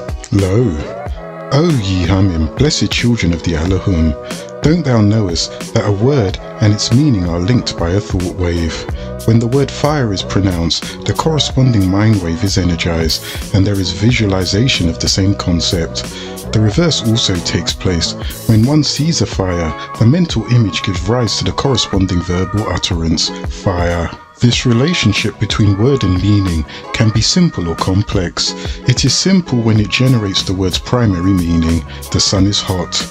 If a child is asked to draw a leaf, he or she copies it from nature, but an artist will draw it indirectly. There are indirect relationships between words and meanings. In the statement, it is hot today, implies the meaning that the sun is hot. Sometimes, the direct meaning of a word is dispensed with, and only the implied meaning is taken into account. The statement, the house is on the river, does not mean that there is a house on the surface of the river, but on the bank of the river. The direct meaning of a flowing river is discarded, and the implied meaning on the bank is substituted. Although the river and its bank are quite different things, one being water and the other being planet Earth, there is a spatial proximity which creates a relationship. The implied meaning is based on the direct meaning, which is then discarded. Sometimes, both the direct and implied meaning is operative. Imagine if an Enoshite is at a horse show and asked, which horse is jumping? He or she might receive the reply, the white one is jumping. A color cannot jump. However, in this case, the direct meaning white refers to the implied meaning horse, both of which are relevant to the sentence. The whole is understood to mean the white horse is jumping. Sometimes a portion of the direct meaning is retained and a portion is then discarded. Assuming 10 years ago a certain singer, Billy Paul, lived in Philadelphia and was last seen by a friend at Radio City Music Hall. Now imagine that the same friend sees him 10 years later as a wino in Atlanta, Georgia. He says, "This is that same Billy Paul." There is a certain discrepancy in this statement, but the word "this" refers to the singer Billy Paul as he was known before. It is associated with the idea of a successful professional person dressed in a suit and separated in time and space by 10 years and 1,000 miles. Certain elements are contradictory and they must be eliminated. A successful singer is not an unemployed wino. Atlanta, Georgia is not Philadelphia, and the streets of Atlanta, Georgia are not the Radio City Music Hall, which is in New York City. Also, the period of 10 years cannot be equated with the time at which the statement was made. In the statement, "This is that same Billy Paul," only a portion of the direct meaning of this and that is retained. The contradictory factors of time, space and external appearance are eliminated. While Billy Paul himself, the person remains, it is only the idea of a Mr. Billy Paul, free of impermanent qualities, which is non-contradictory. Only after the mind has gone through this complicated process, which it does in a flash, can this Billy Paul be identified with that Billy Paul. After this Billy Paul identifies with that Billy Paul, after the opposing associations of name and form have been set aside, this is what remains. Billy Paul the person is common to both, and it stands as the implied meaning. That thou art can be understood only in the light of this kind of reasoning. That thou art does not refer to the direct meaning of the body. Name, form, clothes, location, status, time and place are eliminated. Note, even benevolence, agreeableness, or goodness is binding. Chains may be made of gold or iron, nonetheless they are chains. Most people misunderstood the body to their self. They cannot understand that thou art, because they lack the patience to consider deeply the significance of the words. Words are double-edged weapons. If misunderstood, they will be detrimental to one's progress. Properly understood, they can carry one across the depths of ignorance. The significance of that thou art can only be grasped after a long, detailed and careful consideration. Then, it will be apparent that an Enoshite was made in the Creator's image. It does not merely mean that El Elo the Most High resembles a human being, for he also created the animal, birds, fish, and in whose image are they? Being man was the only thing created that was not called good. And Elohim saw that the light, day, night, sea, animal are all good, but not man. Why? If he is in the Elohim's image and likeness, why is it not said of his creation, and the Elohim saw that it was good? Because it was not created good, you must become good. But also, one must look into an Enoshite and realize the Creator's nature is enshrined therein. The body is a temple, the head is the dome, the heart is the altar, the emotions are the religion, the soul is the preacher of the word of the Most High. You should be the word of truth, an abode of health and happiness. Tablet 25, Love. 19 times 2 equals 38. Lo, my child, true religion consists of more than ritualistic observances, baths and pilgrimage, but in loving, cosmic love, all-embracing and all-inclusive. In the presence of pure love, all distinctions and differences, as well as all hatred, racism, jealousy, egoism, are dispelled just as dirtiness is dispelled by cleanness. There is no knowledge higher than love. There is no treasure higher than love, because love is truth. Love is El Elo, the Most High. One must strive to convert one's emotion into unconditional love for El Elo, the Most High, which is neither binding nor selfish. The emotions, when channeled properly, can be used to attain freedom. One should transmute the lower emotions into unconditional emotions emotions. Emotions are weakness, and they must not be equated with divine love, which manifests as peace and joy. The lower emotions are not suppressed, however, but they are utilized and sublimated. Without emotions there is no love, and without love one cannot approach that infinite love that is. A child of the Elohim recognizes that both love and hate are two of the most powerful driving forces in life, and that both emotions are healthy and essential to life, and to possess only one, love or hate, and to be deprived of the other is to be crippled as a bird with only one wing. But to hate another, Enoshai, is to hate yourself, and that too is fair. For there are times when you hate what you have done, or done things you hate to do. A child of the Elohim realizes that both love and hate, in order to be constructive, they must be directed into the proper channels. To do otherwise is destructive and suicidal. I love peace, I hate war. I love happiness, I hate sadness. I love those who hate me. A child of the Elohim, therefore, makes a careful distinction between his and her loved ones and his or her enemies. Through the higher emotions, the devotee reaches out to the divine. With purification and a receptive heart, he receives a continual flow of divine love. The barrier between the individual soul and the supreme soul is the ego, and that is the ever-present enemy. It manifests as a feeling of separation. Through purification, one does away with this feeling of separation, for in the ecstasy of pure love and devotion, the consciousness of the individual self is lost.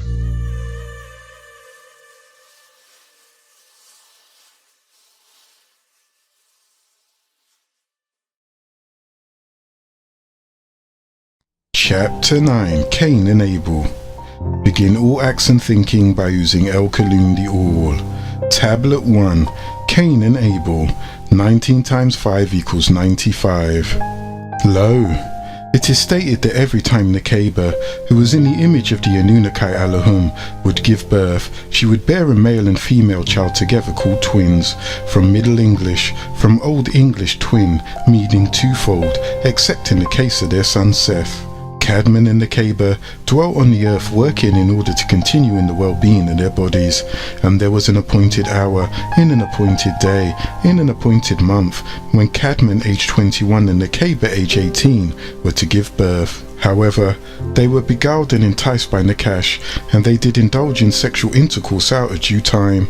For when she, Nekeba, partook of the forbidden fruit, the tree created an addiction and lustful desire through its intoxication. She gave the fruit to her mate Cadman also, and both their eyes were opened, and they then knew shame, for they were naked. Then they heard the voice of the Yahuwah Elohim Kalkael, son of Araziel and Rafikiel, while they were still laid in caress. And he was walking in the enclosed garden in midday, speaking with the other Yahwehans Elohim. The wind blew, and Cadman and Nekeba tried to hide from the face of the Yahwehans in the midst of the trees in the enclosed garden. A Yahuwah of the Elohim Kalkael called out to Cadman Adam, and he said, "Where are you hiding?" Cadman said, "I heard your voice speaking in the enclosed garden, and I was afraid out of reverence, because I was naked. So that's the reason why I was hiding myself, and it was no other reason." The Elohim Kalkael said, "Who taught you about nakedness? Did you eat of the tree which I commanded you that you shouldn't eat? Have you done that which the Most High Anu has commanded of you not to do?" And Cadman said, "Nekeba, whom you gave me, she gave it to me, and I betook of it." Yahuwah of the Elohim said to Nekeba Hawa, "What is this you have done?" Nekeba answered, and she said, "Nakash, son of Shakara Melita, deceived me into consuming it. This is a great thing you have done, a great wrong." But Nekeba nor Cadman knew that she had given birth in her womb. Because Cadman knew Nekeba, she became pregnant. She became pregnant for the fulfillment of 9 months, and then Nekeba Eve's childbearing were ended. The time drew near when she must be delivered. Then she said unto Cadman, "This cave is a pure spot by reason of the signs.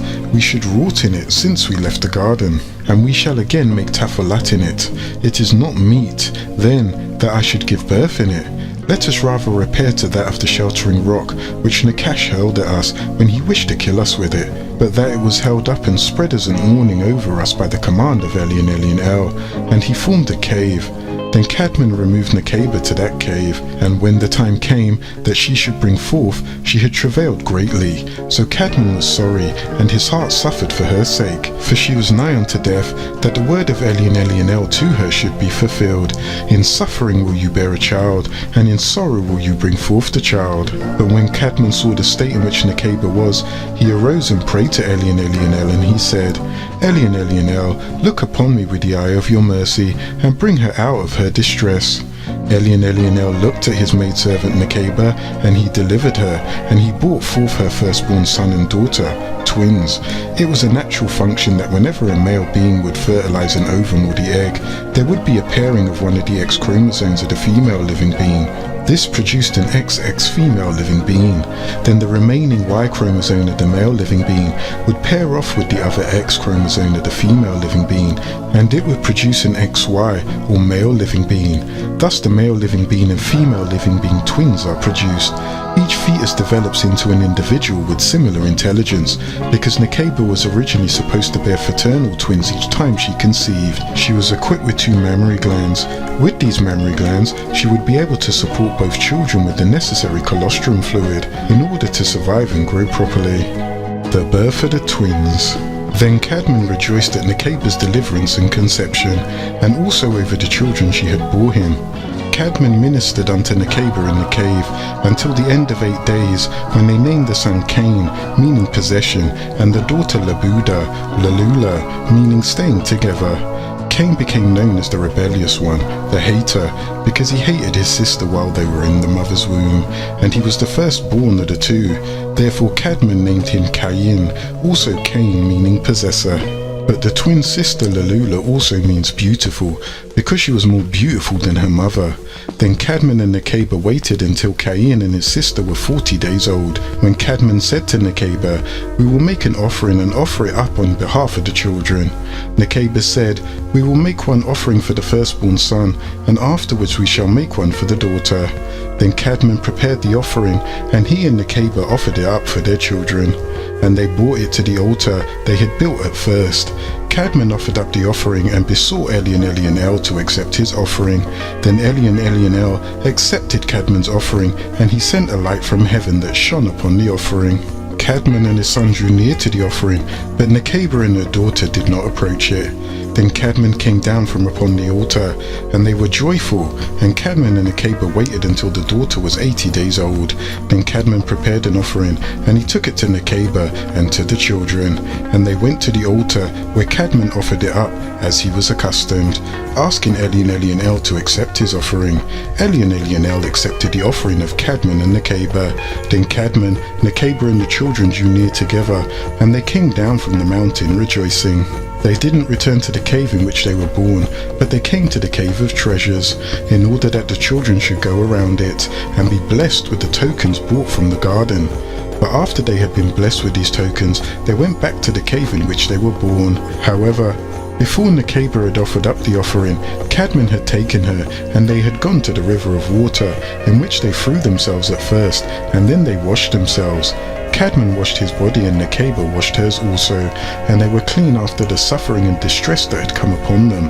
But Cadman and Nekeba, after washing themselves in the river of water, they returned every shadow hour to the cave of treasures, where they prayed, and they were blessed, and they went back to their cave, where the children were born. So Cadman and Nekeba had resided there until the children had done suckling, breastfeeding. Then, when they were weaned, Cadman made an offering for the souls of his children, none other than the 3 times he had made an offering for them every week. When the days of nursing the children were ended, Nekeba again conceived, and when her days were ended, she brought forth another son and daughter. And they named the son Abel, and the daughter Aklamia. She came first, and she was the elder of the 2. That was 2 years, according to the law of the Elohim, after he, Cadman, went in unto her Nekeba again. She gave birth to the second set of twins, which was Abel, in tone Habel, and in rhythm Habil, whose name meant the vapor of breath, and this is the spirit of life. His twin sister Aklamia, her name means more reasonable, because she was able to adjust to her brother Cain, who was the first crazy person, lunar, moon cycle, or lunatic of the planet Earth. At the end of 40 days, Cadman made an offering for their son, and at the end of 80 days he made another offering for the daughter, and he did them as he had done before for Cain and his sister Labuda. He brought them to the Cave of Treasures, where they received a blessing, and they returned to the cave where they were born. After the birth of these, Nekeba ceased from childbearing. Anu, most glorified and exalted, sent the Anunnaki Elohim Mikael, which is the Anunnaki Elohim of mercy, to name the progeny of Cadman and Nekeba. Thus both male and female were called Cadman. Tablet 2. Cain becomes jealous because of his sister. 19 times 2 equals 38. Lo! And the children began to wax stronger and to grow in stature. But Cain was hard-hearted, and he ruled over his younger brother. Oftentimes when his father made an offering, he would remain behind, and he would not go with them to offer up as an initiate in the order of Zadok, of which both sons would eventually pledge. But as for Abel, he had a meek heart, and he was obedient to his father and mother, whom he often moved to make an offering, because he loved it, and made his tafalat, and fasted much. Then a sign came to Abel as he was coming into the Cave of Treasures, and he saw the golden rods. The incense of myrrh, he inquired of his parents Cadman and Nekeba concerning them, and he said unto them, How did you attain these? Then Cadman told him all that had befallen them. Abel felt deeply about what his father had told him. Furthermore, his father Cadman told him of the works of Eli and Elianel and the garden. And after that, he remained behind his father the whole of the shadow hour in the Cave of Treasures. And that shadow hour, while he was praying, Nakash appeared unto him in the image of a man who said to him, You have oftentimes moved your father to make an offering, and to fast and to pray. Therefore I will kill you, and make you perish from this world. But as for Abel, he prayed to Eli and Elianel, and drove away Iblis Zuen from him. And he didn't believe the words of Nakash, who was of the order of Nana Sin. Then when it was daytime, an Anunnaki Elohim appeared unto him, who said to him, Shorten neither in fasting meditation, nor offering up an obligation unto your Eli and Elianel, for lo the Anunnaki Elohim has not accepted you. Be not afraid of the figure which appeared unto you in the shadow hours, and who cursed you in the shadow hours, and who cursed you unto death. The angel departed from him. And then, when it was daytime, Abel came to Cadman and Nekeba and told them of the vision that he had seen. But when they heard it, they grieved much over it, yet they said nothing much over it. They only just comforted him. But as hard-hearted Cain, Nakash came unto him by shadow hour, and he showed himself, and he said unto him, Since Cadman and Nekeba love your brother Abel much more than they love you, and they wish to join him in marriage to your beautiful sister because they love him, but they wish to join you in marriage to his ill-favoured sister because they hate you, so therefore I counsel you, when they do that, you should kill your brother, and then your sister will be left for you, and his sister will be cast away. Then suddenly Nakash departed from him, but the wicked one remained behind in the heart of Cain, who sought many a time to kill his brother. He was only looking for the right reason, for hate was in his heart. He loved himself so much that he wished to marry his own twin sister. Yet Cadman and Nekeba did make plain to him the wishes of the Anunnaki Elohim, but being of the disagreeable company, he feared not. Tablet 3. Cain 15 years old and Abel 12 years old grow apart. 19 times 2 equals 38. Lo! But when Cadman saw that the elder brother hated the younger, he endeavoured to soften their hearts, for the day of the great initiation was near. Cadman said unto Cain, Take, O my son, the fruits of your sowing, and make an offering unto Eli and Elianel, that he may enter you into the order of Zadok. He said also to Abel, Take of your sowing, and make an offering, and bring it to Eli and Elianel, that you may be entered into the order of Zadok, and not into the order of Nana Sin. Then Abel hearkened unto his father's voice, and he took of sowing, and made a good offering, and he said to his father Cadman, Come with me and show me how to be accepted, and for my offering to be accepted. They went. Cadman was in the cave, in which Nekeba was with him, and they showed him how to prepare the meal for the offering, and he did offer his gift, knowing how to offer it up. They went, Cadman and Nekeba with him, and they showed him how to offer up his gift before the altar. And after that they stood up and prayed that Eli and Elianel would respect Abel's offering and accept Abel into the order. Then Eli and Elianel looked upon Abel, and he respected his offering. Eli and Elianel was more pleased with Abel, and he accepted him. He was now the son of the Elohim, the child of green light, because of his good heart and pure body. There was no trace of guile in him.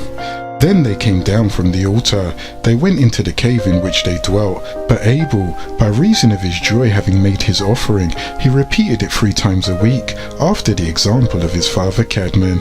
But at the end of the day, later in time, what happened was Cain. He entered into the presence of the Elohim in an attempt to be accepted into the order of Zadok, and he presented a meal as a tribute in an initiation ceremony from the ground for Nusku Gabriel Yahuwah, who had no respect for it, and he was not accepted into the order of Zadok. It was not the best of his crop. This made Cain hot with anger, and it showed on his face when it fell into a frown, for he took no pleasure in the offering, and his eye was again on it. Therefore Elionel did not accept his offering, because he was full of murderous thoughts, and he was later to be accepted into the order of Nanasin, for Harmatiah, son of Apolia, and he waited for the availability of his soul. They did welcome him into the order of the Amberlight, fire. Upon entering through the door of the kneeling, Harmatiah greeted him. Cain was a worthy candidate for this disagreeable order, and there he was accepted. Thus, they lived together in the cave in which Nekeba had brought forth, until Cain was 15 years old, and Abel 12 years old. Tablet 4. Jealousy overcomes Cain. He makes trouble in the family. How the first murder was planned. 19 times 7 equals 133. Lo! Then Cadmon said to Nekeba, Behold, the children are grown up. We must think of grandchildren. It is best for Abel to marry Labuda, and Cain to marry Achlamiah. This is how it was told to me by the Elohim. Then Nekeba said to Cadmon, I do not like Cain, because he is hard-hearted. But let them abide, until we offer up unto Elionel on their behalf. Cadmon said no more. Meanwhile, Shaitan came to Cain in the image of a man of the field, and he said to him, Behold, Cadmon and Nekeba have taken counsel together about the marriage of you two, and they have agreed to marry Abel's sister to you, and your sister to him. But if it were not that I love you, I would not have told you. Will you take my advice and hearken unto me? I will bring you on your wedding day beautiful robes, gold and silver in plenty, and my relations will attend to you. Then Cain said with joy, Where are your relations? Nakash answered, My relations are in a garden in the north, where I once meant to bring your father Cadmon, but he would not accept my offer. But if you will receive my words, and if you will come unto me after your wedding, you will rest from the misery in which you are, and be better off than your father Cadmon. At these words of Shaitan, Cain opened his ears and leaned towards his speech. He did not remain in the field, but went to Nekeba his mother. However, she acquitted him, and sent him to the field where he had been. Then, when Cadmon came, she told him of what Cain had done. But Cadmon grieved, and held his peace, and he said not a word. Then on the morrow, Cadmon said unto Cain his son, Take of your sheep, young and good, and offer them up to Elionel for a great feast, but do it with all care and perfection, for this is what they look for if you are to be accepted. And I will speak to your brother to make unto Elionel an offering. They both hearkened to their father Cadmon, and they took their offering, and offered it up on the mountain by the altar. But Cain behaved haughtily towards his brother at their initiation, and he thrust him before the altar, and would not let him present himself before the altar. But Cain offered his own before it with guile and fraud. But as for Abel, Cain set up stones that were near at hand, and he prevented him from entering the tabernacle of the Most High, and pledging the proper pledge. But the Elohim were very disturbed on this special day of rest. Upon that, he offered up his gift, and he cried unto Elionel, in hopes that it would be accepted and his pledge would be respected, in that he did his very best to comply to the wishes of the Elohim on the day of rest. But the Elohim did not accept Cain. He was rejected entrance into the order of Zadok. But he remained standing over against the altar, out of humour and wrath, looking towards his brother Abel, to see if the Elohim would accept him and respect his offering. Abel prayed unto Elionel to accept him and respect his offering. Then a divine green light came down, and consumed him and his offering. Elionel was greatly pleased with him, and he welcomed him as a child of the Elohim. Because Abel loved him and rejoiced in him, and because Elionel was pleased with him, he sent him an Anunnaki Elohim of light, in the figure of Gabriel Zadok, who had partaken of his offering, and they comforted Abel, and strengthened his heart. But Cain was looking on at all that took place at his brother's offering, and he was vexed on the account of it. Then he opened his mouth and blasphemed Elionel, because he had not accepted him or respected his offering. But Gabriel said unto Cain, Wherefore is your countenance sad? Be righteous, that I may accept your offering. Not against me have you murmured, but against thyself. Gabriel said this to Cain in rebuke, and because he abhorred him and his offering. And Cain came down from the altar, and his colour changed to pale in anger and a woeful countenance. Cain came to his father and mother and told them all that had befallen him. Cadmon grieved much, because Elionel had not accepted Cain. But Abel came down rejoicing, and with gladsome heart, and told his father and mother how Elionel had accepted him. And they rejoiced at it, and they kissed his face. Abel said to his father, Because Cain thrust me from the altar and would not allow me to offer my gift before it, I made an altar for myself and offered my gift before it. But when Cain heard this, he had a twofold anger. 7 disagreeable spirits entered him. Then he went to the field where Iblis came to him, and he said to him, Since your brother Abel has taken refuge with your father Cadmon, because you did thrust him from the altar, they have kissed his face, and they rejoice over him far more than they over you. When Cain heard these words of Nakash, he was filled with rage, and he let no one know. But he was laying in wait to kill his brother, until he brought him into the cave, and he said unto him, O brother, the country is so beautiful, and there are so many beautiful trees in it, and charming to look at. But brother, I very much wish that you would come with me into the field, to enjoy thyself, and to bless our fields and our flocks, for you are righteous, and I love you, he said in deceit. Then Abel consented to go with his brother Cain into the field, but before going out, Cain said to Abel, Wait for me, until I fetch a staff, because of wild beasts. Then Abel stood waiting in his innocence, as Cain went forward, and he fetched the staff and went out. Cain and his brother Abel left to walk down the way, Cain talking to him and comforting him, to make him forget everything. So Cain in concealed anger spoke to Abel, and when the right time had come, when they were both on the right side of the enclosed garden in the field, and so they went on until they came to a lonely place, where there were no sheep. Then Abel said unto Cain, Behold, my brother, we are weary of walking, for we see none of the trees nor of the fruits, nor of any of the things of which you did tell me. Where are those sheep of yours that you did tell me to bless? Then Cain said to him, Come on, and presently you will see many beautiful things. Go before me until I catch up to you.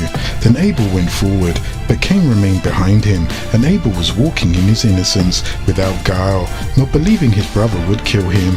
Then Cain, when he came unto him, he confronted him with his talk, walking a little behind him. Then he hastened, and smote him with the staff, blow after blow, 3 times until he was on the ground.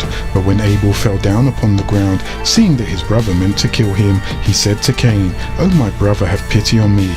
By the same breast have we sucked, smite me not. By the same parents that bare us, and that brought us into this world, smite me not unto death with that staff.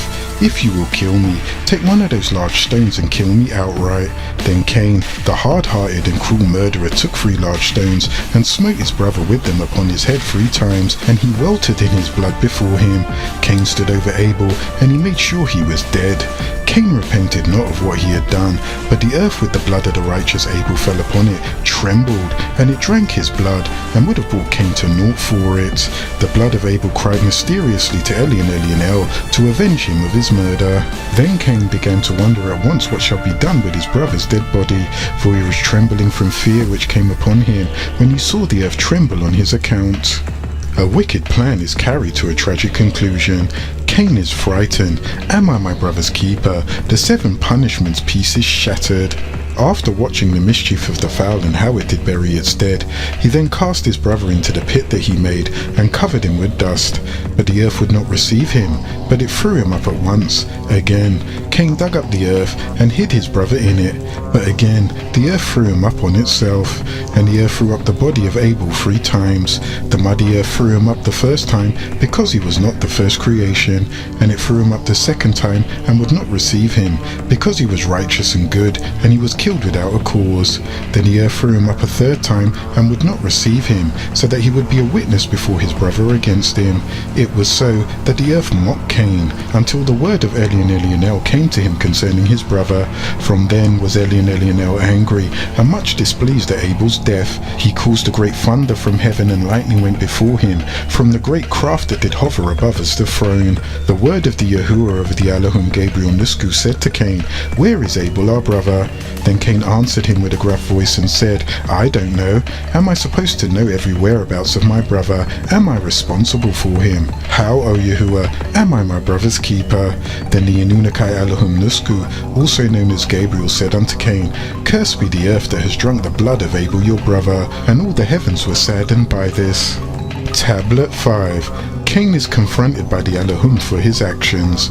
19 times 3 equals 57. Lo, what is this you have done? The voice of your brother's blood splashing upon the planet Earth sounds out to me. Look at you, you're trembling and shaking. This will be a sign unto you. Because of this, you and your seed are cursed from the very ground which has opened its mouth to receive your brother's blood by your own hand. Whenever you try to farm the ground from this day forward, it will not grow its best for you. You will become a fugitive and wanderer, a Nodite of the Black Devils. Cain was afraid of being killed by those tribes that lived in Nod, a province of the city of Uruk, or Eric, or Araph, outside of the enclosed garden. And he said to Gabriel Nisku Yahuwah, "This punishment is far too great for me. Behold, you have evicted me from being a farmer in my own part of the planet Earth, and you have severed me from having access to your presence without a barotheric gland. I will be hidden, and I will become a fugitive and wanderer throughout the planet Earth.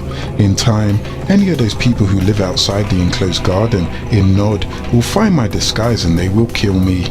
Gabriel Nisku Yahuwah said to Cain, "It will be known that anybody outside the enclosed garden that kills you, I will have a grudge 7 times. So as a sign, Gabriel Nisku put fingerprints and a birthmark in the form of a cross on Cain. From that point on, Adamites had fingerprints as a sign that each one may be known.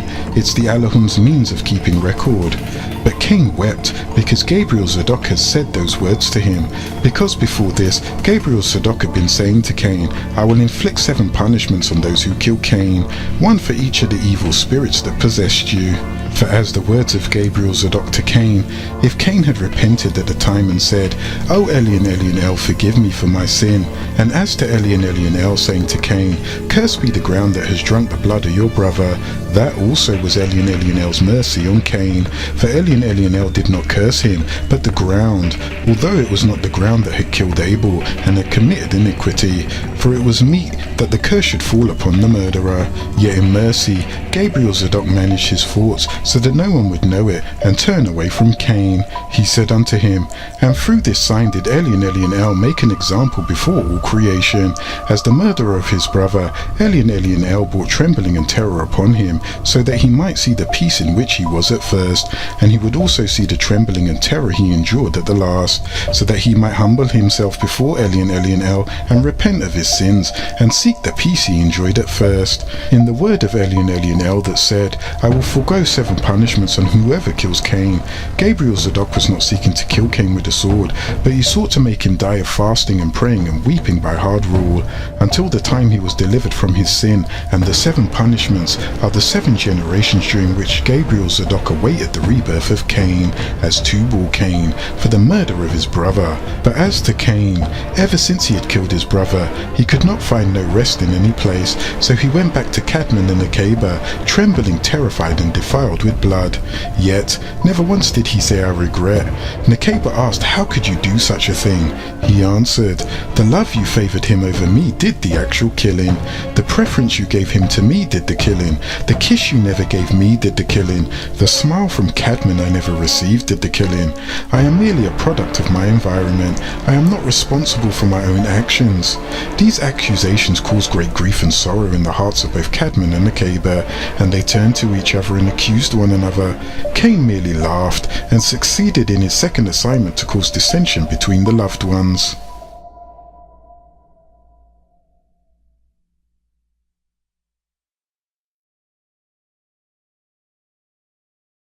Chapter 9. Cain and Abel. Begin all acts and thinking by using Al-Kaloon the All. Tablet 6. The grief-stricken family. Cain marries Labuda and they move away. 19 times 6 equals 114. Lo! When Labuda heard Cain's words, she wept, and she went to call her father and mother, and she told them how Cain had killed his brother Abel. Labuda said, Cain confided in me in an effort to try and persuade me that I may leave with him. I inquired, tell me in detail what transpired. His voice dropped to a whisper, and he said, only you. When I spoke with my brother Abel, after he had been accepted, I said, surely I will kill you, Abel. Abel said, the Elohim only accept those and their things from those who tremble at the mention of the source Anu. He said, verily if you, Cain, reach out and raise your hand towards me to kill me, I will not reach out or raise my hand to kill you. For surely I fear the source Rab of the boundless universes. Abel said to Cain, surely I want you, Cain, to take it upon yourself to do the disagreeable act of my murder. Your own disagreeable acts, sins, and the sins of others like yourself, so that you, Cain, will be of the companions of Ur, the fire. That is to be the reward of all those who are Zalamin, in a state of unjustness. So Cain's spirit, out of jealousy and envy, caused him to kill his brother Abel, so he killed him. Abel and Cain became one of those who were of the losers, for they both took a loss in this great event, the one his life, and the other the rest of his life. This is what he told me in confidence, that I may accompany him, for he plans to depart by this shadow hour. I began to weep for his sake, and for the sake of my brother Abel and the world. Then they cried aloud, and lifted up their voices, and they slapped their faces, and threw dust upon their heads. They rent asunder their garments, and they went out and came to the place where Abel was killed. They found him lying on the earth, killed, and beasts were around him, while they wept and cried because of the cruelty perpetrated on this just one. They prepared to rebury his body according to the order of Zadok. They gathered much spices to prepare his body, and they wrapped his body according to how Anubis, Enki, dressed in a mask of the Saluki dog of the jackal family, who showed the very spot. Cadman carried him, and his tears came streaming down his face, as he went forth with the smell of sweet spices after they wrapped his body, and they went to the cave of treasures, where they laid him and wound him up with sweet spices and myrrh. Cadman in the cave continued on with the burial of him in great grief for 140 days. Abel was 18.5 years old, Cain was 21.5. As for Cain, in the daylight hours before his brother's grief was ended, he took his sister Labuda, and he married her without leave from his father and mother, for they could not keep him from her by reason of their heavy hearts. He then went down to the bottom of the mountain, away from the garden, where he was near the place where he had killed his brother. In that place, where there was no fruit trees or forest trees, his sister bare him children, who in their turn began to multiply by degrees, until they filled that place. So Cain left from the presence of the Yahuwah of the Elohim, and he took residence in the evil city of Nod, the land of the wanderers, the Hindu. For that part of the planet Earth of Nadimad, who is Enki, also called Israel Zadok, where all the wanderers and homeless dwell.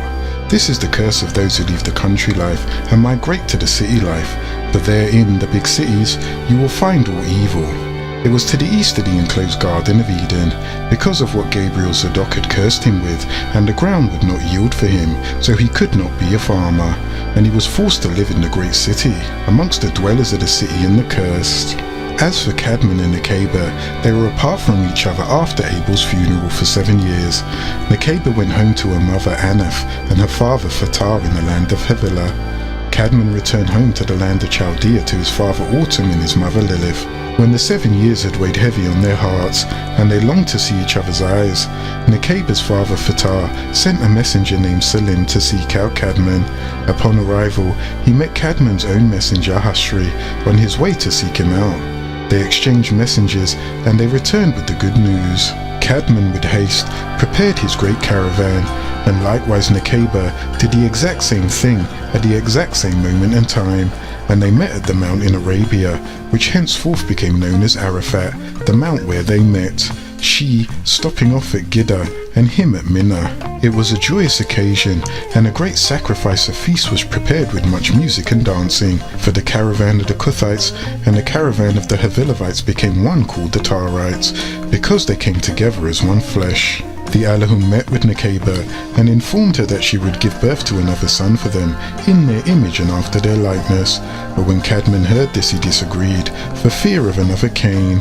After this, however, Nekeba conceived, and while she was with child, Cadman said to her, "Come, let us take up an offering, and offer it before the Yahuwah of the Allahum, and ask him to give us an agreeable, benevolent child, and not another like Cain, who is in the image and after the likeness of the disagreeable Allahum, in whom you may find comfort, in who you will find one whom you can join in marriage to Abel's sister Aklamia."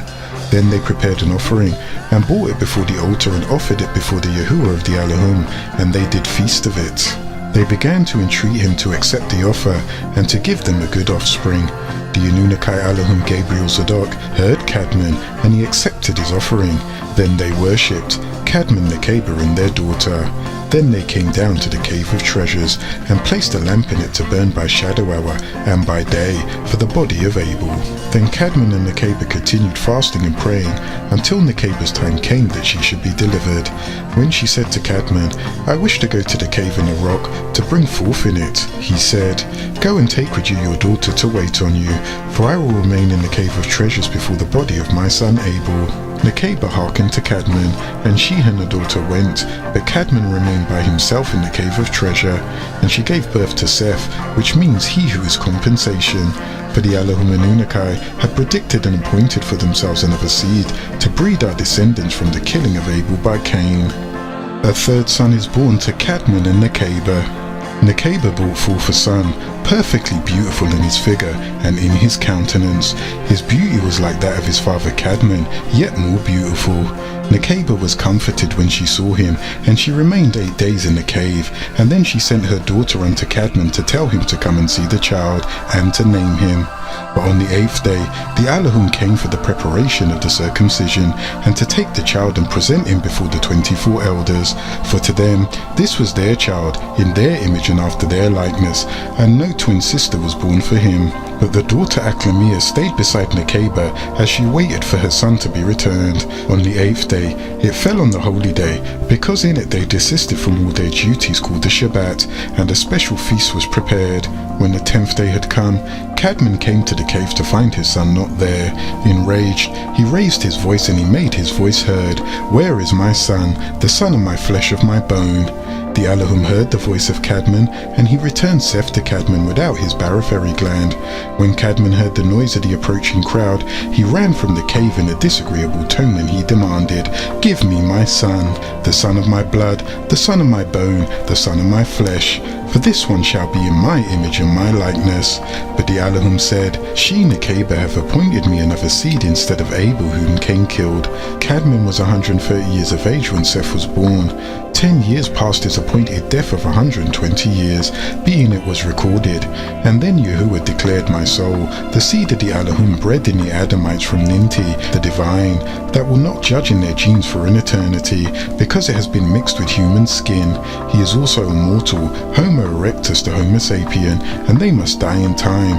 In fact, all the days of his physical lifespan will be only 120 years. So the Allahum said from this point on, the Adamites shall become Enoshites, as the sons and daughters of the first mortal being Enos, son of Seth. He is yours. So they handed Seth into the hands of Cadman, and they turned and walked their way. At this point, the divine from Ninti and the seed of Cadman had fallen, and these Adamites were now Enoshites, human beings. They could no longer converse face to face with the Allahum Anunnaki without their barophary gland, and their 4 higher senses, psychometry, clairvoyance, intuition, and telepathy. They were appointed one Yahweh who they could communicate with, so they began worshipping this one named Muurs, or Adonai, or Horus, son of Ishtar, who is Isis, giving us the genealogy of Isis, simply Genesis. This is the record of the Adamites Homo sapien, in the 6th day, the 42nd 1,000-year period of their time, when the Allahum procreated the Adamites just like themselves. Tablet 7. And the story was inscribed like this: 19 times 2 equals 38. Lo, Cadman stayed by the body of Abel in great grief, in which that is the custom of visiting the dead, and he would bring a rock each time to slowly but surely block the entrance to the cave. This is the first sepulchre, and the reason for the bringing of stones to the graveyard. When Cadman came and saw the newborn child's good looks, his beauty, and his perfect figure, he rejoiced over him, and he was comforted for it. Then he named the child Seth, that means he who is compensation, but it means also power and strength. Then after seeing Seth, Cadman returned to the Cave of Treasures, and his daughter went back to Nekeba her mother. But Nekeba continued in her cave until her 40 days were fulfilled, when she came to Cadman and brought with her the child and her daughter. They came to a river of water, when Cadman and his daughter washed themselves because of their sorrow for Abel, but Nekeba and the babe washed for purification. Then they returned and took an offering, and they went to the mountain and offered it before the Elohim Anunnaki. At the foot of this mountain were Cadman's tribe, the Cuthites, and Nekeba's tribe, the Havilavites, and there were many other tribes that came to witness this great day. Caravans came from all around for this great event at the mountain, the offering of Seth, who was a compensation for his brother Abel, and this mountain was covered all over by smoke, because of the cylinder-shaped craft that hovered above it, and the smoke ascended like the smoke of a furnace. Because of this great craft, the mountain shook greatly.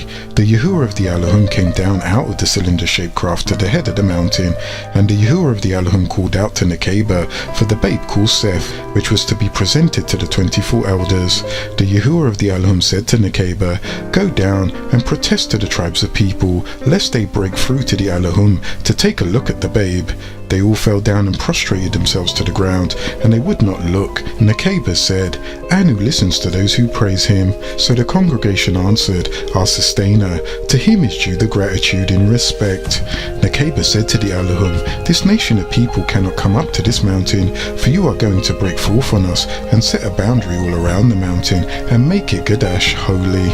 Gabriel Zadok accepted his offering and sent his blessings upon them and upon their son Seth, and she returned to the Cave of Treasure. As for Cadman, he didn't go in to have intercourse with his wife again until the time came for the migration to Raphaeli. Seth vouched on the part of Cadman, who had lost the respect of the Anunnaki, and out of mercy they were forgiven. And only if Cadman and Nekeba would have 10 children, for each of the original 4, given as an offering to the Anunnaki. And they did conceive 20 sons and 20 daughters, and they did offer them to the Anunnaki. They took them to Raphaeli to work the mines all the days of their lives. After this, Cadman didn't have sexual intercourse with his wife for all of the rest of the days of his life, but Seth waxed in stature and in strength, and he began to fast and meditate fervently. Remembering the fetal stage, he prostrated himself humbly to the ground, praying night and day for the reinsertion of his barotheric gland and entry into the order of Zadok. And in time, he too was called to the altar for his initiation, and his offering was respected, and he was accepted and crowned as a child of the Elohim. And Seth was a shining light in the family of Cadman. Tablet 8. Shaitan appears as a beautiful woman Laylat tempting Cadman. 19 times 6 equals 114. Lo. As for our father Cadman, at the end of the 7 years from the day that he had been severed from his wife Nekeba, Nakash Shaitan envied him when he saw Cadman separated from her, striving to live with her again. Cadman arose and went up above the Cave of Treasures and continued to sleep there night by night. But as soon as it was light, he came down from the cave to meditate there and receive a blessing from it. But when it was evening, he went up upon the roof of the cave, where he slept by himself, fearing lest Nakash shall overcome him, and they continued their separation 39 days.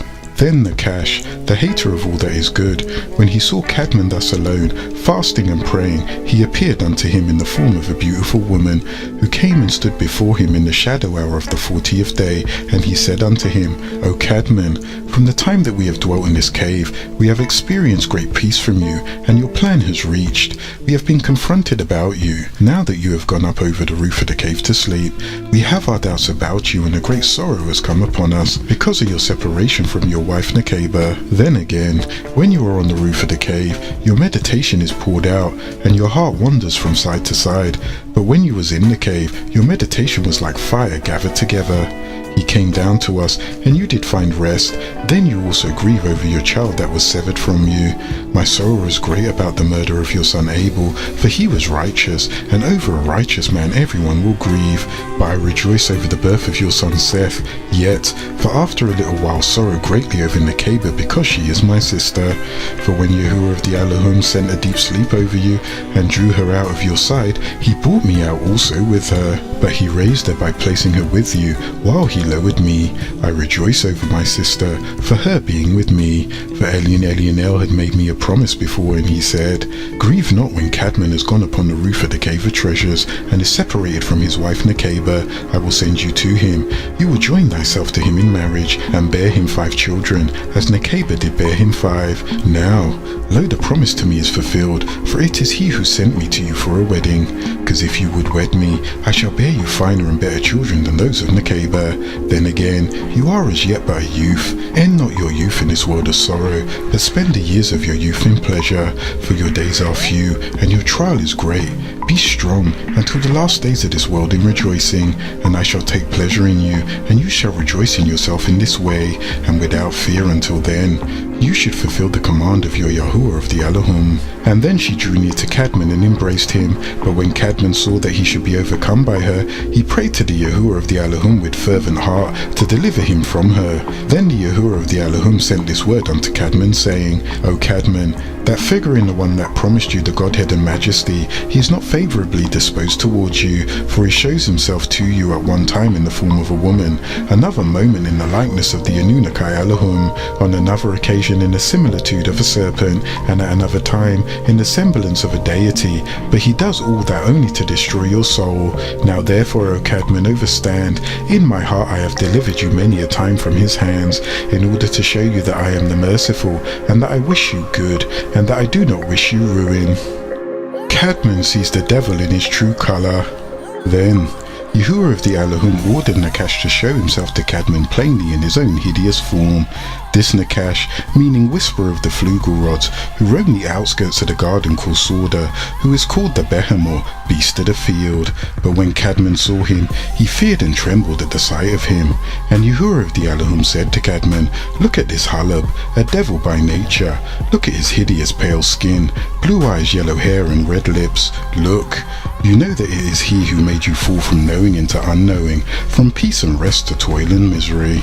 Look, O Cadmon, at him, who said of himself that he is the Most High. Can Yahuwah of the Elohim be pale and without colour? Can he be leprous and disease, covered with pus, scab and scales? Can his breathing be hindered by nasal blockage? Can he be on a rhythm other than that of the universe? Can he be ill? Can he be with so little melanin? Is there anyone stronger than the Most High? Can he be overpowered? See then, O Cadmon, and behold him bound in your presence, in the air, unable to flee away. Therefore I say unto you, be not afraid of him. Henceforth take care, and beware of him in whatever he may do to you. The Yahuwah of the Elohim drove Nakash Shaitan from before Cadmon, whom he strengthened, and whose heart he confronted, saying to him, Go down to the cave of treasure, and separate not thyself from Nekeba. I will suppress lustful desires in you all for Nekeba. I will extinguish in you all animal lust. From that hour it left Cadmon and Nekeba, and they enjoyed the rest by the commandments of the Most High. But the Most High did not liken himself to any one of Cadmon's seed, but only to Cadmon and Nekeba. Then Cadmon and Nekeba meditated before the Adonai, for having delivered them, and for having laid their passions before them. And he came down from above the cave, and dwelt with Nekeba as aforetime. This ended the 40 days in his separation from Nekeba. The devil paints a brilliant picture for Seth to feast his thoughts upon. As for Seth, he was 7 years old. He knew agreeable and disagreeable, and he had put all the tablets to memory. And he was consistent in fasting and meditating, and he spent all his shadow hours in entreating Yahuwah of the Elohim for mercy and forgiveness. He also fasted when bringing up his offering every day, more than his father did, for he was of a good countenance, like unto the Anunnaki Elohim of the Yahuwah. He also had a good heart, that preserved the finest qualities of his soul, and for this reason he brought up his offering every day. Yahuwah was pleased with his offering, for he would sup with the Anunnaki daily, but he was also pleased with his purity. He continued thus in doing the will of the Most High, and his father and mother until he was 7 years old. After that, he was coming down from before the altar, having ended the offering.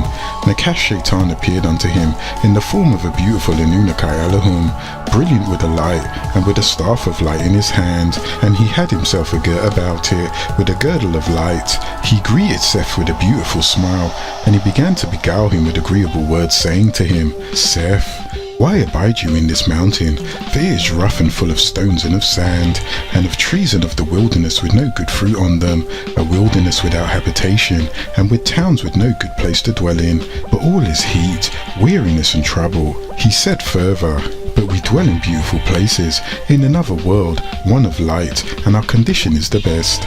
Our women are more beautiful than any other, and I wish you, O Seth, to betroth one of them. Because I see that you are tall, dark and handsome, as dark as the darkest olive, with hair like lamb's wool, as black as a raven. You have the most beautiful of countenance, and you are very fair to gaze upon. In the land there is not one woman good enough for you. Besides all those who live in this world, there are only 5 souls, but in our world there are many men and many maidens, all more beautiful than one another. So come accompany me to the great city of Nod. I wish therefore to remove you hence, that you may see my relations, and be wedded to whichever you likest. You will then abide by me, and be at peace. You will be filled with splendor and light as we are. You will remain in your world, and rest from this world and the misery of it. You will never again feel faint and weary. You will never again bring up an offering nor sue for mercy. You will commit no more sin, nor be swayed by passions. And if you will hearken to what I say, you will wed one of my daughters. For with us, it is no sin to do so, neither is it reckoned animal lust. For in our world we have no deity, for we are all deities. We are all of the light, heavenly, powerful, strong, and glorious in this world of light.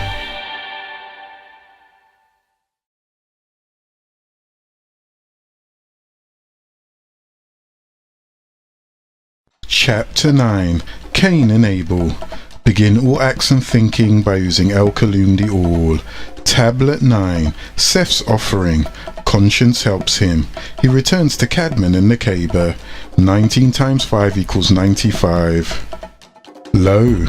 When Seth heard these words, he was amazed and inclined his heart to Nakash's treacherous speech, and he said to him, Did you say there is another world created other than this one, and other creatures more beautiful than the creatures that are in this world? Shaitan said, Yes, behold, you have heard the name Nod, but I will yet praise them and their ways in your hearing. But Seth said to him, Your speech has amazed me, and your beautiful description of it all. Yet I cannot go with you today, not until I have gone to my father Cadman and to my mother Nekeba. You should tell them all that you have said to me. If you give me leave to go with you, I will come. Again Seth said, I am afraid of doing anything without my father and mother's leave, in case I perish like my brother Cain and like my father Cadman, who transgressed the commandment of Eli and El. But behold, you know this place. Come and meet me here tomorrow. When Iblis Shaitan heard this, he said to Seth, If you tell your father Cadman what I have told you, he will not let you come with me, but hearken unto me. Do not tell your father and mother what I have said to you, but come with me today to our world, where you will see beautiful things, and you will enjoy yourself there, and you will revel this day amongst my children, beholding them, and taking you full of mirth, and you shall rejoice forevermore. Then I shall bring you back to this place tomorrow, but if you would rather abide with me, so be it. Then Seth answered, The spirit of my father and my mother hangs on me. If I hide from them one day, they will die, and Eli and El will hold me guilty of sinning against them, and accept that they know I am come to this place unless they let me. But they treat me most kindly, because I will come back to them one shadow hour, and return to them at break of day. For it is obligation of the loyal to remain loyal. But Seth, he saw how he kept on talking, and how he would not leave him, so he ran and went up before the altar, and spread himself, hands palms down to the ground, and cried unto Eli and El, and sought deliverance from him. Then Eli and El sent his word, and cursed Shaitan, who fled from him. But as for Seth, he had gone up to Mashak Nish for meditation and communication, and he spread his hands unto the altar, the place of offering. Thus this prostration became a sign of refuge in Anu from the cursed Shaitan, for he did say, I seek protection in the Most High, the highest, from the cursed devil. Thus was to become the practice of all who have faith and take refuge in Anu from Shaitan. The messenger said, "This place is where you prostrate. It shall surround you as a child in a mother's womb. It shall be called El Hakul. And Yahuwah of the Elohim is there. A divine fire shall consume it, so Shaitan will be unable to hurt me. He shall not take me away thence." Then Seth rose up from his prostration, and spread his hands unto Elion El, and sought deliverance from him, and this became the way of supplication. Then Seth rose up from his prostration, and he sat in Jathor, kneeling position, and then he prostrated again, with his palms to the ground and his forehead, and he rose again. Then he sat down and blessed his accompanying messengers, and he rose and went to his father and mother, whom he found in the way, longing to hear his voice, for he tarried a while. Then he began to tell them what had befallen from Shaitan, under the form of an Anunnaki Elohim. But when Cadman heard his account, he kissed his face, and he warned him about that Elohim, telling him it was Nakash who thus appeared to him. Then Cadman took Seth, and they went to the cave of treasures and rejoiced therein. But from that day forth, Cadman and the cave never parted from him. To wherever place he might go, they accompanied him, whether for his offering or for anything else. This sign happened to Seth when he was 7 years old. Seth marries Aklamia. Cadman lives to see his grandchildren and great-grandchildren. When our father Cadman saw that Seth had a perfect heart, he wished him to marry, lest the enemy should appear to him another time and overcome him. So Cadman said to his son Seth, at the scriptural age of 100, "I wish, O son, that you wed Aklamia, who is 25 years your senior, Abel's sister, at the scriptural age of 125, that she may bear children, who shall replenish the earth according to Yahuwah of the Elohim's promise to us. Be not afraid, O son, my son, there is no disgrace in it. I wish you to marry, which 'tis was he created from fear, lest the enemy overcome you." Seth, however, did not wish to marry, but in obedience to his father and mother, he said not a word. So Cadman married him to Aklamia when he was 105 years old, and he begat a son, whom he called Enos, because he was a symbol of how the Adamites had become mere human beings, no longer in the image and after the likeness of the Elohim of the sky, but in the image and after the likeness of their own mortal descent. And then the Sethites lived on another 807 years. Seth had many children, and his dynasty ended after 807 years altogether. And when Enos was 90 years old, his confident mate Bashira gave birth to a son named Canaan, and the Enoshites lived another 815 years, and he had many children, and his dynasty ended 905 years altogether. And his son Canaan was 70 years old, and his confident Leah gave birth to a son Mahalalel, he who gives praise to El. And the Canaanites lived on another 840 years, and had many children, and his dynasty ended 910 years altogether. These children of Seth were born during Cadman's lifetime, and they dwelt by the cave of treasures. Then were the days of Cadman 930 years, and the Adamites' dynasty perished after 930 years altogether. As the days of the Adamites went on, later Cadman and Nekeba, the tribe of Adamites, lived on for another 800 years, having 22 sets of twins, totaling 43 sons and daughters altogether. They moved and worked the gold mines of Monadapa Rafali, South Africa, now called Zimbabwe, and all the days of Cadman's dynasty were 930 years. And all the seed of Enos from that day on, they prayed to that one deity appointed to this family.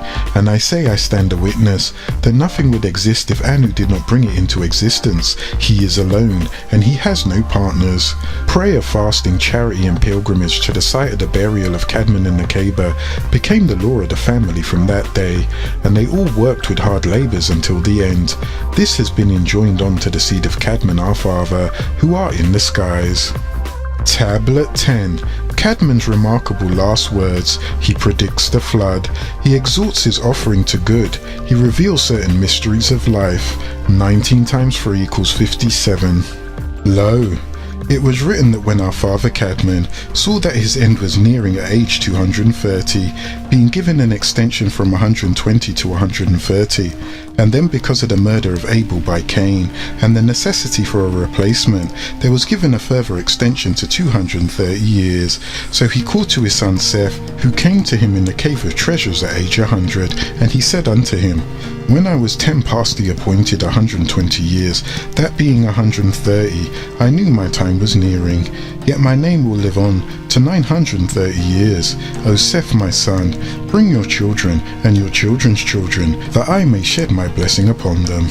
When Seth heard these words from his father Cadman, he went from him, shed a flood of tears over his face, and he gathered together his children and his children's children, and he brought them to his father Cadman.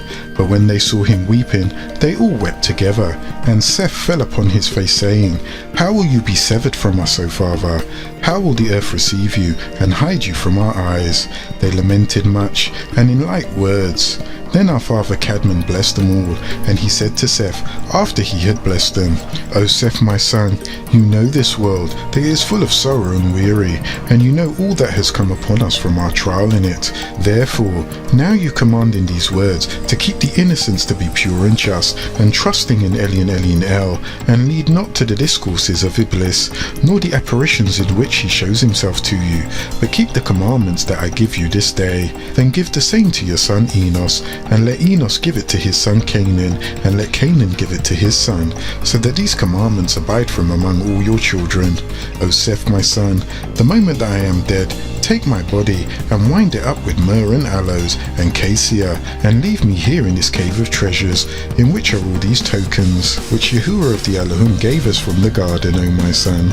Hereafter shall a flood come and overwhelm all creatures, and leave out only 80 souls, and that one shall bear a while in the craft, an unsightly being, lack of melanin, absence of divinity, a menace in this world, and he shall breed 11 of the most treacherous human devils to grace this planet. But O my son, let those whom it will leave out from amongst your children at that time take my body with them out of this cave, and when they have taken it with them, let the oldest amongst them command his children in a ship, until the flood has been assuaged, and they shall come out to the ship.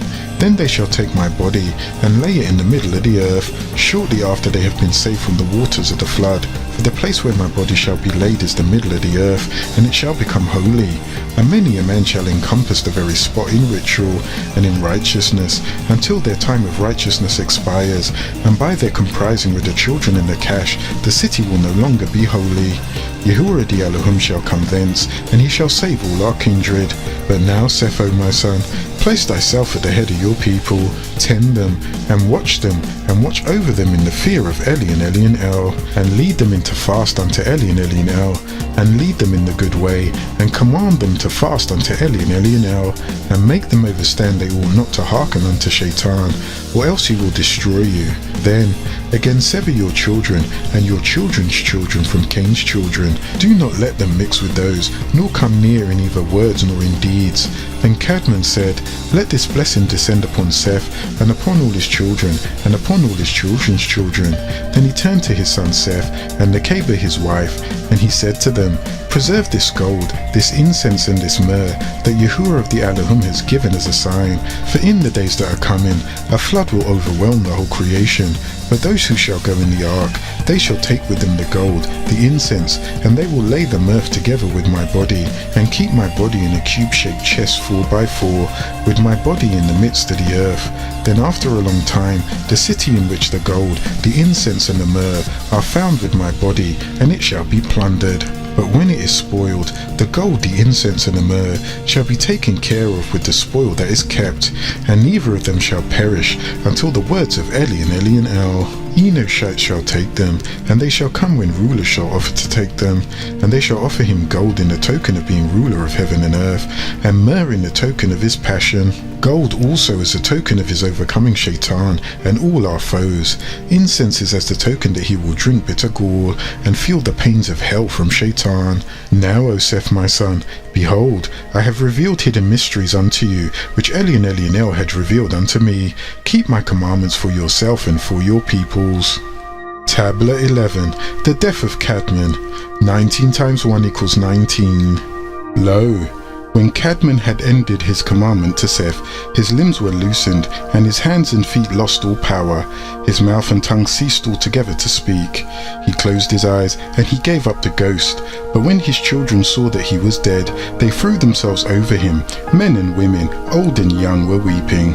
It is said that the death of Cadman's body took place at the end of 130 years. but his name lived on as head of the Adamite dynasty, and that it was believed that he lived upon the earth 930 years. On the 19th day of the month now called Ramadan, after the reckoning of the impact of the moon and its lunar logging at the 1300th hour or noon, on the 5th day, Friday, this was the very day of his birth. Thus his children gathered on that day and that hour in remembrance, and on which he rested, and the hour at which he died was the same as that as which he came out of the garden. Then Seth wound him up well, and embalmed him with plenty of sweet spices from the sacred tree and from the holy mountain, and he laid his body on the eastern side, and he placed in front of him a lampstand which kept burning. Then his children stood before him weeping and wailing over him the whole shadow hour until the break of day. Then Seth and his son Enos and Canaan the son of Enos went out and took good gifts to offer to Yahuwah. But Nekeba said to them, "Wait until I have first offered Yahuwah our offering, and to keep by him the soul of Cadman his servant, and to take it to rest." And they all stood up and they all prayed. Tablet 12. Seth becomes head of the most happy and just tribe of people who ever lived. 19 times 1 equals 19. Lo, after the death of Cadman and Nekeba, Seth separated his children and his children's children from Cain's children. Cain and his seed by his wife Labuda. Their first offspring was called Enoch, and Enoch's, those are dedicated, confident wife gave birth to her fugitive they named Irad, and Irad's confident wife gave birth to Mehujael, one smitten by El, and before his death his confident wife gave birth to Cain Methushael. His confident wife gave birth to the most powerful one in the line, Lamech. And this Lamech, he who is powerful, took for himself 2 wives, one dressed very beautiful named Ada, and the other who did cunning and conniving things, Zillah. The confident wife Ada gave birth to Jabal, who moves like a stream of water. He was the father of those who built tabernacles and those Bedouin flock raisers, and his twin brother's name is Jubal. He also moved like a stream, but he became the father of musicians and makers of instruments and those obsessed with music and theatrics. Zillah also gave birth to one who would have sex with his own mother and sister, also called Cain. He became an instructor and toolmaker that later worked in the metals, brass and iron, that made weapons of destruction. This Tubal Cain, this is the one who had incestuous intercourse with his own mother, and had a sister named Naama. She was gentle and pleasant. Lamech called his wives together Ada, the beautiful ornament, and Zillah, and he said, "Listen to what I have to say. I, as your husband, want you to give more attention and listen well, because I killed my own son, not before he stabbed me with a spear. He struck me because I questioned him concerning the sexual intercourse with his mother Zillah and his sister Naama, and his answer bruised my heart. If the death of our ancestor Cain was the Elohim's grudge, then because I killed my own son Cain, who is called Tubal Cain, who had sexual intercourse with his own mother, I should receive 7. Tablet 13. The dwellings of Cain and Seth. 19 times 6 equals 114. Lo, and Cain went down and dwelt eastward, and Cain was banished from Nod, a province in the city of Uruk, or Erech or Arath, for masquerading as his brother, and he went and lived below the place where he had killed amongst his own. And Cain was born again generations later as Tubal Cain, and the 7 curses met their course. But Seth and his children dwelt westwards in Tamaray, near the Cave of Treasures, in order to be near their father Cadman. They crossed the small sea of reeds, and they would return yearly across the very same sea of reeds into the deserts, until they arrived at the most holy site, where the body of Cadman and Nekeba rested in a cave called Hera, the Cave of Treasures.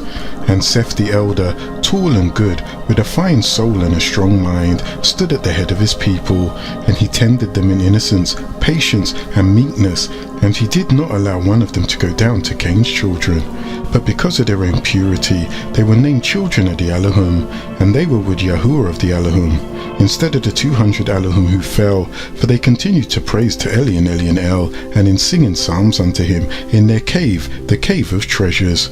Then Seth stood before the body of his father Cadman and his mother, and they prayed shadow hour and day, and they asked for mercy towards himself and his children, and that's when he had some difficult dealings with the child, and he would give him counsel. But Seth and his children did not like the earthly work, but gave themselves to heavenly things, for they had no other thought but praises, and the giving of more praises, and psalms unto Eli and Elianel. Therefore they did all times hear the voices of the Anunnaki Elohim praising, and glorifying Yahuwah from within the garden, or when they went by Yahuwah on an errand, or when they were going up to heaven. For Seth and his children, by reason of their own purity, heard and saw the Anunnaki Elohim. Then again, the garden was not far above them, but it is only some 15 spiritual cubits. Now 1 spiritual cubit answers to 3 cubits of man, altogether 45 cubits. Seth and his children dwelt on the mountain below the garden. They didn't sow, neither did they reap. They didn't wrought for the food, but for the body. Not even wheat, but only offerings. They ate of the fruit and of the trees well flavored, that grew on the plains where they dwelled. Then Seth often fasted every 40 days, as did also with his eldest children. For the family of Seth smelled the smell of the trees in the garden, when the wind blew that way. They were very happy, and innocent without sudden fear. There was no jealousy, no evil actions, no hatred amongst them, and there were no animal passion. No Enoshite amongst them went forth, either foul words or curse, neither evil counsel nor fraud. For the Enoshites of that time never swore, but under hard circumstances, when Enoshites must swear, they swore by the blood of Abel the just. But they constrained their children and their women every day in the cave to fast and pray, and to worship the Most High, Eli and Elianel. They blessed themselves with it, and they did so until the end of Seth drew near. Seth's family affairs, his death, the headship of Enos, how the outcast branch of Cadmon's family fared. Then Seth the just called his son Enos and Mahalaleel son of Canaan, and he said unto them, As my end is near, I wish to build a roof over the altar on which gifts are offered. They hearkened to his commandments, and they went out, all of them, both old and young, and they worked hard at it, and they built a beautiful roof over the altar. And Seth's thoughts in doing so was that of a blessing that should come upon his children on the mountains, and that he should be present at an offering before them before his death.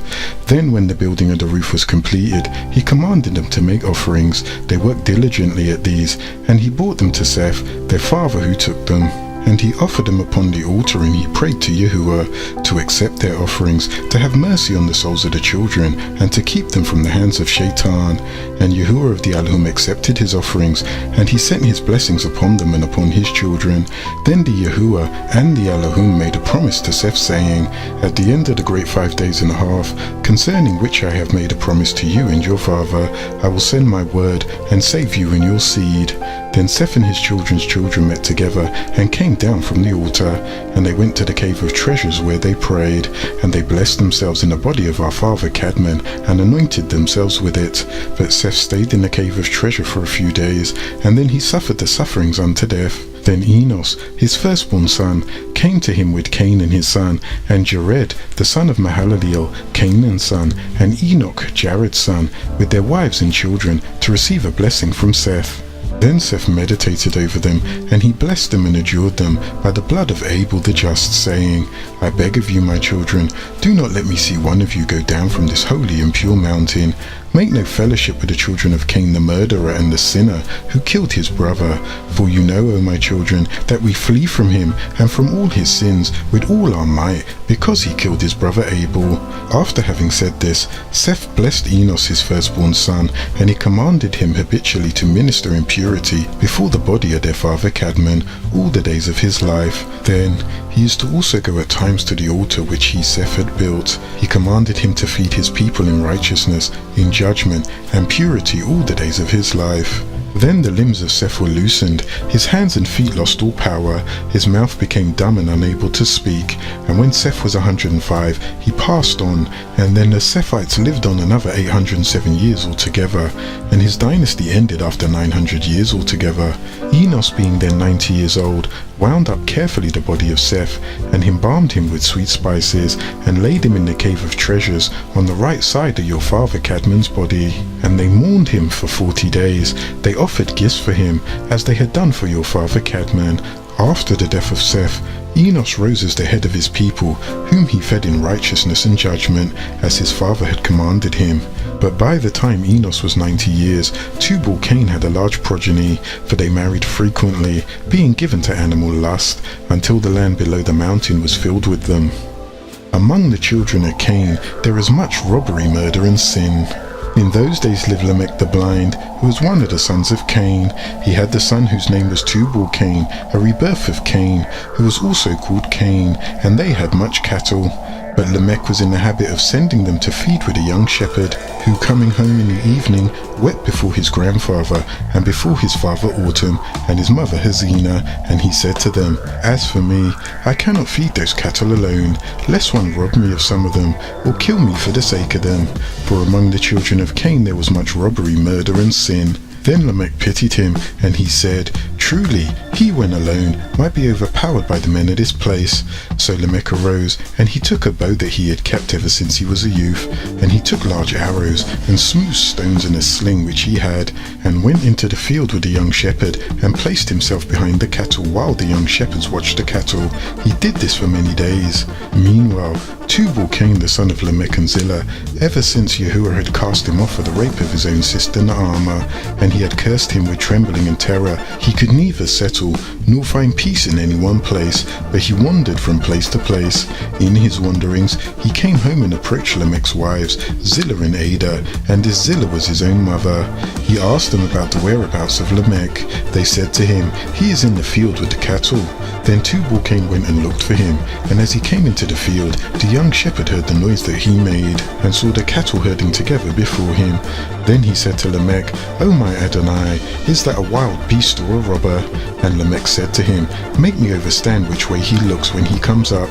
Then Lamech bent his bow, placed an arrow in it, and fitted a stone in the sling. And when Tubal-Cain came out into the open, the shepherd said to Lamech, Shoot, behold, he is coming. Then Lamech shot at Tubal-Cain with his arrow and hit him in the side. And Lamech struck him with a sling that fell upon his face and knocked out both eyes. Then Tubal-Cain fell at once and died. Then Lamech and the young shepherd came up to him, and they found him lying on the ground. And the young shepherd said to him, It is Tubal-Cain your own son, whom you have killed, O my Adonai.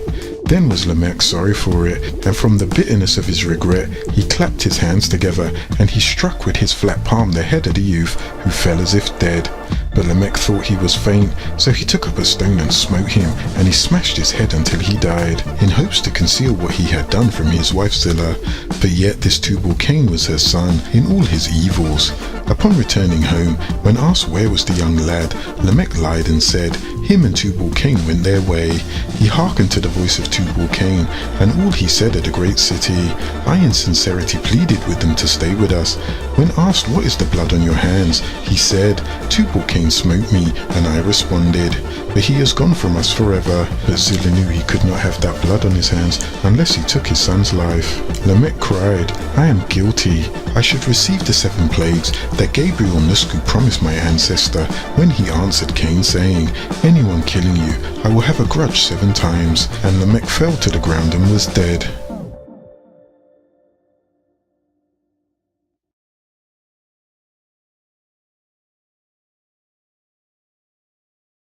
Chapter 9. Cain and Abel.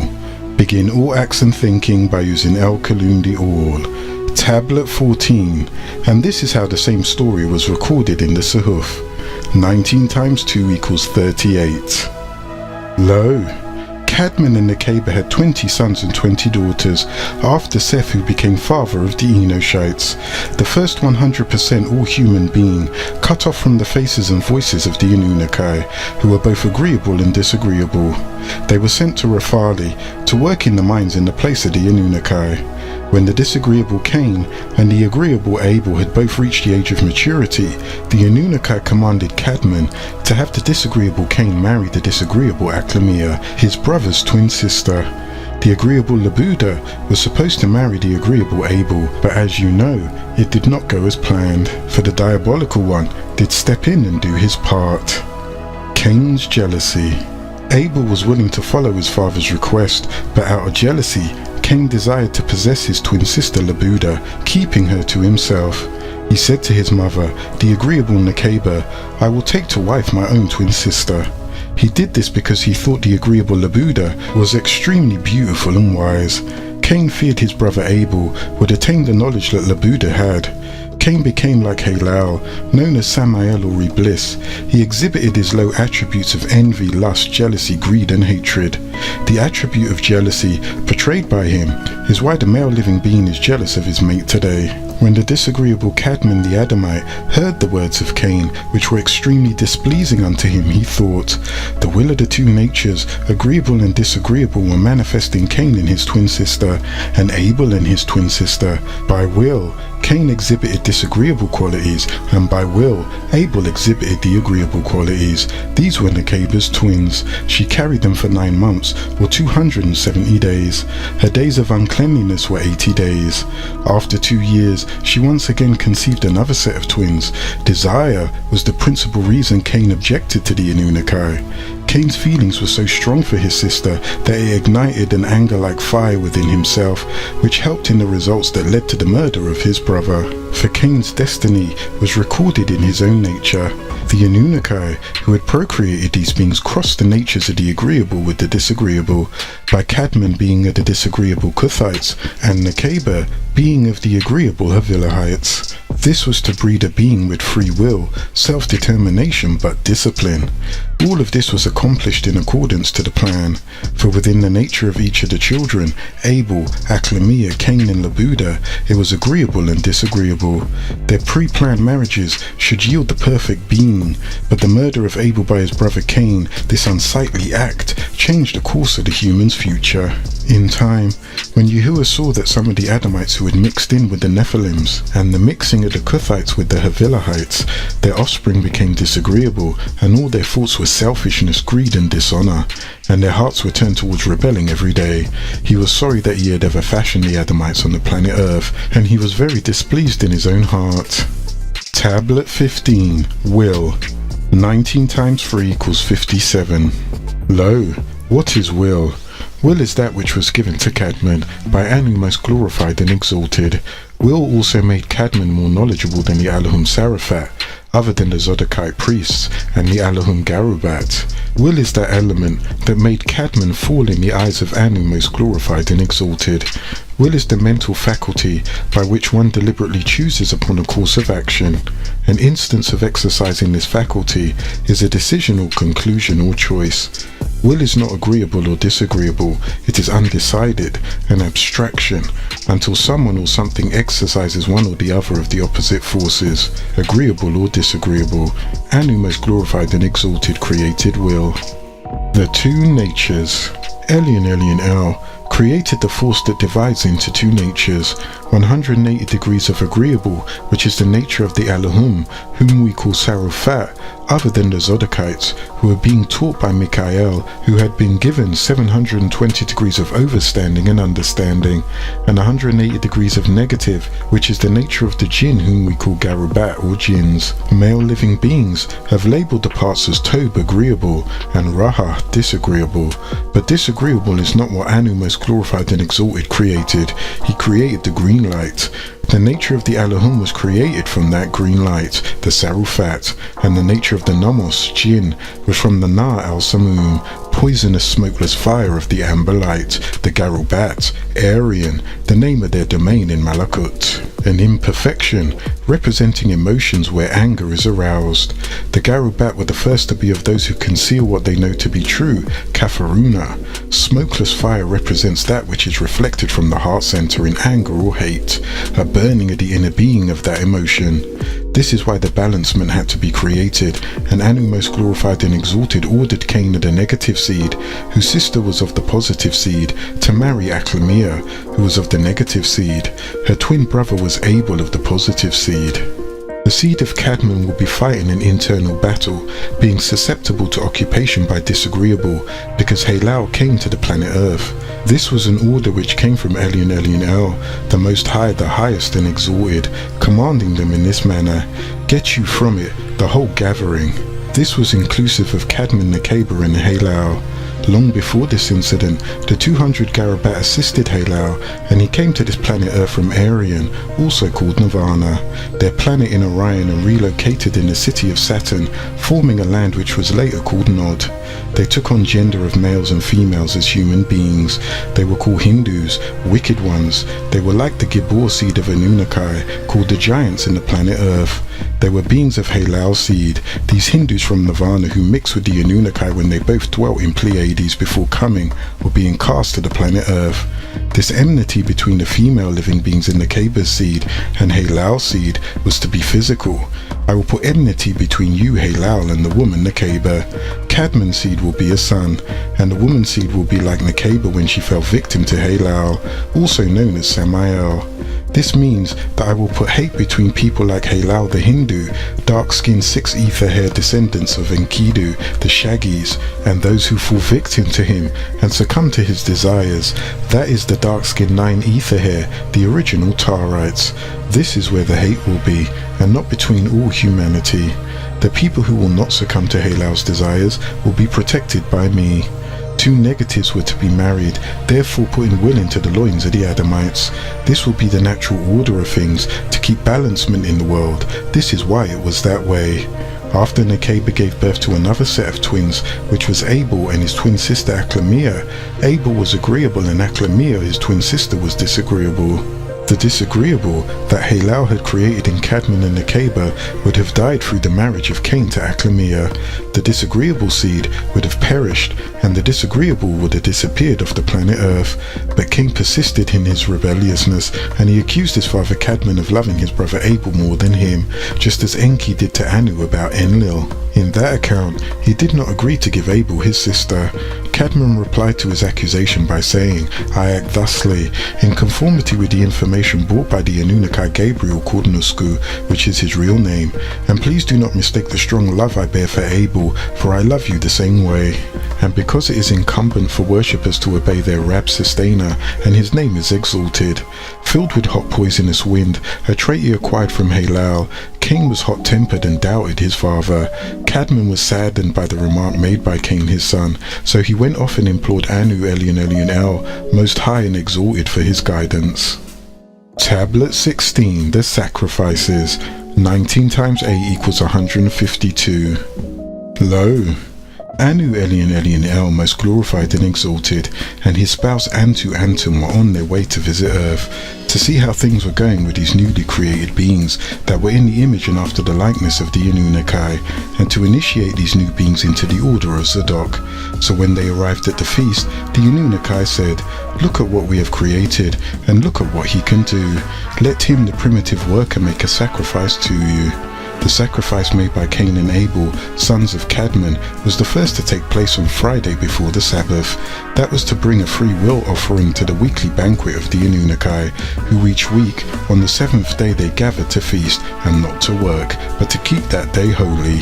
Abel entered the presence of the Anunnaki, and he presented attributes from the ground and fruits and fresh vegetables as a pledge of initiation for Anu and Antu.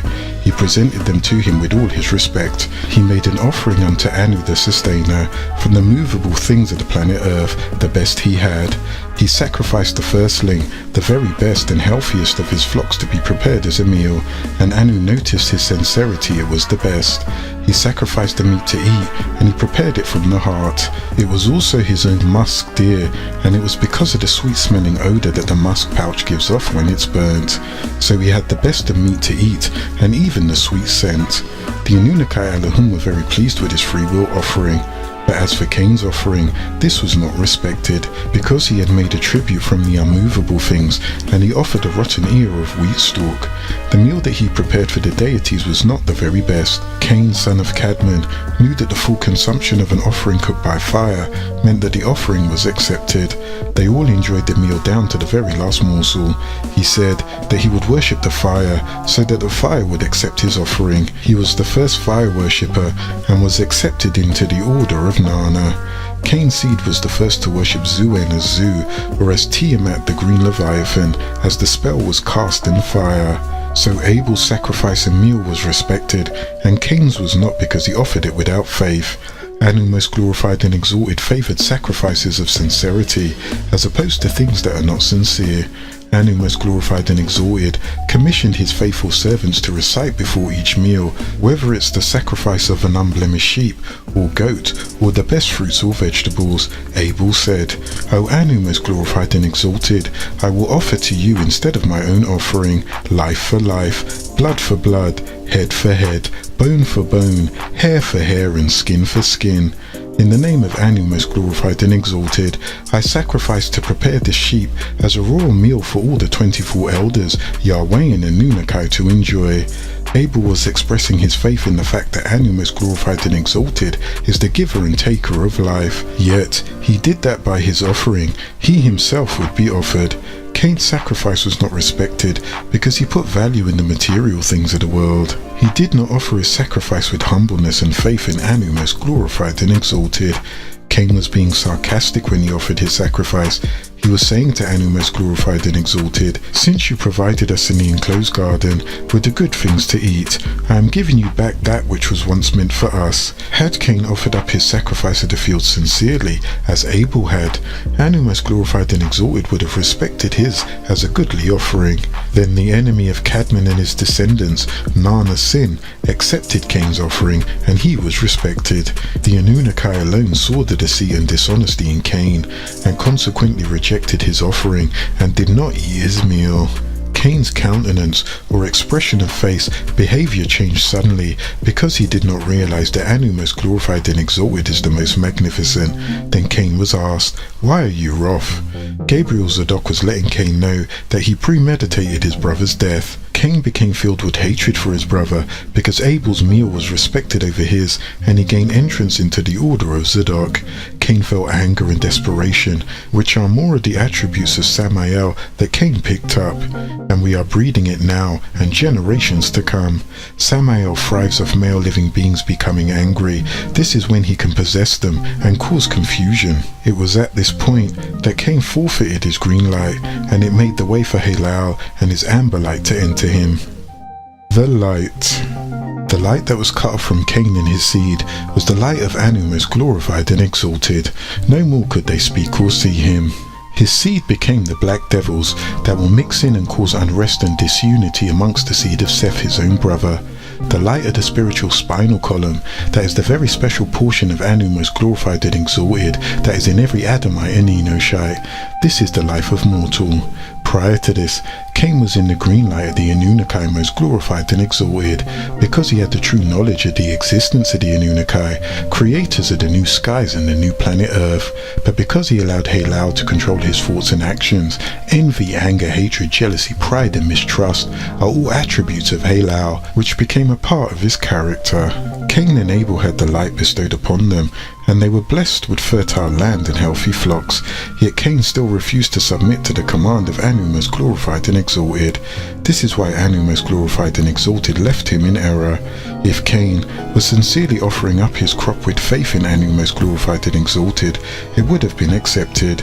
The rejection of his sacrifice was to serve as a reminder that male living beings are on the borderline of disagreeable acts when he offers his offering, and it's just to fulfill the physical aspects of the law.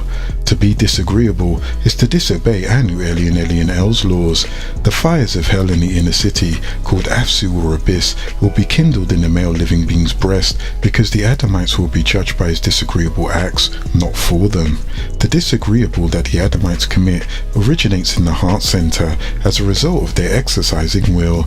Male living beings will be disagreeable when they go against the rules of Anu most glorified and exalted, or against what they take his will to be, or what they will know his will to be. Acts of disagreeable deeds is primarily a matter of the heart, because Anu, Eli, and El, Most High, the highest and exalted, will judge Enoshites by their intentions. Once that intention is carried out and becomes a deed, it expresses a deeper act of being disagreeable.